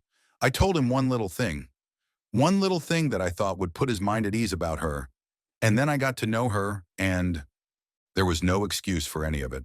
He'd known the minute Dean had asked him to spy on her that it was wrong. He should have refused. He should never have led his uncle to believe. "Why'd you do it?" Andrew asked. Garrett's phone rang. "Aspen?" Maybe she changed her mind. He slid it from his pocket and his heart fell when he saw Deborah's name. He was tempted to reject the call, but his aunt hadn't done anything wrong. He answered with, "Hey, I just want you to know," Deborah said, "Dean doesn't speak for me. I love you, and you will always have a place in my life. And whatever happened between you and your uncle, you'll work it out. It's going to be all right." "No, it's not." Garrett, sweetheart, I'm not angry with you. You and I are good. Can I speak to him, please? He's not really up for conversation. Fine. Then go to where he is and put me on speakerphone. Aspen had asked him to pass a message along. Maybe it would be the last thing he could do for her before she disappeared from his life forever. Hold on! A few seconds passed before Deborah spoke again, her voice distant. We're both here. Dean, his uncle grunted. You're getting what you asked for. Aspen is leaving town. No response from Dean, but Deborah said, Oh, sweetheart, I'm so sorry. I have to go. As an afterthought, he added, Love you, both. He ended the call without waiting for a response and tossed his phone onto the coffee table. He dropped his head into his hands. She's leaving town? Andrew asked. Yup. Andrew's previous question still hung between them. Garrett hated the answer, hated facing the fear that drove him. I agreed to pass along information to Dean at first because I didn't want to disappoint him. I didn't want to risk. He hadn't wanted to risk exactly what had happened. Rejection, losing his uncle's affection. The thing that kills me, Garrett looked up to see Andrew's sympathy written on his face and had to squash the irritation that rose. My uncle gave me an ultimatum tonight, him or Aspen. I chose Aspen, so I lost him, and now I've lost her. And in case that wasn't enough, I've lost my job too. She fired me. So all the plans you and I made, Andrew had helped Garrett put together a business plan, the work that had gone into landing one big job, one that would provide him with lots of before and after pictures for his website, along with a glowing review. That had been Andrew's brainchild. I've lost everything. Andrew leaned forward. Let's not be melodramatic. You haven't lost everything. You still have friends. You still have your church. You still have your skills. You're not alone, and you never will be, because you still have God. Small comfort in that moment, but Andrew was right. Of those three things you feel like you have lost, your uncle Aspen and your job, which is the most important? The obvious answer was his uncle, his family, but Dean had asked him to make an impossible choice. Garrett had chosen wrong, according to Dean, and lost what he'd thought was the strongest relationship in his life. It hadn't been as rock solid as he'd believed. The job mattered. If he ever wanted to be anything more than a glorified handyman, he needed someone to trust him with a big job. But there'd be another opportunity. If there wasn't, he could live with that too. He'd trade both the job and his uncle and a whole lot more to have one more shot with Aspen.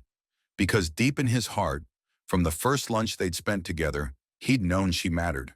It wasn't that he'd cared for her from the start. It wasn't that she was vulnerable and needed a friend. Those were both true, but that wasn't driving him. He'd known almost from the beginning that God had brought Aspen into his life for a reason. Aspen was supposed to be part of Garrett's life. As difficult as his past had been, with the broken relationship with his father, and now the broken relationship with his uncle, he was intended to have a solid relationship in the future, with Aspen. Across the room, Andrew's gaze never wavered from Garrett's face. He smiled. It's the girl, I guess. It's Aspen. She's the one I'm not willing to lose. He glared at his friend.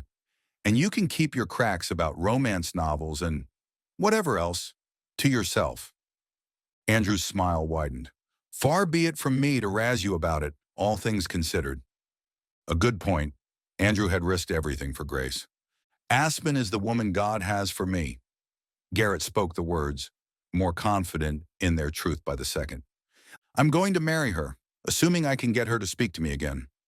If you're right, Andrew said, then nothing will stop his plans. Garrett let that thought settle, and for the first time since his argument with Dean, he felt hope. Chapter 29. 30 years ago. Tonight was the night. So far, everything had gone according to plan. The planner and the Crusader had met and driven to a payphone, where the Crusader had called her husband and asked him to meet her at their overlook. She'd had to get emotional, even managed to conjure some tears, but ultimately, he'd agreed. His parents were at the house because the baby was sick, so he wouldn't have the kid in tow. It was all working out perfectly. He and Jane took the main road to the side street that led to the lumber company. He'd traveled this route more than once during the planning stage, but he'd never seen so many cars parked along the road. Somebody was having a party. He averted his gaze from the cars parked there. Hopefully they were all empty, but one could never be too sure. Jane didn't seem worried. She chatted about what a difference they were going to make, about how they were changing the world. He wasn't sure about that. This would be a blip, an inconvenience for one company. If they managed to close this one down, another would come in and buy up their land and their equipment. They were only making a statement, nothing more. But it would make Jane happy. For that, he was willing to risk his freedom. After this, she'd be his. He was sure of it. They reached the parking lot and were about to drive past to the loading zone in the back, where they'd leave the device, when he caught sight of a car in the lot. A car. "Stop!" She slammed on the brakes and he pointed. "Someone's here!" Jane's eyes were wide and excited. Bad luck for them, I guess. She eased her foot off the brake and continued on. "We can't do it. We're not trying to hurt anybody." But she didn't hear him or didn't care. She giggled and kept going. He planted his hand on hers on the gear shift. "You have to turn around. We're not doing this tonight." She ignored him, parking exactly where they'd decided, out of the view of the cameras. Dressed in all black, he'd planned to keep his head down and run across the lot. He'd set the timer for 5 minutes, and they'd be out of there before it detonated. But he wasn't going to do any of that. Not now. He turned to her and took her hand. "Jane, there's somebody inside. We're trying to save the forest, but it's not worth killing for." Her head bobbed. He'd gotten through to her. Okay. Her gaze flicked from him to the building and back. "Why don't you go see what you can see? Maybe the car is just broken down or something. Go see if there are any lights on inside." Rather than argue, he said, "Don't get out of the car, promise?" Again, she nodded. "I won't move." He climbed from her little hatchback and crept across the lot, keeping low. No need to take the device with him. There was no way he'd be setting it up and starting that timer, lights on inside or not. That was a line he was not willing to cross. He reached the building, then crept around the side and out of sight. He stopped beside a grouping of windows and checked his watch. He'd wait 60 seconds, then go back to the car. He'd tell Jane he'd seen a light on and get them out of there. While the second hand made its slow circuit, he picked up a sound. Was that? Yes, inside somebody was crying. A woman by the sound of it. Crouching again, he jogged back across the lot to Jane's car, parked on the far edge. He slid into the passenger seat. The driver's seat was empty. He climbed back out, looked around. "Jane!"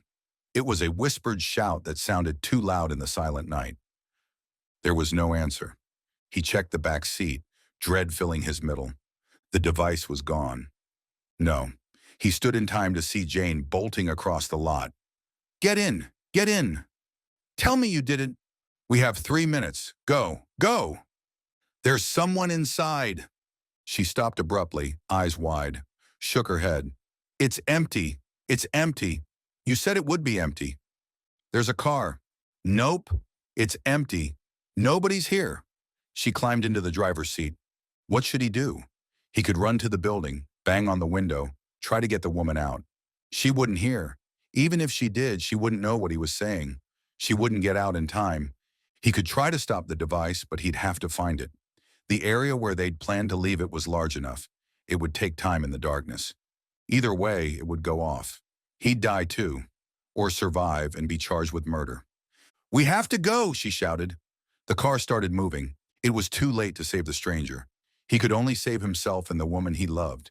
He yanked open the back door and dove, barely getting it shut before she floored it. He was still trying to sit up when he felt her pick up speed. He peered out the front.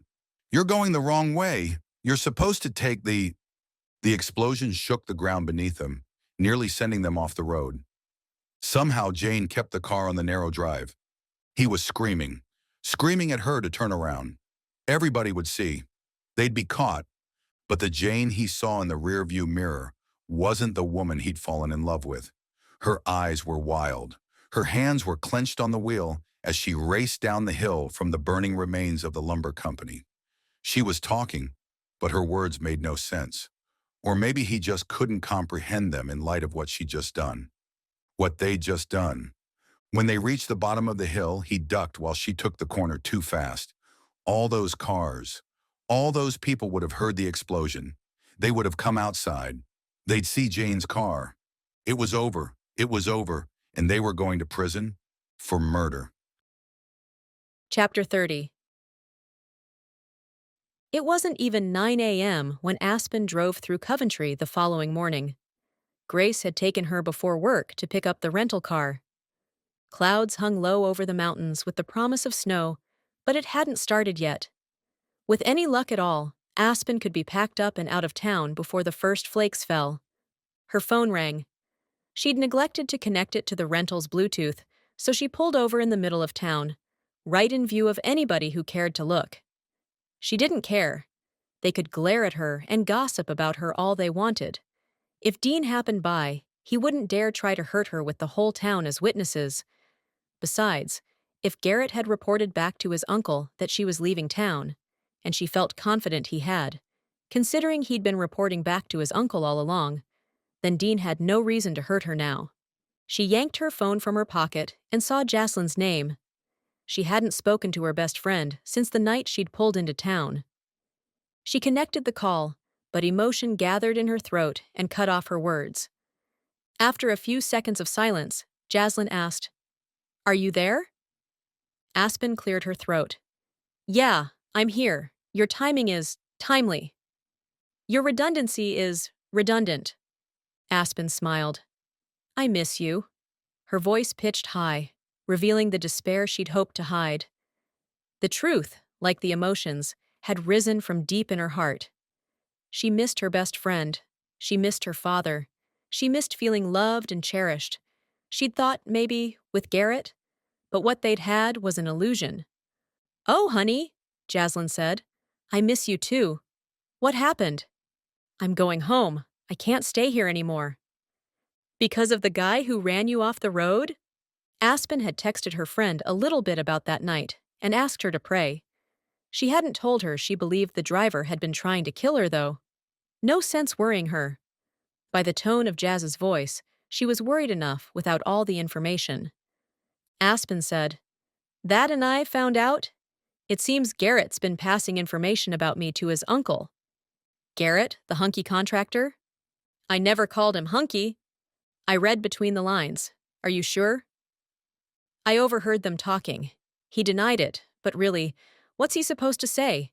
He's not going to admit to getting close to me just to spy on me, to kissing me." "He kissed you?" "It didn't mean anything.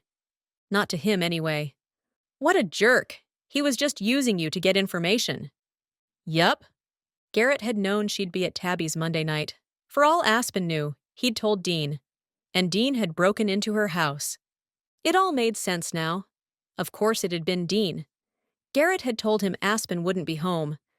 The realization felt like a fresh betrayal. "Why did he do it?" Jocelyn asked. "I thought you two were hitting it off." "I guess that was all an act."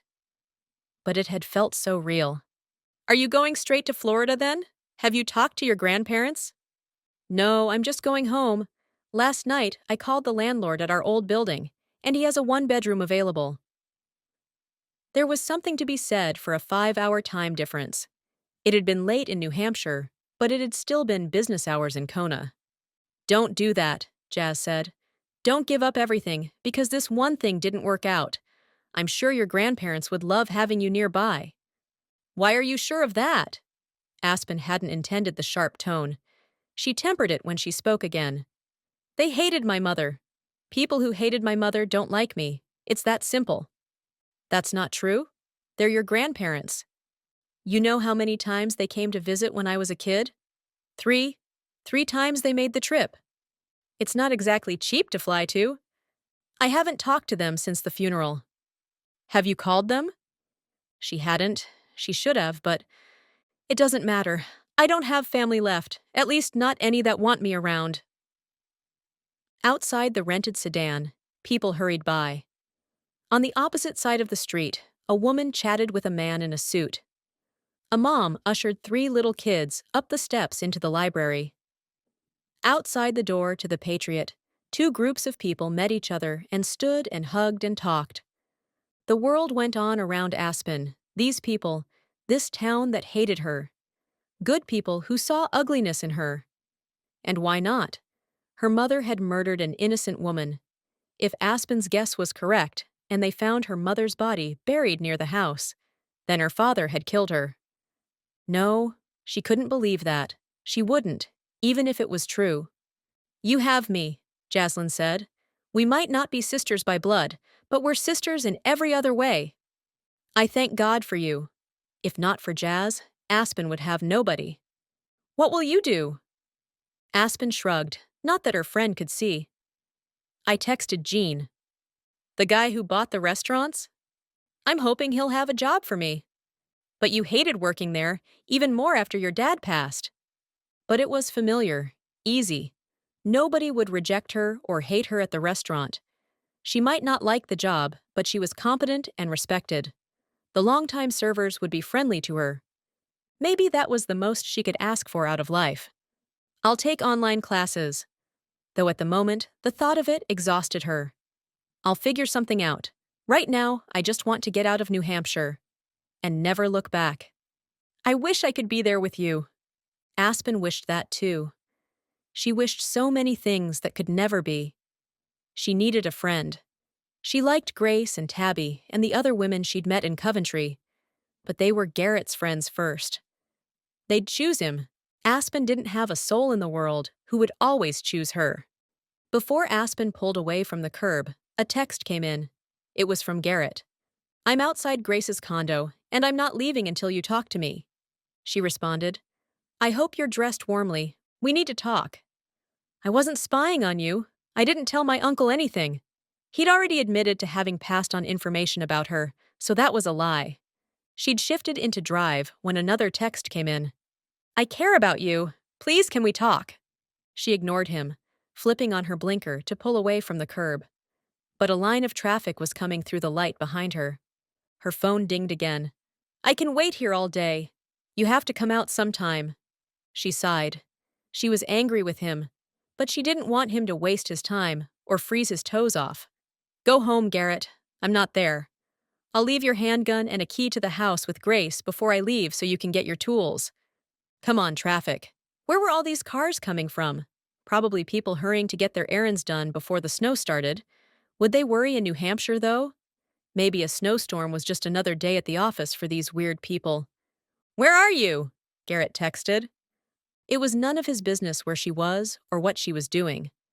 Finally, she merged into traffic and continued to Rattlesnake Road. She was just passing the condominium complex when her phone rang. Probably Garrett. She glanced at the number. It was Mr. Barnett calling her back from the nursing home. She doubted he'd have any helpful information, but she'd still like to talk to him to confirm. Somehow, Dad had known about the house. Maybe he'd chosen it randomly. Maybe he'd known work was being done there. A fresh thought occurred to her. Maybe the Barnetts had been having landscaping work done. Freshly turned dirt wouldn't be out of place if that were the case. Was Jane Kincaid buried under one of the many trees in the yard? The thought made Aspen ill. In any event, when Coate got the ground-penetrating radar, if Aspen's mother was buried there, he'd find her. Aspen let the call go to voicemail. This high up the mountain, it would drop anyway. She made the long, winding drive up to her house, growing more unsettled the higher she climbed. Those clouds overhead looked ominous. She needed to get her things and get off the mountain before snow started falling. She considered all the items she'd purchased to make the house livable. Should she try to box everything up and have it shipped? Right. The cost to get it all to Hawaii would be higher than the value. Instead, she'd contact Trudy at the thrift store, ask her to coordinate with Garrett to pick up everything Aspen left behind and donate it to the poor. She could trust Trudy with that job, and the woman's son had that truck. There might be a few things she'd like to take with her. She'd go through everything, toss what she wanted to keep in the rental car, and box it up when she got to Manchester. That was her destination tonight. She'd find a hotel. Tomorrow, she'd get a flight home. The house was quiet when she walked inside. Everything was in order, nothing out of place. Nobody had been there. Maybe she would have been safe staying there the previous 2 nights. She didn't mind that she hadn't, though. She'd felt more comfortable in Grace's little extra bedroom after 15 minutes than she'd felt in this giant, secluded place after a week. She started to head up the stairs, then remembered the call she'd gotten and veered toward the kitchen, where the cordless phone was charging on its cradle. Reading the number from her cell, she dialed the Barnett's room at the nursing home. Mr. Barnett answered. "It's Aspen Kincaid," she said. After asking after him and his wife, they'd been gone the day before because of a doctor's appointment. She got to the point. "I wanted to ask you a question about the remodeling work you had done on your house 30 years ago." "What do you want to know? Did you have any landscaping done?" "In March?" "Heck no. They get freezes that far north well into April. So much for that theory. You didn't have any concrete poured, did you?" "Well, now, as a matter of fact, we did. That was the year we had the detached garage built. We had a boat, and we were sick of paying to store it elsewhere in the winter." Aspen's heart sank to her knees. She pulled a chair close and sat. They'd had concrete poured. Dad had worked for a concrete contractor. And he'd met Jane right up the street the night of the bombing. It confirmed her greatest fears. She'd thought she was prepared for it, but how did anybody prepare to learn that her father had murdered her mother? The man she'd loved more than anybody in the world. The man who'd loved her, who'd taught her to ride a bike and tie her shoes, who'd taught her about Jesus. A murderer. "Does that help you?" Mr. Barnett asked. She cleared her throat of the emotion, trying to clog it. "Yes, very much. Thank you." She hung up before he could ask anything else. She couldn't be polite now. She couldn't be anything but heartbroken. The whole world shifted with the truth of it. Who was Aspen? The daughter of a murderer. The daughter of 2 murderers. Thank God he didn't make children pay for their parents' sins. But there were still consequences, and those consequences had most certainly made their way into Aspen's life. Of course she was alone. Considering who her parents had been, did she deserve better? In her bedroom, Aspen packed her things. What she'd purchased at the mall a few days before was in the trunk of her car. Maybe they'd fit in the suitcase, except why would she need flannel pajamas in Kona? Wool socks? The knit cap? She wouldn't. She'd bring those things inside to leave for Trudy. Aspen didn't want any reminders of New Hampshire once she was gone. She wished she'd never come to this God-forsaken place. Except it wasn't that. Most of the people Aspen had met were believers. God was very much here. Maybe he'd just forsaken her? No, she couldn't think that way. If she walked away from God, she'd have nobody. She couldn't face that kind of life. It was strange the way everything fit into the suitcase she'd brought from Hawaii. All she'd picked up in New Hampshire. Not the stuff, but the information, the people, the experiences. They didn't take up any space in the bag. Too much space in her heart. She dragged the luggage behind her down the stairs, letting the heavy bag bounce on every step. What did she care about the contents? About the floors? None of it mattered. In the living room, she added one of the throw blankets she'd purchased to her suitcase. She shoved in as many of the kitchen utensils as would fit. She'd sold almost everything she and Dad had owned, so she'd be starting from scratch when she got to Hawaii. Going back had never been her plan. When she was finished, she dragged the suitcase out the door and along the walkway, remembering the first moment she'd seen this place. Garrett had been shoveling the walk, so she wouldn't have to trudge through the snow to her front door. He'd seemed so kind. Had it really all been a lie? Maybe. Maybe not, if his texts were any indication. But even if he had grown to care for her, how could anything come of it when his uncle hated her enough to try to kill her? When her very presence threatened the man's freedom? Garrett's feelings for her, if they existed at all, didn't matter. Her feelings for Garrett didn't matter either. Jane and Michael Kincaid's decisions 30 years before had ended 2 lives. They had shifted the lives of a lot of people. Their decisions were still affecting people now, and there was nothing Aspen could do about that. She understood why Dad had relocated as far away from here as possible. She wished she'd never come. After hefting her suitcase into the trunk, she dug through the shopping bags she'd tossed in earlier and pulled out the socks and pajamas and hat. She opened the suitcase one more time to shove in the things she wanted to keep, leaving those destined for the thrift store in the shopping bag. It was a small trunk and not easy to maneuver, and she was so intent on the task and the thoughts bombarding her that she didn't hear the sound of an engine until it was right behind her. She turned in time to see a pickup truck park. Not Garrett's. Dean Finley climbed out. Aspen bolted for the front door, expecting to hear footsteps right behind her. She didn't, though. "Wait!" She heard his voice, but it was farther away than she would have expected. He wasn't following her. He wasn't chasing her. Still, she didn't stop until she'd climbed the 3 steps of her front stoop and opened the storm door. She turned, keeping the glass door propped open so she could step in the house and slam the door. Dean had moved to the walkway, but stopped where it intersected with the drive. He lifted both hands in the universal sign of surrender. She pulled the handgun from the holster at her waist, disengaging the safety as she did.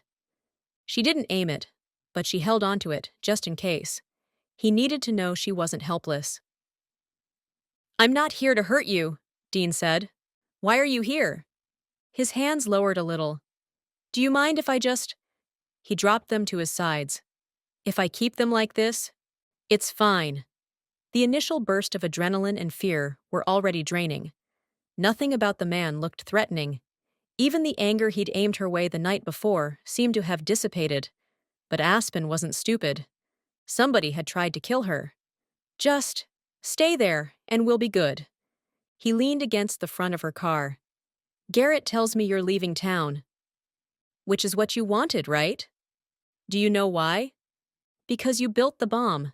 Because you're afraid the truth will come out." She threw the words out there in full confidence. It seemed true. Coate thought it was true. She expected Dean to respond with shock and outrage, or even amusement at her foolishness. Instead, he seemed to sag, shoulders hunching, head dropping forward. "It's true, right?" Very slowly, he looked up and nodded. That he didn't deny it both thrilled and terrified her. She was getting to the bottom of the mystery, that one anyway. But why would he tell her the truth? After so many years, why confide in Aspen? She felt the heaviness of the gun in her hand. She wasn't defenseless. If he came after her. "Please, God, I don't want to hurt anybody, and I don't want to get hurt." But she couldn't figure out how this could end without one or both of those happening. "My presence here stirred everything up," Aspen said. Coate started looking at the case again. People started talking about the bombing again. It probably took a long time for everybody to forget your part in it. Most never knew. Dean looked past Aspen, then up into the darkening clouds. A long moment passed before he faced her again. "They knew your mom and I were friends, but they blamed her for the bombing. Everybody blamed her, and her alone. Coate and his partner knew, of course, but they couldn't prove it. I never understood why they didn't go public with that information, at least about me." "Why would he go public about you and not Brent?" "Brent was the rich kid. Aside from the Hamiltons, Brent's family was the richest in town. Still are. Brent's mother was the county prosecutor back then. His father was a successful lawyer. He'd been the mayor a few years before. He wielded a lot of power in Coventry. I could understand why the cops didn't want to name him without proof. She'd known the Salcidos were wealthy. How else could they have afforded to keep an apartment in Boston? But she hadn't realized they were that influential. "My family'd been in town a long time," Dean said, "but my folks didn't have any connections. Both my parents worked at Hamilton. And anyway, if they'd known, they'd have turned me in." She heard the house phone ringing. Not very many people had that number. Garrett, Jaslyn, Coate. Whoever it was, hopefully they'd call back. "My understanding is that Coate's partner was happy to cross you off the list of suspects. He thought you were a good kid." Dean's smile was sad. "I had been before." She felt sorry for him. She felt sorry for everybody who suffered because of her mother's scheme. "I'd never even told Deborah," Dean said. "All these years, she never knew." What a secret to keep from the woman you loved. How had he managed it? How had Dad managed to keep his secrets for so long? "The 3 of us planned it. Jane, Brent, and me. I built the bomb. I was on campus that night. I knew when Jane and Brent were going to set it off, but we had all decided that, if the building wasn't empty, we'd come back another time. So what happened? Aspen asked. The woman's car was in the lot, so what? I don't know. The words were filled with defeat. How do you not know? You were in on it. What did Brent tell you? We never talked about it, not once after it happened. At first, it was because we didn't want people to suspect us. We just stayed apart, hoping everybody would forget. I was afraid his part in the bombing would be discovered. I assume he was afraid mine would be. Weeks went by, months. I never went back to college. He finished the semester and transferred. But it's been years. You live in the same town. Have you really never… Brent was my closest friend. We'd been friends since preschool, but we haven't had a single conversation, in public or in private, since that bomb exploded. So I don't know what happened. I have no idea, and I never wanted to know. I just wanted to forget I'd ever met your mother. He sucked in a breath, then blew it out and sucked in another. Are you all right? He pressed his hands against his chest, seemed to struggle to breathe. He was having one of the episodes Garrett had told her about. She shoved the gun back in its holster and rushed down the walk to where he stood. What can I do? But he couldn't seem to catch his breath, or to talk. Come on! She wrapped her arm around his back. Together, they made it up the steps and into her house. Maybe this was all an act. Maybe he would turn on her as soon as they got inside. She was armed, but could she kill this man, Garrett's uncle? Was she enough like her parents to take a life? She didn't think so. But had they considered themselves capable of murder before they'd done it? It was a risk she'd take. Her life and Dean's felt like they hung on some invisible scale. She was younger. She was innocent of murder. But her life wasn't more valuable than his. And she wasn't about to leave him outside in the freezing cold to have a heart attack and die alone. She helped him to the sectional, and he collapsed into it, still struggling. She crouched in front of him. Do you have medicine? What can I do? It'll pass. Just… He sucked in air, blew it out. Did it again. After a few minutes, he seemed to calm, though his face was beet red and his hand shook. It hadn't been an act. This man was very sick. Can I get you anything? I'm okay, just… He rested against the back of the sofa and closed his eyes. She sat on the other section of the sofa and waited. After a few moments had passed, after his color returned to normal, he opened his eyes and met her gaze. Sorry about that. They come on suddenly when I get upset. I should really take the medication they gave me. I'm sure Deborah and Garrett would appreciate that. His lips turned up at the corners, as if he wanted to smile but couldn't quite make it happen. There are a couple of things I want to tell you. Aside from your confession? Yeah, aside from that. His almost smile faded. He tried to sit up higher on the sofa, but couldn't seem to make it happen. Should she help him? Now that the episode had passed, she didn't want to get that close. He finally settled again. I was really selfish. Asking Garrett to spy for me, that was unconscionable. He feels like he owes me. He doesn't. He's brought us so much joy. Deborah wasn't able to have children, and I was against adopting. I didn't figure I deserved to have kids. More than that, I didn't want anybody looking into my past. When my sister, Garrett's mom, asked if we'd take him in, I agreed because I felt like maybe I could earn forgiveness. Maybe if I did some good, it might counteract some of the bad. I knew the Lord, but it took me a long time to understand that God had saved me by grace, that there was nothing I could do to make up for the bad or be good enough for him.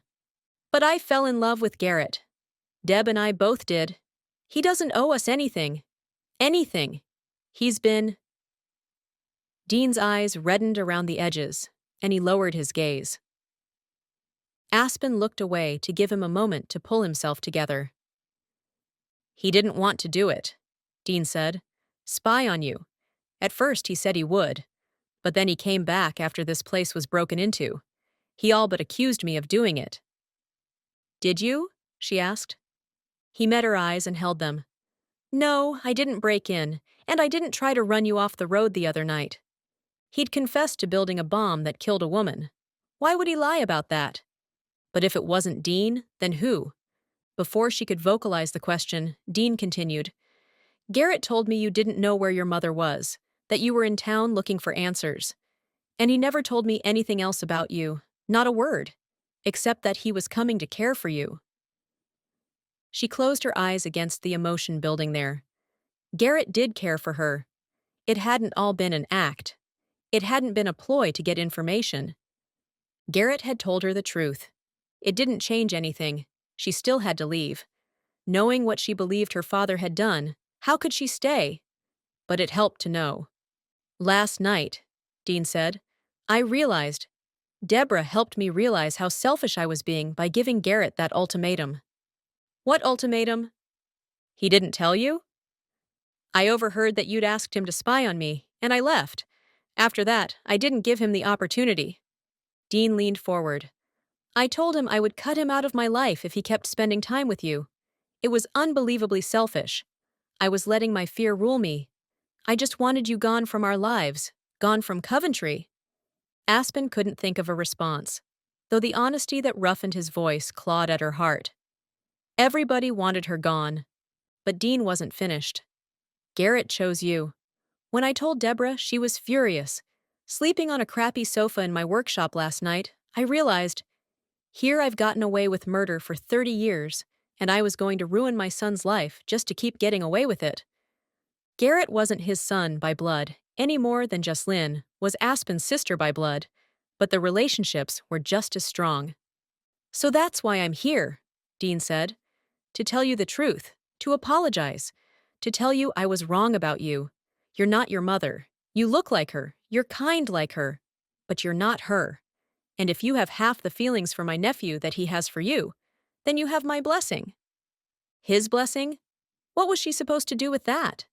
You've just confessed murder to me, Dean. Am I supposed to forget? I told Deborah this morning. My dad passed a couple years ago, but I'll have to tell my mom. It'll break her heart, but I'm gonna tell Cote right after I leave here. It's time I pay for my sins. I'm sick, and I feel about 1,000,000 years old. Who knows? Maybe they'll go easy on me. I figure I'll end up in prison, but I've had 30 years of a life I wasn't entitled to. 30 years with the woman I love. 20 raising a young man, whose respect I earned but never deserved. I've had a good life. If it ends in prison, he shrugged. Maybe I can do some good there. What about Brent? His expression darkened. He's gonna have to pay for his crimes too. He'll hate me. He'd probably try to stop me if he knew what I was up to. But it's time we both face what we did. She scooted closer to Dean and took his hand. I'm sorry that woman died. I know it wasn't your plan. His eyes filled with tears, but this time he didn't turn away or try to hide them. I knew her. Everybody knew everybody in town back then. She was a sweet lady who'd been dealt a hard hand when she married that husband of hers. She was kind and... His words were choked off by a sob. I never meant for anybody to get hurt. Aspen squeezed his hand. I know that. I know. And your mother. He squeezed Aspen's hand. I cared for her. I wish I knew what happened to her. I'm sure it's torture not knowing. I'm pretty sure I know where she is. I'll probably never really know what happened, but at least I can lay her to rest. I need to talk to Cote. I think he'll be able to confirm it. I'm just glad to know that you didn't hurt her. I never would have. He sniffed the tears away. The sniff turned into a cough, which turned into a coughing fit. I'll get you some water. She hurried through the door and around the corner into her kitchen and filled a glass with ice from the dispenser. All the information Dean had given her clamoring for attention in her mind. He'd confessed. He'd tell Cote everything. Poor Garrett would be heartbroken. But his feelings for Aspen were real. Another thought urged its way forward. If Dean hadn't tried to kill her, then who had? Brent Salcedo. He was the only other option, except he'd been out of town. They'd confirmed his alibi. But who else could it have been? Filling the glass with water, she considered her next move. Once Dean told Cote, both Dean and Brent would be arrested, and then she'd be safe. Maybe she wouldn't have to leave Coventry. maybe she wouldn't have to leave Garrett. The thought had her smiling for the first time all day. She was turning to take the water to the living room when a shadow crossed over her. She barely registered the form of a man before something smashed into the back of her head. The water slipped from her grip. The glass fell and shattered on the floor. She reached for the counter to keep from falling, but missed. She collapsed in a pool of water and ice and glass. The man was on top of her. She would have screamed if she could have found her voice, but it must have shattered with the glass. A hand groped her midsection. She tried to push him away, but she felt weak and disoriented.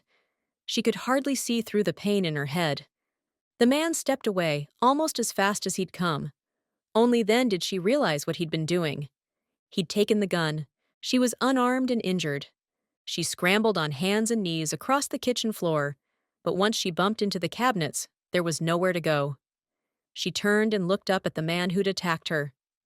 Brent Salcito aimed the pistol at her chest. Chapter 31. Garrett paced in his living room, pausing to check the cars in front of Grace's condo every time he reached his front window. How was he supposed to win Aspen's trust if she wouldn't even talk to him? Once she left town, he'd lose her. But he wasn't exactly versed in the fine art of stalking. She didn't want to see him. It was one thing to stand outside a condo in a crowded complex. It was an entirely different thing to follow her up to a secluded house in the woods when he knew he wasn't welcome. She must have picked up the rental car. During their text conversation, she'd said she'd leave her gun at Grace's, which meant she had to return before she left town. Garrett would wait until he saw her park. Now that he'd been fired, it wasn't as if he had anything else to do. He glanced out the window as he'd done every 30 seconds for an hour. No movement at Grace's place. No new cars parked out front. But one was pulling up. Not Aspen's rental, based on the markings on the side. Garrett watched the police cruiser pass, Chief Coat in the driver's seat. He yanked open his front door and walked toward Grace's condo just as the chief parked. Despite his girth, Coat climbed from the car quickly. "Is everything okay?" Garrett asked. "Been trying to reach Miss Kincaid, but she's not answering. Thought I'd take a chance and stop by." "She's not here." Garrett felt confident that Aspen hadn't lied about that. Though angry as she'd been, maybe his confidence was unwarranted. "I don't think anyway. Maybe you should knock." Coat was already on his way. He pulled open the glass door and banged on the wood. After a few moments, he banged again, calling her through the door. There was no answer. "Worries me she's not answering her phone," Coat said. Garrett was standing at the bottom of the stoop. "If she's at the house, she doesn't have cell service." "I tried the house phone too." Coat's lips pressed together. "I don't like not being able to reach her." At least it wasn't only Garrett she was ignoring. "Why are you here?" Garrett asked. "Got some information I thought she'd want." He huffed down the steps and regarded Garrett a long moment. "You might want it too. Not sure how much she told you." "She said you wanted her to keep what she learned to herself." "I did, but you two seem pretty chummy." "She told me Dean's a suspect." Maybe he shouldn't have shared that, but he wanted whatever information Coat had uncovered. "I don't think she meant to. We were fighting, and..." Rather than explain the whole horrible moment, he just shrugged. "Was a suspect. You told me yourself your aunt and uncle weren't home at the time she was being run off the road. When I questioned them, your aunt's car wasn't at their house. Dean claimed they'd taken it to the shop for some engine work and then gone to dinner." Was he telling the truth? The mechanic wasn't in his shop yesterday, but he called this morning. Deborah's sedan needed a new timing belt. There's not a scratch on it. We also got in touch with the waiter who was on duty at the restaurant where they said they went, and he confirmed he'd served them. So he didn't run Aspen off the road. Garrett blew out a relieved breath, ashamed that he'd ever suspected Dean in the first place. "But if it wasn't Dean, then who do you think did it?" "I have my suspicions. That's what I wanted to talk to Aspen about. I was hoping maybe she remembered something or..." He shrugged. "I need more than my suspicions to make an arrest. And it bothers me that she's not answering her phone." He started back to his cruiser. "Where you going?" "To check the house." Maybe once Aspen learned that Dean hadn't been the one to run her off the road, she'd listen to Garrett. Maybe they could get past this after all. Garrett fished his keys from his pocket. "I'll follow you." Chapter 32.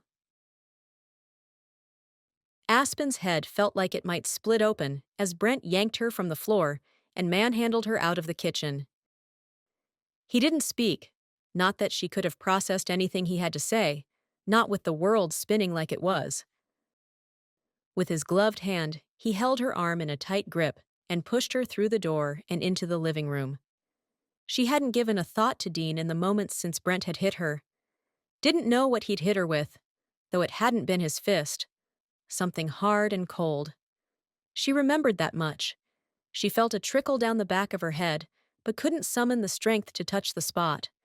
She could barely process putting one foot in front of the other. The gun pressed to her back kept her moving. A knife, dripping with crimson, lay on her white sofa. Her gaze flicked to Dean. His head had fallen forward. Blood seeped from a wound on his upper back. She froze, gasped for breath, as if someone had punched her. You killed him! He's not dead yet, but he will be soon enough. Brent pushed her forward and then yanked her to a stop. Pick it up, Aspen. She didn't know what he wanted her to do. She couldn't take her eyes off the man she'd just spoken to. Dean had been coughing. She'd gone for water. How long had she been in the kitchen? 30 seconds? A minute? How had this happened? Pick up the knife, Aspen. His words were cold and calculating. She understood then. Dean would be dead. Aspen would be framed for his murder. The police would find her fingerprints on the murder weapon. The cold, hard butt of the gun pressed into her back. Now, please. Please. As if it were a request. It was a regular kitchen knife. A butcher knife, like what her father would use to slice thin strips of filet for the steakhouse flatbread. She could picture him in his restaurant kitchen as he demonstrated the technique for a cook.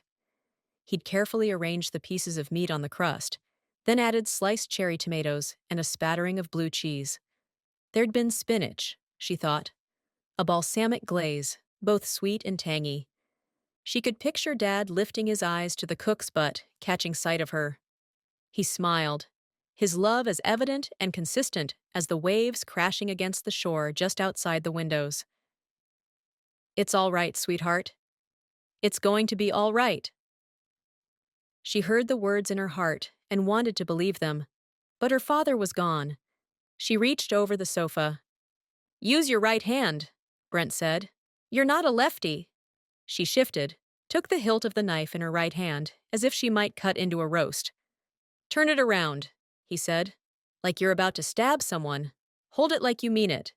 She did as he asked, her stomach turning at the warm, sticky blood that had dripped onto the handle and now clung to her palm. Salcito had armed her. Could she shift, use it against him? He pressed the gun into her back again. Drop it now. She didn't think he'd shoot her, not there. That would ruin his whole plan. But she was weak, unsteady, her head pounding. Even if he didn't shoot her, he could subdue her. Maybe she could mortally wound him, but she wasn't willing to bet her life on it. She dropped the knife back onto the sofa. Where are your keys? She patted her pockets. Here. Get them.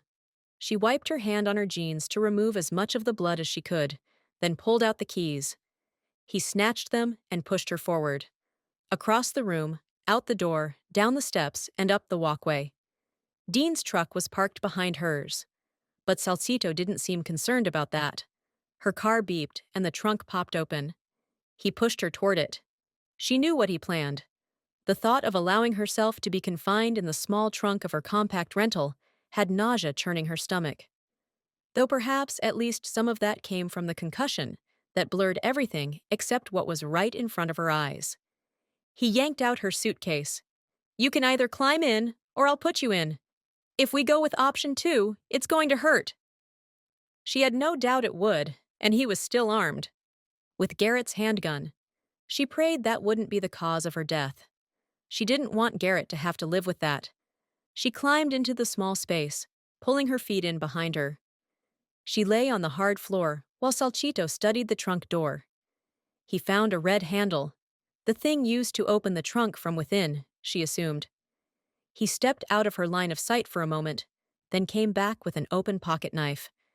It only took a few seconds for him to sever the cable holding the handle in place. Then he slammed the lid, leaving her in total darkness. The darkness felt good, She hadn't realized how much the light was making her head pound until it was snuffed out. She heard Brent moving, heard a car engine start, then rumble. He was moving Dean's car, though not far by the sound of it. A moment later, her car door opened. She felt the car shift as Salcido climbed in. The engine roared to life. And then they were on the road, not driving down toward town, but up toward what? What was higher up on the mountain? Garrett had told her once. Houses owned by tourists. Summer homes. The homes that had been under construction the night her mother had gone missing. Brent would kill her and dispose of her body probably somewhere it would never be found. People would believe Aspen had committed murder and then vanished, just like her mother. Chapter 33. Garrett parked behind his uncle's truck in the driveway. Dean was here. There were no other cars in sight. Would Aspen have parked in the detached garage? Only if she planned to stay, but Garrett doubted she'd gone to the trouble. Maybe Dean was waiting for her too, but his pickup was empty. Had they gone somewhere together? That didn't make sense, but Garrett couldn't come up with another explanation. Coat had already climbed from the cruiser and was halfway up the walk, his gun unholstered and at the ready, by the time Garrett caught up with him. He turned and leveled a hard stare at Garrett. "Get back in your truck. I'll let you know when it's safe." Garrett turned that way as if he'd comply. As soon as Coat disappeared inside, he crept that direction. If Aspen was in danger, he wasn't about to sit in his pickup and hope Coat could handle it. Stupid, maybe. But two people he loved were involved in this. He needed to know what was going on. He heard Coat's voice but couldn't make out the quiet words through the storm door. Then Coat yelled, "McCarthy, get in here!" Garrett bounded up the steps and into the house. He froze at the threshold. Uncle Dean was seated on the sectional. But he wasn't seated. He was slumped forward, his shirt stained red. Coat said something, but Garrett couldn't make out the words over the roaring in his ears. Jesus. He felt unable to formulate more of a prayer than that as he rounded the sectional and crouched down beside his uncle. He touched his neck and felt a pulse. "He's alive! Help me!" "Ambulance is on the way. Lay him flat and try to stanch the bleeding." Coat moved up the stairs, gun still out, and disappeared from sight. Garrett got Dean on his stomach, then snatched one of Aspen's throw blankets from the back of the sofa and pressed it to the wound on Dean's back. "I'm here, Uncle. You're going to be okay." He'd literally been stabbed in the back. Sounds came from his mouth, but nothing Garrett could make out. "Don't talk. Try to open your eyes." Based on the stains on the white sofa, he'd lost a lot of blood. A lot of blood. The blanket, a cheap fleece number, soaked it up. "Uncle, are you with me? Don't give up." Dean spoke again, his words so quiet Garrett couldn't hear. "Save your energy." But he was trying to say something. Keeping pressure on the wound, Garrett angled his ear toward his uncle's mouth. "Wasn't her." Wasn't who? And then he realized, Aspen? Of course not. Why would he say that? Aspen wouldn't. But this was her house, and her car was gone. "Wasn't her." "Who did this?" Garrett asked. But Uncle Dean didn't say anything more. "You have to fight!" Garrett's words were loud in the silence. "Deborah needs you. I need you. Please don't die." Garrett leaned down and felt faint breath against his cheek. "Please, Jesus, please, Jesus, please, Jesus." He couldn't lose Dean. He couldn't. "I'm sorry," Garrett said. "I'm sorry I couldn't do what you asked me to. I love you." Coat hurried back down the stairs. "She's not here. Place is empty. What is she driving?" "Aspen didn't do it." Dean just said. "What was she driving?" "I don't know. A rental, I think." Coat spoke into his radio, but Garrett couldn't focus on the words. His uncle's life was slipping away, and there was nothing he could do about it. Sirens sounded, and a moment later paramedics streamed into the room. A hand gripped Garrett and pulled him out of the way. "It's okay." The voice was familiar. Garrett focused on the man's face. Thomas, his friend, a volunteer fireman, and paramedic. "We got this." Thomas all but pushed Garrett to the other side of the room, then hurried back to Dean's side. Garrett couldn't move, just stared as people surrounded his uncle. Furniture was moved. A gurney brought in. Dean transferred. They were in the ambulance and screaming out of the driveway within minutes. Garrett headed for his truck, but Coates stopped him with a hand on his arm. He tried to yank away, but Coates didn't let up his grip. For an old, out-of-shape man, he was surprisingly strong. "You don't know what Aspen was driving? You're sure? She didn't give you any idea." "We haven't talked since last night. She was getting the rental this morning, but I haven't talked to her since then." He took a breath, let the question fully enter his brain. Grace probably took her to get the car. Maybe she knows. She'd know where. "What's her number?" Garrett pulled out his phone, navigated to Grace's contact information, and held it out for Coates. He lifted his own cell, then swore. "Where's the house phone?" "Kitchen." Coates started that direction. "Dean just told me she didn't do it." Coates reached the door that led to the kitchen, but glanced back. "What did he say exactly?" "He said, wasn't her." Coates nodded. "You're sure because—" "He said it twice. Wasn't her." The police chief looked around at the cops who'd streamed into the place. He seemed to be considering that. "Okay." He leveled his gaze at Garrett again. "If that's the case, then somebody else was here. Somebody was here. And she's not. Which means she's in danger. Either she's a murderer or she's in the hands of one." He stepped into the kitchen. A uniformed officer followed, and Garrett did a moment later. A lamp one Aspen had bought at Trudy's the week before lay on the floor. The uniformed officer crouched beside it. "That's blood," he said. "Blood. Aspen's blood." Another uniformed police officer came in through the back door. "No sign anybody's been out there. Garage is empty." Garrett stayed out of the way, hoping to hear something that would give him hope. Coates had Aspen's house phone pressed to his ear as he crouched down. He was talking to Grace, but Garrett didn't pay attention to his words. Pieces of ice and glass littered the floor, all resting in water. Someone had dropped a glass of water and made no effort to clean it up. 2 sets of wet footprints led from the kitchen and through the breakfast room. 2 sets. Aspen's and someone else's. Garrett followed them into the living area and to the front door. A uniformed cop had already seen the footprints. Garrett watched him as he stood from where he'd bent over the faintest ones on the stoop, then walked down the 3 steps to the walkway, gazing at the driveway. The snow had started as flurries when they'd been headed up the mountain, but it had picked up. This storm was predicted to be a doozy, dropping a foot or more across the state before it was finished. The flakes were already sticking to the cold asphalt. Any tracks that might have been there would be covered up in minutes. Aspen was out there, somewhere. He swiveled when he overheard Coates speaking into his radio, ordering an APB on a car, presumably Aspen's. Did he really think she'd done this? When Garrett had followed Coates up the mountain, he hadn't passed any cars headed down. If Dean had only been stabbed minutes before, then that meant Aspen and her captor must have gone the other direction. Coates could have cops all over the state looking for Aspen's car, but they weren't going to find it, because her car wasn't heading towards civilization, but away. He pushed out the front door and down the 3 steps, where he spoke to the uniformed cop who still stood there. "They had to have gone up the mountain." The man nodded. "We'll find her. Wasn't that your uncle?" Garrett recognized the cop as someone he'd gone to school with. He nodded. "We've already notified your aunt. Why don't you head to the hospital? Give me your number, and I'll call you when we find the person who did this." That made sense. Deborah would need him. If the worst happened, if Dean didn't pull through, Deborah would need him all the more. Garrett pulled a business card from his wallet and handed it to the cop. Gladstone, according to the name tag on his uniform. Gladstone gripped the card, but Garrett didn't let go. "Aspen Kincaid, the woman who lives here?" He leveled his gaze at the man. "She didn't do it. My uncle said it wasn't her. We'll get to the bottom of this." Maybe, but when? When would they start looking for her? At the moment, they seemed more intent on figuring out what had happened than they were on finding whoever had attacked Aspen and Dean. "She didn't do it. She's not a danger to anybody. She's in danger." "I understand." Did he?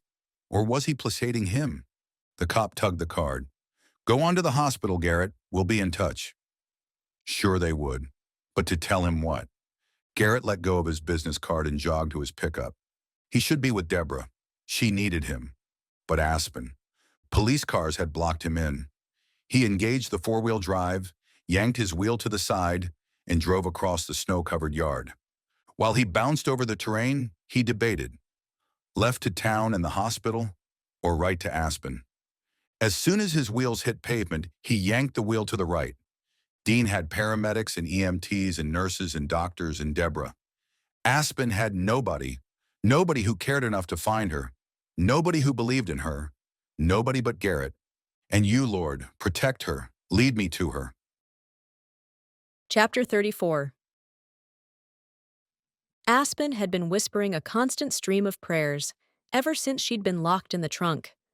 The first couple of verses of the 91st Psalm filled her mind and her heart as she begged God for help. I dwell in the secret place of the Most High. I abide in your shadow. You're my refuge. I trust in you.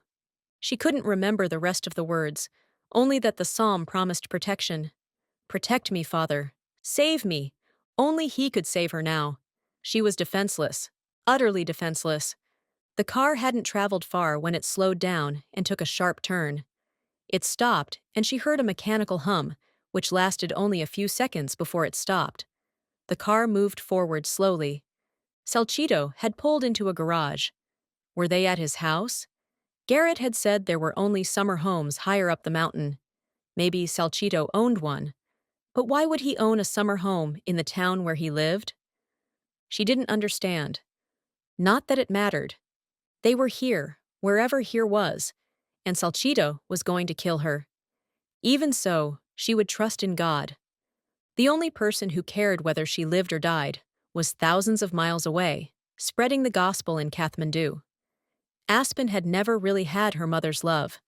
Her father had adored her, but he was gone. There was Garrett. If Dean was telling the truth, he cared for her. He'd be sorry if she didn't survive.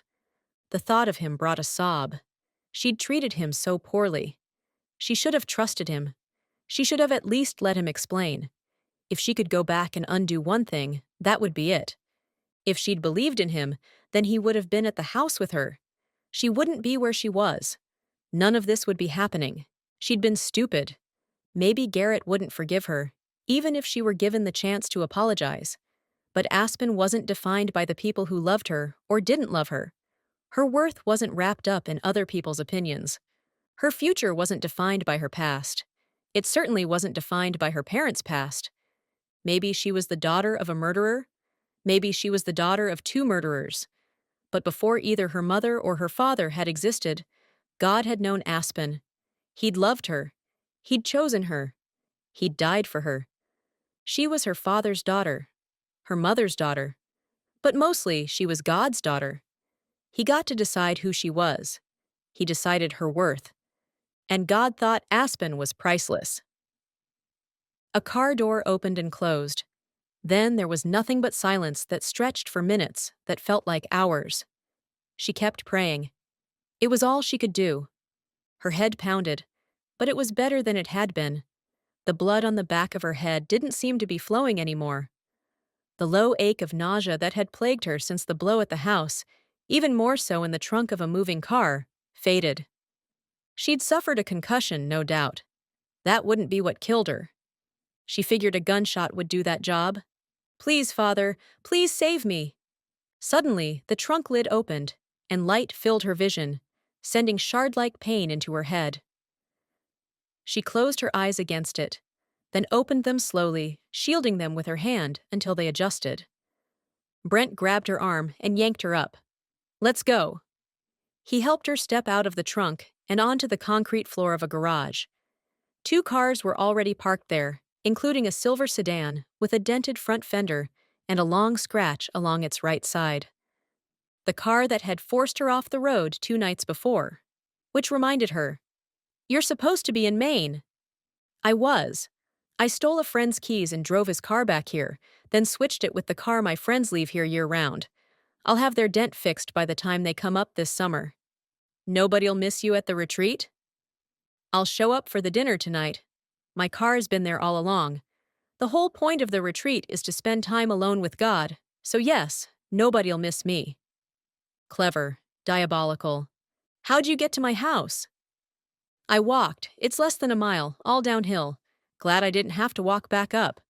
Past the car, A door led into the house, but with a firm grip on her, Salcido pulled her the other direction to the driveway.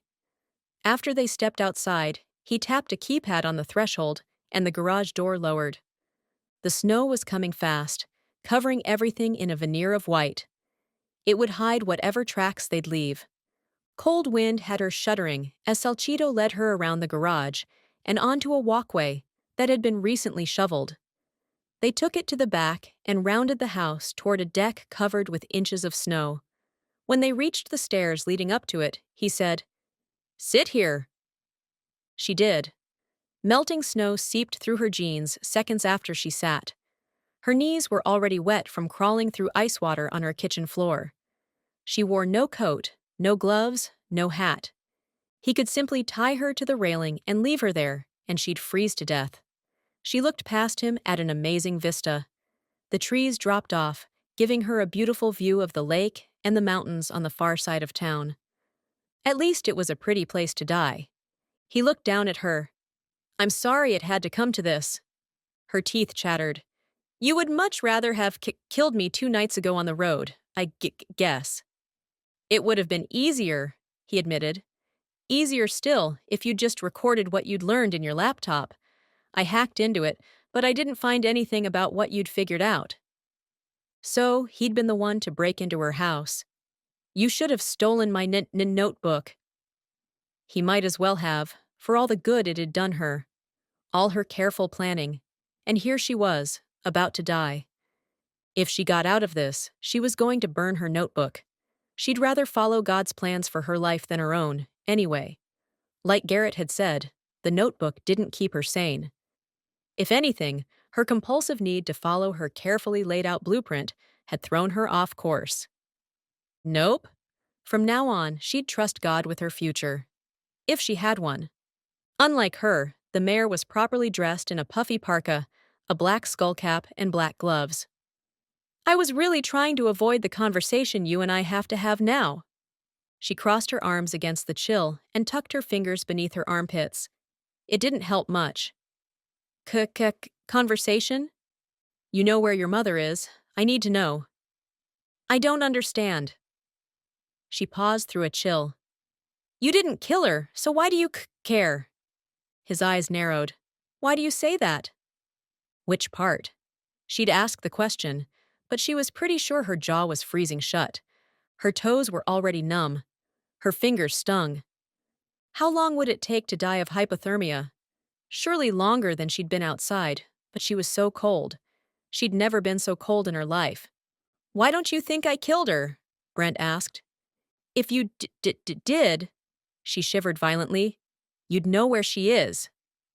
He leaned against the railing beside her. "That's a logical conclusion." He blew out a long breath. "You're nothing like her. You look like her, no question. Your voice is so similar, it's eerie. But you're so rational." Aspen didn't know what to say to that. If Jane were in your position, she'd be panicking or making baseless threats. She'd be screaming, thrashing, trying to get away. What would be the point? Nobody's going to hear mum. She couldn't finish the sentence for trembling that took over. His smile was sad. "See what I mean? Rational. If Jane had only been a little more rational." He didn't finish his sentence either. Though not, she guessed, because of the cold. "Tell me where Jane is. So you can kill me faster? At least you'll be out of your misery. Your concern for my well-being is touching." He crouched down until his face was inches from hers. "Tell me where she is." Don't know. I was outside when Dean was at your house. I heard you tell him you knew where she was, and that you hadn't yet told Coate." He'd listened to their entire conversation? No wonder he'd killed Dean. But Dean had confessed everything to Deborah, and Deborah would tell Coate. Did Deborah know that Salcido had worked with Aspen's mother?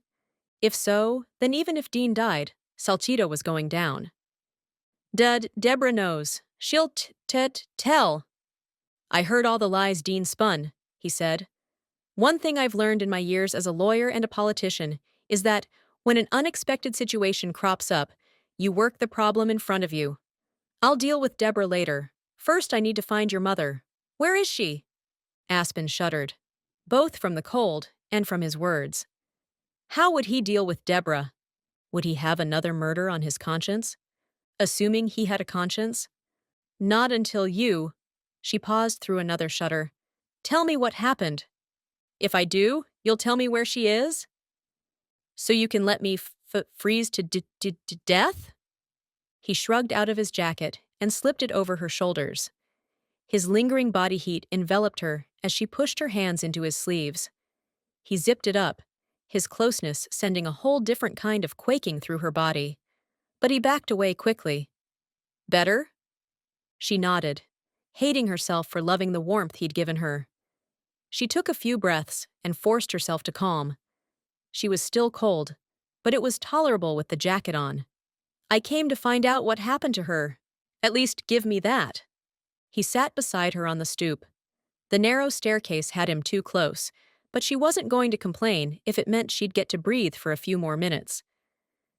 Everything went according to plan until we got there that night. The building was dark, but there was a car in the parking lot. We decided that if we thought anybody was there, we'd leave. But Jane, he shook his head slowly. When she decided to do something, nothing could stop her. Chapter 35. 30 years ago. It was a miracle Jane hadn't been pulled over after the explosion. Maybe not a miracle, though. Every police officer, fireman, and paramedic in town, probably within a few towns, was headed to the site of the explosion. Nobody was looking for a red hatchback. Not yet. And the overlook was only a 10-minute drive from the lumber company, along back roads that wound through the forest and past summer houses that were mostly abandoned in March. Though Jane drove, she seemed to have lost her grip on reality. Brent feared that something in her mind had snapped. He directed her, afraid she'd forget her destination. She did what he told her to do, but when he caught her eyes in the rearview mirror, it was obvious that she wasn't all there. They drove up Rattlesnake Road, past the condo development that was under construction and the one house on the road. "Slow down," he said. "I'm parked right." But she zoomed past his car. "Jane, you need to drop me off." It was empty. The building was empty. "Fine, it was empty. Turn around and take me to my car." But she kept going, all the way to the top. Then she slammed on the brakes and they screeched to a halt. She jumped out before slipping it into park, and he had to reach into the front seat and jam the gear shift forward to keep it from driving into the woods. She'd lost it. She'd completely lost it. He didn't know what to do. All his planning, his careful plotting, and she'd blown it. She'd broken the first rule, the one rule they'd all agreed on, and murdered a woman. It could only have been a woman. He'd heard her voice in her sobbing. A sad woman, alone in the building. Please let her have been alone. Jane was running toward the overlook, going too fast. He followed her. He didn't know if she was trying to kill herself or if she was just too far gone to understand what she was doing. A tiny part of him thought maybe it would be better if she flew over the edge. But he pictured her body at the bottom, broken and bloodied. No matter what she'd done, he loved her. He was faster and caught up with her before she careened over the edge. He grabbed her wrist and yanked her back. "What are you doing? You're going to kill yourself." Her eyes were wild, insane. She yanked something from her pocket, lifted it, and brought it down toward his head. He managed to deflect her hand, catching the glint of metal an instant before pain registered in his palm.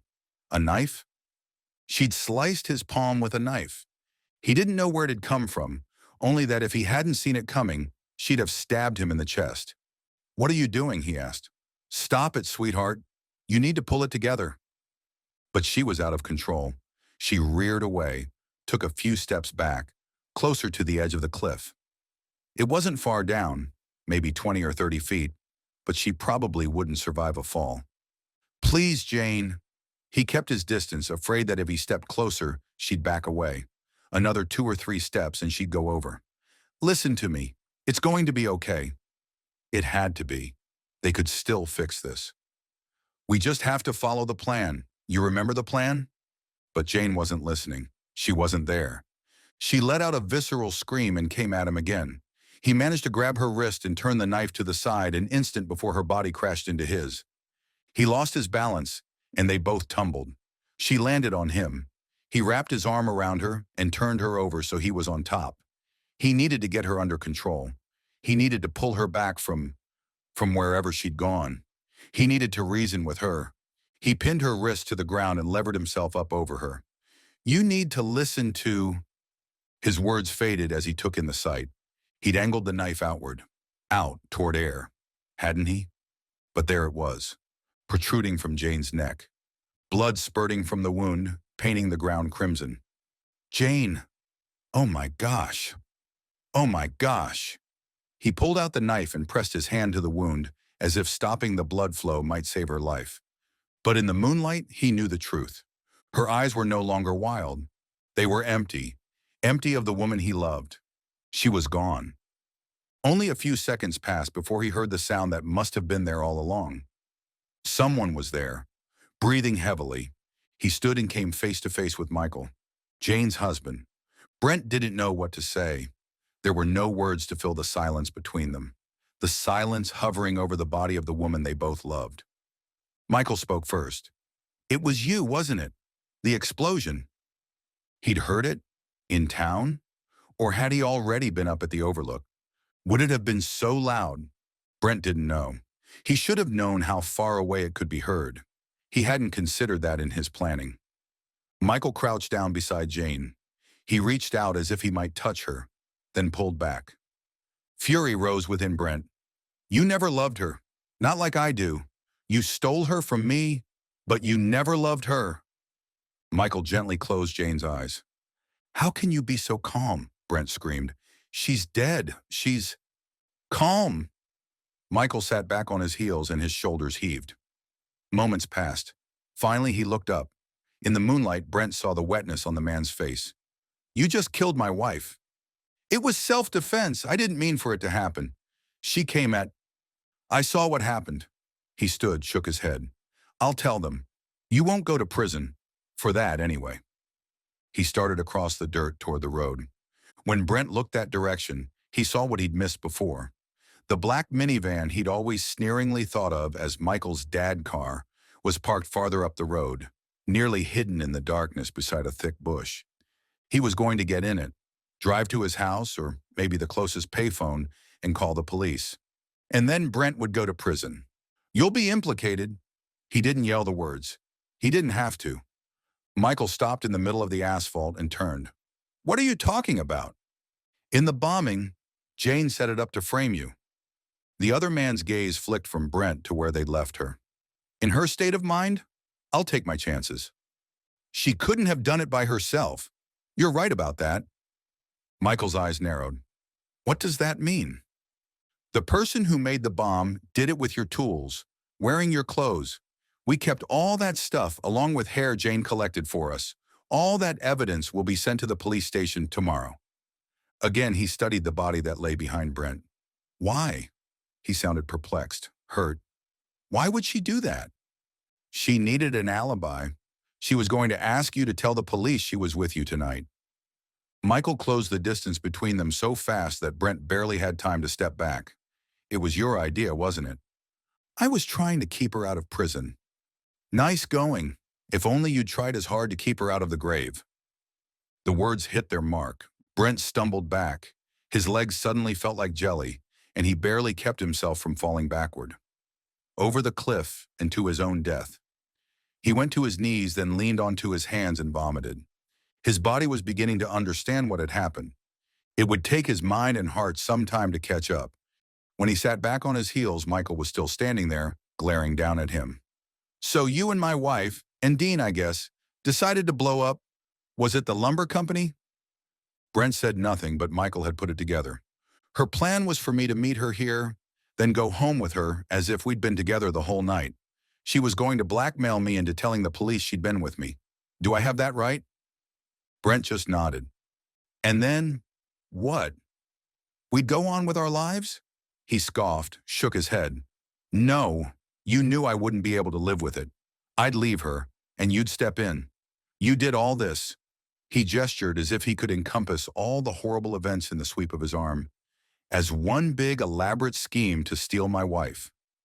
Brent crawled away from the vomit and forced himself to stand on shaky legs. "And now she's gone. Michael said. Brent couldn't stand the condemnation he saw on the other man's face. He averted his gaze, then caught sight of the glow in the forest below. A fire. Caused by the explosion. Caused by the bomb. Had they found the woman's body yet? There were no secrets between them now. Michael needed to know it all. Then hopefully he'd do the right thing. Do right by Brent anyway. The building wasn't empty.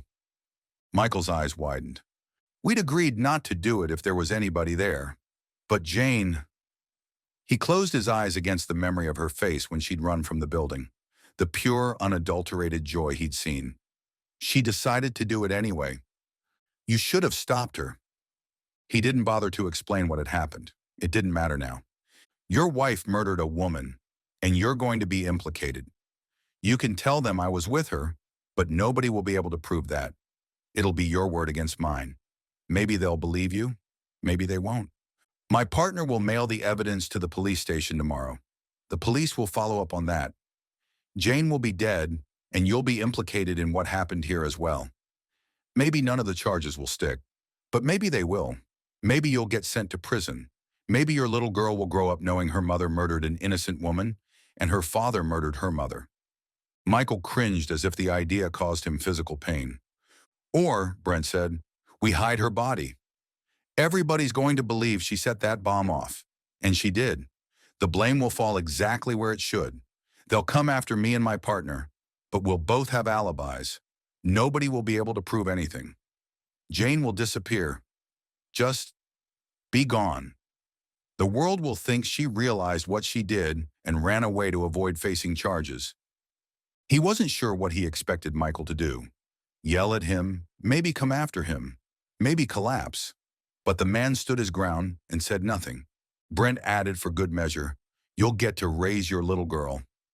And you'll get off scot-free. His words were cold. I didn't kill her. You know that. You know it was self-defense. You set off the bomb. I didn't set it off. I tried to stop her. I failed. I see now that I should never have. She was losing it. I thought I could keep her under control. If you'd backed me up when I tried to have her committed... Michael's words trailed, and he blew out a short, humorless laugh. I knew she was a danger to herself. You knew she was a danger to others. But you kept that tidbit to yourself. He had. It was stupid, and he'd never forgive himself. None of that mattered now. If you take me out, then I'll take you out. You and I will both lose. But you know who'll lose even more? Michael didn't answer. He didn't have to. The truth was written across his face. Aspen meant more to him than justice. His daughter meant more to him than anything. He loved Jane out of obligation. He loved Aspen from a place of pure adoration. The details were spinning and setting themselves in place in Brent's mind. It's very simple. You take Jane and the knife. You bury them somewhere. The knife has my blood on it.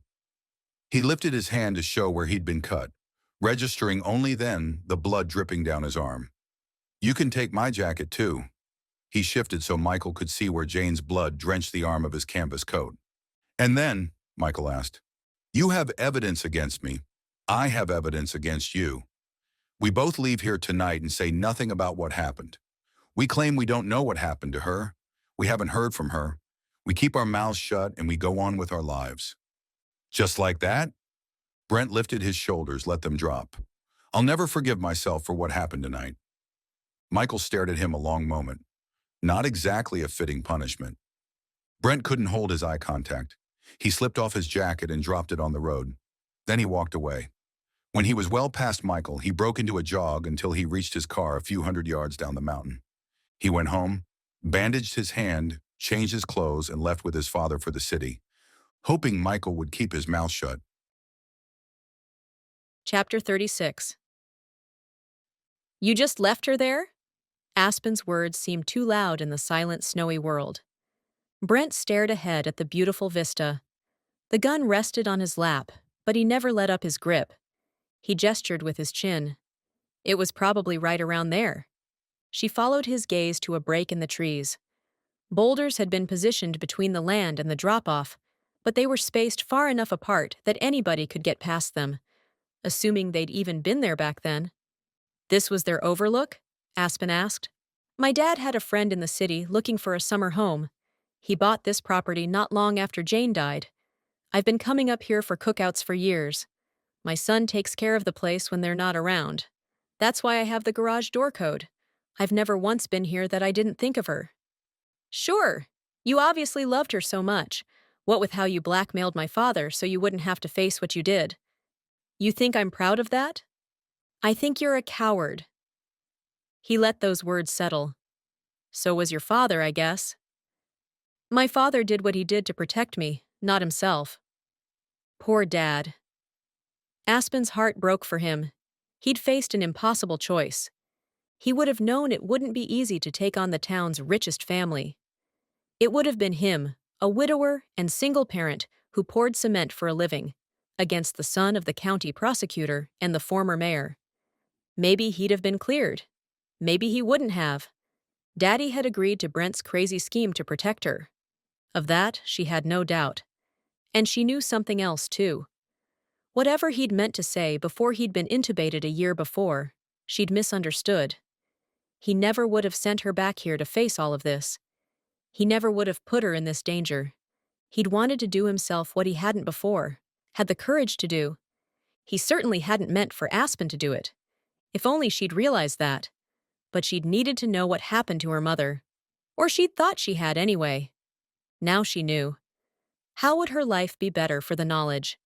Brent shifted beside her, reminding her that her life wouldn't be all that affected by what she knew, because it wasn't going to last that much longer.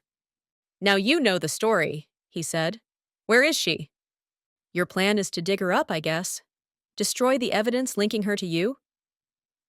My plan is irrelevant to you. Where is she? It's not going to work. Even if I tell you where she is, you won't be able to get to her. You let me deal with that. Wherever she is, I can get her. Not if Mom was buried under cement. I don't know for sure. It's just a guess. Even if I don't tell Coate, he's going to find her. The plan has already been set in motion. What plan? She wasn't going to tell him about the ground-penetrating radar Coate had arranged. That kind of radar could see through cement. He knew what Dad had done for a living. He'd figure it out. When they find her body, Aspen said, and they will, you can tell them what happened, that you acted in self-defense and then panicked and buried her. Maybe they'll believe you. But if you kill me, she turned and leveled her gaze at him. That'll be the crime you burn for. He swallowed hard. They'll have to prove it, but you're going to disappear. They'll know. Like they knew I was involved with the bombing, yet here I am. He lifted both hands and let them drop. Because it's not about what they know, it's about what they can prove. And without a body, without a murder weapon, they won't be able to prove a thing. You're a monster, you know that? I'm just a man who made a stupid decision a long time ago, a man who got away with it and intends to keep getting away with it. He pushed to his feet and looked down at her. Where is she? Aspen shook her head. I'm not going to tell you.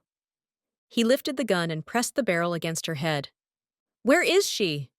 The feel of that cold, hard barrel. The knowledge that he could take her life with the squeeze of a finger. Terror overcame her. A scream crawled up from her belly, but she clamped her lips shut and pressed her eyes closed, and breathed. In and out. In and out. She focused her thoughts elsewhere, on the sting of the cold air. The feel of downy flakes landing on her nose and cheeks. The sound of the wind whispering through the trees. Whether at the top of a mountain in New Hampshire or at the edge of the world on a Hawaiian beach, God had created a planet filled with beautiful people. People like her best friend and her father, who'd loved her so well. People like Garrett, who'd tried to protect her. Garrett, whose heart would break. Would he live the rest of his life not knowing what had become of her? Would he believe she'd killed his uncle and then escaped? No. Garrett would never think the worst of her, not the way she'd thought the worst of him. Forgive me. God did, and Garrett would. In time. Protect him, Father. Let him have a good life. She had. Maybe not as good a life as some, but certainly not as bad as others. At least she didn't have to live with what Brent Salcedo had lived with for 30 years. At least she didn't have to spend her life dragging around a weight of regret. Her God had freed her of all of that. If this was the end for her, so be it. The gun pressed harder against her skull, jabbing into her skin and making the ache from her concussion throb. She was done with it. She was done with all of it. She wasn't going to just sit there and let him threaten her. Whipping her hand up, she whacked the gun away, and then opened her eyes. What had she done? Salcedo was off balance. She'd surprised him. She pushed up and rammed into him, sending him sprawling, and darted around the house, expecting to hear the roar of a gunshot, feel the sting of a bullet. But he didn't pull the trigger. She darted into the trees between this house and the one beside it. These houses were too close together to offer very much in the way of forest between them. Salcedo crashed through the woods behind her, uttering obscenities under his breath. Why didn't he just shoot her? Because he wanted to know where her mother was. As she reached the neighboring house, she took a deep breath and screamed. She screamed as loudly as she could, praying the sound would carry. To whom, she had no idea. Maybe one of these houses was occupied. Salcedo was gaining on her. She had to find something to defend herself with. But there was nothing. Nothing. She ran toward the trees on the other side of the house, managed to get out of the yard and into the woods again. But Salcedo was close. Too close. She snatched up a fallen branch covered in snow. She turned, took a swing. But the branch was longer than she'd realized. It whacked a tree trunk nearby, vibrated with the impact, and fell from her frozen fingers. Salcedo dove and tackled her. She landed in the snow. She inhaled to scream, but his hand clamped over her mouth. He glared down at her. "You're going to wish you hadn't done that." Chapter 37. There was nothing on this road, nothing but tracks, which were already being covered by the quickly falling snow. Garrett had been slowly following those tracks on the narrow road in the thick forest, keeping his window open, hoping to hear something, maybe see something. Aside from the low hum of his engine, the world was silent, until he heard a scream. He pressed the gas harder and went higher up the hill, past houses, until the road ended in a cul-de-sac. The tracks led to a house. He parked, jogged up the driveway. Somebody had driven into the garage, but footprints led around the back. He crept that way, staying as quiet as he could. In the distance, he heard a low thwack, but he couldn't see anybody. Where was she? Chapter 38. Aspen stared up into the furious face of Brent Salcedo, the man she'd met at church the previous Sunday, the man who'd bought her pastries at Cuppa Josie's. That man was gone. This man didn't wear a mask of kindness. His eyes were bulging, his lips drawn back in a sneer. He straddled her, holding her arms over her head in a tight grip. She struggled to wiggle away, but he outweighed her and overpowered her. His other hand clamped down on her neck. He squeezed. "You're right," he said. "I can explain away the knife and the jacket. It'll be clear I hadn't been the one to kill her and bury her, or I wouldn't have hidden those things with her body." Aspen gasped for breath, the world darkening around her as Salcedo's fingers pressed against the arteries in her neck. She tried to wiggle out of his grip, but he was too strong. She was utterly powerless. "I'll come up with a story about how your father found us together," Brent said. "How, in a fit of jealousy, he attacked me and killed his wife. How I didn't tell the truth, because I was afraid I'd be implicated in the bombing. You're right, Aspen. If they find your mother, I'll figure a way out of it. I always do." He bent lower, low enough to whisper in her ear. "I always hated you. I know it's wrong to hate a baby, but I loathed you. You were the reason she married Michael. You were the only thing keeping Jane from me. I know it's too late to get Jane back, but I'm not one bit sorry to kill you." His fingers tightened, clamping over Aspen's windpipe. "In fact, I think I'll enjoy it." Blackness crept from the edges of her vision until all she could see was the face of the man who would end her life. So she closed her eyes. "Father, expose all this man's evil deeds. Protect Jaslyn. She'll grieve for me. Wrap her in your arms and comfort her. Protect Garrett. Please let him know I would never hurt his uncle. Bless him. Give him a good life. If only she could have known his love. If only she could have experienced life with him. Slept beside him. Seen the faces of their children. Held his hand and walked with him into old age. If only everything could have been different. Suddenly, she felt free. Free of pain. Free of the weight of her murderer. It was over. She gasped in a deep, full breath and opened her eyes. Chapter 39. Garrett crept in the direction of the sound. It had come from a neighboring property. It took precious seconds to pick his way through the forest between the houses. Aspen wasn't in the yard next door. Garrett hurried past, then into the woods again, where he saw a man on the ground propped up on two arms. One hand was pressed into the ground. The other was pressed into the neck of the woman Garrett loved. He charged, tackled the stranger, rolled him over and onto the ground, but he kept their momentum going until Garrett was on top. He landed a punch to the man's face, only then getting a good look.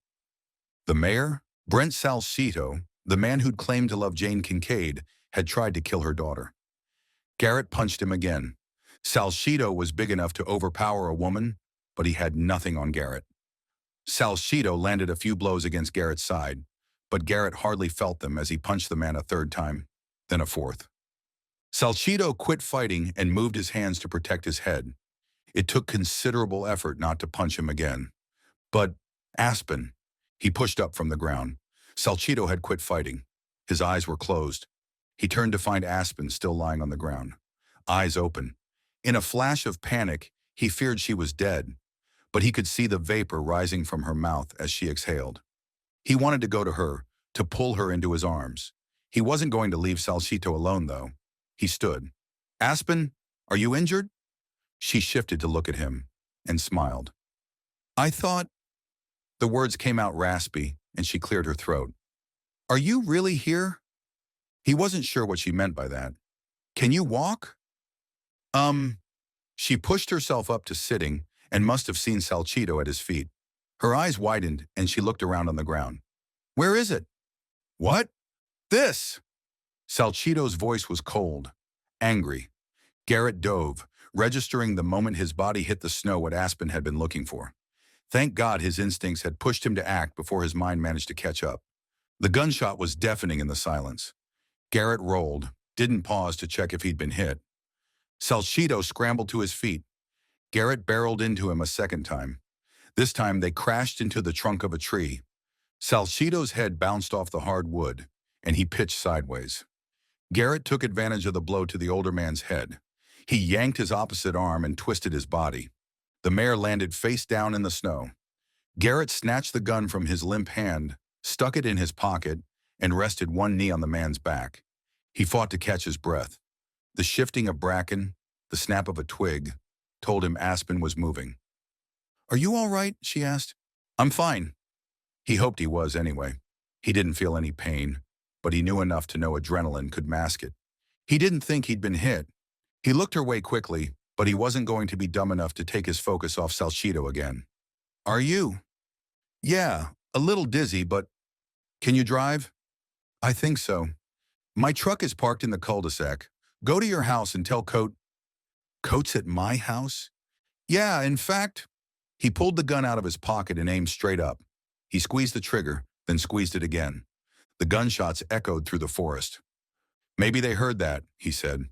"Maybe not. Either way, head for the road. If the police don't come, drive down." "Are you sure you're okay?" He glared down at the man beneath his knee. "The mayor and I will be just fine." If the man made any attempt to escape, Garrett would shoot him. He sort of hoped Salcedo would try. Chapter 40. As Aspen emerged from the forest, she heard the growl of an approaching engine. She stepped onto the road, and a police cruiser stopped beside her. Chief Coat stepped out. The way he took in her appearance, his eyes wide and filled with worry, she wondered what she must look like. "Where are you hurt?" It was all starting to register. She'd been hit hard, abducted, nearly killed, rescued. Coat gripped her arm, maybe to keep her from falling. His face was inches from hers as he studied her. "What happened?" Garrett saved me. They're in there. She pointed into the trees behind her. Other police cars came. Uniformed officers streamed that direction. How had they all gotten there so quickly? Someone wrapped a blanket around Aspen's shoulders and told her to sit in Coates' police car. She did, staring toward where she'd left Garrett. A moment later, he emerged from the woods.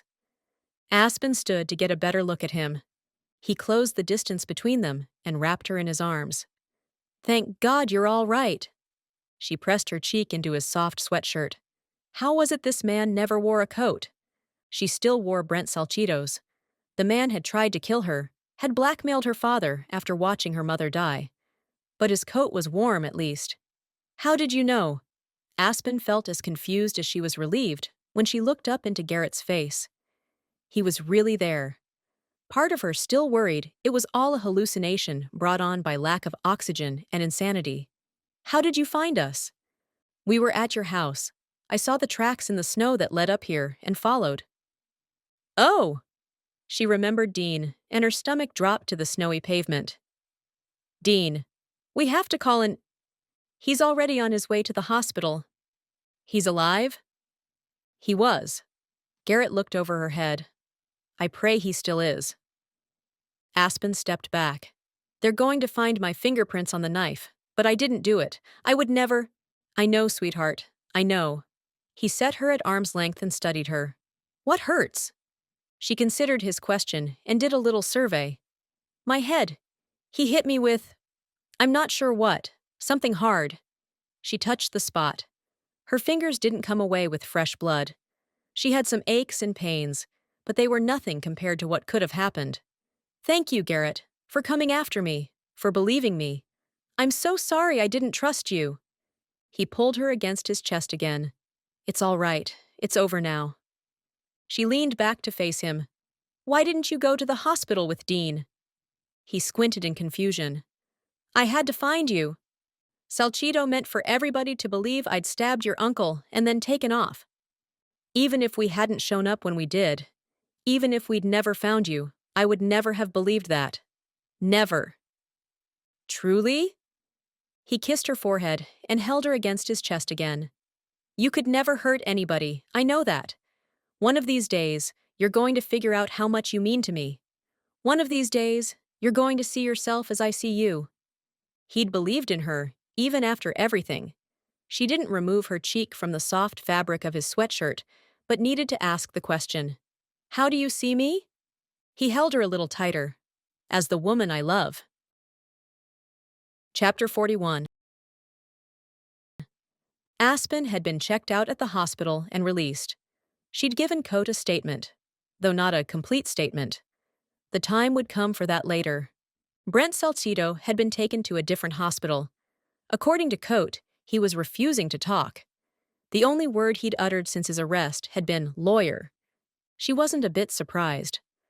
Now she sat beside Garrett in the hospital waiting room. Deborah sat on his other side. Dean had been in surgery by the time they'd arrived there. An hour later, he was still in surgery. Deborah said the doctors hadn't given her much hope, but promised to do everything they could. Others had arrived while they waited. Older folks Aspen had never met, along with a crowd of people her own age. Andrew and Grace, James and Cassidy, Braden and Carly, and their baby girl. Tabby was there, though Fitz was on duty. He'd be by when he got off work. Jackie and Reed had come, sans Ella, Reed's little girl, who they explained was with her mother. The way Reed explained that told Aspen he wasn't happy to share his daughter. There was a story there. Maybe a story she'd be around long enough to hear. Even Dylan and Chelsea had come. They'd returned from wherever they'd been that week. Each new person walked in, hugged Garrett, and then hugged her. The group had prayed together more than once. None of them had asked for details about what happened. Maybe they realized Garrett's mind was on his uncle. And Aspen.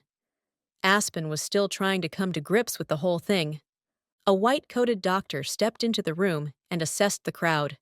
She was probably in her 40s, shorter than Aspen, and couldn't have weighed 100 pounds. She had dark brown curly hair and hazel eyes. She caught Deborah's gaze and made her way toward her. Aspen was close enough to hear, though the doctor lowered her voice. Do you want to step away, someplace private? Or do you mind? Just tell us, Deborah said. Is he all right? The room quieted, and everybody turned to the surgeon, who spoke to Deborah, but raised her voice loudly enough for everyone to hear. Your husband came through the surgery. Murmurs of thank God and praise Jesus rumbled through the small room. Deborah leaned against Garrett, who steadied her.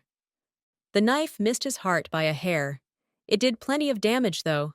We've stitched everything up, and we're monitoring him closely. His heart rate is lower than we'd like it. We're struggling to get it up. We've already done one transfusion, and we might need to do another before the night is over. Her gaze lifted to all the friends. If anybody'd be willing to give blood. Absolutely, Andrew said. Where do we go? The woman smiled. I'll send someone in to show you. She spoke to Deborah again. He's not out of the woods yet, but I have hope. Garrett's arm slipped around his aunt's shoulders. He pulled her close and kissed the top of her head. There's always hope. He's in recovery if you two want to see him. Garrett squeezed Aspen's hand and followed Deborah and the surgeon out of the room. While they were gone, Aspen settled on a chair and prayed for Dean's full recovery. She prayed for Garrett's heart as he struggled to understand what had happened 30 years before. And she prayed for wisdom. She was going to need it, because Garrett had expressed his love for her, and though her feelings might not have been quite as deep as his, she was falling hard for the man who'd rescued her, who'd walked with her through the most difficult weeks of her life. She just hoped he'd forgive her for what she had to do now. Chapter 42. Garrett was seated at Dean's bedside when the doctor stepped in Monday morning. She might have been the height and weight of a middle school girl, but she was competent, considering 3 days had passed since Dean had been stabbed, and he was still alive. But the surgeon's every visit so far had come with caution, as she'd listed all the things that could still go wrong. She'd told them Friday night, then Saturday, then again on Sunday, that Dean was still in grave danger. Garrett hated that expression. Grave danger. It brought to mind headstones and caskets and death. He couldn't lose Dean, not now, not yet. He muttered his millionth prayer, asking once again for God to heal his uncle as he joined Deborah at the end of Dean's bed. Together they watched while the doctor checked on the patient. Has he been awake much today? She asked. Garrett waited for Deborah to answer, but she was quiet. She'd been unnaturally quiet throughout this whole affair. His aunt, who was usually bubbling over with joy and laughter and stories, had hardly spoken for days. Garrett was almost as worried about her as he was about Dean. Not today. Garrett squeezed Deborah's hand. He woke up for a few minutes last night around 10 o'clock. Garrett had insisted Deborah go home and sleep. There was no reason for both of them to stay all night, and she needed rest. She claimed she'd gotten some, but the dark smudges beneath her eyes told a different story. Was he lucid? The surgeon asked. He didn't say anything. Dean had looked afraid when his eyes first opened, but Garrett had reminded him that he was in a hospital. At that point, he'd relaxed but still hadn't spoken. Garrett had assured him that Deborah was well and at home resting, and that Aspen was also alive and well. Then he'd talked about the Bruins game, which he'd just finished watching, and told his uncle how the Celtics were doing. He'd babbled about nothing until Dean fell back asleep. Why doesn't he talk? Garrett wasn't accustomed to so much silence from his aunt and uncle. Thank God for Aspen, who'd braved the snow-covered roads and spent the better part of every day at the hospital with them. She kept them company with her chatter. She brought food and insisted they both eat. She brought magazines and books, and had even purchased a deck of cards and challenged them to gin rummy. Deborah had passed, but Garrett had taken her up on the offer. They'd played for hours. With every tick of the clock, he'd been more convinced that Aspen was the woman for him. He'd fallen more in love with her every time she'd walked through those doors. It's the medication, the surgeon said. The painkillers are helping him rest, which is the best thing for him. She smiled. I'm going to be honest. I didn't think he'd make it this long. The words ticked up Garrett's blood pressure, but he focused on the happiness in the doctor's expression. His heart rate is right where we want it. He's healing well. We're going to start weaning him off the medication today and see how he does. Garrett said, Are you saying, is he going to be all right? Deborah's voice held hope for the first time in days. The surgeon stepped closer and gripped her arm. I don't make promises, but if I had to guess, I'd say he's going to make a full recovery. Deborah collapsed against Garrett's chest and sobbed. Deep, heart-wrenching sobs. It seemed all the fear she'd been afraid to voice for 3 days was coming out now, soaking his sweatshirt. He held her close and looked over her head at the surgeon. Thank you. She nodded and stepped out. A moment later, Aspen stepped in. I didn't want to interrupt. Her gaze flicked from Deborah, still in his arms, to the bed, where Dean lay still. Her eyes widened. Is everything okay? It's good news, Garrett said. Aspen closed the distance, and he held out a hand to her. She squeezed it, then stepped near the bed and gazed down at Dean. You hear that? You're going to be all right. Deborah moved to the other side of the bed. Garrett's eyes tingled at the sight of the woman he loved with the aunt and uncle he adored. His family. But when Aspen looked at Deborah, Garrett caught something unsettled in her gaze. Deborah returned the look. He once again had the feeling that there was a conversation going on beneath the surface. A conversation he couldn't hear. Chapter 43. Dean had awakened for a little while Monday afternoon, but he'd still been confused. Aspen was certain that, when he'd looked at her, he hadn't known who she was. Or maybe he'd thought she was Jane. She'd stayed out of the way and kept her head down. She wanted to be there for Garrett, but she didn't want to cause Dean distress. Tuesday morning, Aspen wasn't sure what she'd find when she knocked, and then stepped into Dean's room. She definitely hadn't expected the beaming smiles sent her way from all three in the room. Garrett rushed around Dean's bed and met her in the doorway with a hug. He's awake and aware. I'm so glad, she said. Is it okay that I'm here? Of course. Garrett took her hand and pulled her to the bed. She guessed that Dean hadn't confessed to his nephew what he'd confessed to her. Dean, Aspen's been to visit every day. Dean's gaze caught hers. He remembered. His confession. His promise to tell Coate everything. I'm glad you're all right, Dean said. You're the one in the hospital bed. She walked to his side, happy to see he was recovering. Ever since they'd arrived at the hospital Friday night, she'd been remembering those last few days with her father, sitting at his bedside, praying he'd wake up, watching as he'd slipped away. She was so thankful Garrett would be spared that pain anyway. How you feeling? He glanced at Deborah, who stood on the other side, before answering the question. Good, strong, ready to face the future. Which meant she had to do the same. It was hours before Dean fell asleep again. When he finally did, she said, I'm going to stretch my legs. Garrett stood. I'll join you. Actually, Aspen turned to Deborah. I was hoping you and I could talk. Garrett's gaze flicked from his aunt to Aspen. Neither of them looked at him. Deborah pushed to her feet. That would be lovely. She squeezed Garrett's hand. You keep Dean company. She led the way out of the room. They walked in silence to the waiting room on the floor. It was empty at the moment, a small favor. Deborah walked inside and sat against the wall. Aspen took the chair at her side and angled to face her. Dean told me he was the one who built the bomb. Deborah's eyes widened in surprise. The look lent more credence to what Aspen had realized Friday night during Brent's explanation of the events 30 years prior.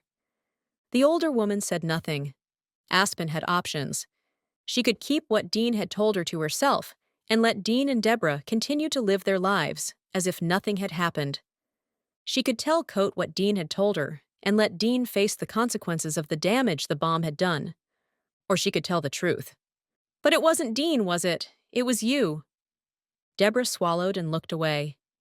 Brent didn't tell me any names, but he overheard what Dean told me and said he'd lied. And he told me that the bomb builder's alibi was work. But Dean wasn't at work the night of the bombing. He was in his dorm. You were the one at work. Deborah said nothing, just stared across the space. Dean was trying to get me out of town because he wanted to protect you. Again, Deborah said nothing. Friday night, he told me he was going to tell Coate everything. Earlier, he made that clear once again. He said he's ready to face the future. Deborah's words were flat. I wondered what that meant.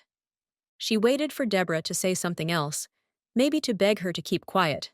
But she didn't speak. "Why did you do it?" Aspen asked. Deborah inhaled a breath and blew it out. "Your mother was such a force, Aspen. She changed my life. I'd gone from living this dull, drab existence to being pulled into something that mattered, something much bigger than myself. I wanted to make a difference.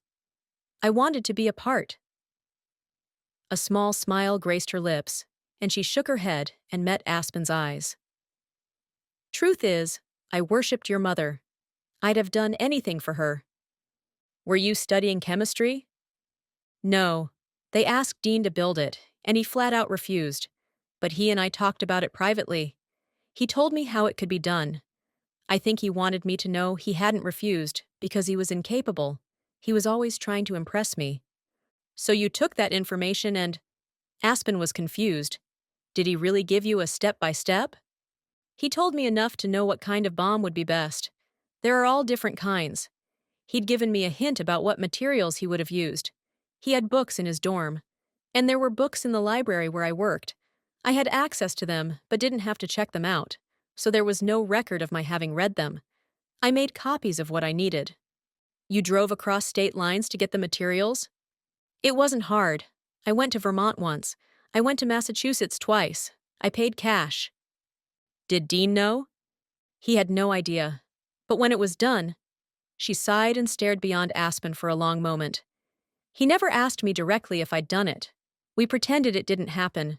We got married and lived our lives. And then I came back, and you were so kind to me. None of what happened was your fault. I've been riddled with guilt for 30 years. Seeing you again, it brought it all back, no question. I figured if I treated you well, you'd never suspect me." "I didn't, not until Friday." They were quiet a long moment. Aspen hated what she had to do. She took the older woman's hand. "I can't keep this secret for you." Deborah didn't look her way. "Okay?" "I've seen the damage secrets can do to a family, to a community. Bart Bradley deserves justice. He was a horrible man, but maybe part of that was the result of what had happened, of how he'd lost his daughter-in-law, his son, and his grandchildren. Rhonda Patterson deserves justice. Whether the news would give them peace wasn't the point. Aspen had a responsibility to expose all of it. And though she felt guilty, she knew those feelings were displaced. She hadn't built that bomb. She hadn't conspired to destroy a building. She hadn't killed an innocent woman. "More than that," Aspen said, "I'm not willing to keep this secret from Garrett. I won't let what happened 30 years ago come between us." Of course, telling Coate the truth might do just that. Would Garrett forgive her for what would happen next?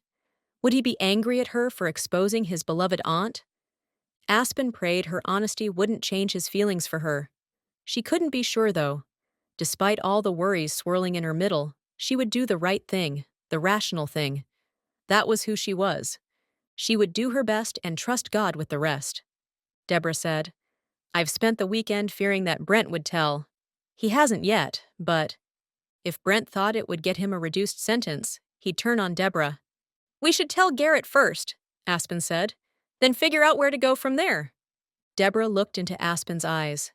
She ran a hand down Aspen's hair, then rested her palm against her cheek. "I'm sure your father was very proud of you."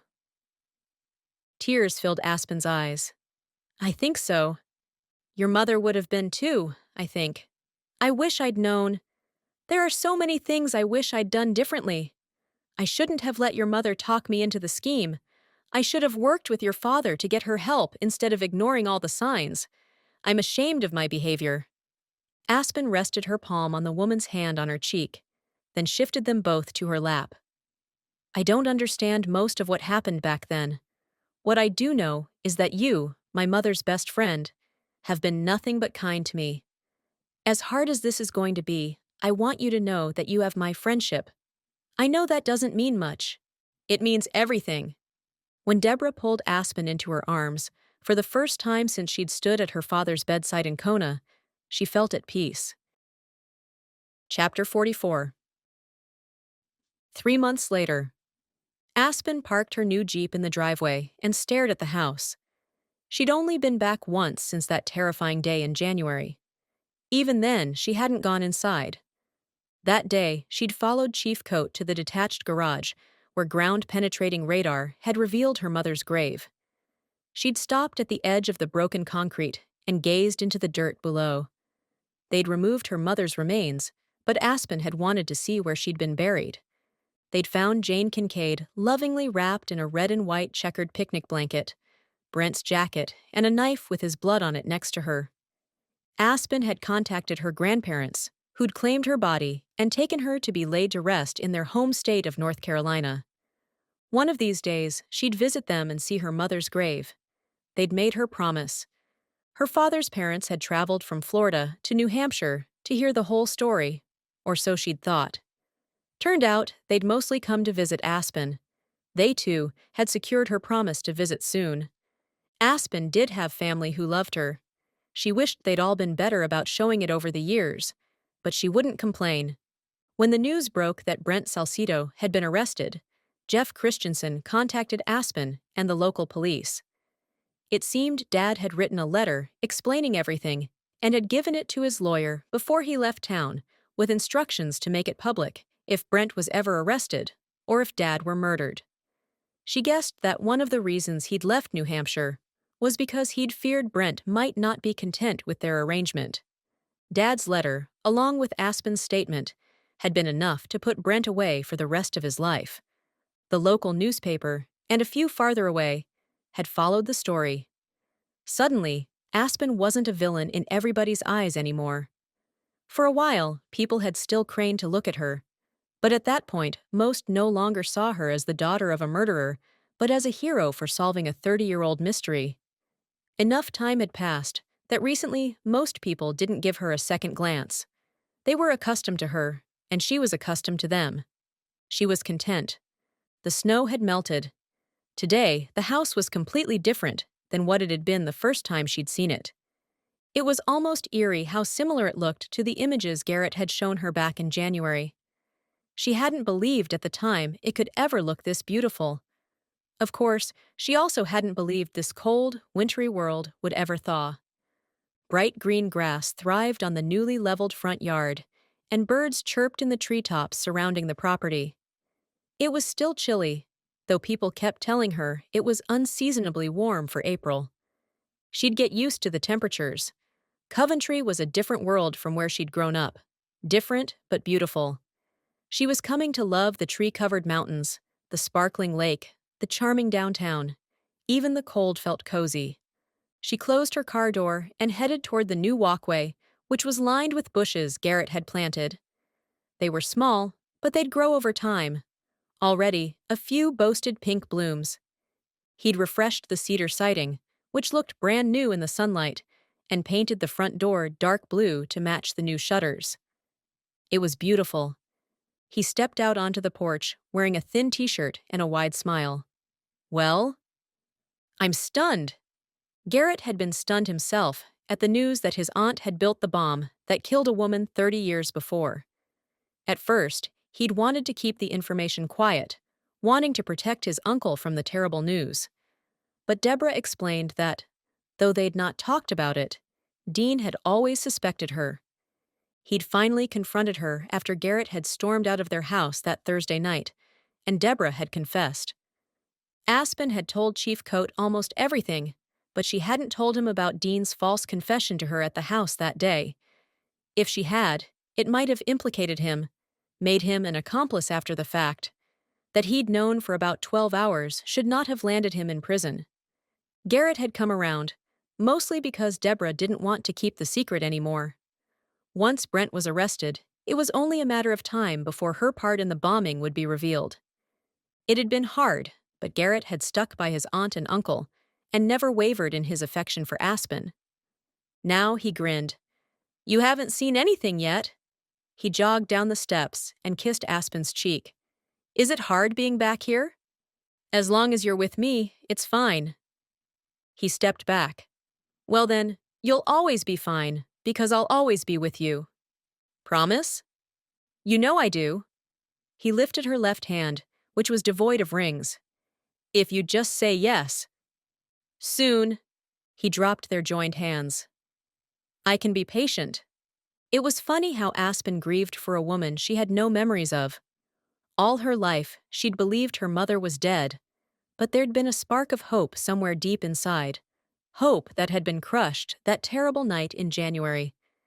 And maybe Aspen was still grieving for her father, too. Garrett had spent a lot of time with his uncle after Deborah's confession. She was in prison and probably wouldn't be released until she'd served 7 years of her 10-year sentence. The plea bargain her lawyer had secured for her had made Bart Bradley furious, but Aspen thought it was fair. Deborah had never meant for anybody to die. Dean had recovered from the stab wound and was back to work building furniture. He visited his wife in the penitentiary whenever he could. Brent Salcedo was also serving time. The town had reeled from the news of their mayor. But within a few weeks, a new mayor had been appointed by the town council, and everybody had moved on. Soon enough, she and Garrett would move on as well. Together. He took her hand and led her through the front door. It was amazing, her house's transformation. Garrett had created a masterpiece some family would be blessed to call home someday. Not her, though.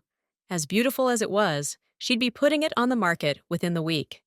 Aspen had rented a condo in the development where Garrett lived.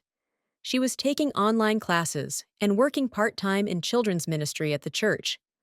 One day, she hoped to get a full-time church position. God would open that door when she was ready to walk through it.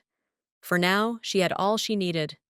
Grandparents who loved her, a home surrounded by friends and neighbors who cared about her, and a man who would someday pledge his life to her.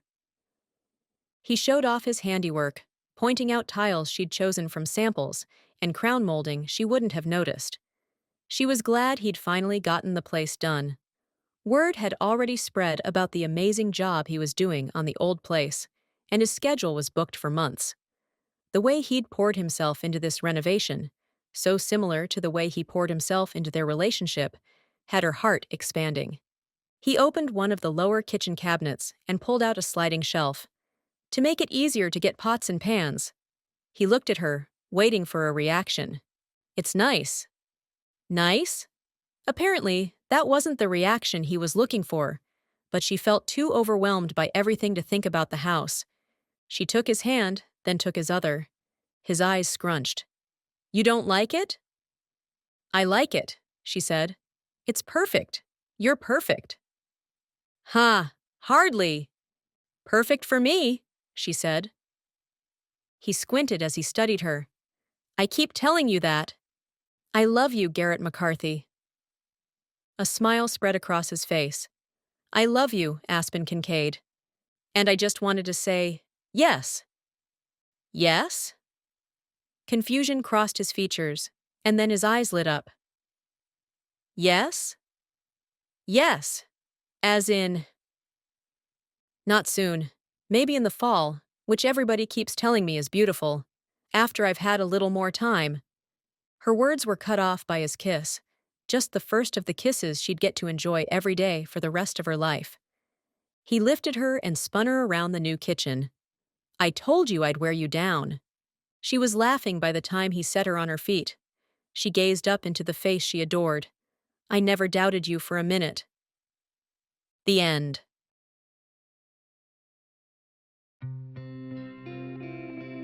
You've been listening to Inheritance of Secrets, written by Robin Patchen, narrated by Brian and Matilda. Copyright 2022 by Robin Patchen. Audio copyright 2024 by Robin Patchen.